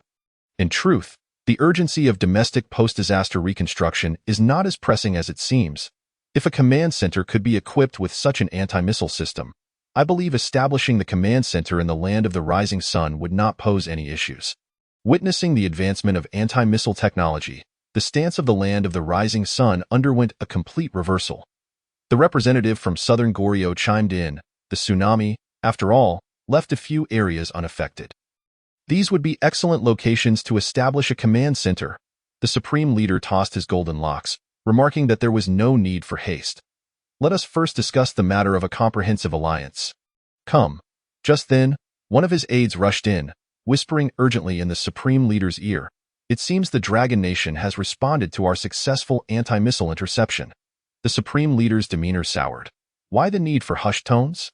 Show everyone the Dragon Nation's response. Let us see how they react to our successful anti-missile trial." The aide appeared hesitant. "That may not be advisable." "What could be so problematic?" The Supreme Leader scanned the room. "We must let all nations know that the Dragon Nation is not to be feared." Reluctantly, the aide projected the intelligence received from the Dragon Nation onto the large screen, showcasing their own trial. However, the weapon systems displayed were uniquely distinctive. ZZZ. A bright flash illuminated the screen, seemingly without incident, but moments later, the Dragon Nation announced that a powerful laser beam had destroyed a defunct satellite in low orbit. A reporter appeared in the Dragon Nation's live stream, questioning the trial organizers. "What is the comment from the Crisis Management Bureau regarding the successful anti-missile interception experiment conducted by the United States?" The response came, "We apologize, but that is an internal affair of the United States. The Dragon Nation does not interfere in the domestic matters of other nations." The reporter pressed on, "Is this a trial of a new weapon system?" The answer was, "It is a laser weapon system, designed to protect the Dragon Nation in the event of a crisis with the Zerg." The video abruptly ceased. The Dragon Nation's laser weapon system can now directly target objects in space from the ground? Bang! The Supreme Leader erupted in furious outrage. "This is fake news. Absolutely fake news." The term fake news echoed continuously within the conference hall. Yet, everyone understood that when the Supreme Leader uttered those three words, it only served to affirm the news's veracity. The representative from the land of the rising sun's expression darkened momentarily before regaining composure, stating, "Since Southern Goryeo wishes to establish a command center, I believe it is most necessary, especially given their unique advantages." "No, no, no." The representative from Southern Goryeo interjected anxiously, "It is you in the land of the rising sun who possess the unique advantages. It would be far better for the command center to be built in your nation." Just moments ago, they had been clamoring to construct the command center within their own borders, but upon witnessing the Dragon Nation's laser weapon trial, they swiftly altered their stance. This cannot be. It seemed that the United States and the Dragon Nation would forever remain unbalanced in terms of strategic weaponry. Thus, today's conference yielded no conclusive results. Nevertheless, the United States achieved significant gains, reaching a consensus with the Tsarist nation to jointly confront the Dragon Nation. Simultaneously, the Tsarist nation solemnly pledged their full support for the United States military presence in the Great Khan's territory. Upon returning to the White House, another disheartening piece of intelligence arrived. The number of technical experts from the United States who perished in the accidental incident had reached 57. Moreover, near the site of their demise, the emblem of the Avengers was discovered. There was even a sentiment within the United States that these technical experts might have been eliminated by the Avengers. The Supreme Leader, while we have already dispatched additional personnel to safeguard the nation's technical experts, a considerable number have still fallen victim to these assassinations. Perhaps we should take the initiative to engage in discussions with the Dragon Nation. There is no doubt. It must be the work of the Dragon Nation. They seem resolute in their intent to eliminate 100 technical experts from the United States without a shred of mercy. The troubling aspect is how the Dragon Nation has managed to disguise all these incidents as mere accidents, leaving no trace behind. The aide pondered for a moment before adding, "If we do not provide the public with a satisfactory explanation, it may incite public discontent, adversely affecting future electoral prospects." The Supreme Leader was not merely aiming to be a wartime leader. He aspired to seek re-election once the state of war concluded. So, shall we discuss this? The mention of electoral implications piqued the Supreme Leader's interest, relegating the plight of the domestic technical experts to a secondary concern. The Dragon Nation, having successfully conducted trials on high-energy laser weaponry, found its confidence bolstered. Especially in this digital age, the Crisis Management Bureau chose to broadcast the successful experiment for all to see. However, within the live chat room, the comments painted a different picture. Warm congratulations to the United States on the success of their anti-missile experiment. Truly, I extend my heartfelt congratulations, and no one should doubt my sincerity. I know you upstairs are sincere, but I extend my even more heartfelt congratulations to the United States on the success of their anti-missile experiment. From now on, the United States can contribute firework displays for its citizens at any time. Warm congratulations to the United States and other nations. Within just a few days, they have entirely overcome the disasters brought about by the tsunami, utilizing national strength to complete the anti-missile experiment, bringing happiness and safety to the disaster-stricken populace. The entire internet is searching. Where is Yamamoto Ichiro now? When will he start the live stream? Only the people of the Dragon Kingdom can comprehend the congratulatory remarks, leaving the foreign netizens in the live broadcast room utterly bewildered as they inundate the chat with large question marks. Is this a genuine congratulation from the Dragon Kingdom? Why does it sound so peculiar? The successful trial of the high-energy laser weapon undoubtedly serves as a potent morale booster for Xiao Ge. It demonstrates that the Dragon Kingdom, armed with blueprints and data, can swiftly identify breakthrough methods. This indicates that the Dragon Kingdom was already on the verge of a breakthrough in related fields, merely awaiting a push to advance rapidly. If the high-energy laser weapon can achieve this, then the same holds true for other domains. The laser weapon tested today is poised to be utilized as the main cannon, and soon, they shall fabricate a miniaturized, portable version of the laser weapon following the blueprints provided by Xiao Ge. Thus, the same must apply to the field of fusion nuclear power. Following the completion of the experiment, the situation in the Peacock Kingdom became clear. It turned out that several thousand soldiers from the Peacock Kingdom had been slaughtered by the insectoid species while patrolling the border with the Iron Pakistan, meeting a tragic fate. The news reached the Peacock Kingdom, inciting a wave of public outrage, as Iron Pakistan was the sole nation in the world to align with the Dragon Kingdom in addressing the crisis posed by the insectoid species. Coinciding with the emergence of monstrous figures from Dragon Kingdom animations, the Peacock Kingdom could not help but suspect Iron Pakistan was up to no good. However, the Peacock Kingdom also found it strange that, just as they had engaged in skirmishes with Iron Pakistan, their internal conflicts had escalated dramatically, even leading to large-scale armed rebellions, drawing international attention. As Xiao Ge and Long Zhan had anticipated, the military forces of the Peacock Kingdom remained stationed at the border with the Dragon Kingdom, temporarily withdrawing to focus on domestic insurrections, thereby alleviating pressure on the southwestern region of the Dragon Kingdom. Just as Xiao Ge prepared to dive into the next plan, the head of the Dragon Kingdom dispatched someone to summon him.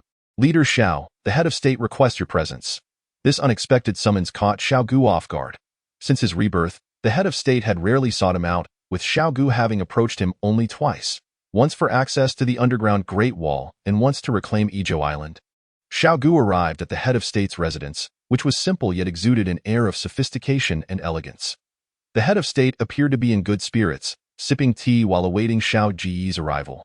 "Head of state, You summoned me? Xiao Ge inquired directly. The head of state, gazing kindly at Xiao Ge, smiled gently and remarked, "You've certainly stirred quite a commotion in recent days."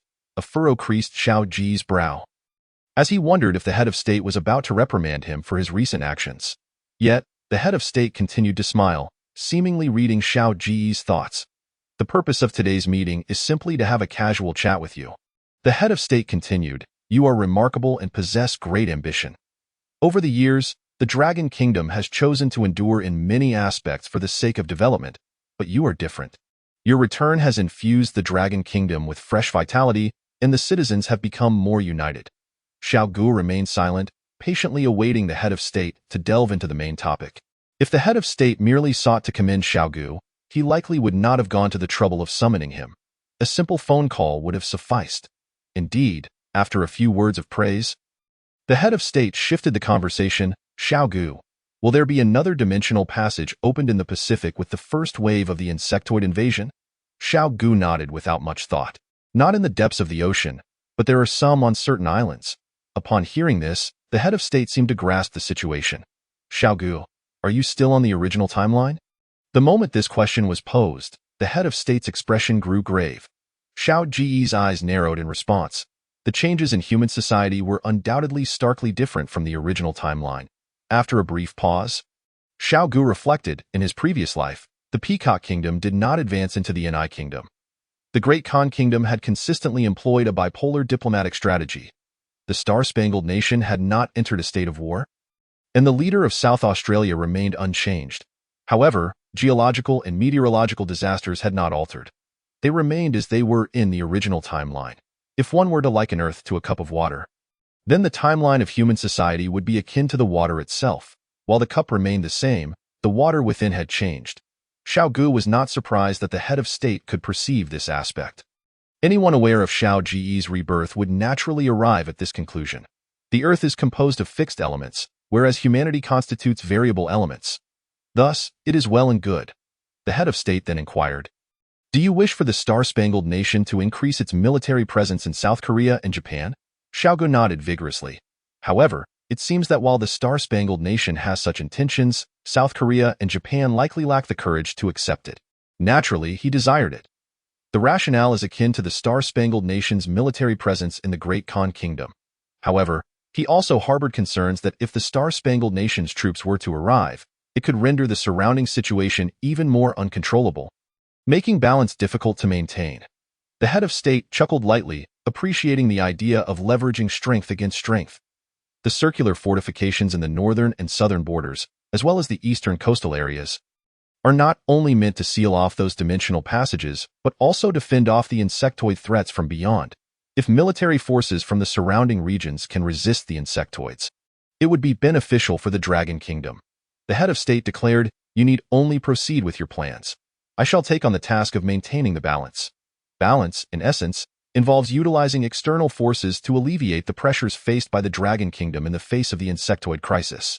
After a moment's contemplation, the head of state added, "Moreover, revenge does not necessarily require the slaughter of many. Rather, it is about conveying to our adversaries that we possess the capability." Xiao Ge was taken aback. Perhaps this was the true intent behind the head of state's summons today. Deterrence is crucial. It affirms our ability to exact retribution at any moment. The next time an external nation contemplates employing nefarious means against us, they will need to think twice. Xiao Ge pondered deeply, realizing that the head of state was effectively calling off his plan for vengeance against the Star-Spangled Nation's 100 casualties. Chapter 50. Temporal Divergence Incident, Variables. This was not so much a revelation as it was the head of state recognizing aspects that Xiao Ge had overlooked. It represented a level of insight and the art of balance. Given this, it was indeed wise to see such actions. Ultimately, it is more effective to make the opponent aware of your capabilities. This is the essence of deterrence. Upon returning to the Crisis Management Bureau, Xiao Ge was promptly informed that a scholar had been waiting for him for quite some time. Upon meeting the scholar, Xiao Ge was taken aback to discover it was Chief Liu Yilin from the Coastal Gravity Observation Station. Following the Great Tsunami, Chief Liu Yilin had relocated to the Dragon Kingdom's Tianyan Research Institute, which was situated nearby. It was unexpected that he had made his way to the capital today. "Chief Liu, it has been a while." Xiao Ge was pleased to see him. However, Lu Yilin bore no trace of joy in his expression. Rather, he spoke with utmost seriousness. Leader Xiao, my colleagues at the Tianyan Research Institute have discovered some concerning developments. Fearing that the information would be delayed through layers of reporting, they sent me directly to brief you in person. Lu Yilin opened a data model on the computer IT depicted Earth, now represented in a grid format. To illustrate better, we have grid the gravitational fields for clarity. Leader Xiao, observe here. Lu Yilin pointed to a location in the Pacific, stating, at the coastal observation station, we witnessed the formation of dimensional passages and the fragmentation of the gravitational field. Indeed, Xiao Ge nodded in agreement. Lu Yilin continued, initially, we believed that the dimensional passage in the depths of the Pacific was the only one, but that is not the case. It is merely the most stable one. The data from the Tianyan Gravity Observation Station indicates that, concurrently with the formation of the dimensional passage in the Pacific, at least 3 others emerged, one of which is located here. Following the model of the Earth, Xiao Ge noted the precise location, at the border between Iron Pakistan and the Peacock Kingdom. No wonder. Another one is here. The model rotated, revealing a location near the South Pole, right? Xiao Ge suddenly recalled that. In his previous life, there had been reports of the Star-Spangled Nation's Antarctic Research Station suddenly losing contact. Could it be due to the insectoids? Subsequently, the Star-Spangled Nation had dispatched personnel to investigate the Antarctic. But news from the southern Antarctic had yet to return before the first wave of the insectoid invasion struck. He then inquired, is there any news regarding the various nations' Antarctic research stations?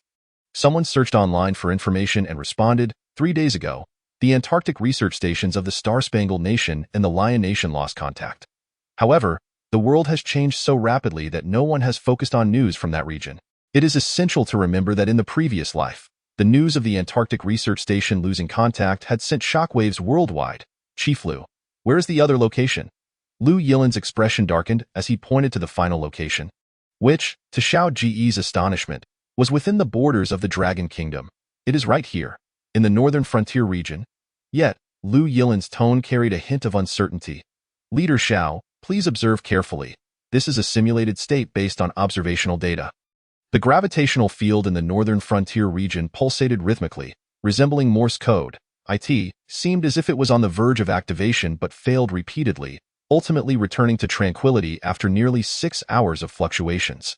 Xiao Ge's expression darkened. Impossible. How could a dimensional passage form here? Xiao Ge vividly recalled that following the Great Tsunami, no mysterious creatures had been discovered within the Dragon Kingdom, making the formation of a dimensional passage inconceivable. Lu Yilin did not respond to Xiao Ge's question but continued to elevate the perspective of the Earth model, bringing it closer to low Earth orbit to in the vast expanse of space surrounding Earth. The gravitational field in this region is also collapsing. The calculations from the supercomputing center indicate that this area has become exceedingly unstable, with the potential to spontaneously generate dimensional portals at any moment. Xiao Ge, he fell into deep contemplation. The 2-dimensional portals mentioned by Lu Yilin had never existed in his previous life. Why was that? Lu Yilin continued, stating that according to the predictions from the supercomputing center, we have reached a conclusion. The formation of such phenomena necessitates a variable, yet the nature of this variable remains elusive, leaving us in the dark regarding the cause of the gravitational field's collapse in low Earth orbit. Suddenly, Ouyang Yuan interjected, Team Leader Xiao, you are that variable. Xiao Ge was taken aback. Rebirth signifies a return to the past, and returning to the past allows one to alter the future. Could it be that his descent into the black hole, propelling him back in time, resulted in a temporal deviation event? Earlier, the leader had inquired whether the current timeline could still align with that of his previous life, perhaps contemplating this very aspect. Lu Yilin elaborated, Team Leader Xiao previously provided us with a timeline, predicting that in the 6 months leading up to the emergence of the insectoid species, several significant geological disasters would occur. As they attempt to open dimensional portals, as he spoke, Lu Yilin opened another set of predictive data, asserting that Team Leader Xiao's forecasts were likely accurate, yet the frequency of geological disasters in the coming 6 months would be even greater and more frequent. All of this arises from the emergence of Xiao Ge as a variable, in other words, the appearance of the insectoid species would increase in frequency, and the populace would become increasingly aware of their existence. Soon, the theory posited by that paleontologist would crumble, and people would gradually accept the truths presented by the Dragon Kingdom. It appears that we must expedite all our plans. Xiao Ge stated solemnly. We may need to relocate the citizens ahead of schedule. Initially, he had intended to wait until the construction of Lingxiao City was completed before initiating the relocation, but it now seemed that this could not be delayed. Fortunately, more than half of the citizens are currently engaged in the construction efforts, in terms of relocation, the workload would be significantly reduced, so plans for resettlement should be prepared with the Ministry of Internal Affairs first. Meanwhile, Long Zhan's gaze was fixed intently on the computer screen, and after Xiao Ge and Lu Yilin finished speaking, he finally spoke up. Old Lu, do you think the dimensional portals forming in our northern border region could attract the insectoid species? If so, how many might arrive, and in what form? Everyone nearly overlooked this crucial point. Yes, certainly. Without waiting for Lu Yilin to respond, Xiao Ge interjected. That is troubling. Long Zhan exclaimed, slapping his forehead. That area is not far from the construction site of the impassable Great Wall. An immediate silence fell over the group. While there are some stationed troops at the construction site, could they adequately cope with such a threat? Lu Yilin clung to a sliver of hope, reasoning that since so many days had passed without any reports of insectoid sightings from that direction, perhaps they wouldn't come after all. No, there must be a reason, Xiao Ge declared gravely. We must investigate thoroughly to uncover the underlying cause. Especially upon learning of the existence of temporal deviations, Xiao Ge could not afford to let his guard down. Chapter 51. The Temporal Deviation Incident. Traces of the insectoid species in the northern region. Just beyond the construction site of the impassable Great Wall lies the Great Khanate. At this moment, individuals from the Great Khanate have arrived, establishing a large military base less than 10 kilometers from the Dragon Kingdom's border. Before the base is even completed, workers at the Dragon Kingdom site have observed patrols within the Great Khanate, displaying the flags of the Great Khanate, the Tsarist Empire, and the Star-Spangled Nation. The Great Khanate is indeed eager to host two of the world's most formidable nations on its territory. However, as long as they do not cross the border or cause trouble, the Dragon Kingdom's garrison will ignore them. In the military camp, several batches of new recruits have arrived, and the station troops surrounding the camp now number nearly 300,000. With that number expected to continue rising. However, Xiao Ge is quite dissatisfied with these new recruits. To serve the nation. Patriotism is not merely a slogan. You possess boundless enthusiasm, yet cannot even endure the rigors of training. What use are you to me? Xiao Ge's frustration stems from the fact that these recruits, upon enlistment, profess their commitment to fight for the country and protect the people, yet after just one 5-kilometer run, they are left gasping for breath. Fighting for the nation against the insectoid species until the very last moment is not just a catchphrase. If you continue to falter at the slightest discomfort, then get lost. Return whence you came. The new recruits dared not utter a word. To be honest, they had no complaints. They merely discussed privately why their training intensity seemed harsher than that of the veterans.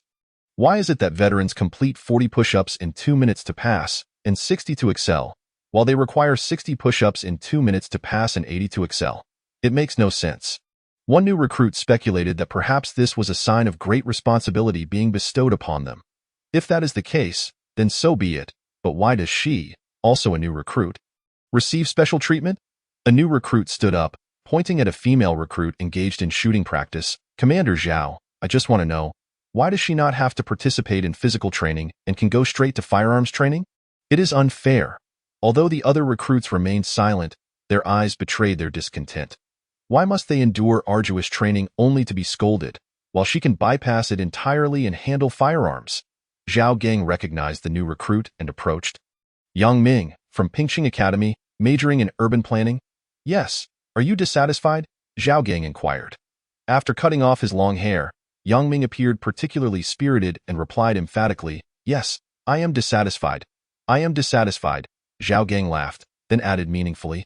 A man should possess such a spirit of defiance. The veterans beside Xiao Ge also chuckled, appreciating Yang Ming's spirit of inquiry and fearless attitude. Su Hongyin, come here. The female recruit currently engaged in firearms training with the veterans approached at a brisk pace upon hearing her name.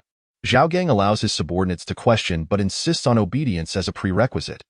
Although Su Hongyin had only been in the unit for a few days, she had already learned the meaning of obedience.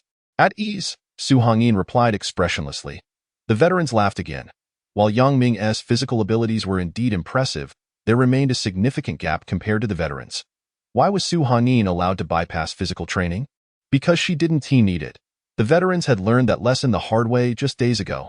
Indeed, Xiao Ge stated directly, as the veterans were preparing for a 50-kilometer weighted run, Su Hongyin will participate, and any new recruits who are dissatisfied can join the team and run with her.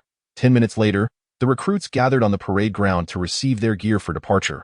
As Xiao Ge's words faded, more than a dozen recruits stood up. Satisfied, Xiao Ge nodded.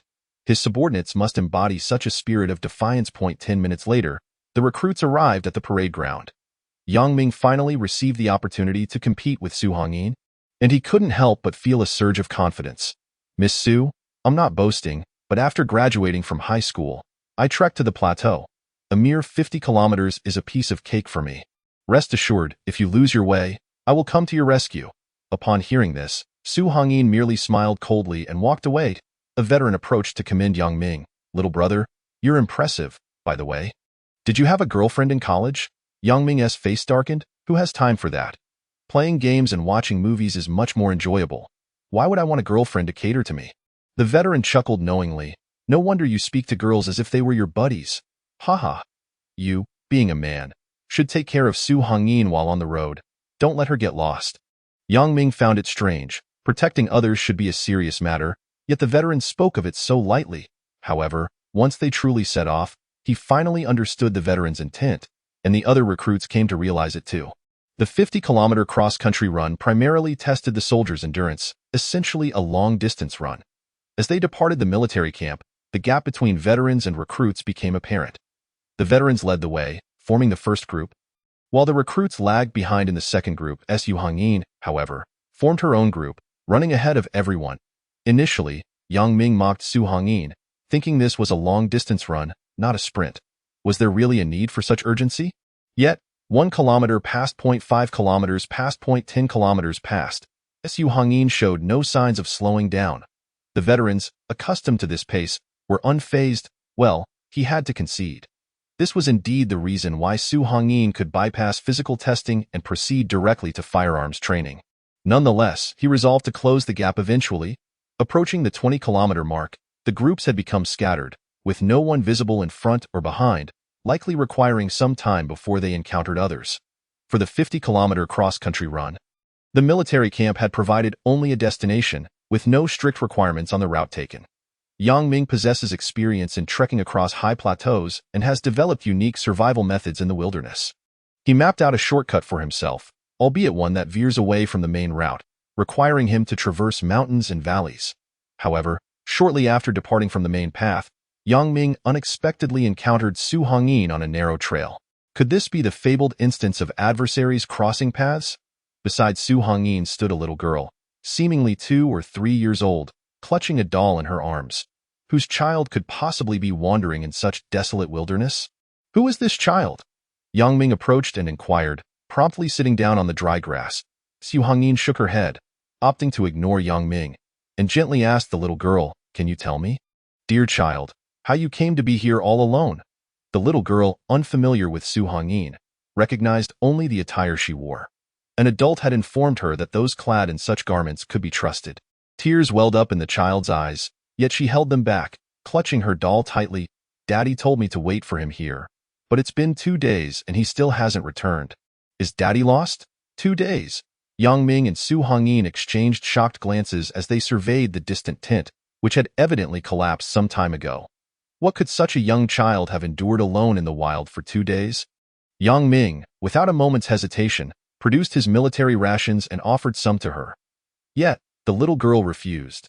She had just eaten Su Hongyin's biscuits and could not manage anything else. Su Hongyin gently stroked the child's hair and asked, "What is your name, little one? Do you know where your father has gone?" Tears continued to glisten in the child's eyes, refusing to fault. "My name is Bai Shi.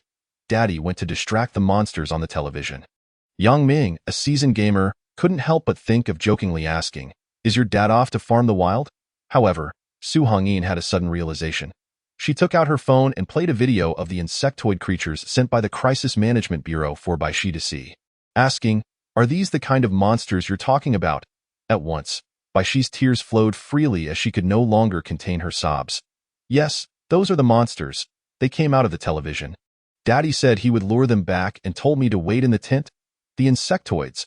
Su Hongyin and Yang Ming instantly felt a surge of tension, glancing around anxiously. The insectoids had appeared inland in Longhua?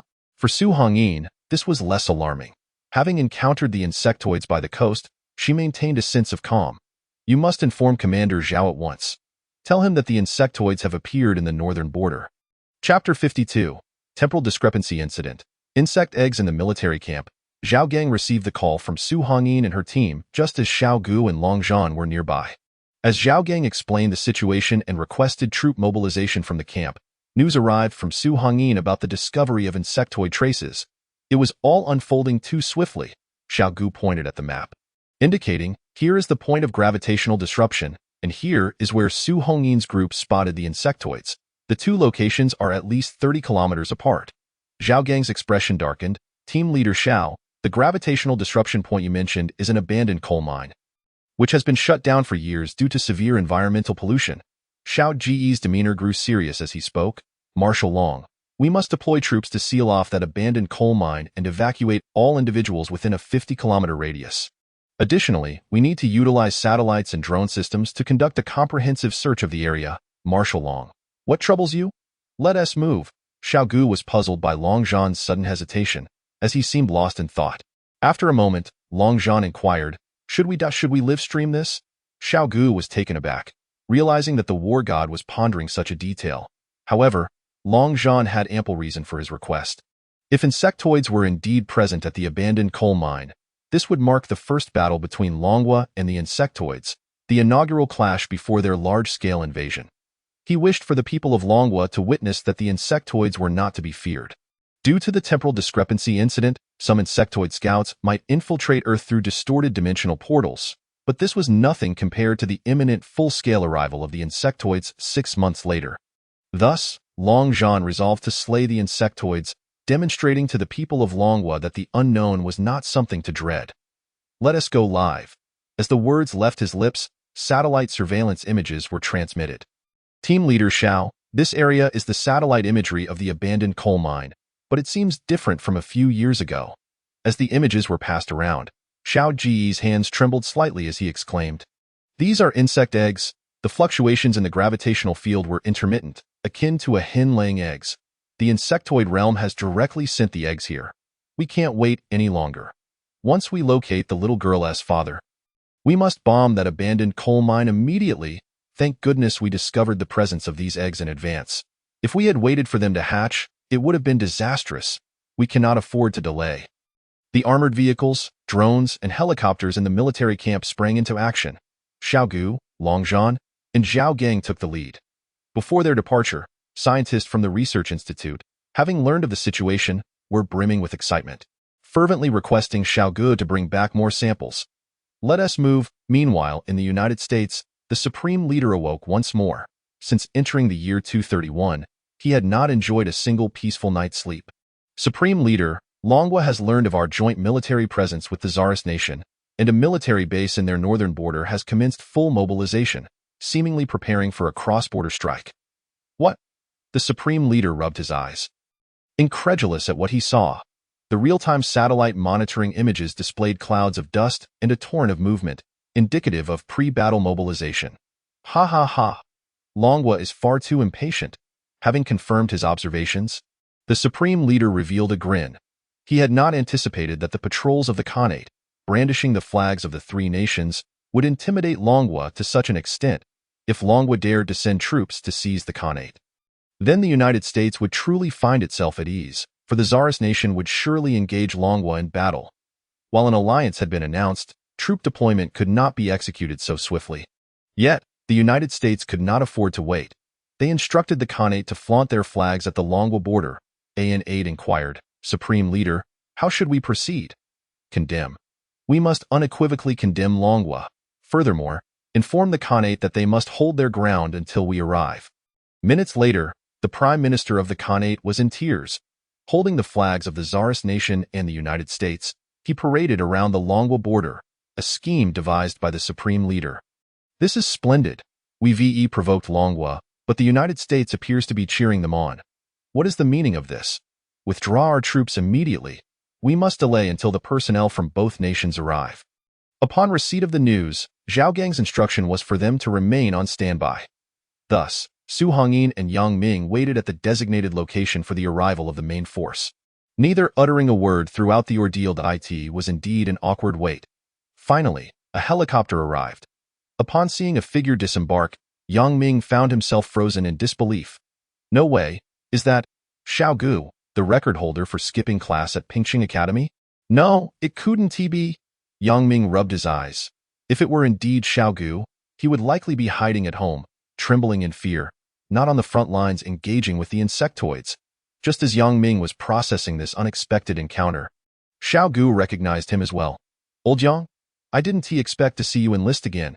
In their previous life, Xiao Ge and Yang Ming were classmates, fleeing together during the insectoid invasion and ultimately enlisting to fight, culminating in their joint capture of an insectoid spaceship. Yang Ming adjusted his chin, incredulous. Is that really you, old Xiao? What on earth? Aren't you supposed to be at home playing in the mud today?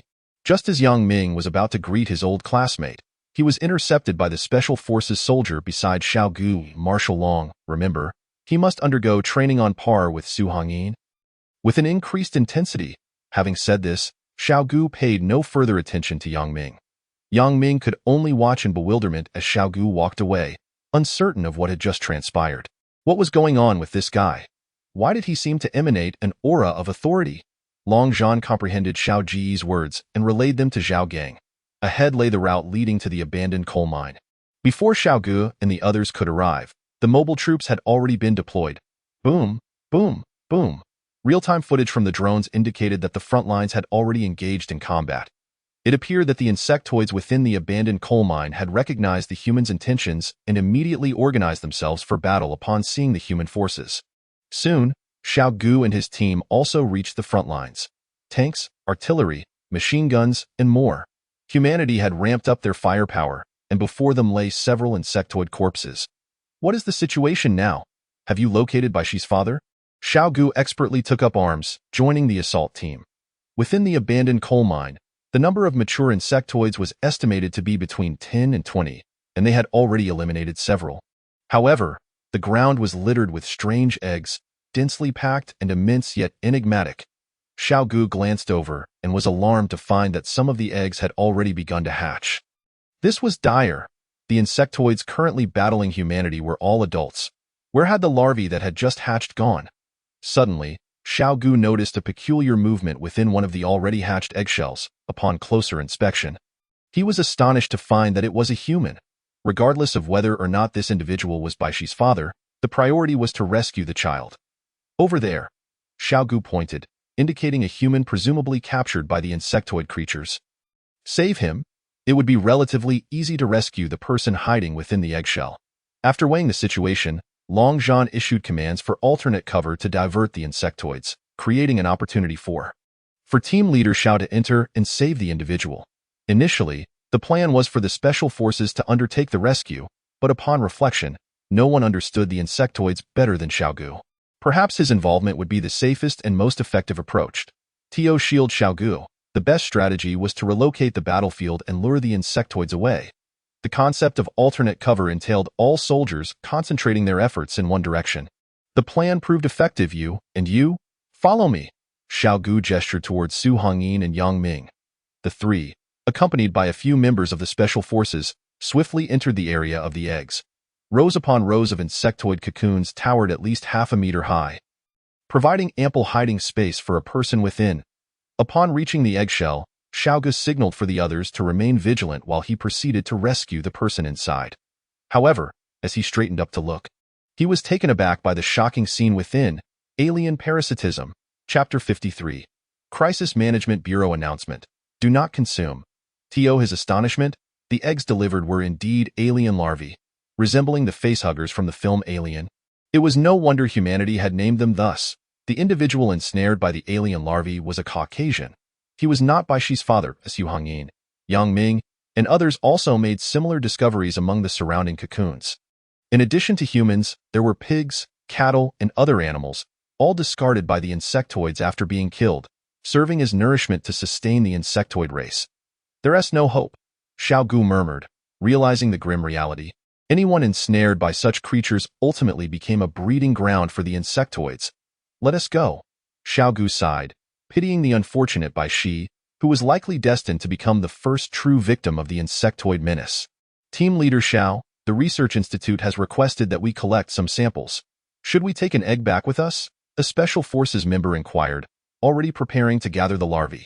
Yang Ming's expression darkened. Stifling a laugh, Yu Hongyin averted her gaze, pretending she hadn't heard anything. Xiao Ge furrowed his brow, clarifying, it's a larvae, not an egg. The current laboratory cannot contain the alien larvae. Let us move. After Xiao Ge and his team exited, Longzhan and Xiao Gang eliminated the remaining insectoids, albeit at the cost of nearly 7 tanks and countless munitions. Marshal Long immediately ordered the withdrawal of troops from the abandoned coal mine area and initiated a white phosphorus bombardment on the region. White phosphorus munitions could elevate the burning temperature in the area to over 1,000 degrees, sufficient to annihilate all living beings within a viable range, including the larvae and cocoons. Understood. Longzhan agreed immediately. Xiao Gang interjected, Marshal, the little girl's father is still inside. Perhaps we can still save him. No chance. That's an alien larvae. Xiao Ge refrained from further explanation, asserting, from now on, remember this. Any human ensnared by alien larvae, regardless of who they are, must be executed without hesitation. No exceptions, regardless of status. The group fell silent, for the first time grasping the reality of the insectoid crisis, realizing that danger could strike at any moment within the next 6 months. White phosphorus munitions, while technically simple, proved one of the most effective means of combating the insectoids. Half an hour later, Xiao Ge and his team had retreated to a sufficiently safe distance as a fleet of unmanned drones approached to drop bombs. Boom, boom, boom. Even from over 10 miles away, the flames of the white phosphorus could be clearly seen, and the scorching heat felt palpable. Xiao Ge contemplated. Once the flames subside, we'll need to inspect the area. We cannot leave a single cocoon behind. Everyone nodded in agreement, remaining silent. Yang Ming also solemnly nodded, agreed. No problem. Longzhan and Xiao Gang remained silent, as it was not the place for a rookie to speak. Xiao Ge furrowed his brow in frustration, addressing Xiao Gang.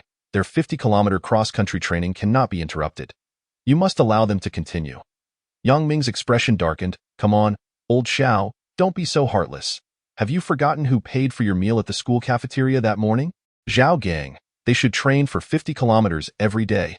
They should be able to double their load to 60 kilograms. Duh. Yang Ming fell silent, retreating into the corner, afraid to speak further. The flames of the white phosphorus continued to blaze. But soldiers rescued a barely conscious man from a dry well near the abandoned coal mine. The man had a broken leg and had gone into shock from excessive bleeding, but as the stretcher passed Xiao Ge, he suddenly clutched Xiao Ge's clothing with all his might. The medic halted. Where is my daughter? Where is my daughter?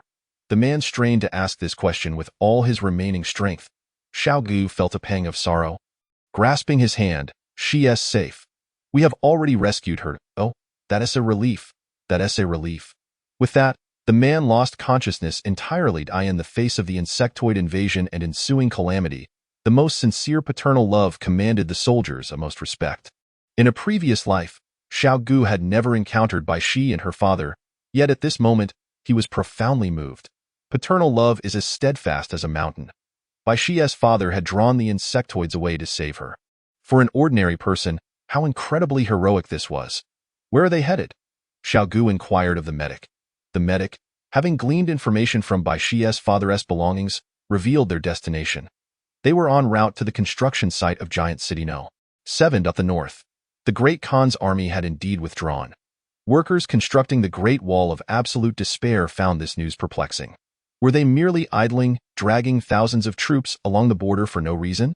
Was it incomprehensible to them? Although the Great Khan's realm had not been struck by a tsunami, it would be better to consider how to tackle the insectoid crisis rather than idly wasting time. Live broadcast. Longzhan declared that this battle would be live-streamed to demonstrate to the people of Long Nation that the insectoids were not as fearsome as believed, fostering unity among the populace. This was akin to the live broadcast conducted by the submarines of Long Nation deep beneath the ocean surface. The official entry name of the Crisis Management Bureau was Long Nation's first battle. Slaughter the insectoids. Naturally, every detail of the live broadcast was meticulously attended to. Xiao Ge's image would not be captured without his consent. No announcements or notifications preceded the entry, which appeared directly on the live stream page of the Crisis Management Bureau. It would be broadcasted across all major city construction sites nationwide. Suddenly, viewers caught sight of the extermination of the insectoids and began to murmur in astonishment. Didn't they say the insectoids would only arrive in 6 months? Why are they already fighting? What do you understand? The last tsunami also revealed the presence of insectoids, didn't it? You all have no idea why the insectoids have come early, do you? Actually, it can be explained through quantum mechanics. When in doubt, refer to quantum mechanics. Get lost. The encirclement of the insectoids commenced. The live stream's comments flooded the screen. It seems that ums.it seems those insectoids are somewhat adorable. Could you all please pay attention? Look at the comparison of forces. We have so many soldiers while the insectoids are merely a handful. If they had hundreds of thousands, could we withstand them without Lingxiao Giant City? Silence. Indeed. Planes were deployed, over a dozen tanks were in action, and there were hundreds of soldiers, yet they were merely besieging a few insectoids. This clearly illustrated the insectoids' terrifying nature. Hello, uncles and aunts, I'm in 5th grade. I was just watching the delicacies of Long Nation at home. Can I ask if you think insectoids can they eat? Silence. Little one, please behave. The uncles are discussing serious matters. Could you find your parents? Wait a minute. Isn't that ID the same one from last time when you were reading high school? More silence. After a while, serious comments began scrolling through the screen. Should the insect eggs burned by white phosphorus be called barbecued eggs or marinated eggs? Barbecued eggs, I suppose. It fits the theme better. By the way, have you ever tried insect barbecue? I mustered the courage to try it once. Though it looks disgusting, the taste is actually quite good. The insect that was just killed by the troops. I want to give it a try. In the live stream, there were also foreign netizens watching. Blockbuster. Long Nation collaborates with Blizzard to produce a StarCraft movie. It looks thrilling and exciting. Can't wait. For foreign netizens, their access to the live stream was merely for entertainment. The comments from Long Nation's netizens made them question the authenticity of the insectoids once more. Didn't they say Long Nation was fighting insectoids? Why do I feel like I've stepped into a food show? I suspect the so-called insectoids are actually food created through genetic technology by Long Nation. He agreed with the above statement. I am Yamamoto Ichiro. Why are you everywhere? Last time you still owed a live stream that you never completed. Wanted nationwide. Where has Yamamoto Ichiro gone? After about 10 minutes, netizens saw an official statement on the Crisis Management Bureau account. Covering face. Covering face, everyone, don't get your hopes up. Insectoids cannot be consumed. According to the latest report from scientists at the Research Institute, the corpses of the insectoid species may contain a significant amount of radiation, and their bodily fluids exhibit a high degree of corrosiveness, comparable to that of poison. Chapter 54, January 29,231. The tunneling machine is offline in the extraterritorial domain. Nations around the world were taken aback by the sudden decision of the Dragon Kingdom to commence a live broadcast of the war, particularly the United States. Satellites detected unusual activity at military camps in the northern territories of the Dragon Kingdom, and the staff and the Pentagon suggested waiting until the Dragon Kingdom's forces truly crossed the border before issuing a condemnation. However, the Supreme Leader insisted, no, it must be done now. Consequently, a spokesperson for the United States, holding satellite images, condemned the armed invasion of foreign territory by the Dragon Kingdom during an official press conference. Yet, just after the United States issued its condemnation, the Dragon Kingdom declared that the war against the insectoid species had concluded. During a subsequent press conference held by the Dragon Kingdom, a reporter inquired of Hualin whether she was aware of the United States condemnation. Hualin's response was devastating. Armed invasion? Isn't that the United States' exclusive domain? It was over. The Dragon Kingdom's retort consisted solely of this. Consequently, it rendered the United States as the one shouting thief while being the thief itself. Data streams returned to the Supreme Leader, who fell silent and after a moment, remarked, in the future, if you plan to hold such press conferences, please report to me beforehand. Do not act so rashly and turn us into a laughingstock before the world. The staff replied, if it weren't for your eagerness to condemn the Dragon Kingdom, would we have dared to hold this press conference, Supreme Leader? Furthermore, there is another matter. The Foreign Affairs Department is preparing to issue a formal apology regarding the assassination of Dragon Kingdom experts. Our analysis indicates that the Dragon Kingdom merely seeks to provide an explanation to its domestic populace. Although the Supreme Leader was reluctant to apologize, having already dismissed the Pentagon's minister, he pondered what more could be done. However, the Supreme Leader's goal was to secure re-election after the wartime leadership term ended, so he deemed the electoral situation necessary to consider. Very well, proceed. 10 minutes later, the spokesperson for the United States Foreign Affairs Department issued a formal apology late at night, promising that those responsible for the assassination of Dragon Kingdom's orbital technology experts would face punishment. Simultaneously, they demanded that the Crisis Management Bureau formally cease any assassination activities directed at U.S. technology experts. Yet, another 10 minutes passed, and a response came back from a press conference on the Dragon Kingdom side. A reporter asked, Hualin, what is your opinion on the formal apology statement from the United States? Hualin replied seriously, I hope the United States can truly recognize its mistakes. As for the United States claiming that it was the Crisis Management Bureau seeking revenge by assassinating their technology experts, I must contest this point. All evidence indicates that the United States technology experts died due to an accident. The entire world was listening, and to assert that the United States technology experts met with accidental death was hardly believable. In the White House, data streams reappeared, and the Supreme Leader scoffed, his expression grave, remaining silent for an extended period. In the future, when you organize such press conferences, it would be prudent to prepare in advance. The staff was once again left speechless. Wasn't that a promise made by the Supreme Leader? Why were they being blamed now? However, the events of the day were far from over. They had to continue. Supreme Leader, there has been a battle with the insectoid species in the Dragon Kingdom, and our technology experts have determined it to be a genuine event, rather than a CGI effect. Our scientific advisors are currently conducting a thorough verification of all the data released by the Dragon Kingdom. We must carefully consider their statements. The Supreme Leader nodded deeply. Indeed, the paleobiologist had spoken correctly. There must still exist many unknown creatures on Earth. Where do you suppose these creatures reside? In the Earth's core? Supreme Leader, we are serious, the staff member said earnestly. Even with unknown organisms, we must ascertain their combat capabilities, because the battle with the unknown creatures depicted in the Dragon Kingdom's live video appeared exceedingly arduous. I am serious as well, the Supreme Leader retorted while fiddling with a golf club, adding, by the way, arrange my schedule. I intend to visit Jonathan Corporation and Cherry Corporation tomorrow. I have heard that their quantum computers are poised to achieve a breakthrough of a hegemonic nature. The staff nodded and began making arrangements. Last time, the Dragon Kingdom's Dragonway Corporation announced plans to develop quantum computers. This time, we must secure a technological advantage, ensuring the Dragon Kingdom gazes up in awe.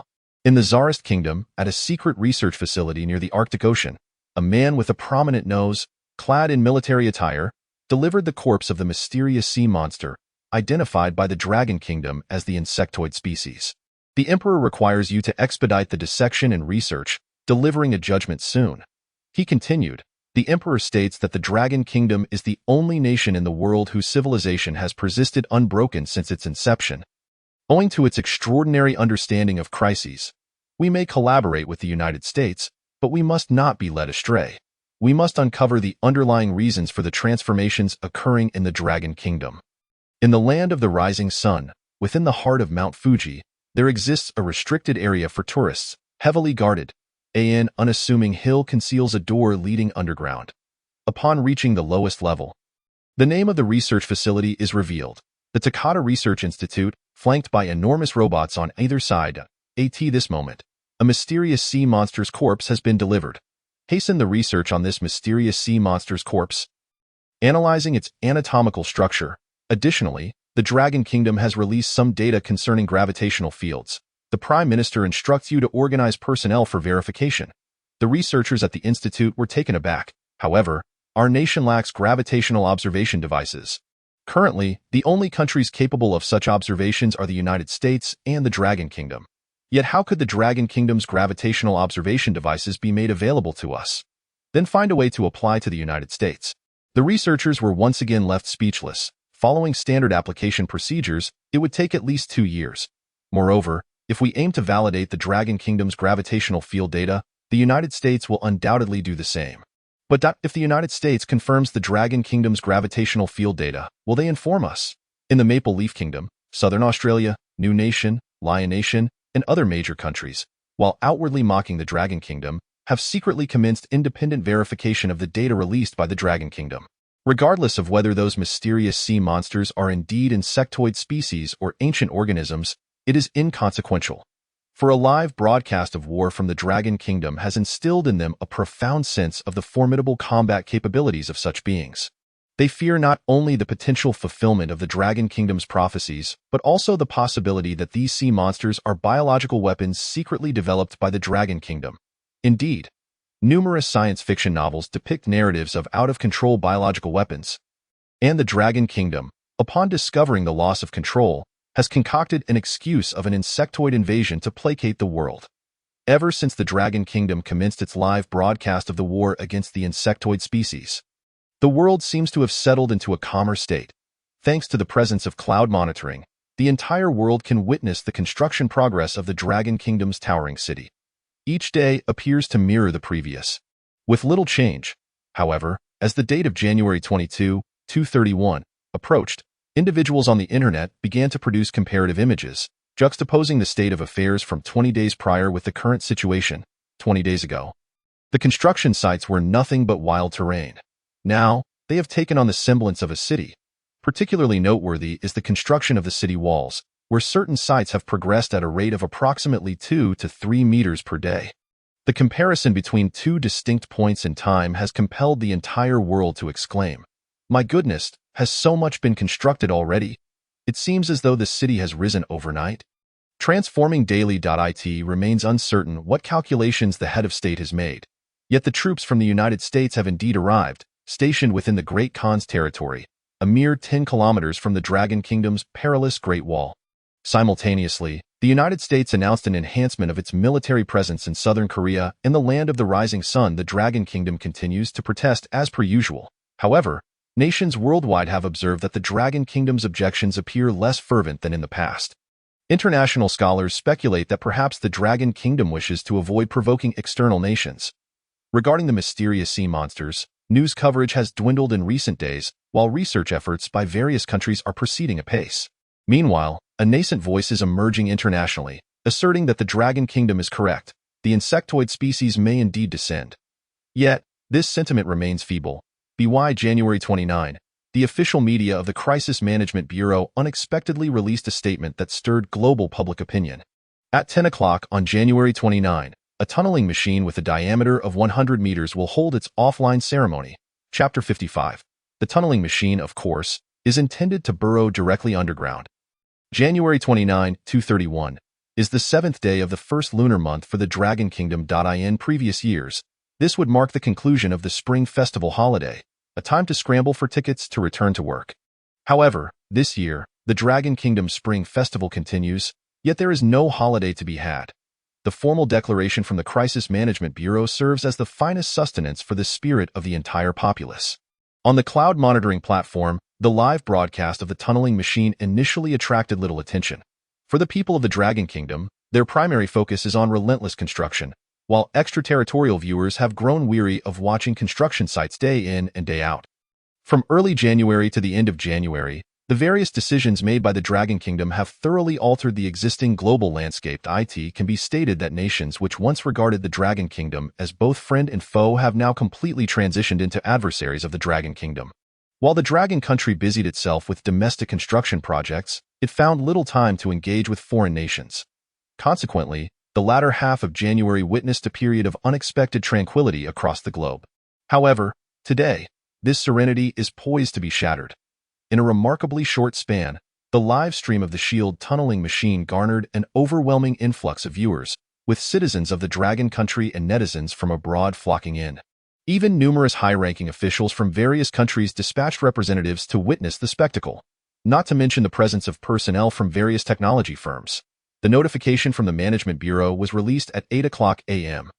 And now, at 8:40 a.m., the live stream's comment section is flooded with messages. Netizens spontaneously check in to mark their presence and declare their origins. Citizens of the Star-Spangled Nation checking in. Citizens of the Tsarist Nation checking in. Citizens of the Eastern Island checking in. Yamamoto Ikir checking in. Where are the brothers of the Dragon Country? Let us show them we won't be outdone by foreign nations. Let us check in with our artillery. Dragon Country, Dragon Country, Dragon Country. It's all Dragon Country citizens checking in. Unless one possesses keen eyesight, they might occasionally spot check-in messages from other nations amidst the barrage of comments. To nationwide manhunt, citizens of the Eastern Island, hurry up and summon Yamamoto Aikir to the live stream. Indeed, in this live stream, the pin post regarding Yamamoto Aikir remains. Thus, while the rest of the world engages in lively discussions, the citizens of the Eastern Island remain unusually reticent. When netizens finally shift their focus to the shield tunneling machine, they are left utterly astounded.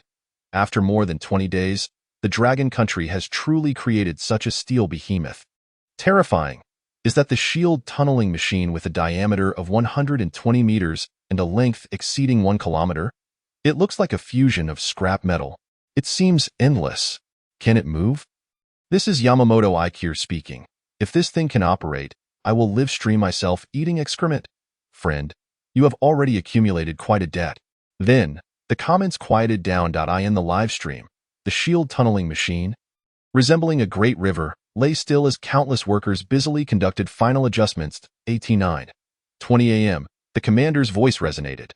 The systems of Earth Dragon number 1 have completed adjustments, with a 10-minute countdown for loading the energy core. Earth Dragon number 1. For the first time, the world is made aware of the name of this shield tunneling machine. The presence of number 1 implies that there will be a number 2 and no 3, indeed. When the commander's voice resounds once more, the entire globe trembles. Earth Dragon number 2 has completed system adjustments, with a 10-minute countdown for loading the energy core. Earth Dragon number 3 has completed system adjustments, with a 10-minute countdown for loading the energy core. Do you think the Dragon Country has truly constructed 3 shield tunneling machines of such scale simultaneously? That would be a grave misunderstanding. The official media of the Crisis Management Bureau released relevant data regarding the shield tunneling machines. A total of 13 Earth Dragon series machines are under construction, with 3 set to be completed today, while the remaining 10 will be successively completed over the coming month. With a diameter of 120 meters and a length of 707 meters, these are the precise specifications of the shield tunneling machines. Furthermore, the machines will be powered by small nuclear reactors, fission reactors, akin to those that power nuclear aircraft carriers. The netizens from the Star-Spangled Nation were instantly envious. So, the Dragon Country has long mastered the manufacturing process of fission reactors, and they are fully capable of constructing nuclear-powered aircraft carriers.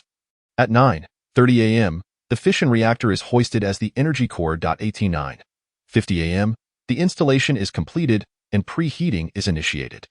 At 9:55 a.m., the leader of the Dragon Country sends a congratulatory message, celebrating the successful construction of the first batch of shield tunneling machines and wishing for a successful offline operation. Simultaneously, Xiao Ge is also watching the offline ceremony of the shield tunneling machine within the Crisis Management Bureau. The offline operation of the shield tunneling machine signifies the official commencement of the tunnel system connecting hundreds of towering cities. Leader Xiao, why do I not see any joy on your face? Ouyang Yuan inquired, puzzled by Xiao Ge's lack of enthusiasm at the successful construction of the shield tunneling machine. Still too slow. Xiao Ge sensed the looming crisis. With January drawing to a close, it implies that the first wave of the insectoid invasion is only 5 months away. Time flies too swiftly. Furthermore, Xiao Ge had ordered Liu Yilin to establish a crisis prediction department, aimed at forecasting the dimensional portals resulting from space-time anomalies through gravitational observations. However, Liu Yilin clearly stated that the possibility of accurate predictions is slim. They could only observe the changes in the gravitational field at the moment a dimensional portal manifests. This means there will be many unknown risks emerging. In the latter half of January, Earth has been eerily serene. It seems as if everything is lying in wait, with humanity anticipating and the insectoids also biding their time. This is what troubles Xiao Ge. He fears he may not be prepared when the insectoid scouts arrive. Let's first observe the offline operation of the shield tunneling machine. Once this ceremony concludes, I will promptly convene a meeting with the Department of Education and the Department of Agriculture, as their roles will be crucial in the impending upheaval. At 10:00 a.m., on the construction site of the shield tunneling machine, the project manager delivered a brief address before officially announcing the commencement of the offline ceremony. Buzzing. Countless individuals, even through their screens, could feel the tremendous sound emitted when the engines of the shield tunneling machine roared to life. I have a question. When naval vessels are completed, they are directly launched into the sea and sail away. Surely, the shield tunneling machine cannot just burrow into the ground like an earthworm? Silence, especially among the netizens from the Dragon Country, an immediate hush fell over them. How would such a colossal shield tunneling machine be transported after its offline operation? Is there any vehicle in the world capable of carrying such a machine? The netizens from the Star-Spangled Nation pragmatically chimed in. You don't understand. The Dragon Country's shield tunneling machine can transform into a transformer and then walk itself to the tunnel construction site. Ha ha ha, in English, laughter. At this moment, a netizen from the Dragon Country with the moniker Yang Lin 3D delivered a fatal blow. You also don't understand. The Avengers will recruit technical experts from the Star-Spangled Nation to celebrate Christmas in heaven. Silence. The citizens of the Star-Spangled Nation were left speechless. Truly, one cannot help but bring up the most inappropriate topics. At 10:02 a.m., the live stream showed the shield tunneling machine commencing its movement, inching forward like a flowing river or a wriggling earthworm. It seems the citizens of the Dragon Country intend to use this machine to commence tunnel construction at a depth of 1,000 meters. Could someone proficient in mathematics enlighten me on how many years it would take to connect the entire Dragon Country with tunnels? This is Yamamoto Aikir speaking, PhD in mathematics. I can clearly inform you that if the Dragon Country aims to accomplish this project, it will take at least 200 years before I live stream. Although the ID of Yamamoto Aikir has become infamous, his statement holds an undeniable truth. The Dragon Country is vast, with a diverse terrain, and even the construction of high-speed rail systems on the surface took decades to complete, let alone the construction of capsule high-speed rail. At this moment, the Commander's voice resounds again. Earth Dragon No. 1, Number 2, and Number 3 have met operational requirements and are ready to depart. Subsequently, the 3 enormous iron earthworms emerged from the construction site, wriggling across the surface, with their heads initiating the drilling process downward. Indeed, the shield tunneling machine is designed to depart in this manner, truly embodying the essence of excavation. 10 minutes later, only half of the shield tunneling machine's 707-meter-long body remained visible above the ground. 20 minutes later, all 3 shield tunneling machines had entirely submerged into the earth, akin to ships entering the water or birds alighting in the forest. Just like that, they vanished. Wasn't he there a foreign comrade who jested that they couldn't possibly just burrow into the ground like earthworms? Indeed, the shield tunneling machine of the Dragon Country does not merely burrow into the earth. Does it have another means of escape? Chapter 56, The Star-Spangled Nation, Quantum Hegemony and Lunar Missions, 10:30 a.m. The Crisis Management Bureau officially announces the giant shield tunneling machine, Earth Dragon, has officially entered service. At the press conference, a reporter inquired of Hualin, questioning whether the Dragon Country's live streaming of the shield tunneling machine's construction posed a risk of technological leakage. Hualin gracefully replied, I would like to borrow a phrase from a certain company. Even if they obtain the design blueprints of the Dragon Country's shield tunneling machine, even if they were to witness the entire construction process, they would still be incapable of replicating it. A netizen unearthed the original words of the president of the Rose Nation's ASML lithography machine manufacturing company, along with accompanying images circulating online. Delivering a blow of 100,000 points of damage, the inquiry was made as to whether the opposing party possessed any armor. Another image depicted the president of ASML, heart-shattered, deceased, years ago. When foreign nations imposed a blockade on the Dragon Country's lithography technology, the Dragon Country had already embarked on independent research and development. The president of ASML had made such statements before the world, belittling the technological capabilities of the Dragon Country while mocking its supposed plagiarism. Among all the nations, the most exhilarated were the 50 million railway workers. For decades, successive generations of railway workers in the Dragon Country have carved paths through mountains and constructed bridges over rivers in the most desolate areas, creating a high-speed rail network that resembles a great dragon, traversing the nation. As one generation ages, another follows suit, tirelessly constructing the most magnificent arteries for the country, with no interruption. At this very moment, they have been on standby for far too long. Some even realized that the construction of the tunnel railway awaited the arrival of the shield tunneling machine, and they could hardly contain their eagerness to join the construction team for the giant city. Veteran workers of the Northwest Corridor high-speed rail line, requesting to return to duty. Old comrades of the Qinghai-Tibet line requesting assembly. Old brothers of the Beijing-Shanghai line requesting assembly. A series of names of well-known railway lines appeared in the comments. The citizens of the Dragon Country then sighed, realizing that their ability to travel across the nation via high-speed rail is due to the countless days and nights spent by these workers in constructing those railways. Originally, our ability to traverse the nation in a mere 2 hours is attributed to the tireless efforts of those who, step by step, journeyed from the south to the north, thereby constructing the railway. What constitutes a behind-the-scenes hero? They are indeed those individuals. Meanwhile, across the seas, the United States is convening a press conference. The journalists, anxious about the Supreme Leader potentially denouncing their news as mere fabrications regarding Longwa's tunneling machines, are on edge. After all, the construction of Longwa's tunneling machines was broadcasted live from inception to completion, allowing the world to bear witness. This is certainly not false news. The Supreme Leader arrives, accompanied by his aides and scientific advisors. Supreme Leader, what is your perspective on the successful rollout of Longwa's Long Dragon tunneling machine? A journalist, eager to delve into hot topics, cuts to the chase. First, on behalf of the United States, I extend my congratulations to Longwa on the unveiling of their tunneling machine. A chuckle escapes the crowd. The Supreme Leader offering blessings to Longwa sounds reminiscent of a weasel wishing a chicken a happy new year. The Supreme Leader does not respond to the inquiry but suddenly raises the corners of his mouth into a quintessential Uncle Sam smile.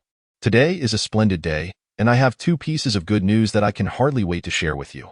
Please take diligent notes and craft your articles well. Do not disappoint me. Subsequently, he presents several documents to the media.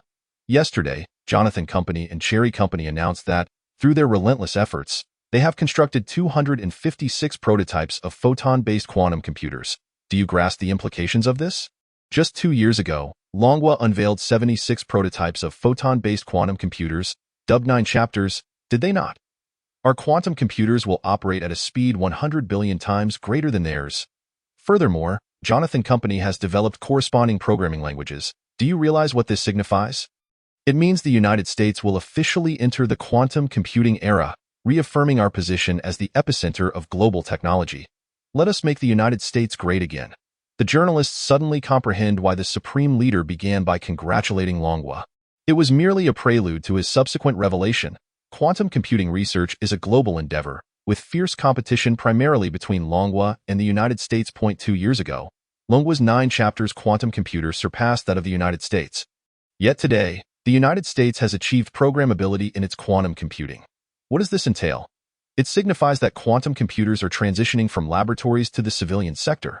It means that in the realm of quantum computing, the United States will emerge as the true hegemon, an unassailable supremacy. However, some journalists began to voice their concerns. Supreme Leader, will Longwa not surpass us?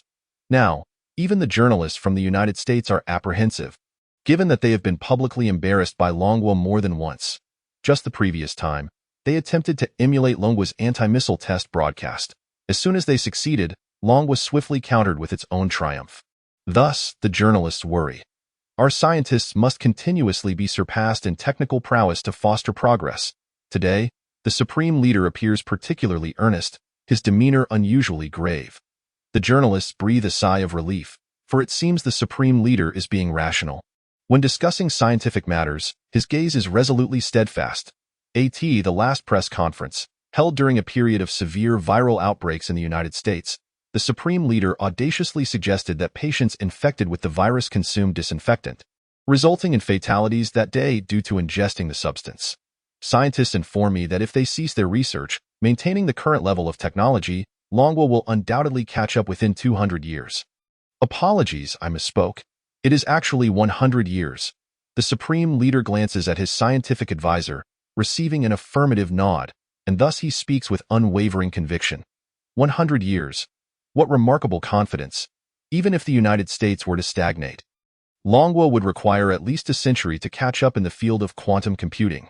Yet, we shall not remain idle as we await Longwa die in pursuit of establishing an unequivocal leadership in quantum computing. We will urge our allies to collaboratively develop this technology. By the way, in the realm of quantum computing, Longwa will have no place. They have been utterly despicable, persistently imposing technological blockades against us for decades. particularly in the realm of fusion reactors. The journalists listen intently. Speaking seriously would signify defeat. Anyone with discernment knows that since Longwa's establishment in the 1950s, it has been subjected to technological embargoes from nations such as the United States. What could Longwa possibly blockade us with? It seems that in the new realm of computing, Longwa shall find no opportunities. The journalists hastily jot down these words. After a brief pause, the Supreme Leader continues. I have yet another piece of good news that I am eager to share. I have engaged in discussions with the Space Exploration Technology Company and learned that they will embark on an unprecedented space exploration mission on February 3rd. With the aid of the space agency, to conduct a manned lunar landing. You may find it hard to believe, but this time, the spacecraft will carry 15 individuals and establish a forward operating base on the moon. I am thrilled to announce that the United States now holds sovereignty over the moon. Another significant announcement.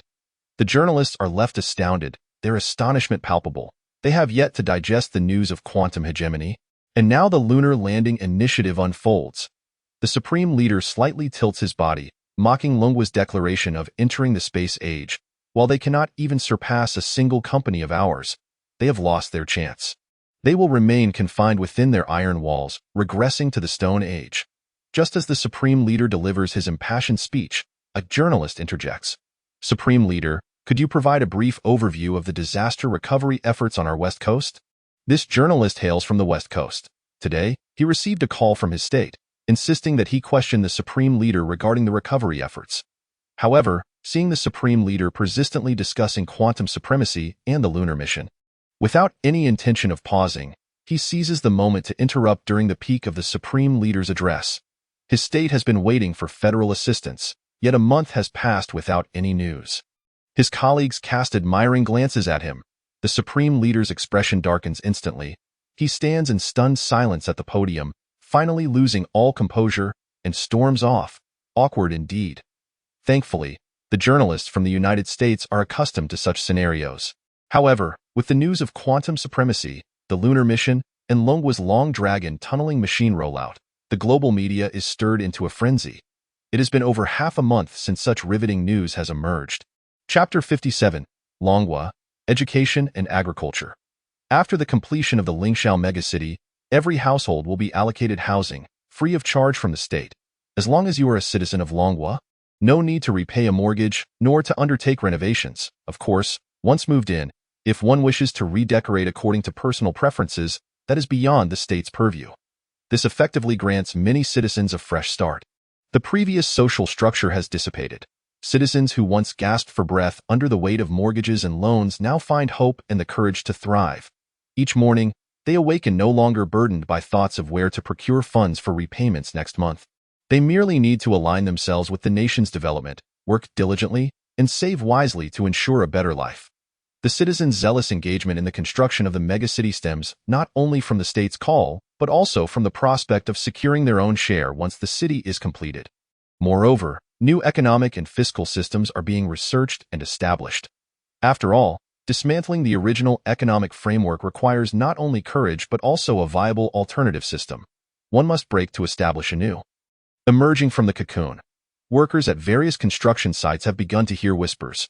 Rumors suggest that the future currency system will undergo a complete transformation, implementing a digital currency akin to credit points. Safeguarding the nation and home has never been mere rhetoric. As long as Longwa endures, every citizen's home shall endure as well. Crisis Management Bureau. The successful rollout of the tunneling machine and the commencement of tunnel excavation signifies that the high-speed rail project will accelerate. Following Xiao Ge's directives, personnel from the Education and Agriculture departments have gathered. Also present at the meeting are representatives from Longwei Company, including Ren Jingfei and his entourage, by the end of January. Xiao Ge's identity is no longer a secret internally, though it has yet to be officially announced through the media. As the Lingxiao megacity takes shape, the majority of citizens are currently residing in the cities surrounding the megacity. Awaiting relocation, we must proactively plan for the educational and nutritional needs of citizens post-construction. Xiao Ge states, the purpose of convening this meeting is to address these two issues, resolving the educational and nutritional concerns of our citizens. The Education Department personnel, having prepared in advance, present their proposal, stating that the new era's educational system will continue to follow the original model, encompassing elementary, middle, high school, and university education, among others. Upon reaching university, courses on combat and interstellar knowledge will be introduced. Xiao Ge glances at the proposal and interrupts the education department representative. Your approach is misguided. There is no time for a gradual, step-by-step process. While foundational education remains unchanged, we must incorporate knowledge of the insectoid race, interstellar knowledge, and fundamental combat training during the foundational education phase. Following the completion of foundational education, branches of education will support students in autonomously selecting paths in literature, research, or combat series. Some individuals are inherently suited to become warriors. This potential does not merely manifest after entering university, but can be nurtured from a young age. Moreover, while the current university majors remain intact, there is an immediate need to select a portion of individuals to engage in the study of spacecraft manufacturing, urban defense engineering, and the development of conceptual weaponry, among other fields. The assembly room fell into a profound silence as Xiao Ge succinctly outlined the future direction of education. He recalled the words of a pioneering predecessor. I shall study what the nation requires. It took a while for the representatives from the education department to gather their thoughts before inquiring, will there still be a new academic year this year? Traditionally, preparations for the new semester commence after the spring festival. What do you think? Xiao Ge retorted, feeling somewhat incredulous about the education official's line of questioning. Can there really be a new semester this year? After a brief pause, he continued, we will commence classes after the first wave has passed. However, we can begin selecting individuals for the most urgently needed professional training right now. I call upon students in the foundational education phase. There will be a live broadcast tonight at 7 o'clock, which will serve as the first lesson of the year. The disruption of the existing social structure has led many families to relocate, making the education of children a pressing issue. Perhaps the National Cloud Learning Platform could temporarily address this concern. Leader Xiao, what will the content of tonight's live broadcast entail? We need to send out the notification in advance, said a representative from the education department. Xiao Ge glanced at Yin Jingfei, signaling him to respond. Yin stepped forward and declared, earlier this month, the Academy of Sciences consolidated several university quantum research institutes and, in collaboration with Longwei Company, began developing a new quantum computer based on the 9 chapters quantum computing framework. The audience nodded in recognition, vividly recalling the announcement of that plan. Yin continued, after resource integration, we discovered that both parties possess strengths in their respective fields. When we combine all research outcomes, we achieve a synergistic effect greater than the sum of its parts. Coupled with the materials provided by Leader Xiao, we have successfully created a robot with a quantum computer as its core. Tonight, we will conduct the first round of debugging, and subsequently, we will develop a robotic system capable of engaging in combat with the insectoid species. Although only representatives from the education and agriculture departments attended this meeting, they all understood the gravity of the implications. A few years ago, when Longwa successfully developed the 9 chapters quantum computer, some believed it represented the pinnacle of quantum computing. It was widely thought that it would take at least 50 years for quantum computers to transition from the laboratory to practical application. Yet, astonishingly, within less than a month, a functional robotic application had already been created. This was indeed alarming. Xiao Ge nonchalantly explained that the documentation concerning the insectoid spacecraft did indeed include references to quantum computing. However, the education department representatives were momentarily taken aback, subsequently posing a thought-provoking question. Could quantum computing robots pose a threat to humanity? After all, humanity's understanding of quantum computing is still limited, and concerns about uncontrolled artificial intelligence have existed since the inception of computers. Yin Jingfei reassured them, there is no need for such worry. We have discovered that quantum computers can effectively enshrine the 3 laws of robotics. We have rewritten these principles into the core logic of the computer. Should a robot violate these principles, a self-destruct protocol will immediately activate. The representatives from the education department were momentarily stunned but quickly regained their composure. Leader Xiao, shall we issue the notification immediately? Xiao Ge concurred. It was then the turn of the agriculture department representatives. They had also prepared a plan in advance. Opening their computers, they displayed the land distribution map following the completion of Lingxiao Giant City. As you can see, Lingxiao Giant City has essentially safeguarded our territory. Therefore, agriculture will be divided into 2 segments. The first will preserve the original farming areas. The second will involve arranging different crops around Lingxiao Giant City based on climatic conditions. Consequently, in the future, there may be a need for a new breed of farmers who will sustain cultivation on the old lands. necessitating a contingent of mercenaries for their protection. Observing the agriculture department's plan, Xiao Ge nodded slightly, as it aligned closely with his own thoughts in his previous life. Agricultural issues were addressed in a similar manner, with individuals sowing seeds in the original fields and only dispatching harvesters when the season arrived. This plan could indeed be executed. However, our immediate priority must be to increase food reserves, particularly for fast-growing vegetables.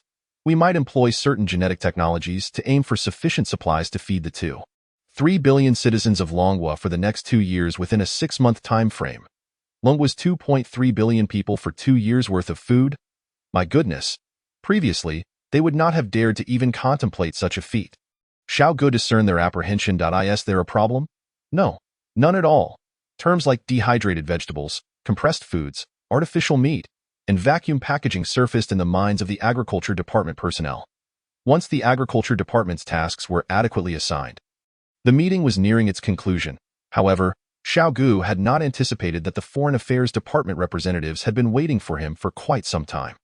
Leader Xiao, the Star-Spangled Nation has once again intensified their sanctions against us. Xiao Ge responded, more sanctions?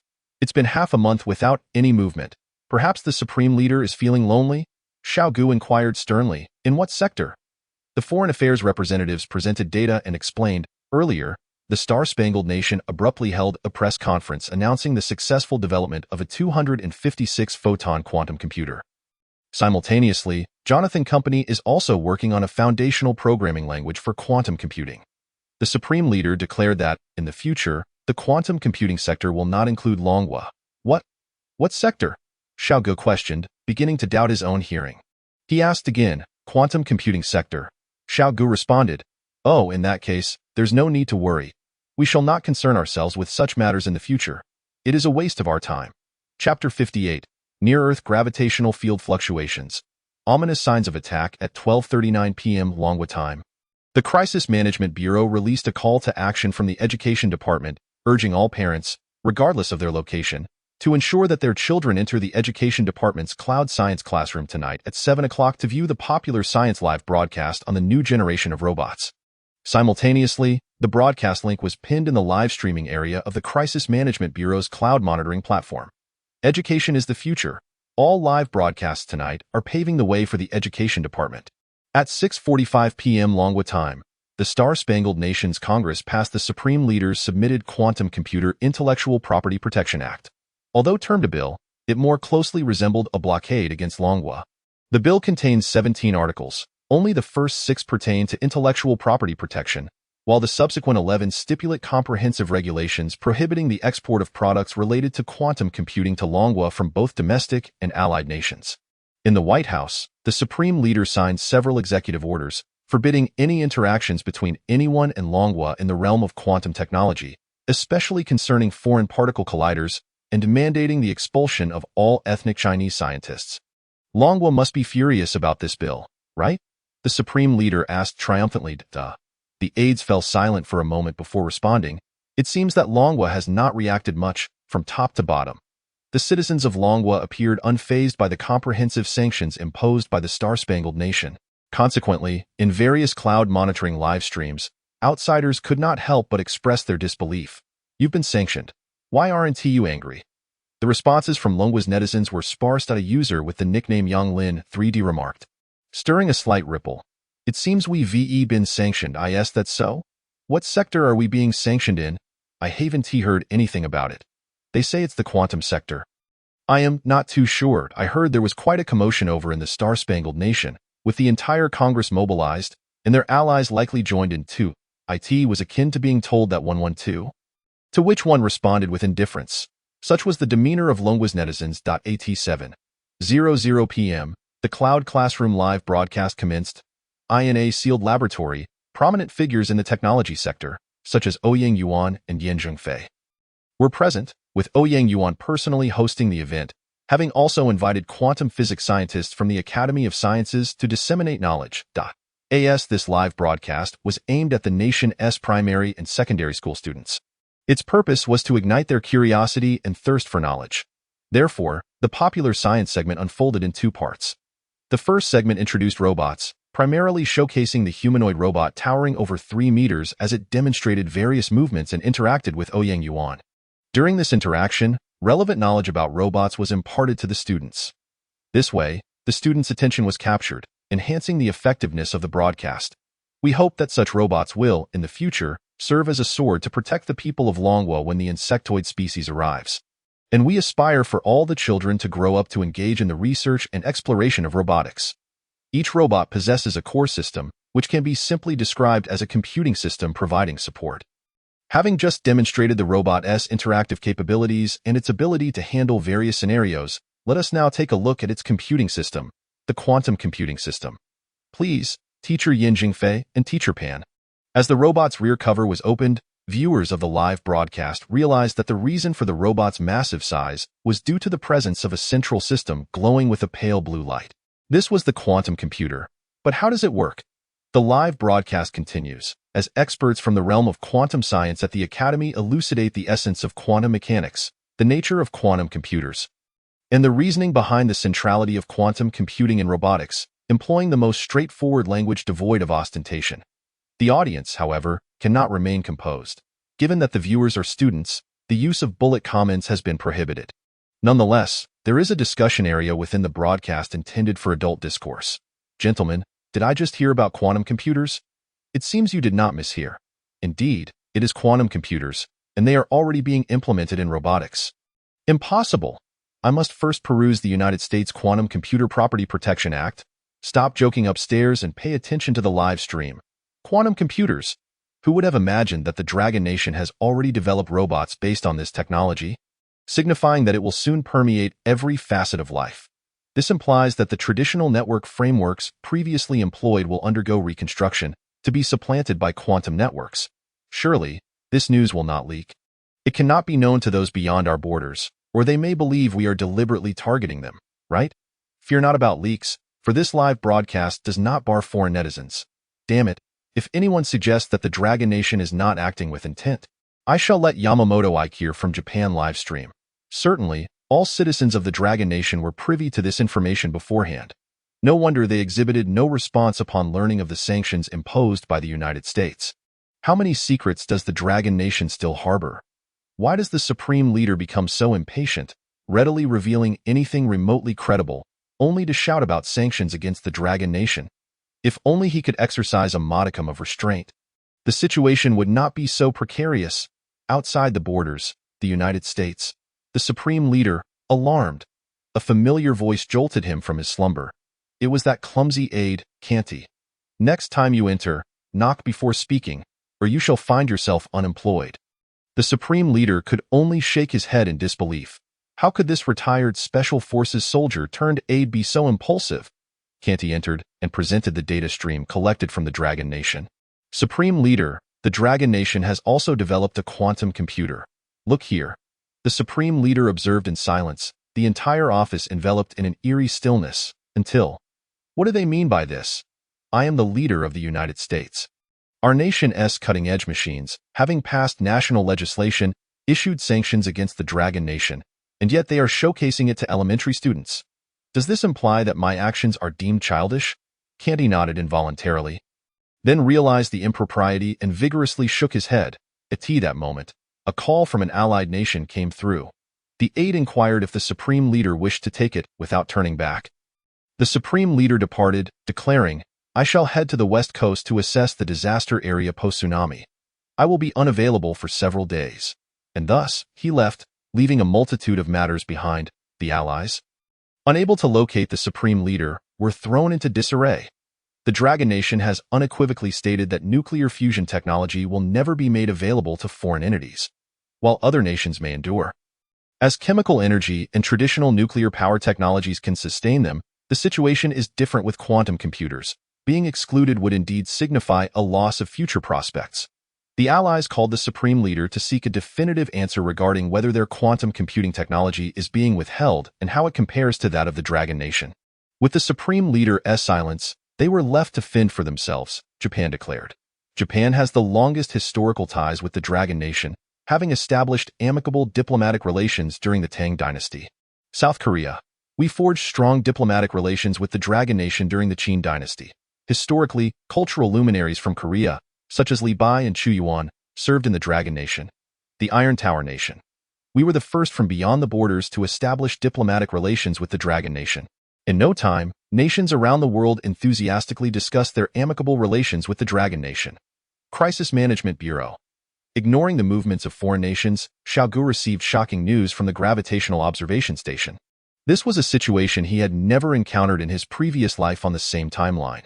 Since the beginning of the month, countries have been able to observe abnormal fluctuations in near-Earth space-time. The gravitational field in near-Earth space has been unstable since the day before yesterday, and supercomputing center simulations indicate that it may peak on February 3 RD. We suspect that a large celestial body is passing through.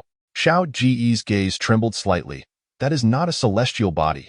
Rather, it is the insectoid world attempting to construct an enormous dimensional portal. If successful, it would allow king-sized insects to invade. The third wave had previously succeeded in such an endeavor.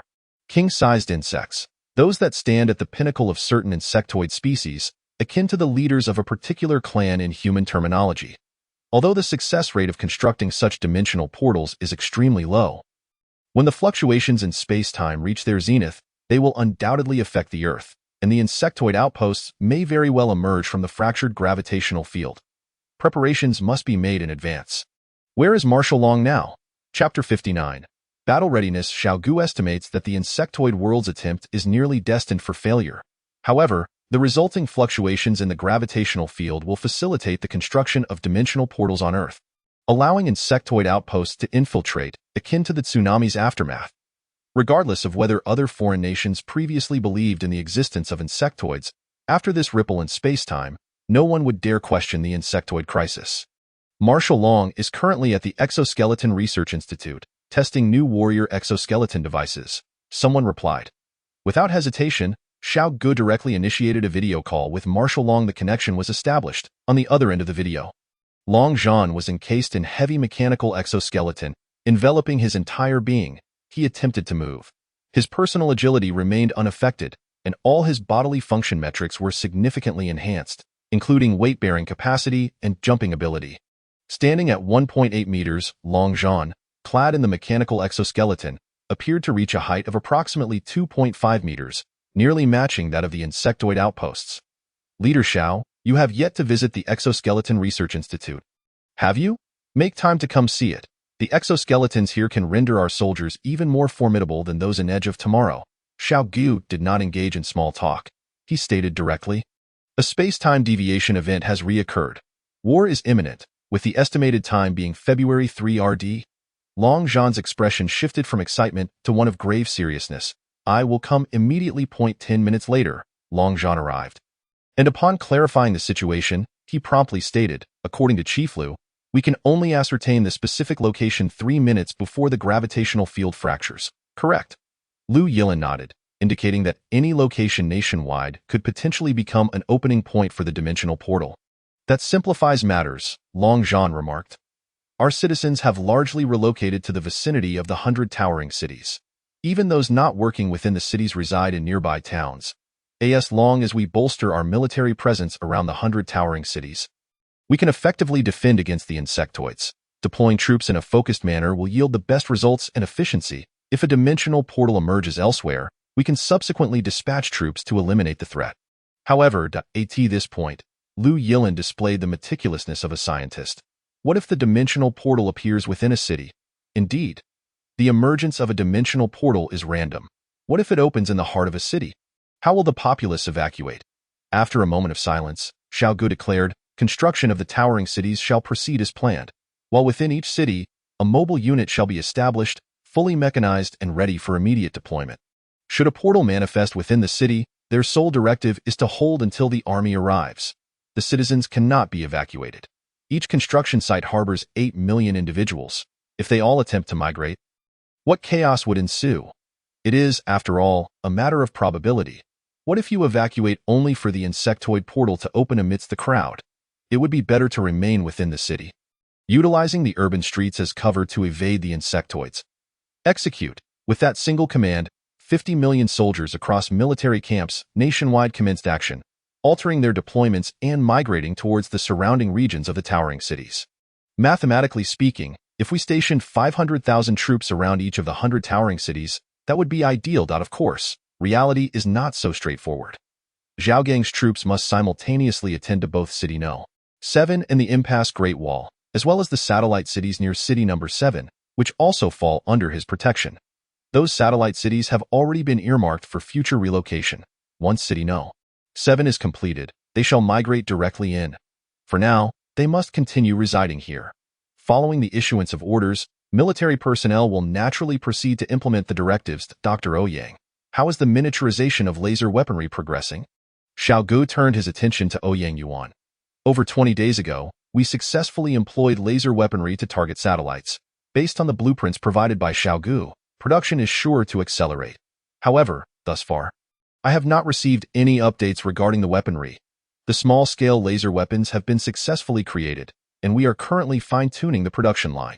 Once it is operational, we should be able to achieve a daily output of 200 units.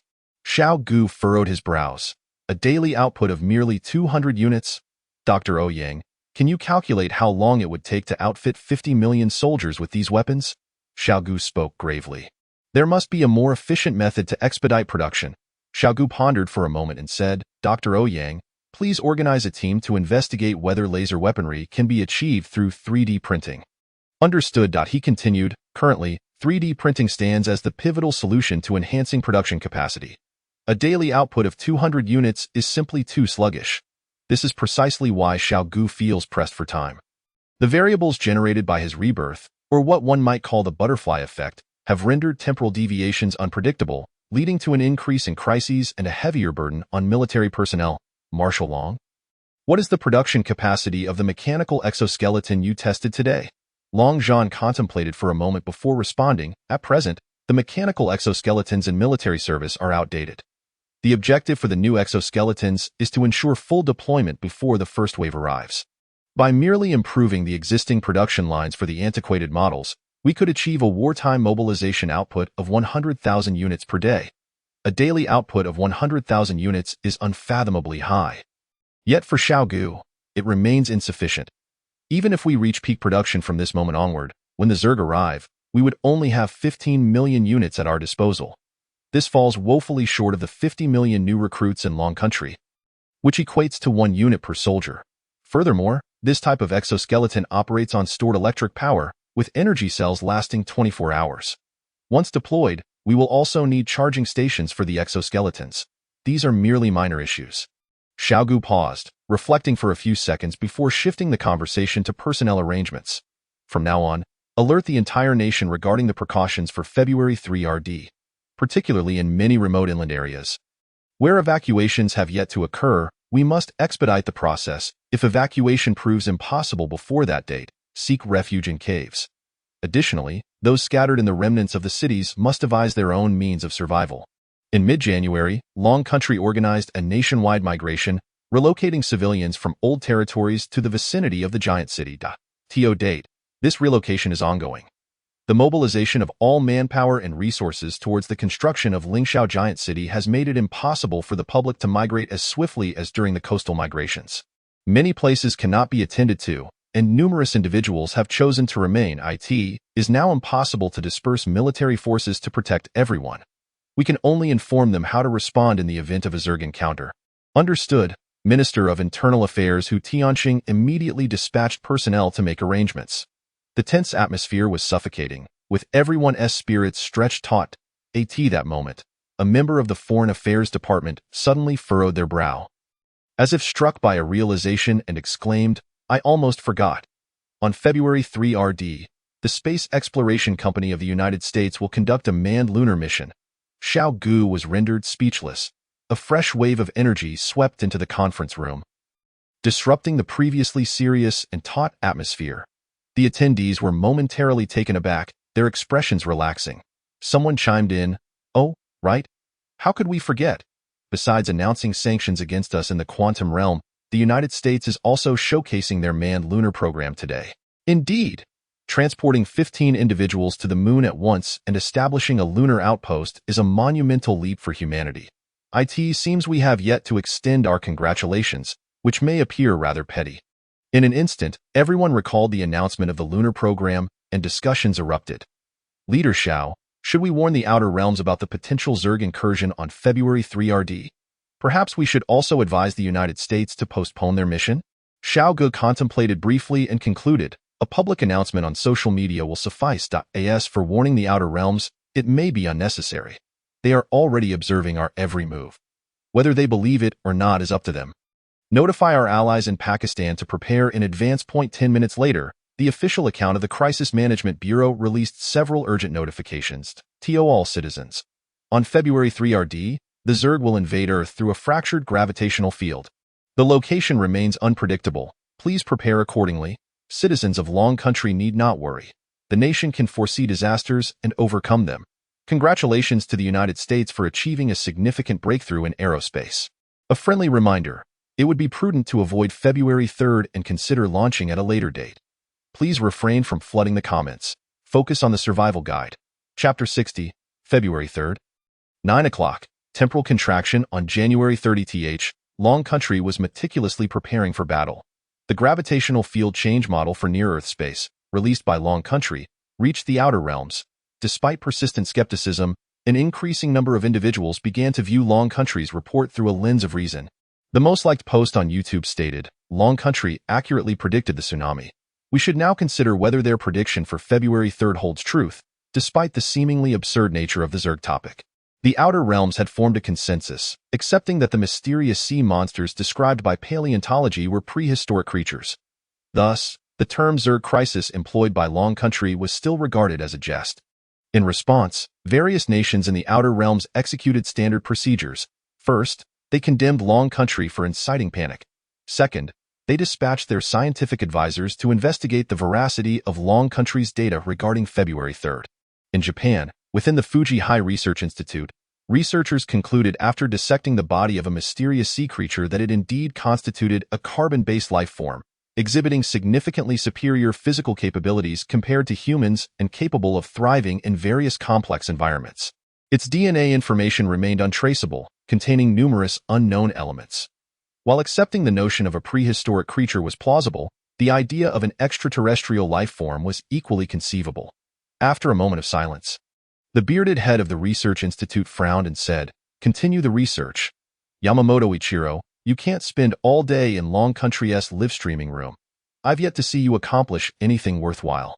You must fly to the United States and verify the data released by Long Country at the Gravitational Wave Detection Center. Understood." Yamamoto Ichiro promptly exited Long Country's monitoring livestream. Adhering to the directive. However, Director, I contacted the Gravitational Wave Detection Center in the United States earlier, and they were utterly unresponsive. Yamamoto Ichiro felt somewhat aggrieved, eager to prove his diligence. Either verify the data in the United States or in Long Country. If you cannot procure definitive results, do not return. The director, mildly irate, added, I fail to comprehend why someone focused on researching METs would insist on participating in this project. Meanwhile, in the United States, the Supreme Leader emerged from his hotel on the West Coast to be met by throngs of individuals wielding placards proclaiming I want to breathe, chanting for his resignation. The Supreme Leader, accustomed to such displays, maintained a cheerful demeanor and even greeted the protesters, remarking, I appreciate Long Country's attitude.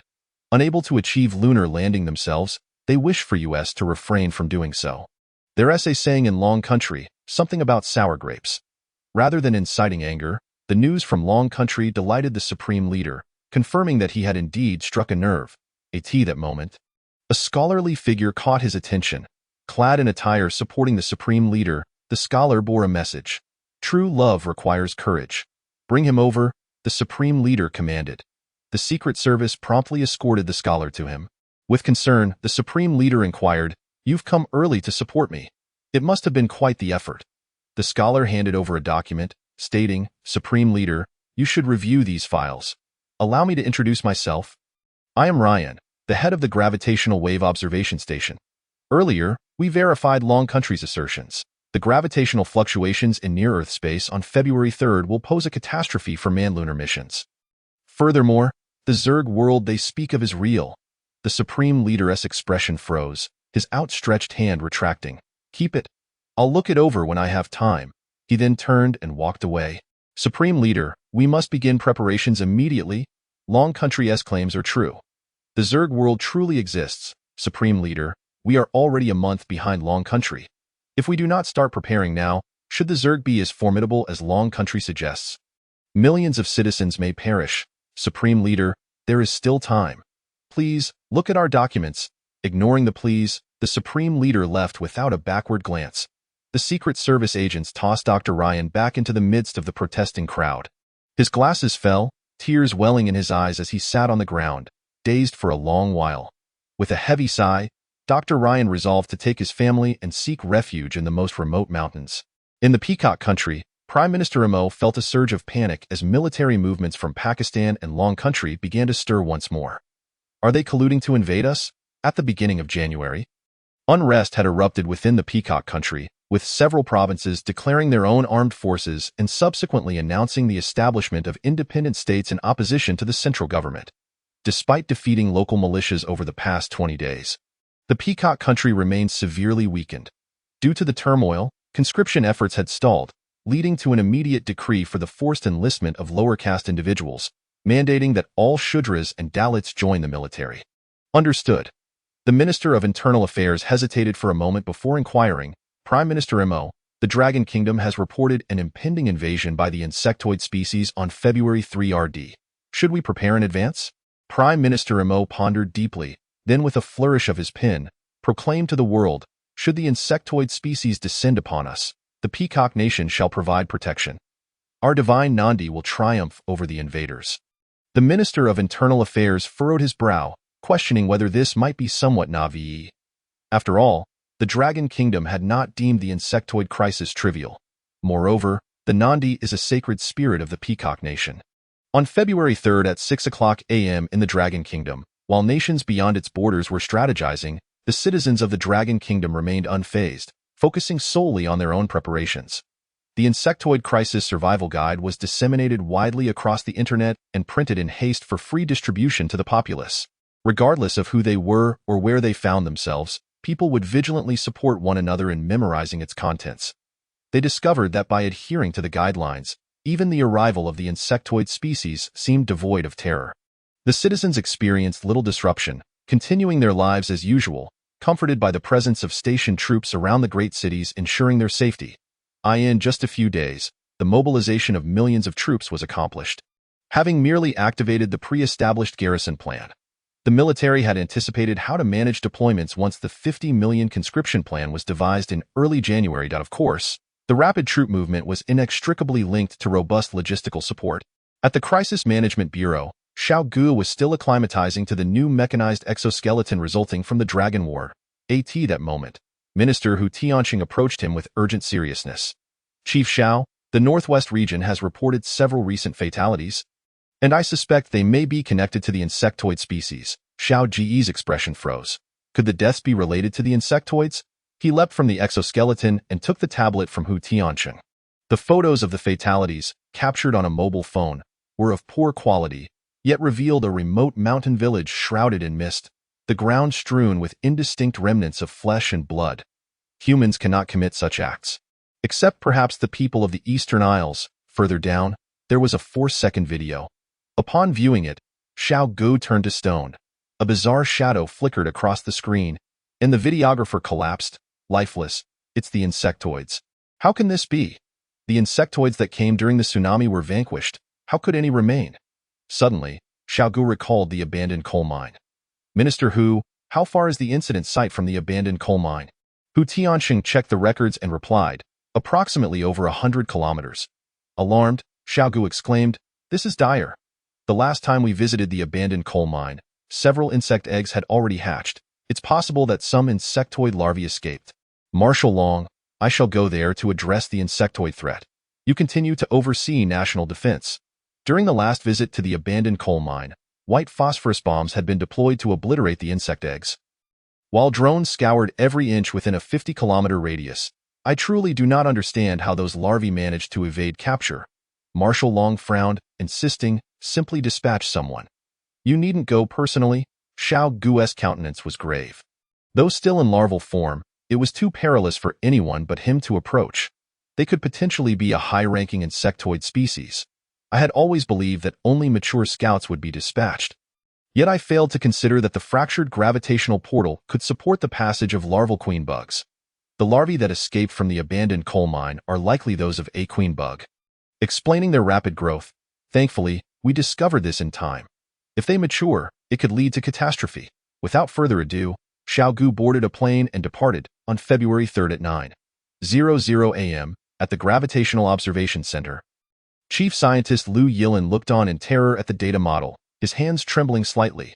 The gravitational field in near-Earth orbit was vibrating, reaching a peak. The collapse of the space-time field had commenced. Chapter 61. The Collapse of Space-Time. A global crisis at 9:00 a.m. Dragon Kingdom time. It was nighttime in the Star-Spangled Nation.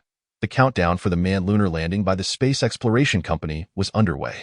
The White House spokesperson, in a semi-jocular manner, remarked to the media, "If the Dragon Kingdom is broadcasting their cement mixing live, why should we not livestream our greatest space endeavor in history?" Thus, the entire manned lunar landing mission would be broadcast live. With 10 minutes remaining in the countdown, the Supreme Leader was personally overseeing the proceedings in Houston Space City, declaring, "Today marks the most significant day in the history of the Star-Spangled Nation. 15 astronauts will land on the moon and establish a base, where they will formally announce the Star-Spangled Nation's sovereignty over the moon." I see the astonishment on your faces. Are you concerned about the multinational lunar treaty? Fear not, for 10 minutes ago, the Star-Spangled Nation withdrew from that foolish agreement. To demonstrate national strength, this manned lunar landing would be globally broadcast, with the Supreme Leader publicly announcing the withdrawal from the multinational lunar treaty and proclaiming the Star-Spangled Nation's sovereignty over the moon. This was a blatant affront and provocation to international norms. Before people could fully process the implications, the spacecraft ascended, entering the countdown phase. Moments later, a brilliant arc of light illuminated the night sky as it soared into the heavens. Minutes later, following the booster rocket recovery and fairing separation, the spacecraft reached near-Earth orbit. Houston, we have entered the designated orbit and are about to commence our lunar journey. The live feed updated, revealing a starry backdrop. An expanse of darkness punctuated by distant celestial bodies. Below lay the Earth, a vibrant blue orb transitioning between day and night. The live chat buzzed. "So beautiful. This is a magnificent era, the future of humanity. Make the Star-Spangled Nation great again. Long live the Star-Spangled Nation." I truly don't understand what the Dragon Kingdom is thinking.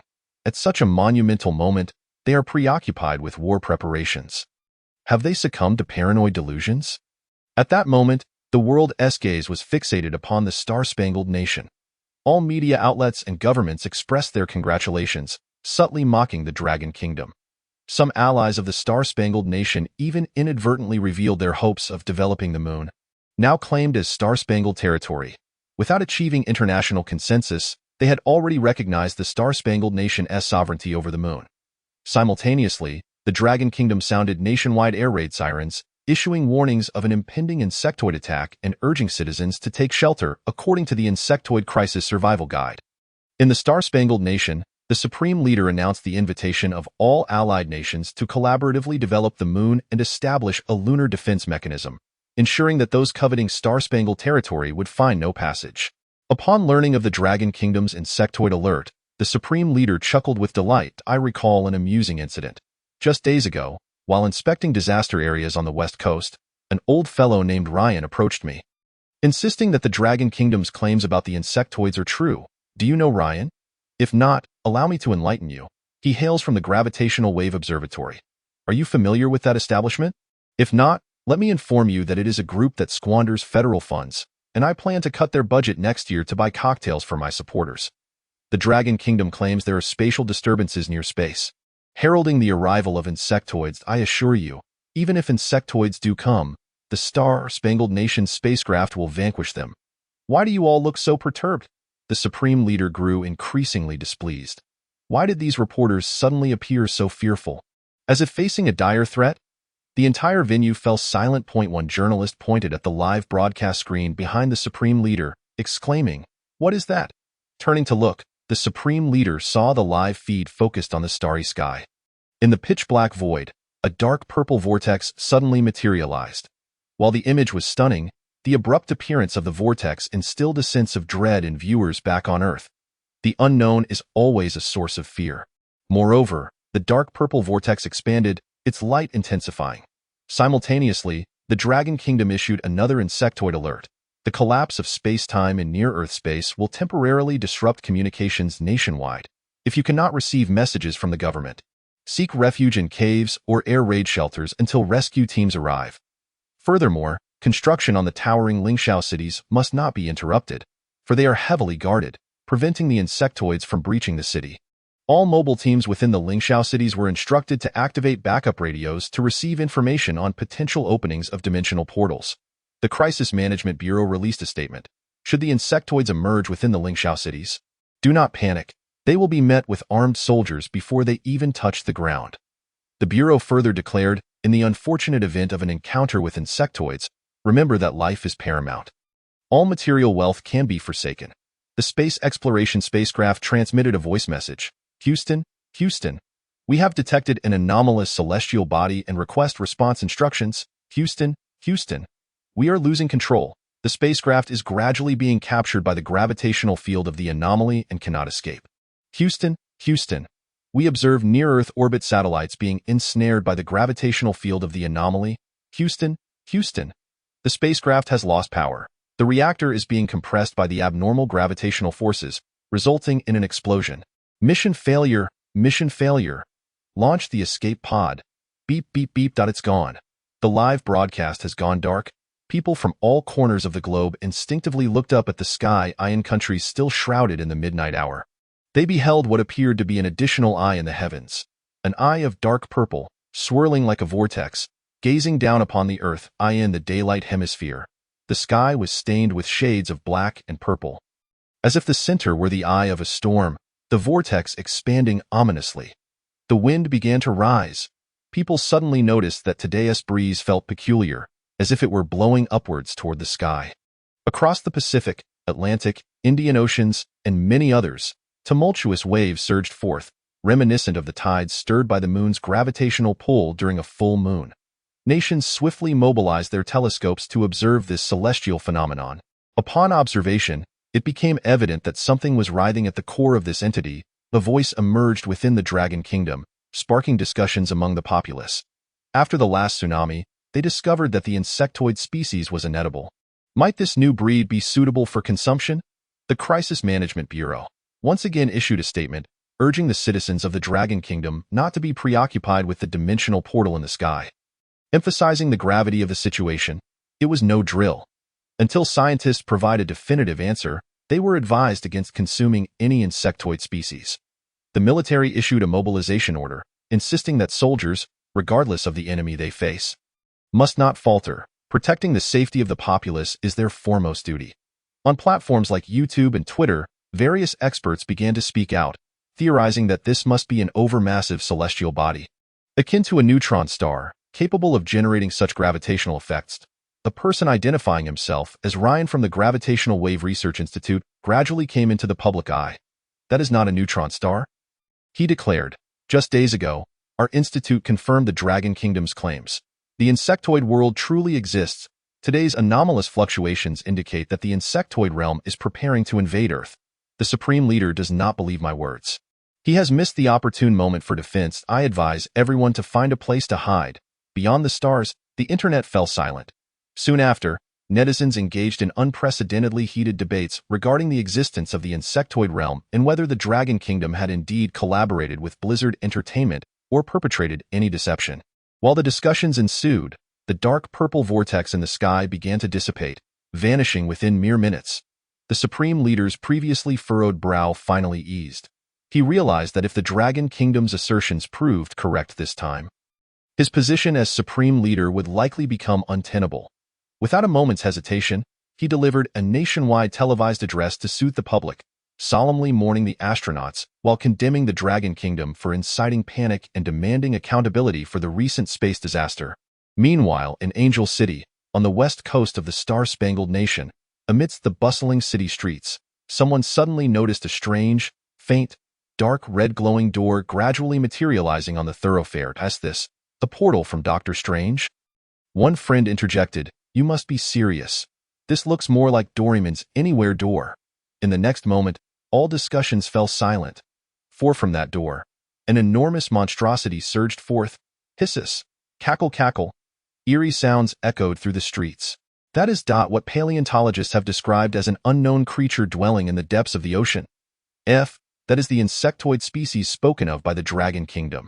Suddenly, everyone recalled the 4 words uttered by the Dragon Kingdom back in early January. The insectoid invasion. Yet, it was too late. The slaughter had commenced. The Star-Spangled Nation, the Maple Leaf Nation, the Land of the Rising Sun, the Tsarist Nation, Africa, South America. Strange dark red doors were discovered worldwide, with the insectoids pouring forth, relentlessly invading human habitats. Taken by surprise, foreign nations found themselves utterly defenseless. Some recalled the live broadcast of the Dragon Kingdom's war against the insectoids in January. The dragon people easily dispatched the insectoids. Why couldn't others do the same? Why, when faced with the insectoids, did they appear as lambs to the slaughter? In the Dragon Kingdom, Liu Yilin stared intently at the gravitational wave observation data, his expression one of sheer terror. The space-time collapse in low Earth orbit had concluded. And for a brief moment, he truly believed that a dimensional portal would be established, with royal level. Insectoids crossing time and space. As Xiao Ge had stated, the insectoid realm had not succeeded. However, Liu Yilin could not shake the feeling that only he had observed. At the conclusion of the space-time collapse, several smaller objects being transmitted from the collapsed domain. Those were remnants from the insectoid world, yet due to the destruction of the satellite system, he could not track their trajectory, leaving him in suspense regarding where those objects would ultimately land. Following the conclusion of the space-time collapse, fractures appeared in the Earth's gravitational field. Much like during a tsunami, the insectoid realm could now conduct large-scale experiments to open dimensional portals on Earth. At this moment, he recorded a staggering 678 global gravitational field fracture points. Finally, it had arrived. The world was entering a period of turmoil. Although these dimensional portals were highly unstable, they could effortlessly support the arrival of hundreds, if not thousands, of insectoids. Xiao Ge had warned that the first wave of invasion would be even more devastating. Beyond imagination, Chapter 62. Slay the insectoids, bless the Dragon Kingdom in the northern region. 100 kilometers west of the abandoned coal mine, the space-time collapse had yet to conclude as Xiao Ge approached the mountain village where the incident had occurred. Accompanying him were 7 Special Forces members, as well as Su Hongyin and Yang Ming, making a total of 10 individuals prepared to enter the village. War is brutal, and since Su Hongyin and Yang Ming had chosen to become warriors once more in this lifetime, Xiao Ge pledged to do everything in his power to make them stronger. All 10 donned new individual exoskeleton systems, standing like mechanized demigods upon the desolate earth. Ahead lay AFOG, in such a dry place. How could there possibly be fog? Yang Ming exclaimed in astonishment. Xiao Ge pondered for a moment before furrowing his brow and responding, some, royal level. Larvae generate extreme heat during molting, evaporating the surrounding moisture. Given that it's winter, the resulting fog is not surprising. Indeed, he was correct. It was unexpected that the insectoid realm had directly transmitted the larval form of the royal insect. It seemed the timeline he previously understood might be entirely upended. Deploying drones, they initiated infrared tracking scans of the fog-enshrouded area. Yang Ming, he wanted to ask, how do you know all this so well? But he thought better of it. Who would have imagined that Xiao Ge was actually the head of the Crisis Management Bureau? Perhaps he was like a Spider-Man hidden among ordinary people. After a brief pause, Xiao Ge elaborated, the royal larvae will synchronize with the dimensional portal upon its activation. If we do not eliminate it, this portal may gradually stabilize, allowing more insectoids to come through. Therefore, we must slay the royal larvae before it synchronizes with the dimensional portal. Subsequently, the Special Forces members released small drones equipped with exoskeleton systems while Xiao Ge and his team ventured directly into the fog-laden village. After a thorough search, they confirmed that the village was deserted, save for a few corpses in the center. Most residents had long since migrated away. Did you find anything? Everyone shook their heads. It was Su Hongyin who discerned the village's uniqueness, stating, I noticed in several houses that traditional cold weapons were being crafted. This must be a village specializing in traditional weaponry. In the remote mountains, there are many villages relying on traditional crafts for their livelihood. Team leader Xiao, I found a camera in one of the houses. It recorded recent events in the village. Xiao Ge immediately took it, turning it on to watch. Recording date, January 2, 11:00. A male voice. Are you like me? Someone nobody likes? Then why not follow me from now on? Be my pet. Okay? Xiao Ge's eyes widened. The camera's owner had captured a royal larva, Chia, as a pet. On the day of the tsunami, no wonder that larva went missing. Recording date, January 7. A middle-aged man burst in, his face filled with fury. Lu Mingfei, how many times have I told you to study hard in school? You insist on practicing with that tang knife. What era do you think this is? Can practicing with a tang knife put food on the table? The middle-aged man continued. Either go back and study properly, or come back to inherit my craft. Or get lost and never return. The middle-aged man departed. Lu Mingfei muttered, that old man is drinking again. What was the point of bringing me into this world? Recording date, January 15. The middle-aged man. Today? The old Wang next door died. Isn't that strange? It seems he was bitten to death by a beast. The body was nearly devoured. Lu Mingfei, prepare yourself. After the new year, we too must migrate. The image shakes. Lu Mingfei. My pet has molted for the second time. Recording date, January 26. At the door. Many people surrounded the middle-aged man. Lu Laotu, your son has raised that monster, and it has already killed 9 people in the village. The news says it's the insectoids. Lu Laotu, do you too want to kill us all? The image shakes. Lu Laotu, holding a stick. Lu Mingfei, you son of a b. Where are those insectoids? Today, I'm going to beat you to death. Lu Mingfei, it's not its fault. It didn't kill anyone. Recording date, January 30. Lu Laotu stealthily entered the bedroom. Taking advantage of Lu Mingfei's slumber, he knocked him unconscious, binding him with rope and hiding him in the cupboard. Lu Laotu, son, I'm sorry. I couldn't provide you with a better life. The insect swarm you have nurtured has gone mad, rampaging and killing indiscriminately. You hide here while I draw it away. And then you must escape on your own. The larva of the king has entered, leaving a path of slaughter in its wake. At this juncture, it has grown to half the height of a human. It burst in without a flicker of an eye, disregarding the feeble resistance of the elderly in the room, and instantly bit down with lethal intent on the old man. Lu. The sound of his breath caught its attention. And with its claws, it pried open the cabinet door, revealing Lu Mingfei. Yet it did not attack. Instead, its eyes shimmered with a hint of joy, as if to say, look, I have vanquished those who opposed you. However, from the gaze of Lu Mingfei, the larva could no longer discern the previous affection and delight. After a prolonged silence, his eyes remained filled with resentment and regret, his mouth agape in silent fury as he glared at the insect swarm.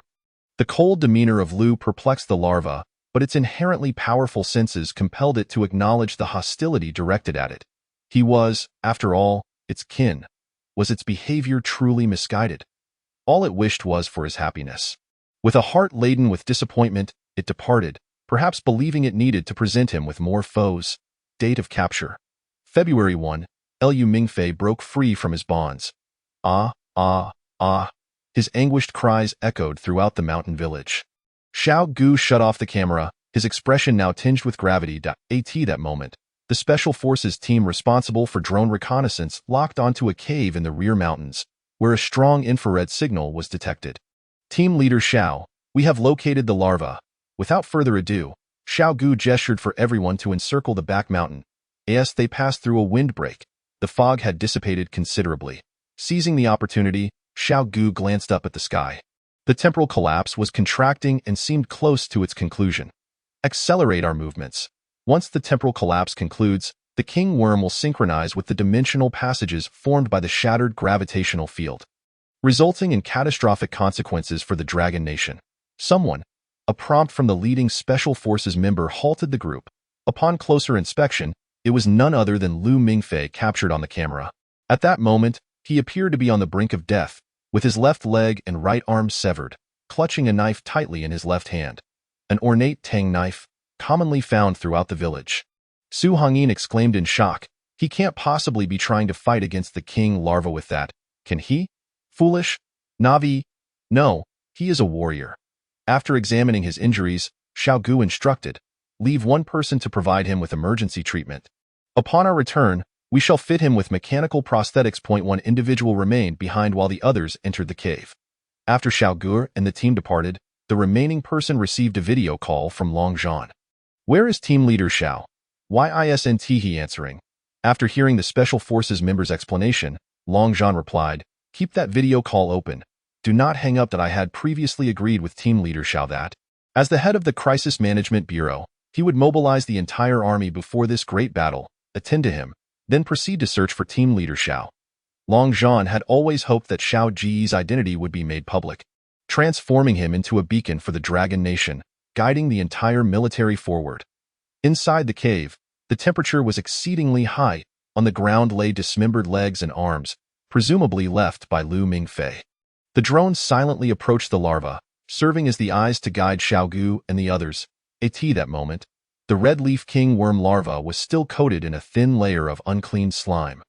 And upon closer inspection, one could see the marks of slashes from blades across its body. 2 Special Forces members deployed a specially crafted metallic mesh, utilizing the drone to maneuver above the larva. Xiao Ge unclenched his fist. The drone released the metallic net, ensnaring the larva. Su Hongyin and Yang Ming, weapons in hand, unleashed a torrent of gunfire upon the larva, which struggled in vain before being gunned down. Yang Ming, somewhat incredulous, remarked, this insect race is exceedingly weak, isn't it? A king worm, and it perished without even a round. Xiao Ge rolled his eyes, explaining, could you kill an adult tiger barehanded? Yang Ming shook his head. What about a young tiger? One the size of a cat? Yang Ming shook his head again. It's a protected species. I wouldn't dare. Xiao Ge retorted, it has injuries, slash marks from blades that I wonder how Lu Mingfei managed to engage it. The wounds are so superficial, logically. A king worm shouldn't be this feeble. Disregarding his musings, Xiao Ge activated his mechanical exoskeleton and advanced, lifting the larva's corpse with one hand as he exited the cave. The fog had yet to clear. At this moment, Xiao Ge remained unaware that he was being broadcast live to every corner of Lingxiao Giant City, for every soldier to witness. He emerged from the mist, carrying the larva's body aloft. Clad in the individual exoskeleton system, he appeared like a hero from a science fiction film. Team leader Xiao, Commander Long has requested that you address the 50 million soldiers nationwide as the head of the Crisis Management Bureau. Xiao Ge paused momentarily before quickly realizing. He had previously discussed with Long Zhan the timing of revealing his identity. It was indeed fitting. In his past life, as the commander of the insect race's expeditionary forces, he was well-versed in pre-battle mobilization. Activating the mechanical exoskeleton, he dragged the insect's corpse before the camera, lifting it high. Eradicate the insect race. Bless the Dragon Nation. First call. Eradicate the insect race. Bless the Dragon Nation. Second call. Eradicate the insect race. Bless the Dragon Nation. Third call. The echoes of eradicate the insect race. Bless the Dragon Nation reverberated across the lands of the Dragon Nation through the live broadcast. This was Xiao Ge's war mobilization. There was no need for empty rhetoric. In the face of war and the enemy, one word sufficed. Kill, to death, without respite. Chapter 63. Do not let your guard down. The insect race is dangerous. Eradicate the insect race. Bless the Dragon Nation. These 6 simple words resonated throughout the Dragon Nation. 50 million soldiers stationed outside Lingxiao Giant City were now invigorated, their blood boiling, as they echoed those 6 words in unison. Some even speculated that the insect race, having not yet emerged from the dimensional passage, had been so frightened by this momentum that they retreated. Within Lingxiao Giant City, screens visible everywhere allowed all construction workers to see who the head of the Crisis Management Bureau was. Throughout January, all changes within the Dragon Nation stemmed from the actions of the Crisis Management Bureau. The populace was abuzz with curiosity regarding the identity of its head. Public opinion speculated it must either be Long Zhan from the military or Ouyang Yuan from the Academy of Sciences. It seemed in the Dragon Nation, only these two could bear such a heavy responsibility. Yet, who could have anticipated that the head of the Crisis Management Bureau was such a young individual? However, the moment Xiao Ge appeared was too striking, enough to leave the nation in awe. The thick fog, the individual mechanical exoskeleton system, and as he exited the cave, several soldiers followed suit, aligning behind him with an air of determination. The corpse of the insect race served as the most potent proclamation. With military protection, the construction of Lingxiao Giant City would not be delayed. Brothers, let the soldiers see that their efforts and sacrifices are worthwhile. Rise! We shall be the first to complete the Lingxiao Giant City in the nation. After a brief silence, The construction site of Lingxiao Giant City resonated with the battle horn. In an instant, construction workers across the nation unleashed their fervent fighting spirit, tirelessly dedicating themselves to their work, as this was the finest response to the military. The crisis posed by the insect race had arrived. Yet the nation's construction appeared entirely unaffected, proceeding with methodical acceleration. Lingxiao Giant City, circular fortifications, fusion nuclear power stations, capsule high-speed rail, and more, all commenced operations. At the construction site of Giant City No. 67, Xiao Ge's parents were present. On that day, the nation called for workers, and the two elderly individuals, both over 50, like thousands of others, forewent the Spring Festival and began working tirelessly at the Lingxiao Giant City construction site. Throughout the month, Xiao Ge occasionally called, only to be scolded by his parents in return. "I'm still young. Why should I worry about you? If you embarrass the Xiao family in the Crisis Management Bureau, don't bother coming back." As a result, Xiao Ge's calls dwindled in recent days, and he made sure to send his parents messages whenever he could, updating them on his situation. One day, his father suddenly looked up, seeing the figure in battle armor on the live broadcast rallying the military across the nation. He couldn't help but frown, momentarily lost in thought. "Wait, that looks remarkably similar." Upon reflection, he gasped, "Could it be? That's my son. So he wasn't captured by Dr. Ouying Yuan as an intern. This rascal had deceived me, having been taken to become the head of the Crisis Management Bureau." "Hey, old Xiao, what are you watching? Stop staring. That's someone else's child." Indeed, to parents, their own children will always pale in comparison to others, the bright, accomplished ones. "Look at that child.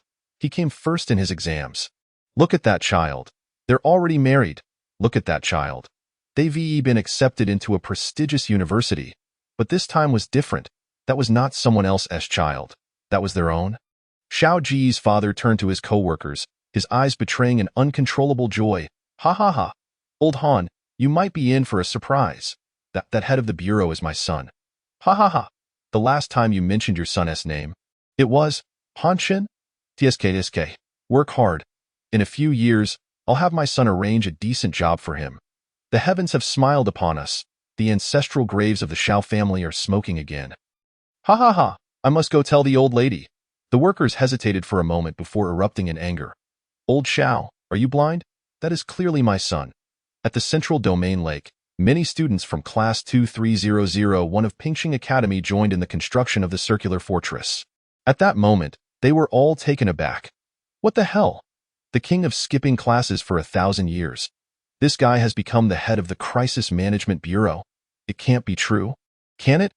"Hey, watch your language," one retorted. "The transformation of Dragon Nation is all thanks to him. I see now.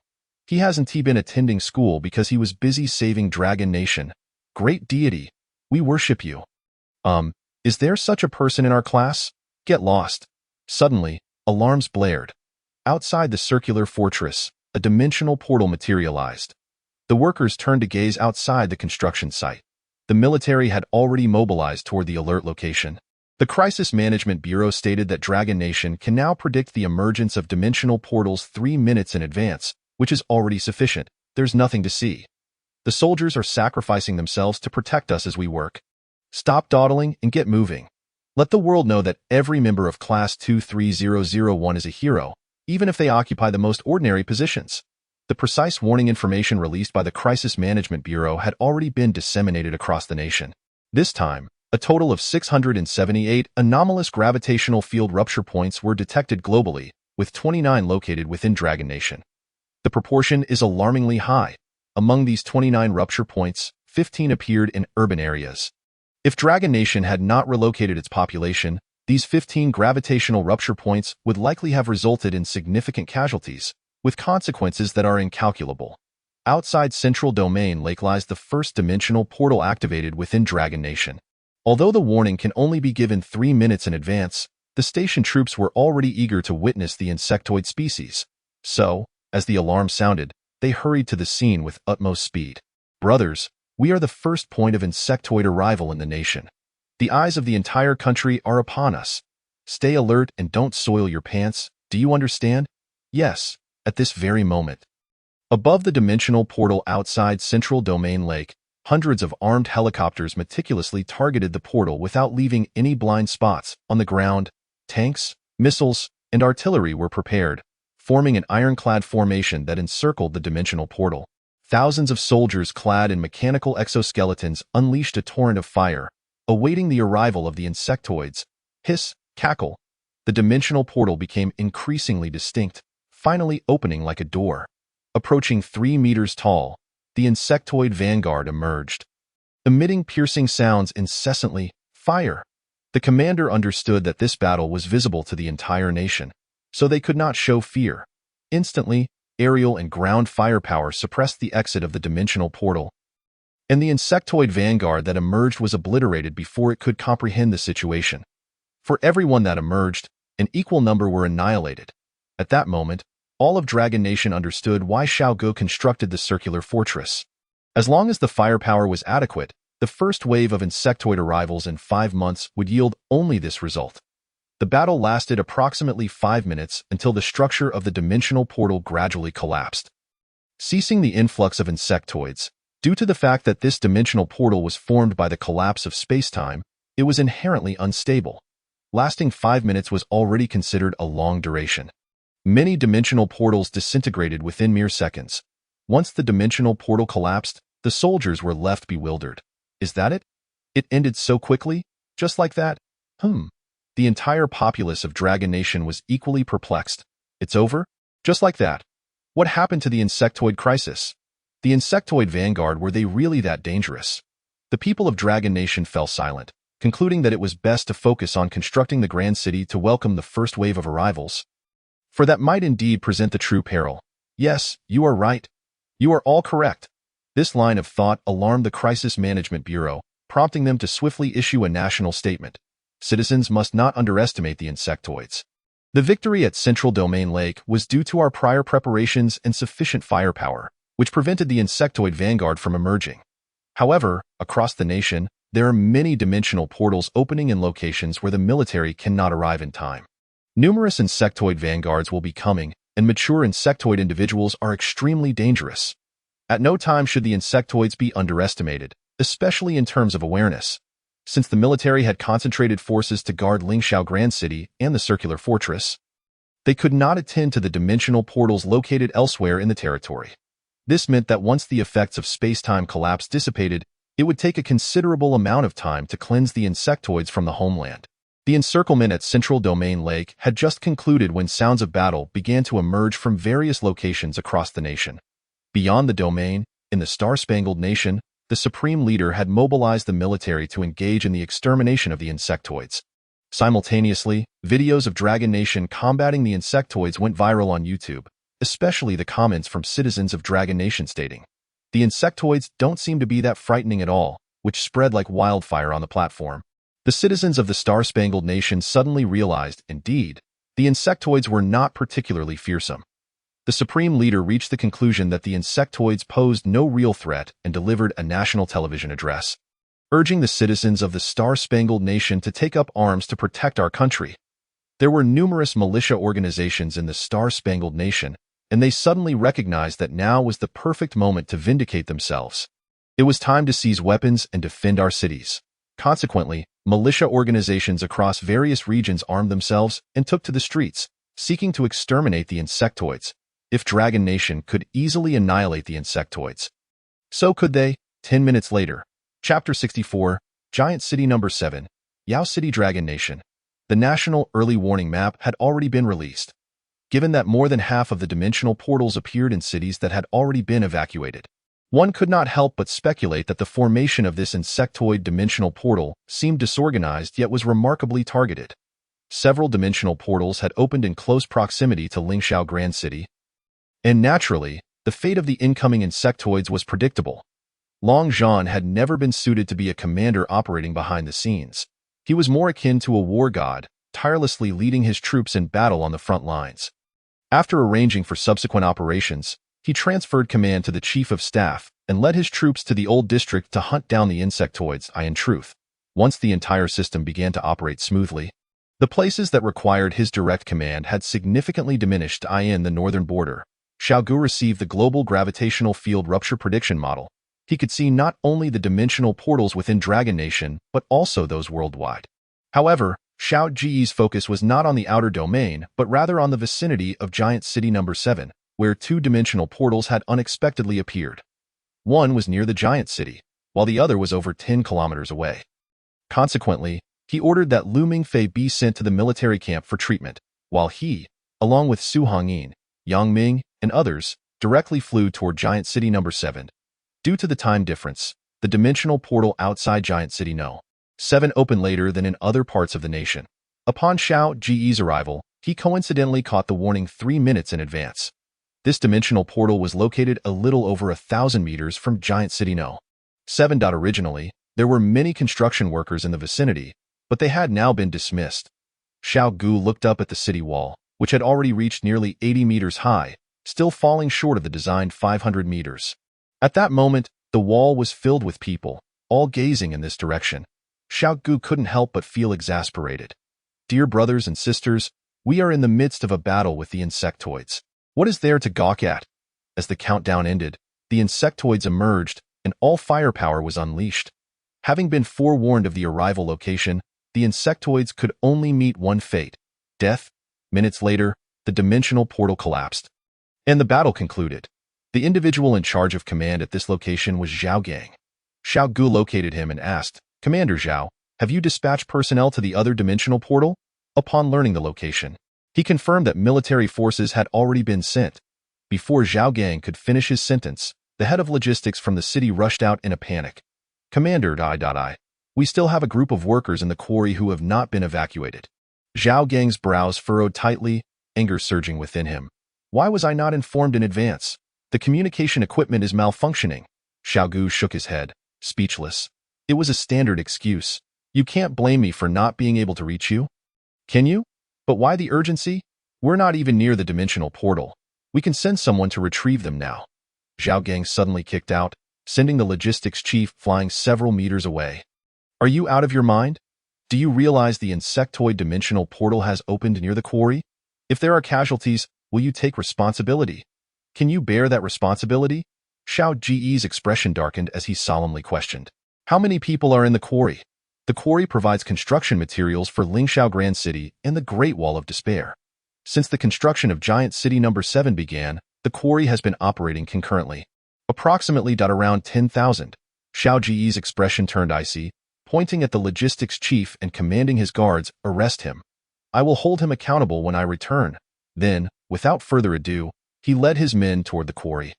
At the quarry, unable to establish contact, the national early warning for the dimensional portal had been received by the quarry workers. Under the management's directive, the workers immediately set down their tools and began to evacuate into the mine tunnels. With only 3 minutes to spare, escaping was impossible. They could only hide in the tunnels, awaiting rescue. However, it was already too late. Too late. How could 10,000 people possibly evacuate into the tunnels in such a short time? In the quarry, a handful of soldiers, upon witnessing the dire situation, made an immediate decision. Should the insectoid creatures emerge, the quarry workers would likely not escape. As soldiers, their duty was to stand guard at the dimensional passage's exit. To hold the line against the swarm, and to buy precious time. A dozen or so soldiers, aware of their meager firepower, understood that their only course of action was to delay the onslaught of the insectoids. Their fates were never discussed, nor was there time for such considerations. Perhaps they would perish in battle. Exchanging knowing glances, they shared a silent understanding, resolute and unflinching. Once all the quarry workers had entered the mine, they would detonate the entrance, preventing the insectoids from advancing and awaiting reinforcements. Just as the soldiers finalized their strategy, the insectoids began to emerge, hissing and cawing. The eerie and jarring sounds filled the air. Fire! The soldiers unleashed their full firepower. The first insectoid to appear was swiftly dispatched, yet more followed in an unending tide. Despite donning mechanical exoskeletons, the soldiers felt dwarfed by the towering insectoids. Soon, they found themselves on the verge of being encircled. Time was running out. They could no longer wait for everyone to enter the mine. "Blow the entrance now," one soldier shouted angrily, realizing that further delay could spell doom for them all. It was a harrowing choice. Watch some perish or witness the annihilation of all. By detonating the mine's entrance, The humans outside would face slaughter at the hands of the insectoids, and they would bear the weight of that responsibility in their next lives. But if they hesitated, not a single soul would escape, and even in death, they would find no peace. With a fierce determination, one soldier charged through the swarm, shielded by his comrades, and hurled a bomb just before meeting his end at the claws of the insectoids. Alas, the bomb veered off course, missing its mark by mere meters. The explosion could not seal the mine's entrance effectively. Within the mine, over 8,000 souls had gathered. If the entrance remained unsealed, the insectoids would feast upon them. In that moment, realization dawned upon everyone, yet they were paralyzed by panic, overwhelmed by the proximity of the threat. They had never been so close to the insectoid menace, and their time to react was fleeting. Amidst the chaos, a young woman, undeterred by the imminent danger, stood resolute near the mine's entrance. "I am Xiao. Tell my daughter, by she, that Mama will not return. I shall guard her from afar. Mama will protect her as she grows." Just like this great city, the miners inside had yet to comprehend the gravity of the situation when Xiao, with unwavering courage, dashed out, clutching the bomb and rolling into the mine's mouth. The ground shook violently as the explosion sealed the entrance, and the young woman was forever entombed in the quarry. As the backup energy flickered to life, silence enveloped the mine. Each face bore no trace of joy at their survival. Instead, sorrow prevailed. Xiao, that name etched itself deeply into their hearts. Her final words were a beautiful fairy tale. "Mama will transform into a great city to protect you." Perhaps only those who had experienced motherhood could fathom the profound simplicity of such a declaration. Perhaps only those with children could truly grasp the weight of that fairy tale. In that moment, a seed took root in their hearts. This city, like the young mother, embodied bravery and love. Naming the city after the young mother would be the finest hope for the future and its citizens. Chapter 65. The Border of the Dragon Nation. A line not to be crossed at the quarry. Before the personnel arrived, drones had already surveyed the situation meticulously. The dimensional passage had collapsed, and no more insectoids would come through. Infrared scans revealed a total of 113 insectoids in the quarry. Upon hearing this number, Yang Ming felt a chill run down his spine. "Old Xiao, is that too many? Can we handle it?" Xiao Ge regarded him with a look of pity, choosing to ignore the question. For the people of this era, 113 insectoids seemed like a formidable threat. However, during the initial wave of the insectoid invasion, their numbers would be in the thousands, perhaps even tens of thousands. Last, Xiao Ge led his troops to the quarry, where the insectoids were feasting upon the slain humans. The uneven ground was slick with blood, and dismembered limbs lay scattered about, remnants of the carnage. Fragments of bloodied hair and torn scalps could still be seen. As Xiao Ge surveyed the scene, the overwhelming crimson splattered across his vision shocked him. The remaining insectoids were still in search of any living humans. The distress signals indicated that the survivors were hiding within the mine, while the mass of insectoids seemed to have caught wind of their presence.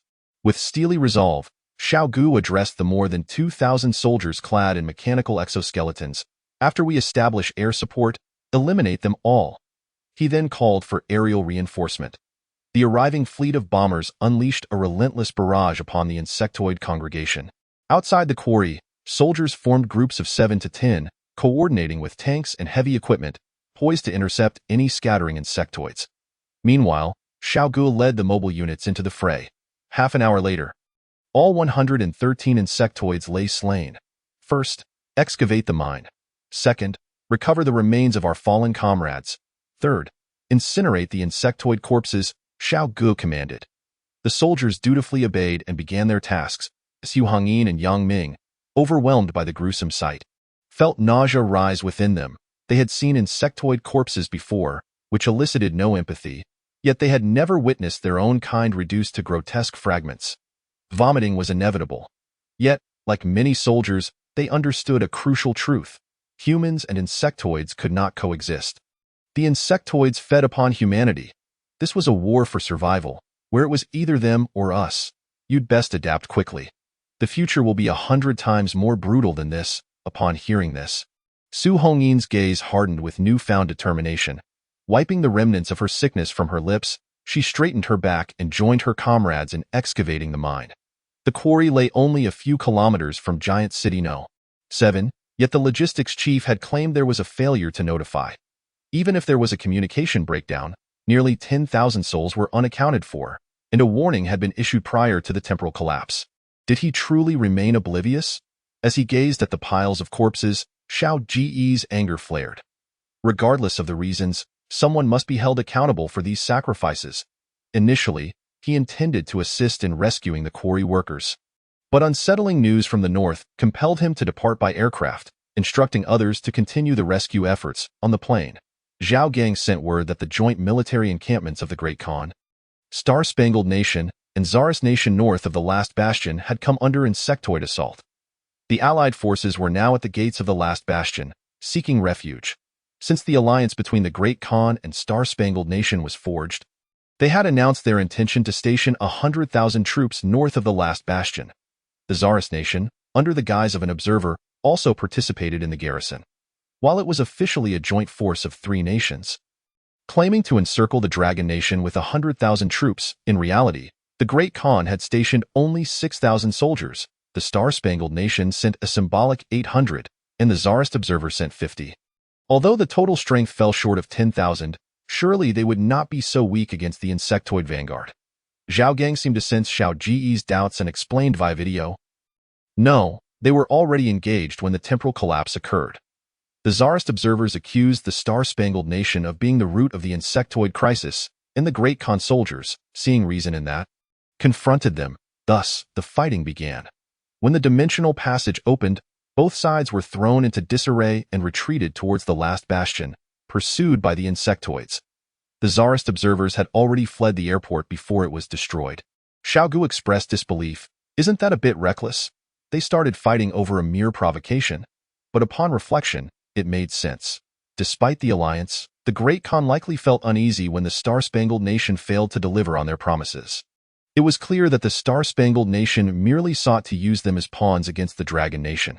Just like the previous incident with the South Australia Nation, how they acted swiftly at the behest of the Star-Spangled Nation, only to find themselves stripped of their share in the markets for cotton and soybeans exported to the Dragon Nation, as well as their wine market overtaken by the Iron Tower Nation. In the end, their own allies had robbed them. Although they lost market shares, the South Australia Nation gained significant international acclaim, resulting in a surge in support for the ruling party. Half an hour later, Xiao Ge arrived at the construction site of the last bastion. The progress was remarkable. A 100-meter-high structure had risen in just 1 month. He often heard Long Zhan refer to Xiao Ge as a cultured general, imbued with scholarly grace. Previously skeptical, Xiao Ge now found himself convinced. At that moment, Xiao Ge was engaged in negotiations with soldiers from the Star-Spangled Nation and the Great Khan. Xiao Ge called to inform Xiao Ge, actually seeking his guidance, as the matter bore international implications. Commander Xiao, the soldiers from both nations are just ahead, yet you haven't even glanced at them? Xiao Ge hesitated, nodding as if realizing something. Give them 5 minutes. Either they die alongside the insectoids or they flee far from here. Our territory shall not harbor traitorous humans. Xiao Ge's voice was icy as he turned to leave. The soldiers from the Star-Spangled Nation stood in shock, bewildered by the cold-heartedness and murderous intent emanating from this young man. Yet, when faced with the prospect of survival, they had little choice. Sir, I am a colonel of the Star-Spangled Nation. Now, I converse with you as a representative of humanity. Presently, humanity faces a common adversary, and infighting should be avoided. We are all members of one family. Upon witnessing the situation, the soldiers of the Great Khan could not help but plead. We were one with the Dragon Kingdom 500 years ago. 4 minutes. Xiao Ge did not respond to them. Instead, he raised his head and observed the rising dust in the desert, indicating that the insect horde was approaching. Commander Xiao, prepare for battle. Given the scale, there must be thousands of insects. Indeed, this was the first wave emerging from the dimensional rift, and the gravitational field had fractured, creating a surprisingly stable passage that allowed such a multitude of insects to traverse. The Great Wall of Despair had deployed tens of thousands of troops, ready for action. Upon receiving orders, rows of soldiers clad in exoskeletons sprang into motion. A torrent of steel surged forth. Xiao Ge was somewhat perplexed. Even if they were enemies, what they said was not without merit. According to international conventions, they ought to offer refuge. Leader Xiao, could it be too rigid an approach? Xiao Ge replied, if they wish to survive, They must take control of the dimensional rift points and join forces to combat the insects. This would completely annihilate the horde. Furthermore, their garrison in the northern frontier originally came to oppose us. To ask me, Xiao Ge, to aid the enemy is absurd. Lastly, they should not direct the insect horde towards the Dragon Kingdom. In a previous life, the alien insect swarm invaded the Dragon Kingdom, resulting in the deaths of 20 million citizens. Do they wish to repeat that? Apologies. Xiao Ge turned to the soldiers of the Star-Spangled Nation and the Great Khan, coldly stating, 3 minutes. All soldiers, heed my command. When the countdown ends, there shall be no mercy for the enemy beyond our borders. Thud! The synchronized mechanical exoskeleton arms collided, creating a resounding echo that reverberated through the heavens. The borders of the Dragon Kingdom must not be breached. This was a declaration of war against the insect horde. It was a vow to the citizens. The borders of the Dragon Kingdom stand as an impregnable fortress. Not only can external foes not breach it, but neither can the insect horde. Upon witnessing this, the soldiers of both nations, without a moment's hesitation, began to flee. There is a saying beyond our borders. The people of the Dragon Kingdom take territorial matters far too seriously. Behind the front line lay the construction site of the Great Wall of Despair. Countless workers were awestruck by the advancing torrent of steel. Mere steps away, the insect horde approached, yet they could work in peace, safeguarded by the border troops. Forget the war. Focus on constructing the Great Wall of Despair. In the future, our soldiers will no longer endure this suffering. The workers were also filled with fervor. At last, the menacing insect scouts arrived. Approximately 1,000 in number, this was a meager force compared to the first wave. However, it provided an opportunity for the soldiers to hone their skills. Let the battle commence. Chapter 66. The whole world asks, what has happened to the Dragon Kingdom? The cloud monitoring platform remains operational. The northern frontier is engulfed in battle. People have grown accustomed to witnessing the dimensional rift opening and the subsequent annihilation of the insect horde before it even materializes. They are even more familiar with the Dragon Kingdom's war god. Marshal Longzhan, leading his special forces through once familiar cities, hunting down the invading insects. He commands his soldiers with the same ferocity as when they rose against external threats, becoming an unstoppable force against the insects. However, the scenes in the northern frontier were unlike anything they had ever witnessed. Perhaps this was the proper depiction of the human-insect war as recorded in the data released by the Crisis Management Bureau. On one side, a bustling construction site. On the other, the swirling sands stirred by the insect horde, and standing against them was a human wall forged from steel. Let the battle begin. The artillery fell like a torrential downpour upon the insect swarm. Boom, boom, boom. Under the nearly overwhelming barrage, the insects continued to advance, trampling over their own fallen kin, fire at will. After one round of cannon fire, the remaining insects were already upon them. Groups of young warriors equipped with exoskeleton systems shouted encouragement to one another, launching their attacks while shielded by armored vehicles. The clash of steel against claws, the struggle of flesh against spirit, both sides exerted their utmost. The 1,000 insects were soon nearly eradicated. Naturally, sacrifices were inevitable. As the backdrop of the battlefield neared conclusion, the nationwide conflict also approached its end. February 3 RD, 5:00 p.m. The Crisis Management Bureau issued an official statement. Aside from the insects present in the original 3 major cities, all other insects that emerged through dimensional rifts on national soil have been eradicated. In the now sealed 3 cities, there may still be thousands of insects lurking within. The military has decided not to organize a human extermination for the time being. These 3 cities will serve as training grounds for soldiers against the insect horde, after which they will be taken over by the military. The crisis posed by the insect horde, brought about by the collapse of space-time, has essentially concluded for the Dragon Kingdom. Within the cloud monitoring platform, only those far removed from the dimensional rifts and the threat of the insect horde would dare to comment. The citizens of the Dragon Kingdom had no time for idle chatter. Engaging in online discussions was a waste of precious time. The insects, did they regret invading the Dragon Kingdom? Why do I feel like there are still not enough of them to be slain? Seeing the Dragon Kingdom citizens so fiercely guarding their borders truly fills me with envy. We, the Star-Spangled Nation, possess the most powerful military in the world, yet the insects roam almost unchallenged within our borders. But I am using nearly the same weapons. Why does it feel like the Dragon Kingdom soldiers are treating the insects as children? The whole world is in chaos, yet the Dragon Kingdom continues to construct their towering city as if unaffected. My heavens!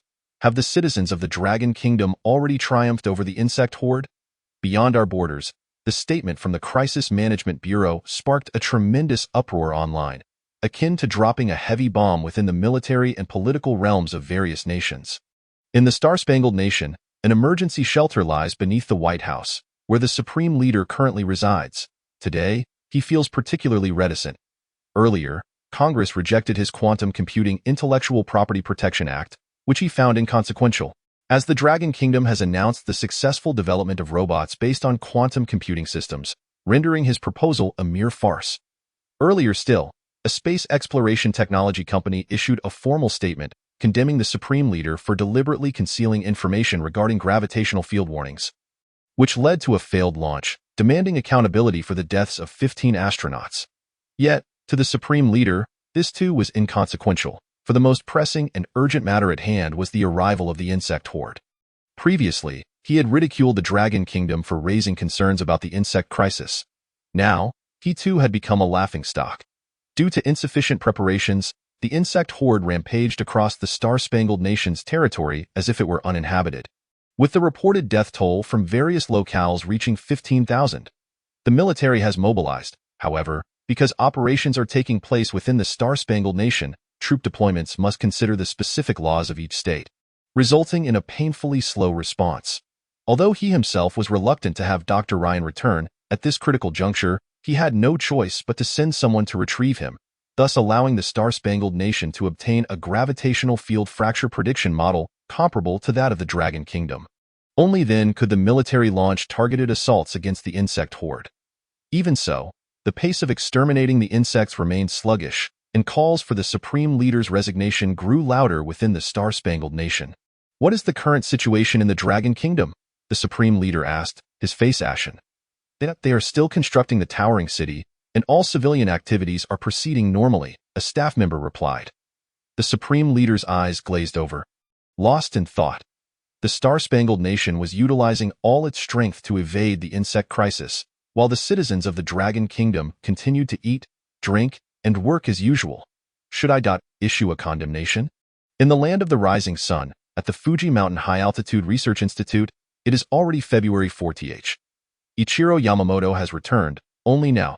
He has obtained the global prediction model for gravitational field fractures from Dr. Ryan in the Star-Spangled Nation. But what of it? The land of the rising sun is so small. Where the insects appear, must they still consult this model? A total of 5-dimensional rifts have emerged domestically, unleashing thousands of insects that are now running rampant, impossible to control or track. Director, let me use the Gundam. The primary purpose of establishing the Gundam Research Institute was to develop the future mech warriors depicted in Japanese comics. Nonsense. That thing isn't even a prototype yet. Do you dare to deploy it? As he spoke, the Prime Minister's call came in, and the director had no choice but to answer it.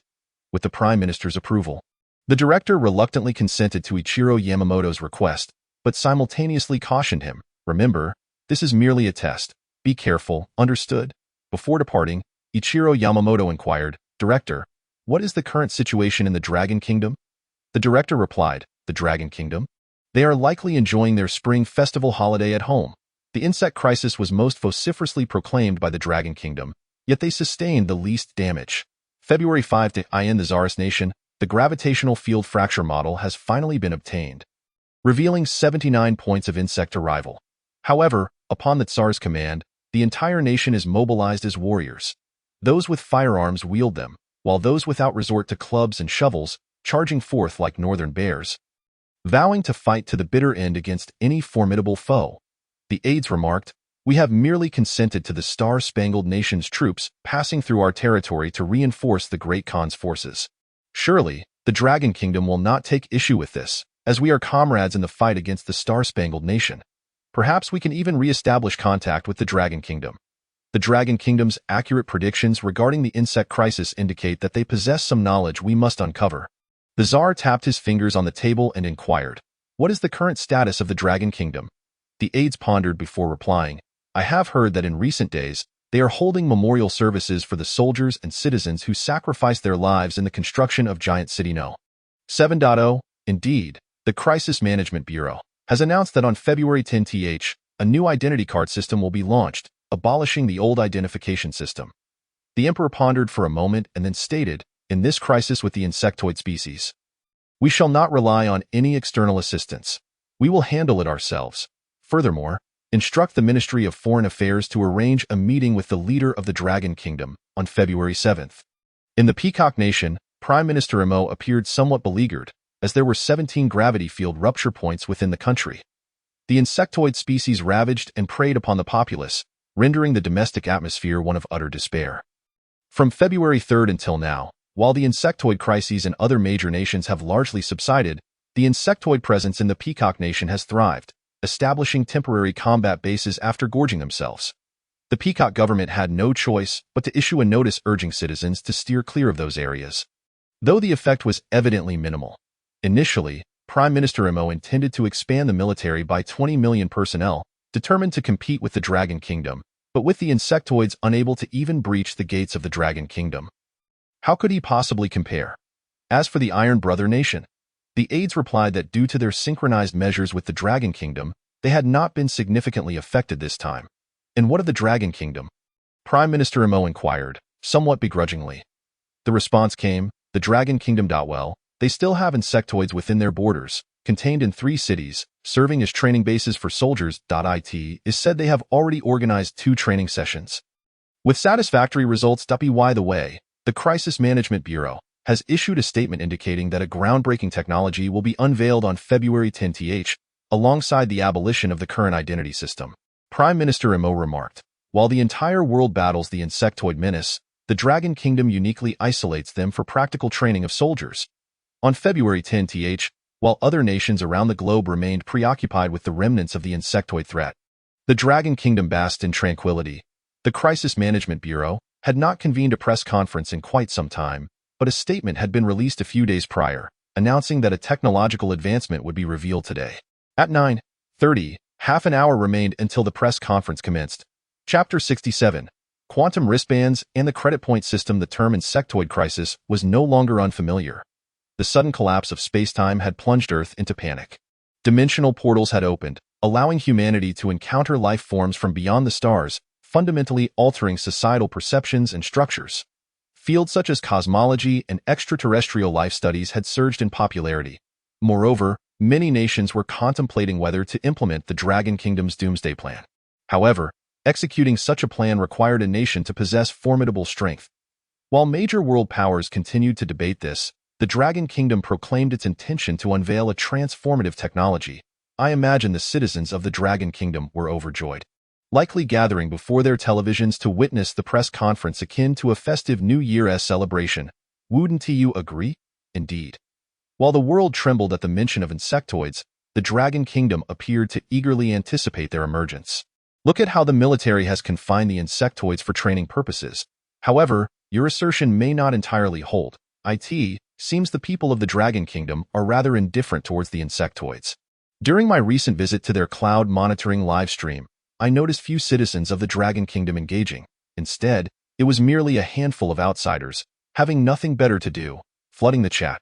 That is true. Just yesterday, while watching a live broadcast from the Dragon Kingdom's fusion reactor, I observed a few individuals discussing the emergence of insectoid camps within the Peacock Nation, only to be rebuked by others for meddling in affairs that did not concern them, suggesting they should focus on more productive endeavors. As foreign journalists awaited, they engaged in animated discussions, while the journalists from the Dragon Kingdom regarded them with a patronizing gaze, finding their naivety almost endearing after only a month of observation. TSK.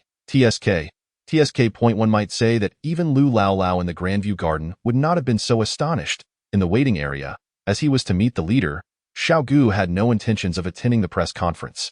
However, the Minister of Internal Affairs, Hu Tianqing, insisted he make an appearance, arguing that it was imperative for Xiao Ge to be there.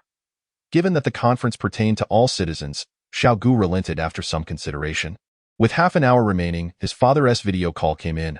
Son, will you be attending the Crisis Management Bureau press conference today?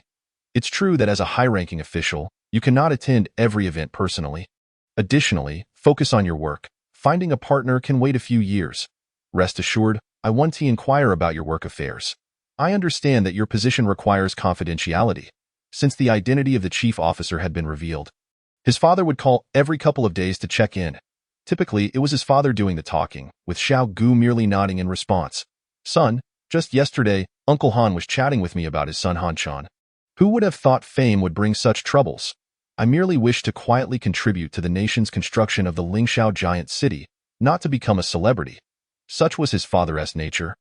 Seeking to vent his thoughts while feigning concern, his face betraying a melancholic expression, though his heart was undoubtedly elated.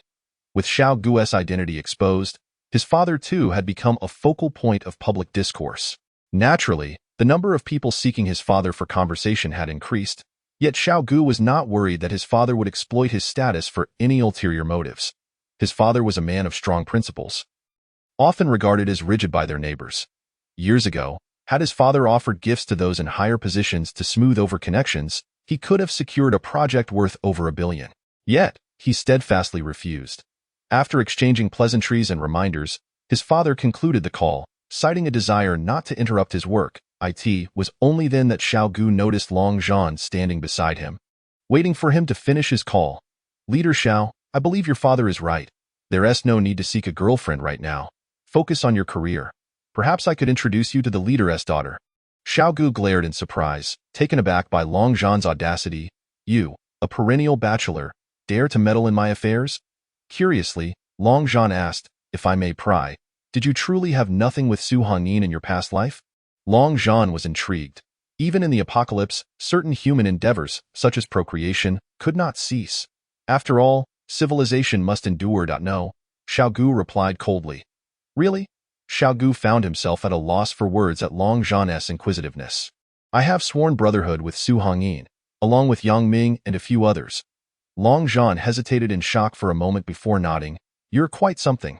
Subsequently, he presented Xiao Ge with some data, revealing that they had repaired satellites affected by the space-time collapse, enabling continuous observation of the insectoid camps within the Peacock Nation, uncovering some intriguing findings. Upon learning about the establishment of outpost camps by the insectoids within the Peacock Nation, Xiao Ge felt a wave of astonishment and instructed Long Zhan to investigate further. On the satellite map, a specific region of the Peacock Nation was enveloped in thick, toxic fog, with thousands of insectoid sentinels gathered in the vicinity. As you mentioned, during the space-time collapse, the king insect did not arrive, but other entities did. This is the observational data from Chief Lu Yilin.it depicted images captured by satellites just before the collapse concluded, showing 7 objects the size of tires descending from the sky, 1 landing in the Peacock Nation, another in the southern region of the Dragon Kingdom, while the remaining 5 were untraceable. The area where the object landed in the Peacock Nation had since transformed into an insectoid outpost. However, the item that fell in the southern Dragon Kingdom remains unfound to this day. Have Chief Lu continue the investigation. Xiao Ge glanced at the time and declared, I should attend the press conference now. Long Zhan replied earnestly, what's the point of attending such a press conference? It's merely a chance to play the mascot. It only you who can perceive that. Xiao Ge dismissed him and made his way to the press conference venue. Instantly, all eyes were drawn to his presence.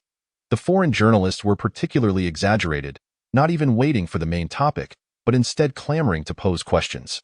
Mr. Xiao, how did you become the helm of the Dragon Kingdom at such a young age? What does the future hold for the Dragon Kingdom under your leadership? Could you elaborate on how the Dragon Kingdom discovered the invasion of the insectoid realm? Xiao Ge, feeling helpless, had to speak.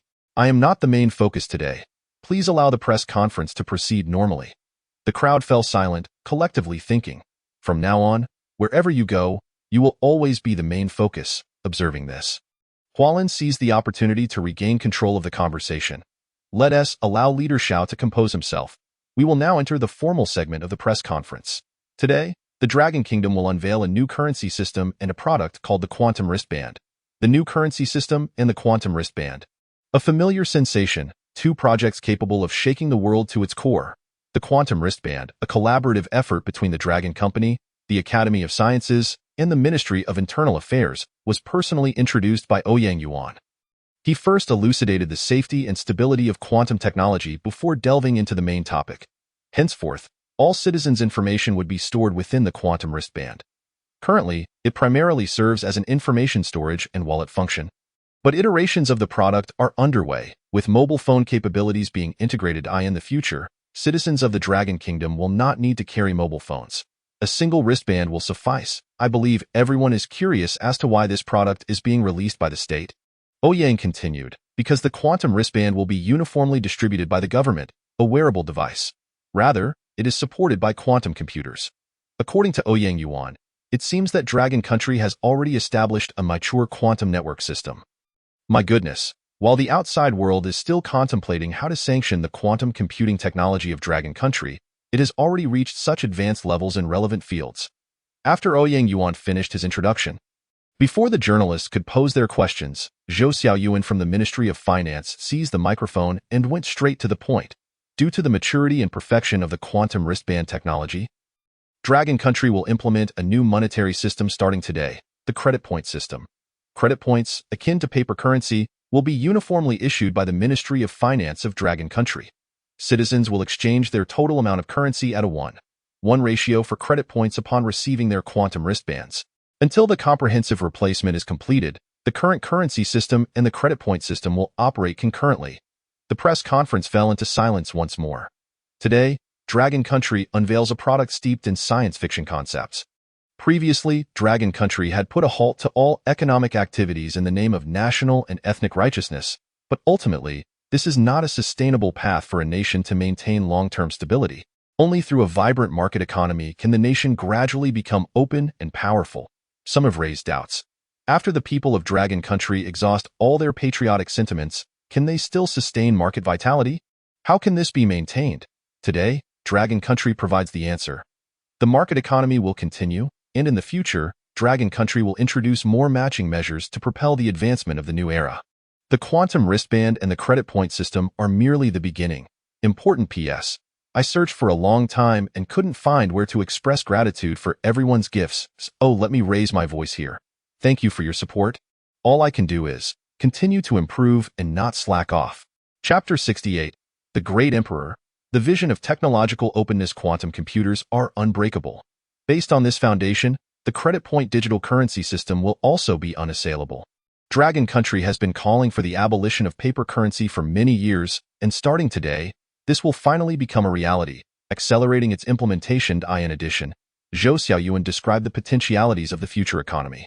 For instance, farmers will still exist, but there will gradually emerge agricultural cooperative organizations operating under large regional contracting systems, similar to previous agricultural cooperatives. The state will gradually open up the rights for civilians to possess arms, allowing citizens to undergo weapon training and enabling some retired soldiers to spontaneously organize civilian militias to protect farmers venturing out to cultivate the land. The original systems of industry, commerce, catering, and other service sectors will gradually recover once the Lingxiao megacity is completed. Furthermore, with the advancement of aerospace technology, new space mining industries will be nurtured, encouraging private entities to participate in the development of outer space, among other initiatives. As the head of the Ministry of Finance, Zhou Xiaoyuan's discourse encompassed not only the credit point system but also hinted at the future trajectory of Dragon Country's economy. A foreign journalist quietly jotted down the headlines for his report. The world remains shrouded in the shadow of the insect crisis, while Dragon Country has already begun to envision its future. The people of Dragon Country show no concern for the quantum currency system. They are fully engaged in construction efforts. The upper echelons of Dragon Country are formulating grand plans for a new epoch. Foreign nations are still deliberating on how to implement defensive strategies. Shocking. Suddenly realizing that Dragon Country has returned to the zenith of the Tang dynasty, leading the world by 5 centuries. The journalists on site promptly disseminated the news from Dragon Country to foreign platforms like YouTube and Twitter. To the people of Dragon Country, the entire press conference seemed rather mundane and routine. After all, shouldn't the initiatives introduced by the Crisis Management Bureau be expected to be like this? Occasionally, in the live newsroom, a Dragon Country citizen would pop up to comment, "Oh, I think I've grasped the concept of the quantum wristband and the credit point system. Haha, I was just pondering that such a large nation couldn't possibly sit idly by while dealing with the insect crisis, and look, the country's response strategy has emerged. No joke." I took a break for a smoke and checked the live stream, suddenly feeling invigorated. No more slacking, back to work. Clocking in at the South Border Stone Forest Circular Fortress, 1/3 of the work is already completed. The press conference continued, and the citizens of Dragon Country awaited the moment they were most concerned about. Xiao Ge Longzhan mentioned that Xiao Ge's presence at this press conference served as a talisman. Indeed, he did not participate throughout, but was there to signify the importance of the event to the people of Dragon Country. In the end, Xiao Ge stood up to speak. His words succinct. The quantum wristband and the credit point system pertain to the foundational aspects of citizens' daily lives. And he urged all departments and citizens to cooperate earnestly. Then, Xiao Ge hurried off. A mere sentence, yet it left the world contemplating. How incredibly profound and concise. Following the press conference, Xiao Ge did not partake in subsequent matters. He had to rush to meet the leader. 11:30. Xiao Ge arrived at the leader's residence. The capital city had not been relocated, as it is connected to the nearby Lingxiao megacity and the circular fortress. Once completed, the citizens of the capital will directly migrate there. On February 3 RD, there was also a dimensional portal within the capital. However, at that time, 20 special task forces, each comprising 8,000 men, were stationed in the capital. When the insect swarm descended upon this location, the ensuing events were predictable. Outside the building, Xiao Ge sensed something unusual. The security around the leader's residence was exceptionally tight, and he even noticed many foreigners. Oh, people from the Tsarist nation? Xiao Ge was taken aback, wondering why the leader was meeting with them and why he had called himself over. Under the guidance of the guards, Xiao Ge entered the room. The emperor of the Tsarist nation. This is undoubtedly a formidable individual. In a past life, when the insect swarm invaded, the Tsarist nation was surrounded by millions of insects, and the world believed it was on the verge of collapse. However, the emperor relinquished his title as national leader and personally led the charge, rallying the capital to fight to the death. He miraculously rescued one city after another from the jaws of the insect threat, allowing the Tsarist nation to endure and gain precious time. Leader Xiao, come over here. Let me introduce you to my good friend, the emperor of the Tsarist nation.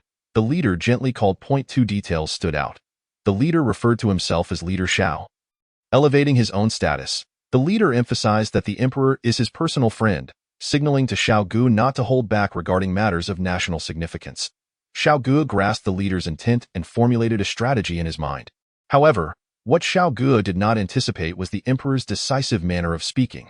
As the head of the Crisis Management Bureau, I did some homework before coming. I believe you must be questioning why the Tsarist nation made concessions to the Star-Spangled Nation.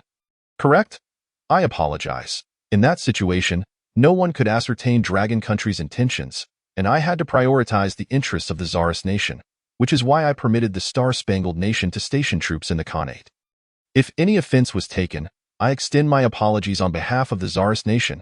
A 90-degree bow of apology was entirely unexpected for Xiao Ge. In truth, he bore no resentment towards an emperor genuinely protecting his nation's interests.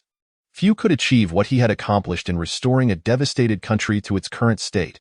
Moreover, the emperor's immediate apology to this young man of merely 17 or 18 years old demonstrated his sincerity. Xiao Ge could only smile and respond, "Your Majesty has spoken well. We are all compatriots, and it is not about right or wrong. Furthermore, you have also punished the troops of the Star-Spangled Nation stationed in the Khanate. I am curious about your purpose for visiting Dragon Country." There had been no news of the emperor's visit to Dragon Country. It was a confidential operation. To be frank, since January, the Tsarist nation had not condemned Dragon Country excessively. Aside from allowing the Star-Spangled Nation to station troops outside its borders, maintaining a low profile, the emperor stated earnestly, "I seek ways to safeguard the Tsarist citizens in the face of impending doom." After pondering for a moment, given that the leader had consented to the emperor's visit, and recalling the leader's previous words, Xiao Ge deduced that the leader likely hoped he could assist the Tsarist nation. Construct the megacity, relocate all citizens, abolish the parliament. By the time you all finalize that discussion, the insect swarm will have arrived. In brief, if you wish to survive now, simply observe what Dragon Country does, and follow suit. The emperor contemplated for a moment before inquiring, could the plan for the Lingxiao megacity be shared with the Tsarist nation? Xiao Ge glanced at the leader, who gave a slight nod, suggesting he should proceed as he saw fit. Turning back, Xiao Ge stated, 7 million tons of iron ore. Between nations, there are no gifts given without reason, only transactions. Eternal interests take precedence. Not every country can be like the Iron Brother nation, unwavering in its support for Dragon Country regardless of domestic political changes. The plan for the Lingxiao megacity could be shared in light of the leader's favor, but it must be done through a transaction. Noticing the energy output and iron ore reserves were slightly insufficient, Xiao Ge casually mentioned it understood. The emperor did not hesitate for a moment. Right in front of Xiao Ge, he called his country and ordered the military to dissolve the parliament. Simultaneously, he instructed the Ministry of Energy to arrange for the immediate transportation of 7 million tons of iron ore to Dragon Country. Xiao Ge, truly a person of decisive action. After acquiring what he sought, he signed some agreements with the leader and left without even having a meal.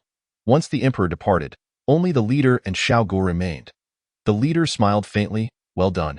The emperor is a remarkable individual, forthright and straightforward. We can have more exchanges in the future. After a pause, the leader continued, you mentioned over the phone that you had an idea to discuss with me. Let us hear it. Once seated, Xiao Ge took a moment to gather his thoughts before speaking.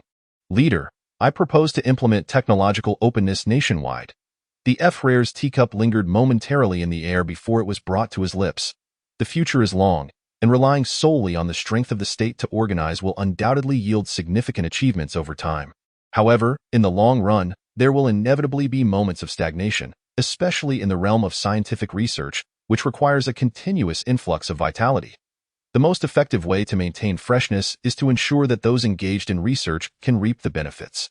Therefore, I propose to open up technologies in fields such as spacecraft engineering, quantum computing, and nuclear fusion nationwide, welcoming capable organizations and innovative individuals to participate in research endeavors. I envision a future where the Dragon Nation nurtures a cohort of companies and enterprises dedicated to space exploration.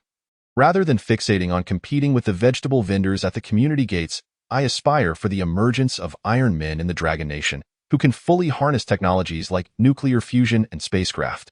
I hope that in the field of science and technology, the Dragon Nation will witness a resurgence of vibrant discourse, rather than being dominated by the state. What is derived from the people should also benefit the people. Chapter 69. Beyond Borders.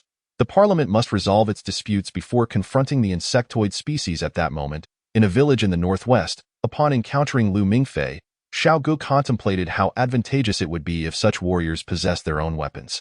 Perhaps the outcome against the insectoids would not have been so dire.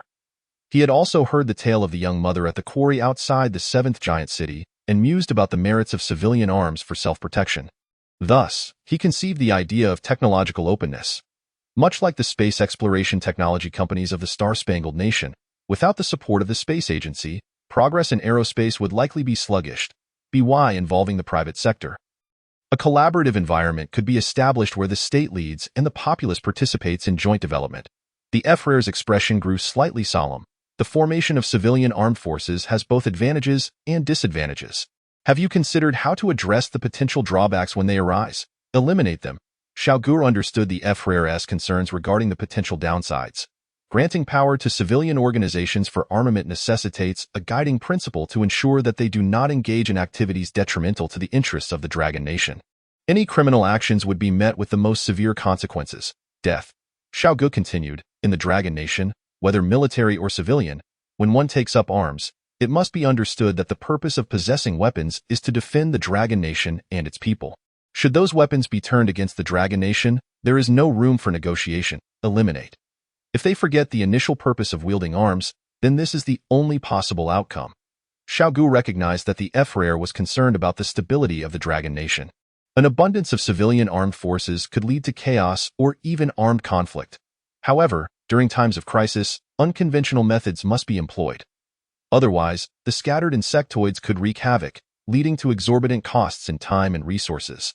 The F-Rare, rather than displaying anger, nodded in satisfaction and asked, are you willing for the technology to disseminate beyond our borders? Naturally, I am reluctant. Therefore, regarding technological openness, I will instruct the development of a technology tracking system to prevent its outflow. Nevertheless, Xiao Ge remarked, absolute technological containment would require immense human and material resources. I will not make special investments. If foreign nations manage to pilfer technology from our civilian sector, I likely will not pursue the matter too ardently. Prioritizing matters based on urgency is essential. If attention is fixated on trivialities, imposing numerous restrictions on the populace will hinder the technological explosion that Xiao Ge envisions. The F-Rare leisurely finished his tea. Observing, It seems you have developed a comprehensive strategy. Therefore, proceed with your plans. There is an old saying in the Dragon Nation. Exceptional talents reside among the populace. One can imagine that when armed permissions and technologies are entrusted to civilians. In the not-too-distant future, the Dragon Nation will undoubtedly witness the rise of many rogue figures. Their presence will surely lead to a more grandiose future for the Dragon Nation. As Xiao Ge was about to take his leave, the Emperor suddenly recalled something and inquired, "What are your thoughts on the Gundam mechas developed by the Eastern Land?" Just days ago, at a critical juncture in the battle against the insectoids, a mecha akin to the Gundam emerged from Mount Fuji, achieving great success on the front lines and being hailed as a savior by foreign nations. Xiao Ge, of course, was aware of this, as any noteworthy advancements in foreign lands are invariably compared to those of the Dragon Nation.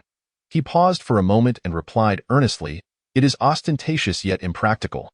It may uplift the morale of the populace, serving as a sort of mascot. For millennia, the people of the Eastern Land have finally been able to hold their heads high on the global stage, truly basking in glory. Strictly speaking, this marks a resurgence of their former pride. Had it not been for the coercive intervention of the Star-Spangled Nation in the late 20th century, the Eastern Land had once achieved global leadership in cutting-edge electronics and chip technology. Now, the world recognizes that only the Eastern Land has succeeded in creating mechas, specifically Gundam mechas from their own popular culture. In their minds, these mechas possess unparalleled combat capabilities. At this moment, the Dragon Nation is unveiling quantum wristbands and a credit point system, which holds little significance for the Eastern Land. Many citizens gather outside the Prime Minister's residence, chanting slogans in support of Gundam, demanding that the Parliament allocate funds for the Gundam project. They call for Gundam to protect the Eastern Land, to safeguard the world. The Dragon Nation constructs the soaring giant city and develops Gundam mechas, with 100 million Gundams deployed nationwide. When the insectoids approach, they will be driven back into the sea, making the Eastern Land the safest place on Earth. However, within the Prime Minister's residence, officials appeared ashen-faced. They had just learned that the Gundam mechas lacked any real combat capability. In essence, they are merely an assemblage of steel, visually appealing but functionally inept. Considerable funds have been expended on this endeavor, only to produce such a contraption. Now that the nation faces peril, it is time to put it to use. Yet it possesses no combat effectiveness whatsoever. The insectoid crisis looms, and the Eastern Land cannot rely on Gundam mechas. Prime Minister, we must learn from the Dragon Nation's experience and construct protective giant cities to survive this crisis. The Prime Minister's eyes reflected deep reluctance, but time was of the essence. To build a giant city, we would need the architectural blueprints from the Dragon Nation. Would they provide us with those plans?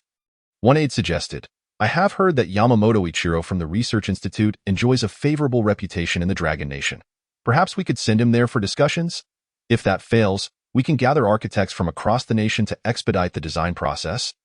Learning from the Dragon Nation and rallying the populace to participate in construction. At that moment, another aide received a phone call from the Star-Spangled Nation. "Prime Minister, the White House has requested that we share Gundam mecha technology, insisting that as close allies, we should have no secrets." The Prime Minister and his aides were taken aback. The supreme leader of the Star-Spangled Nation was visibly frustrated. What does the Eastern Land mean? They refused to share Gundam technology, and now they claim they have not succeeded in developing it, despite the world witnessing their technological triumphs. An aide sighed, perhaps they perceive Gundam technology as the ultimate weapon against the insectoid crisis. Hence their reluctance to share it with us? What shall we do now? After several days of combat, the insectoids have been eradicated, and the crisis proposed by the Dragon Nation has gained widespread acceptance. Currently, various factions have emerged within the Star-Spangled Nation. Some argue, we should learn from the Dragon Nation and begin constructing giant cities. Otherwise, it will be too late. Others propose relocating all citizens to the northern states to maximize military effectiveness. Some suggest that we should excavate underground cities nationwide, ceding the surface to the insectoids. Meanwhile, there are also proponents of a more aggressive stance. At that moment, Aide Comte burst in, exclaiming, "This is bad." The supreme leader grimaced. This aide always appeared at the worst of times, proclaiming calamity. The Tsarist nation has mobilized troops to dissolve the parliament. Mobilizing troops to disband the parliament? What is their intent? Wait, a light bulb went off for the supreme leader. Could he consider such an approach as well? The supreme leader was not only impatient but also realized that dissolving the parliament would grant him absolute power. Just as this thought crossed his mind, the Pentagon hastily convened a press conference to declare their position. The military of the Star-Spangled Nation owes allegiance only to the law and the people, not to any individual. It seems the Pentagon, having learned of the Tsarist nation's actions, is wary of the supreme leader taking similar measures. Thus they issued a statement preemptively. At this moment, the Star-Spangled Nation was divided, the parliament embroiled in chaos. The supreme leader hesitating, while the populace condemned him and called for his resignation. The nation was at a loss regarding the path forward. A host of the Star-Spangled Nation's national television network, with tears in their eyes, lamented, "The Star-Spangled Nation is the most powerful country in the world, boasting the foremost military strength and logistical capabilities. Yet, in the face of the insectoid crisis, we find ourselves in disarray, ignorant and even inferior to many African nations. While we remain uncertain of our course of action, the Dragon Nation is already forging its path into a new era. Meanwhile, we must first resolve our internal disputes in Parliament to confront the insectoid threat. I yearn to go to the Dragon Nation. Perhaps only the people of the Dragon Nation will emerge unscathed from this crisis. The Maple Leaf Nation, the New Nation, the Iron Tower Nation, and other allied countries are all engaged in discussions about the path forward. The Dragon Nation. This observation from the Outer Realms is indeed accurate. Everything is proceeding in an orderly manner. Upon returning to the Crisis Management Bureau, Xiao Ge immediately sought out Ouyang Yuan to initiate plans for technological openness. This so-called technological openness does not entail merely printing brochures or disseminating scientific data indiscriminately. Rather, it involves binding information through quantum wristbands, whereby individuals or organizations can apply to the National Intellectual Property Department to receive support for technology open sourcing. However, just before this proposal was officially announced, Ouyang Yuan suddenly darkened in expression, stating, "Team Leader Xiao, we have indeed found a solution to increase the production of laser weapons. We can achieve large-scale manufacturing through 3D printing. However, the individuals who understand this technology are, a bit eccentric." Xiao Ge, perplexed, countered, "Eccentric? That's of no concern. As long as they understand the technology, it should suffice." Ouyang Yuan reiterated, "No, I mean eccentric in the sense of being overly enthusiastic." Xiao Ge responded, "To achieve large-scale production of laser weapons, 3D printing is the most efficient method. Currently, the cutting-edge domain of 3D printing is capable of achieving a level where nearly anything can be printed. Thus, the Crisis Management Bureau is also contemplating the use of this technology while searching for talent in related fields." Ouyang Yuan then played a video, looking quite embarrassed, and said, "Pay attention to the person in the yellow attire. His name is Yang Lin. Although young, he is indeed a top talent in the realm of 3D printing, but his personality, put it in the words of the youth, is quite eccentric." As the video commenced, it displayed a rather ordinary house surrounded by a throng of reporters wielding cameras. A young man donned in yellow attire, wearing flip-flops and sporting a center-parted hairstyle along with oversized glasses, led the journalists into the house. "Be mindful, I will direct where to shoot.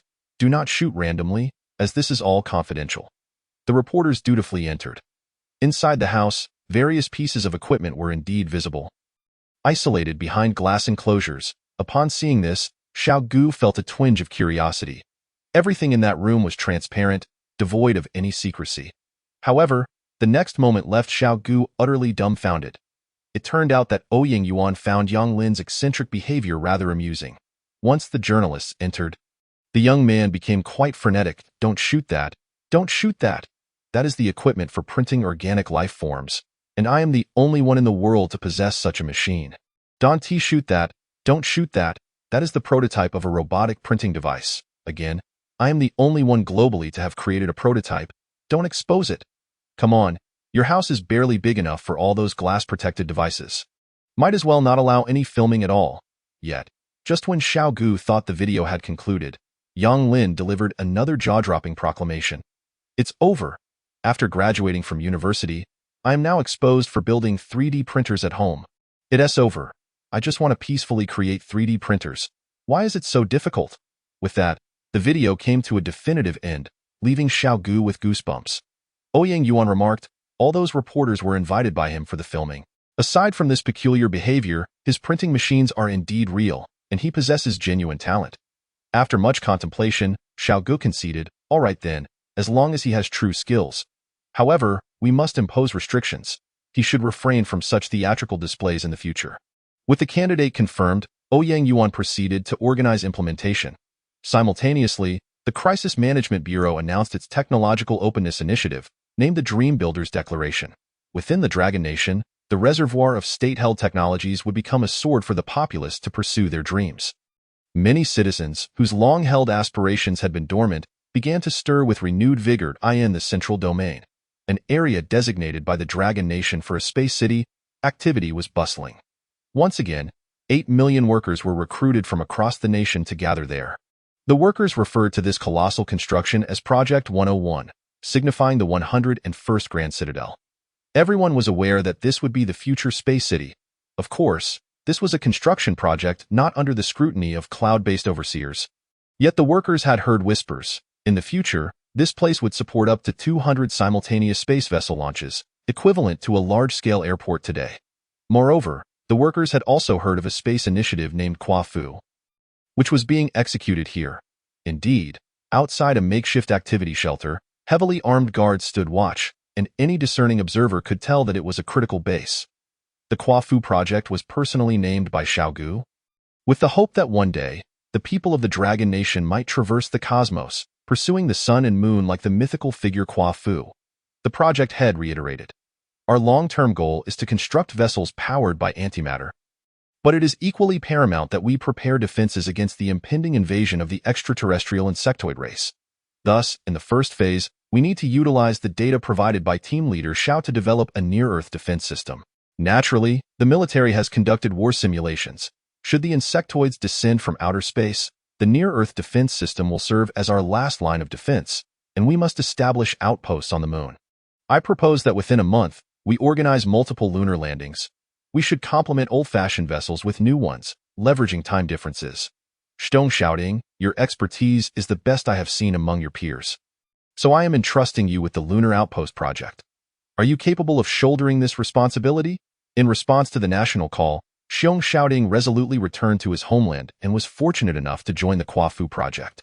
Naturally, he was immensely thrilled to receive such recognition so swiftly. However, he was also acutely aware of his relative inexperience. Yet, with this significant responsibility at hand, he could not use that as an excuse. He was determined to take charge. Additionally, there was more good news to share.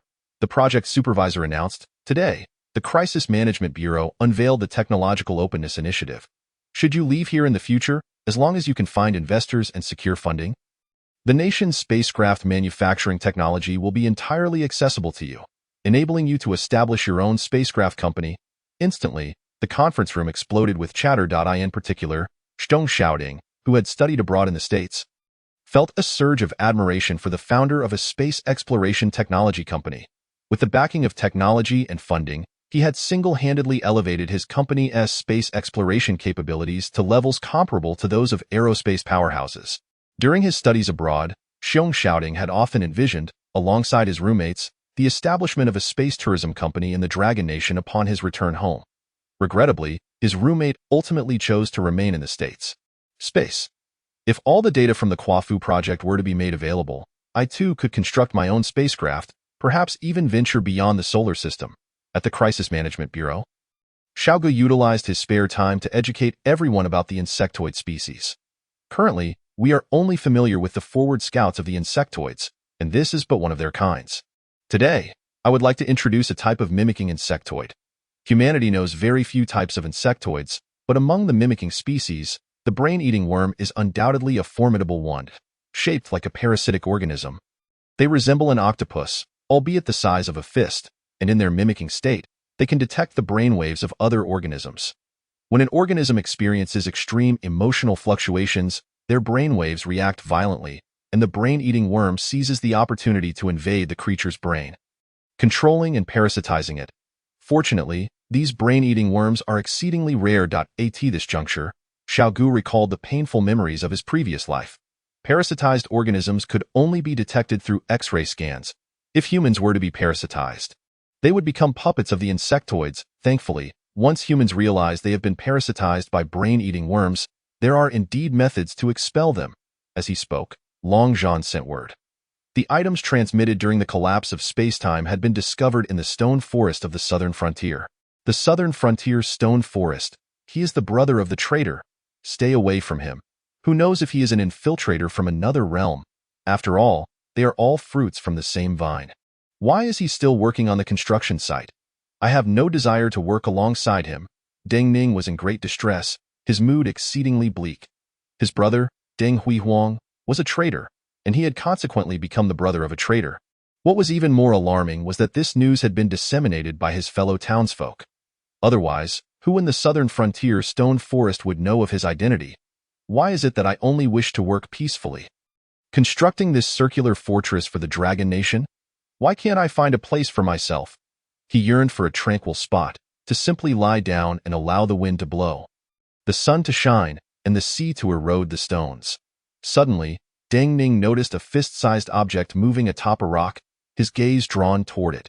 For reasons unknown, upon seeing that object, he felt an inexplicable sense of familiarity. An overwhelming desire to approach, to touch it. The unfamiliar object alleviated the pressure he had been feeling lately.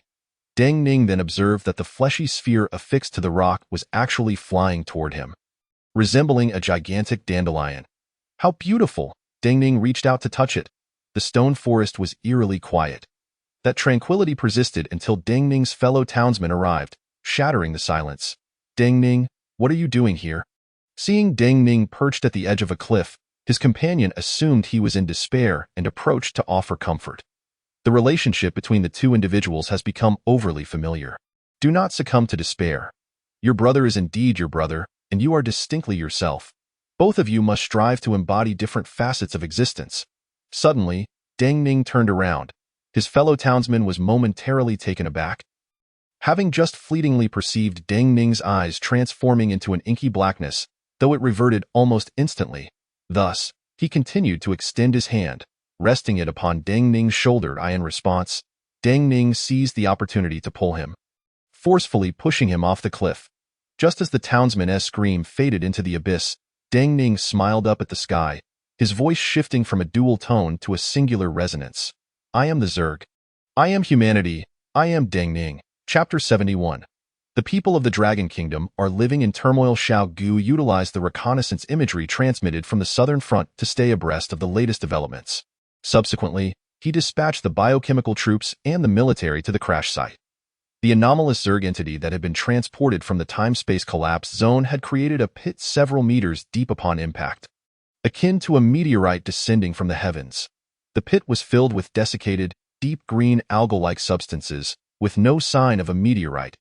However, at the center of the crater, a landing pod was discovered, significantly larger than the size Liu Yilin had observed, standing at over half a meter in height. The pod had already been opened, and its contents had long since fled. Xiao Ge could not determine the exact nature of the Zerg. What puzzled him was that among the Zerg technology he was familiar with, he had never encountered such a meticulously crafted and sophisticated spacecraft. On Earth, the cruisers and battleships produced by the Tsarist Empire were notably crude, focusing primarily on sheer firepower, whereas the cruisers of the United States and other Western nations were far more refined, emphasizing a balance of offense and defense. Such fundamentally different technological philosophies resulted in entirely distinct products. The pod was to be retrieved and sent to the relevant departments for analysis and research. After pondering for a moment, Xiao Ge decided to expand the search radius, determined to locate the Zerg corpses. Additionally, given the proximity of the landing site to the southern stone forest fortress, inquiries would be made to ascertain if any unusual events had transpired. He advised the workers there to refrain from venturing out alone in the near future to avoid potential danger. Thus, the biochemical troops began the recovery of the landing pod. 10 minutes later, news arrived from the management of the southern stone forest. There had indeed been an unusual incident involving the workers. One worker had committed suicide by jumping off a cliff yesterday, and another had gone missing. The management reported that they were compatriots, and the missing individual was the brother of the previously executed traitor, Deng Huiguang. Xiao Ge was taken aback by the uncanny coincidence. The discovery of the Zerg landing pod coincided with the deaths and disappearances of individuals nearby. He could not afford to be complacent. Xiao Ge committed this matter to memory while commanding the southern troops to remain vigilant in their search for the missing person. He then redirected his focus to the ongoing construction related to the Lingxiao giant city. After all, the assembly of the fusion reactor had entered its final engineering phase, and the capsule high-speed rail was set to be completed by March. The lunar landing plan loomed ever closer. On February 14, the world believed that the Zerg that had infiltrated upon the opening of the dimensional portal had been eradicated, and the Zerg crisis had been temporarily alleviated. However, news from the Peacock Nation once again stirred global unrest. Due to their primary focus on suppressing domestic turmoil, the Peacock Nation had only symbolically attacked the Zerg forward base after its establishment and had not returned since. More than half a month passed before they suddenly realized that the Zerg forward base appeared to be expanding outward. At this juncture, the domestic unrest in the Peacock Nation had been quelled, allowing them to turn their attention to the extermination of the Zerg base. However, after several offensive attempts, they not only failed to annihilate the Zerg but also suffered considerable losses to their own forces. At this critical moment, a paleobiologist proposed the use of nuclear weapons to strike the Zerg forward base. Even though the Dragon Kingdom had issued a warning that nuclear radiation served as an excellent nutrient for the Zerg and that employing nuclear weapons would exacerbate the situation, Prime Minister Mo of the Peacock Nation, initially hesitant about using nuclear weapons, felt a sense of affront from the Dragon Kingdom's timely reminder. His nation was under the protection of the Divine Bull. Why should they heed the Dragon Kingdom's counsel? Consequently, fueled by pride, Prime Minister Mo ordered a three-pronged nuclear strike against the Zerg base. On February 22, the scale of the Zerg forward base began to expand wildly, and within the core area, white Zerg eggs were observed hatching. After absorbing the nuclear radiation, the Zerg's biological functions underwent significant enhancement, rendering them even more formidable. The larval Zerg experienced an accelerated growth rate, akin to being on performance-enhancing drugs. The world soon realized that the Dragon Kingdom had once again aligned itself on the right side of history. Concurrently, they gleaned from the accounts of scientific experts why the Zerg had congregated in the Peacock Nation and established a forward base. During the time-space collapse, one of the 7 Zerg anomalies that fell to Earth had contained a mother Zerg within the borders of the Peacock Nation. This mother Zerg was akin to an ant queen, primarily responsible for Zerg reproduction, lacking in combat prowess. Originally still in its growth phase, the mother Zerg rapidly matured after absorbing vast quantities of nuclear radiation, enabling it to commence egg-laying on March 1st. The scale of the Zerg forward base had expanded more than threefold compared to its previous size. According to statistics from within the Peacock Nation, the number of casualties claimed by the Zerg's lethal grasp had reached 890,000, surpassing the United States and becoming the highest globally.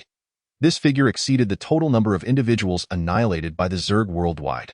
The Peacock Nation found itself in a state of panic.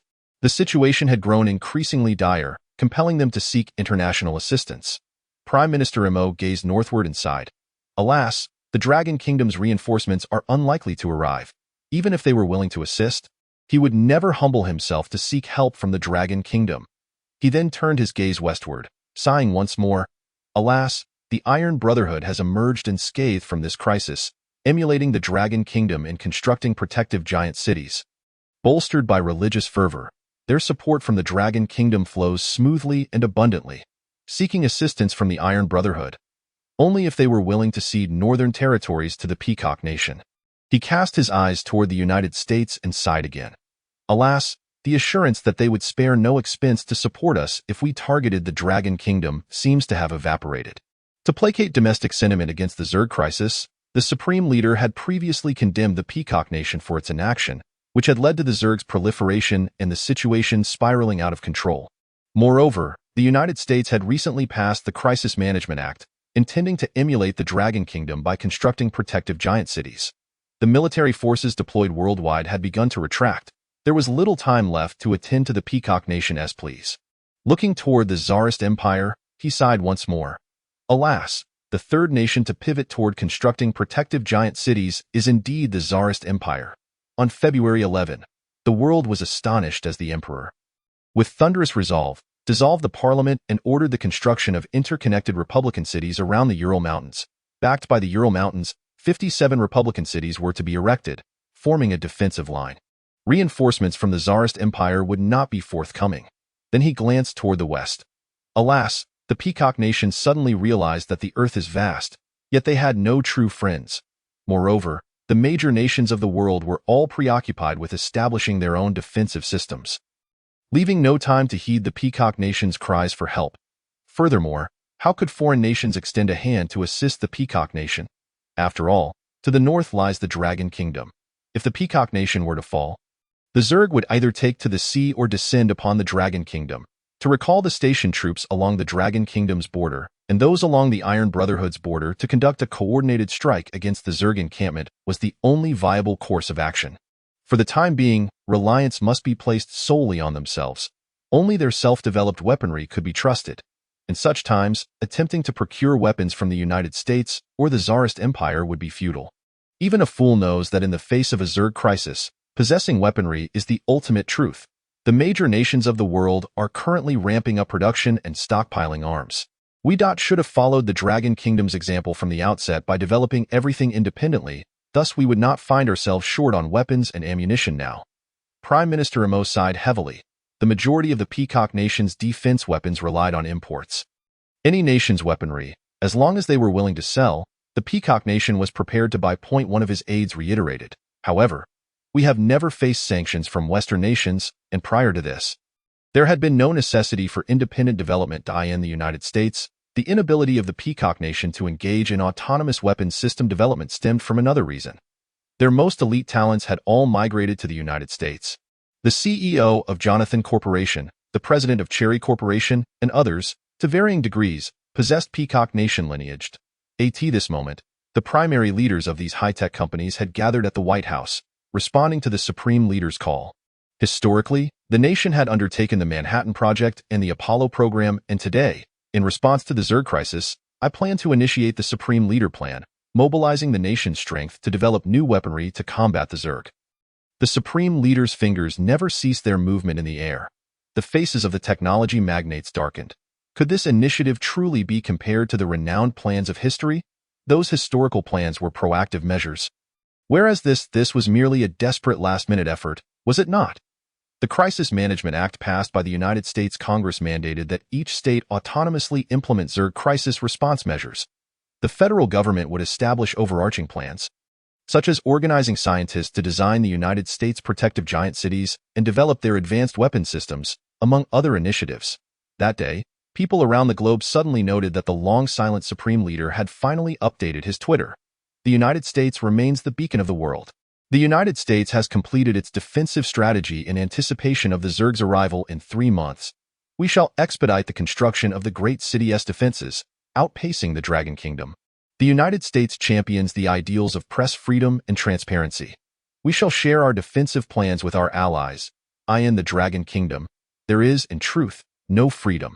Its people languish in dire straits, compelled to toil under the yoke of a dictator, enslaved and awaiting salvation from the liberated world beyond. Chapter 72. The Southern Frontier. Anomalous gravitational field. Subsequently, the United States unveiled its Great City Defense Plan online.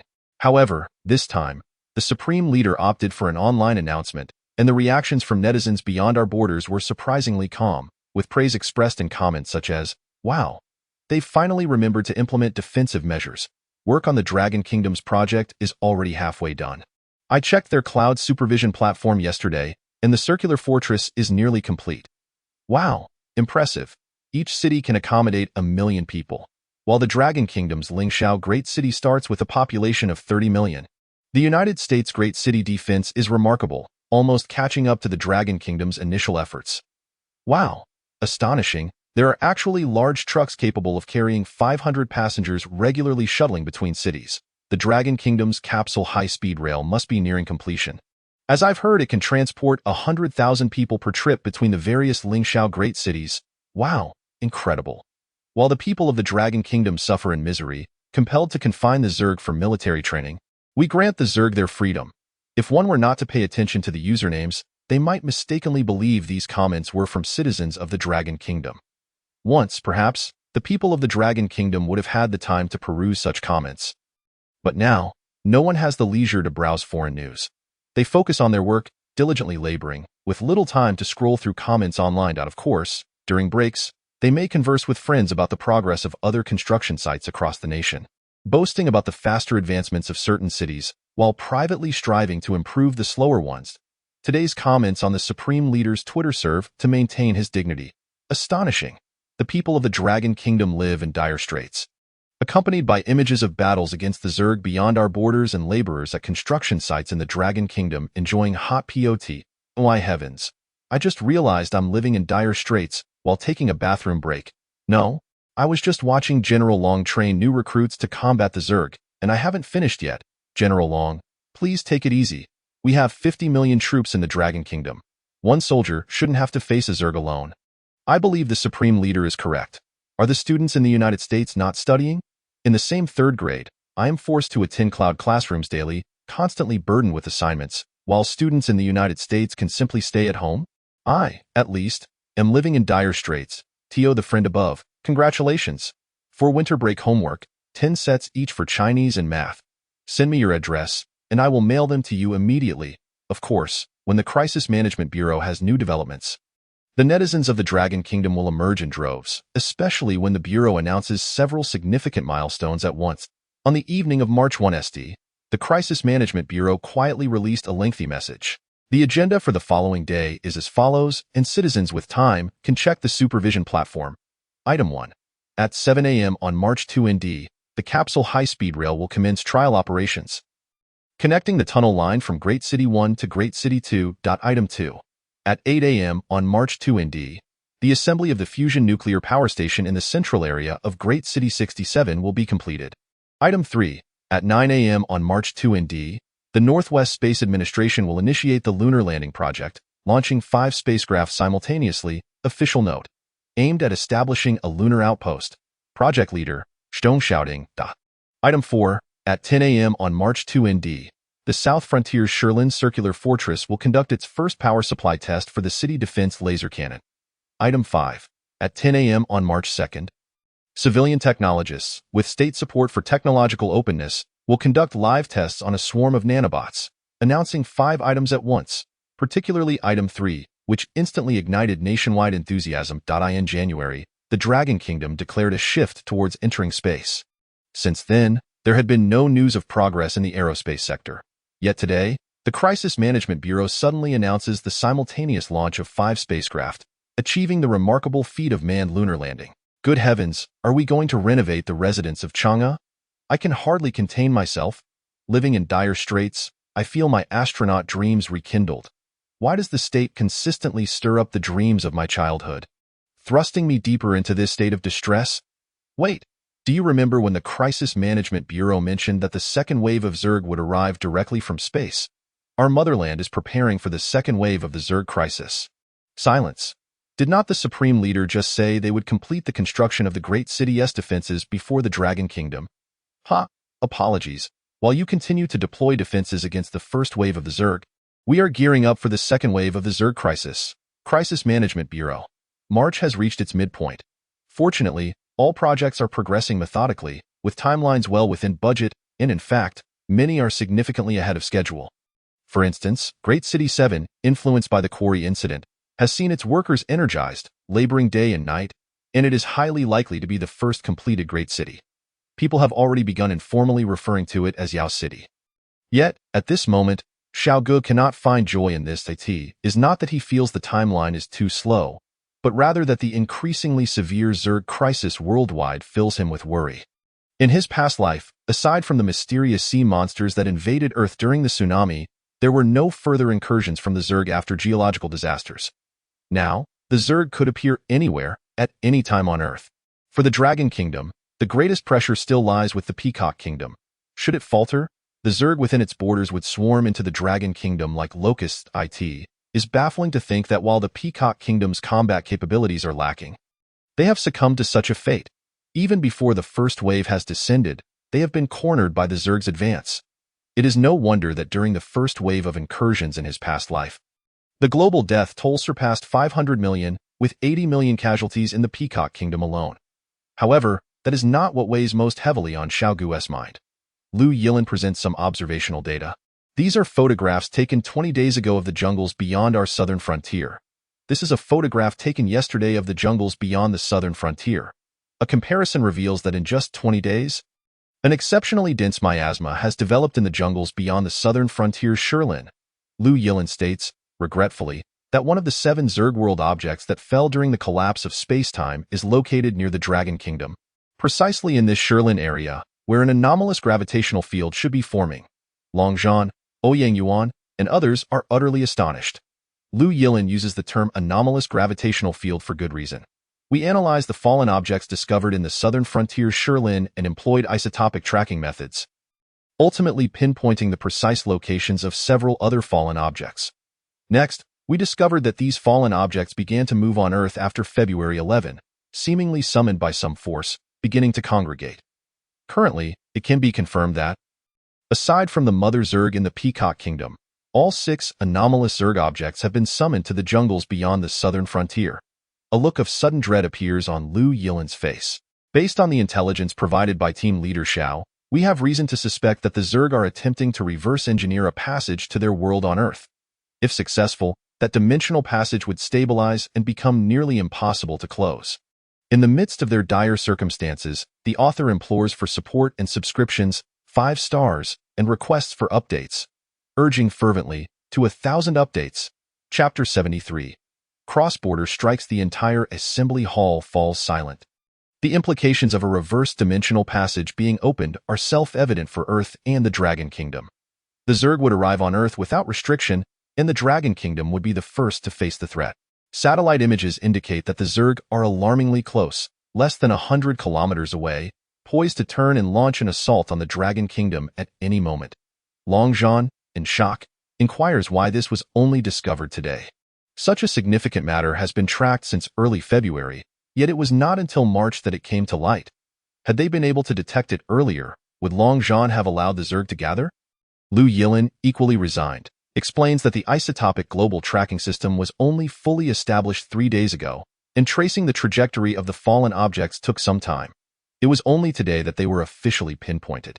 Lu Yilin then asks, Team Leader Xiao, do you know what type of Zerg this specifically is? All eyes turn once more to Xiao Ge, hoping for a concrete answer.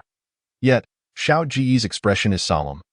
And after a long pause, he speaks, this type of Zerg only appeared during the 4th wave of incursions. However, at that time, humanity had little understanding of this type, and it was never formally named. It was colloquially referred to as passage worms, implying that they could open dimensional passages. I never imagined that the Zerg world would send forth a type of Zerg that was only supposed to appear in the 4th wave. Now, a vision arose in his mind. During the collapse of space-time in the Zerg world, the likelihood of consciously dispatching a king-level Zerg was slim, thus they sent the tunnel worms instead. Long Zhan pondered for an extended period before finally voicing a long-buried question, Xiao Ge, how did humanity manage to survive until the 5th wave in the previous life? Indeed, this question lingered in the hearts of all. Observing the current battles between humans and the Zerg on Earth, one could easily imagine the chaos wrought by merely the Zerg's vanguard, turning human existence upside down. The populace was in dire straits. Consider the situation in the Peacock Nation, where a Zerg forward base had been under siege for nearly a month without being captured. Faced with the sudden assault of the Zerg, unprepared humans astonishingly held on until the 5th wave. It's almost unbelievable. According to Xiao Ge, the Zerg dispatched in the later stages were increasingly formidable. What allowed humanity to persist? After much contemplation, Xiao Ge finally replied, perhaps it was luck. Or maybe it relates to the Zerg's purpose in coming to Earth. He had never truly contemplated this issue. At that time, everyone was preoccupied with merely surviving the next day, not pondering such philosophical matters. It was unrealistic to discuss solutions to humanity's hunger with someone who could barely afford a meal. Xiao Ge chose not to dwell on these questions. The establishment of that tunnel must be prevented at all costs, and it must be utterly destroyed beforehand. How do we proceed? Long Zhan inquired solemnly. If we are to strike across the border, I can order the troops to prepare immediately. Troops could be readied at the border, but the cross-border strike should be left to the special forces. Xiao Ge pointed to the satellite imagery, stating, what has been sent over is likely the larval form of the tunnel worms. Moreover, Chief Lu mentioned they were summoned by some entity, infiltrating the jungles outside the southern frontier from various parts of the world, indicating the existence of intelligent Zerg individuals. A large-scale operation would easily expose them. That's the first point. Generally, when tunnel worms begin to connect to the Zerg world, there are usually heavy Zerg forces guarding the perimeter. However, this time, he furrowed his brow, The guards of the tunnel worms seemed to be within the Peacock Nation. Suddenly, Xiao Ge appeared to have an epiphany and promptly pulled up a map of the Peacock Nation. Create a comparative diagram of the expansion of the Zerg forward base over the last 20 days. A few minutes later, the comparative diagram was produced. The crowd was astonished to discover that the Zerg forward camp had not only experienced explosive growth in scale, but that the core area, where the mother worm resided, had moved a full 50 kilometers eastward from its initial position. Thus, the Zerg forward camp that landed in the Peacock Nation was, in fact, the guards of the tunnel worms? Long Zhan's pupils dilated in surprise as he observed this revelation. No. Xiao Ge felt a chill run down his spine. I would prefer to believe that the forward base was intentionally established to divert human attention. Following the collapse of space-time, the gravitational field of Earth had become increasingly unstable. Today, Zerg appeared in one area, and tomorrow they emerged elsewhere. During this tumult, a Zerg forward base had surprisingly been established on Earth, making it nearly impossible for humanity to remain unperturbed. At this moment, who could foresee that a few inconspicuous Zerg would gather in the jungles of the southern frontier? In an uninhabited jungle, the presence of a few Zerg went unnoticed by anyone. Alternatively, Long Zhan proposed a possibility. Perhaps the Peacock Nation served a purpose, having impeded the eastward migration of the Zerg camp. The group nodded in agreement. Finding this theory plausible, Xiao Ge contemplated for a moment, but did not linger on the matter. Marshal Long, select 200 Special Forces members. Later, accompany me to the southern frontier to handle the tunnel worms. Long Zhan complied, then inquired, should we bring Su Hongyin and Yang Ming? He was aware that Xiao Ge had been keen on enhancing their training, likely hoping that the brothers who had once ventured forth with him would once again join him in the fight against the Zerg. Bring them along. Subsequently, Xiao Ge turned to the Ministry of Foreign Affairs, instructing them to contact the bordering countries of the southern frontier to inform them in advance that the Dragon Nation would conduct a cross-border strike. The Ministry of Foreign Affairs hesitated momentarily, asking, what if they refuse? That is their concern. Informing them in advance is merely a diplomatic courtesy. Once the dimensional tunnel is forcefully opened, it is ultimately the Dragon Nation that suffers. Delays would be decidedly disadvantageous for us. The Ministry of Foreign Affairs no longer hesitated and promptly set to work. Xiao Ge had made it abundantly clear. Regardless of whether the small nations of the southern frontier consented, the Dragon Nation's special forces would undoubtedly penetrate the jungle to eradicate the tunnel worms. Binhai City. 2 months prior, this had been the most prosperous locale in the Dragon Nation, yet now it lay in ruins as if the apocalypse had arrived. The city had transformed into a practical training ground for the military's confrontation with the Zerg. Heavily armed forces guarded every entrance to the city. Su Hongyin had become adept at operating the individual exoskeleton system. 10 days prior, she had been dispatched here for practical training, and just yesterday, she had flawlessly executed a solo kill against a Zerg forward unit within the city. She became the first among all new recruits undergoing practical training to achieve such a feat. The name of the Wave Rider was once again on everyone's lips. However, Su Hongyin felt no joy, as the Zerg presence in the city had dwindled to almost nothing. Even those that remained were battered and bruised. She was merely picking up scraps. She despised her previous timidity when facing the Zerg at the quarry. She longed to battle the Zerg in their prime. Simultaneously, she harbored a disdain for Yang Ming. She wondered what had possessed him. Ever since the battle at the quarry, he had made her his target, incessantly declaring his intention to surpass her. There was no evading him. Following her arrival for practical training, he had come along, claiming that he could accomplish whatever she could. Just then, Yang Ming emerged from the city, a look of disappointment etched on his face, lamenting the absence of the Zerg. If I had encountered them, they'd be lying here as corpses by now. At that moment, the commander in charge of the practical training approached, and the two stood at attention to salute. Su Hongyin, Yang Ming, you are to pack your belongings immediately and prepare to head to the southern frontier for a special mission. Chapter 74, Plasma Assault from the Zerg. Northwest Aerospace City. Xiong Xiaoding was conducting the final checks before the launch. Tomorrow's launch was critical, determining the success or failure of the Dragon Nation's response to the second wave of the Zerg crisis.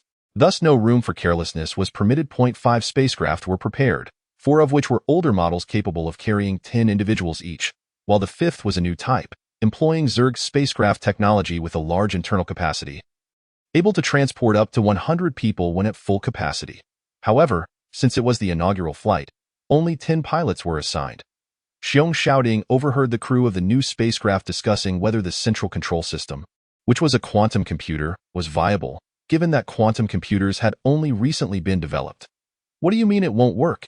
Young man, do you doubt the technological prowess of the Dragon Nation? If quantum computers are inadequate, why don't you give it a try? Come on, let us see you extract your brain and install it in the spacecraft, just like the protagonist in source code, and show me how exceptional you are. He chuckled. Enough of this banter. Let us focus. Tomorrow we meet Sister Chang'e. Xiong Xiaoding refrained from joining the astronauts' conversation but couldn't help shaking his head at their discussions. The premise of source code seemed innovative. Yet humanity was far from possessing the capability to turn such concepts into reality. Checking the time, the day had finally arrived. March 2, 231. The Ministry of Foreign Affairs was not mistaken. The small jungle nation in the southern frontier had indeed refused the Dragon Nation's request for special forces to enter. If that were all, it would have been bearable. However, the jungle nation made a misstep, publicly labeling the Dragon Nation's intent to deploy special forces as an act of aggression. Xiao Ge was exasperated. Surely even a pig would have understood by now that in the east, the Dragon Nation was the beacon of resistance against the Zerg. The Ministry of Foreign Affairs quickly uncovered the reason behind the jungle nation's actions. Following the public announcement of the Star-Spangled Nation's protective city plan, the jungle nation had opted for diplomatic alignment with the Star-Spangled Nation in hopes of acquiring that plan. It made sense. After all, the Star-Spangled Nation's protective city plan could accommodate 1 million people, which would be trivial for a major power but ideal for a small nation. The head of the Ministry of Foreign Affairs inquired, Team Leader Xiao, should we offer the Lingxiao Fortress plan in exchange? Xiao Ge's expression darkened. I do not engage in trade with opportunists. Proceed according to the original plan. In truth, the jungle nation had been trembling in the shadows since the Dragon Nation began constructing the circular fortress, fearing that it was a military stronghold intended for their invasion. To this day, Xiao Ge still recalled a brilliant comment from an internet user. It's just a jungle nation. Do they even realize what they are worth to the Dragon Nation? The date was already March 2. Long Zhan was waiting with the Special Forces members at the circular fortress in the southern frontier. Xiao Ge hesitated no longer and boarded a plane heading south. On the flight, he suddenly thought of his father, who seemed to have not video called him in several days. Surely he hadn't forgotten about his son? In the dead of night, unsure if his parents had gone to bed, Xiao Ge called his father's phone, but no one answered. He could only reach his mother by phone. Mom, what has Dad been so busy with these past couple of days? Why can't I get in touch with him? His mother sighed and replied, doesn't he have a work friend, old Han? A few days ago, he broke his leg, and your father, seeing him so lonely and pitiful, has been taking care of him these last few days. Xiao Ge thought to himself, good heavens, has my father forgotten about my mother for the sake of his buddy? But wait, didn't he mention that old Han has a son named Han Xin? His mother sighed again. I heard they had a fight with his girlfriend, and now he can't be reached. Xiao Ge, she continued, now that you are in charge of the Crisis Management Bureau, please don't rush to find a girlfriend, all right? That would seriously hinder your work. Xiao Ge mused. My mother's concerns are always so different from others. Mom, in a couple of days, I will head to City 67 to observe the operation of the fusion reactor there. I'll come back to see you afterwards. You should get some rest now. I still have matters to attend to, so I'll hang up. He then ended the call. City 67 is the first location in the Dragon Nation to have completed the assembly of a fusion reactor. Had it not been for the exposure of the Southern Jungle incident, Xiao Ge would have been present in person today. It had been over 2 months since he last saw his parents, and he seized the opportunity to visit them. The plane landed at the Shirlin Circular Fortress in the southern region at 5 in the morning, and the construction site was still ablaze with lights. Bustling with activity. 200 Special Forces soldiers were gathering, preparing for their mission. Before Xiao Ge's arrival, they were already aware of their objective, to eliminate the dimensional insects across the border. Remember, once the dimensional passage is opened, we will have no chance of victory. Therefore, we must eliminate them all before the passage insects can emerge. Yes, they replied. With that, Xiao Ge turned and walked towards the transport plane. This time, they would employ an airborne insertion method, landing directly in the insect's hiding place. The transport plane would drop them off before dawn. Just before boarding, they received news that the Dragon War had thoroughly disabled their electronic devices. The United States and 20 allied nations had officially condemned their invasion of foreign territory, branding them as tyrannical czars. Xiao Ge nearly laughed aloud. How absurd that the Tsarist nation was being unjustly implicated. Feel free to condemn us, but why bring up the Tsar? They can criticize all they want. Exterminating the dimensional insects to safeguard the dragon nation is worth a few insults. Soon, the transport plane soared through the dawn skies, heading south. The atmosphere aboard was eerily quiet. The eastern horizon began to lighten, with wisps of clouds dotting the sky. At 5:48 a.m., the transport plane reached within 10 kilometers of the insect's hideout. Dragon War ordered, prepare to parachute at 2 kilometers, 3 kilometers. However, at that moment, the plane's radar suddenly detected a powerful, unknown energy approaching. Though the night was still dark, the energy from the ground illuminated the entire sky. Xiao Ge's expression turned to one of shock.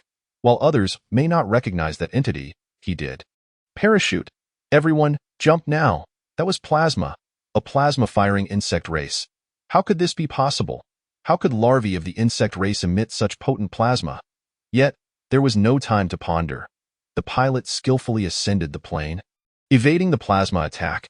However, the explosion of plasma in the air created a massive electromagnetic pulse that rendered the transport plane's electronic devices inoperative. There was no time to restart them, as a second plasma attack was already imminent. Jump, jump immediately.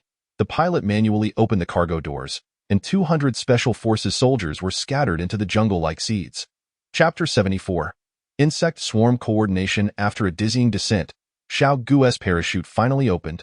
Cushioning his fall, the tropical jungle loomed above him, its trees towering dozens, even hundreds of meters high. The 2.5-meter-tall exoskeleton system seamlessly blended into the foliage without a splash. The military had equipped them with a 1.2-meter-long steel blade for jungle combat. Xiao Ge drew the blade, hacking through vines and branches to forge ahead. Boom! A tremendous noise erupted from afar. The transport plane had crashed and exploded. Everything happened so suddenly. The plane hadn't even activated its electromagnetic interference countermeasures before being struck by the pulse. Plasma insects? How could that be? They were supposed to appear only during the fifth wave, not now. Had he miscalculated? But with the collapse of space-time, the plasma insects could not have been transported here. And if they were larvae, they wouldn't have matured in just a month. Where had he gone wrong? Thoughts swirled in Xiao Ge's mind as he hurried toward the signal point sent by Dragon War.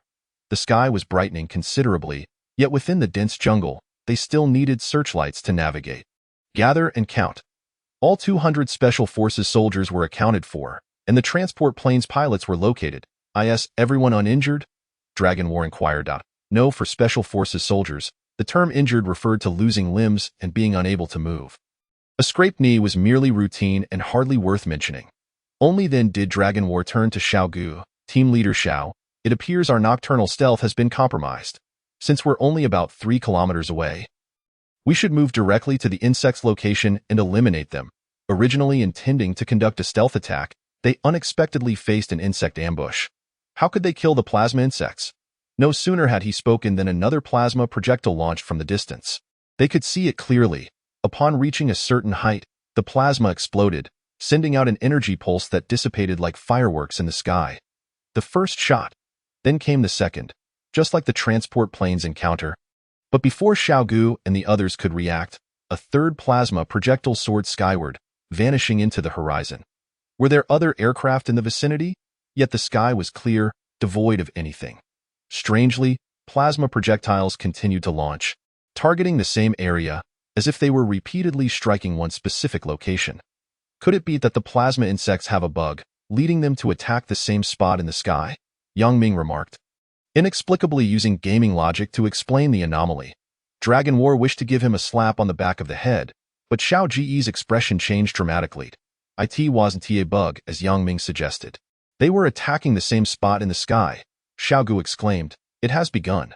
The dimensional insects are attempting to construct a dimensional passage in reverse. Can we reach Chief Lu Yilin? Have him observe the gravitational field in the southern region?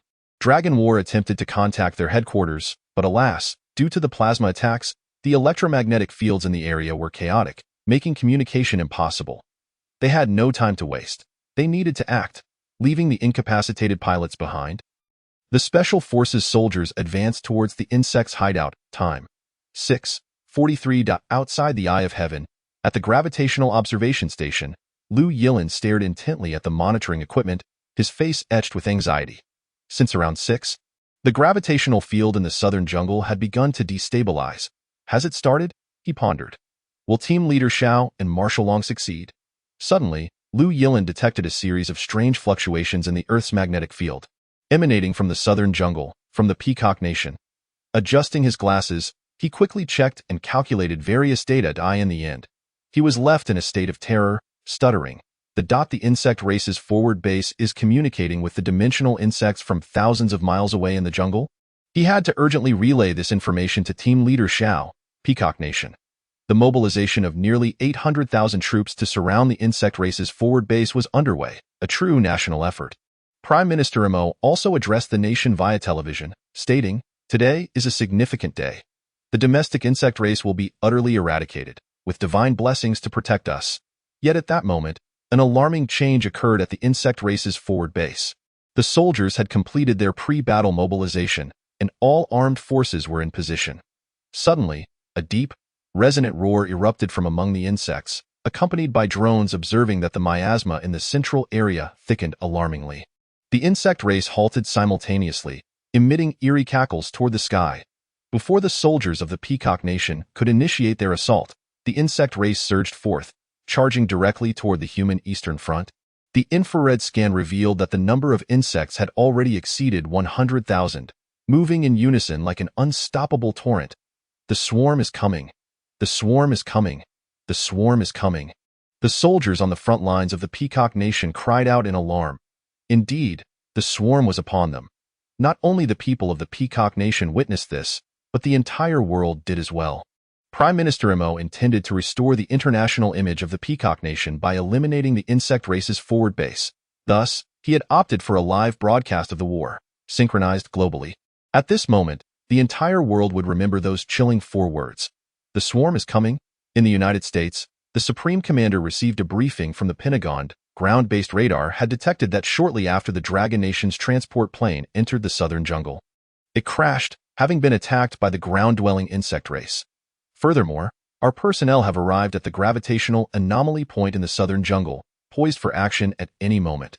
Upon hearing the distress signal from the small nation within the jungle, the United States promptly responded, uniting over 20 nations to vehemently condemn the Dragon Kingdom for exploiting the crisis of the insectoid species to invade other territories, and boldly declared intentions to penalize the Dragon Kingdom.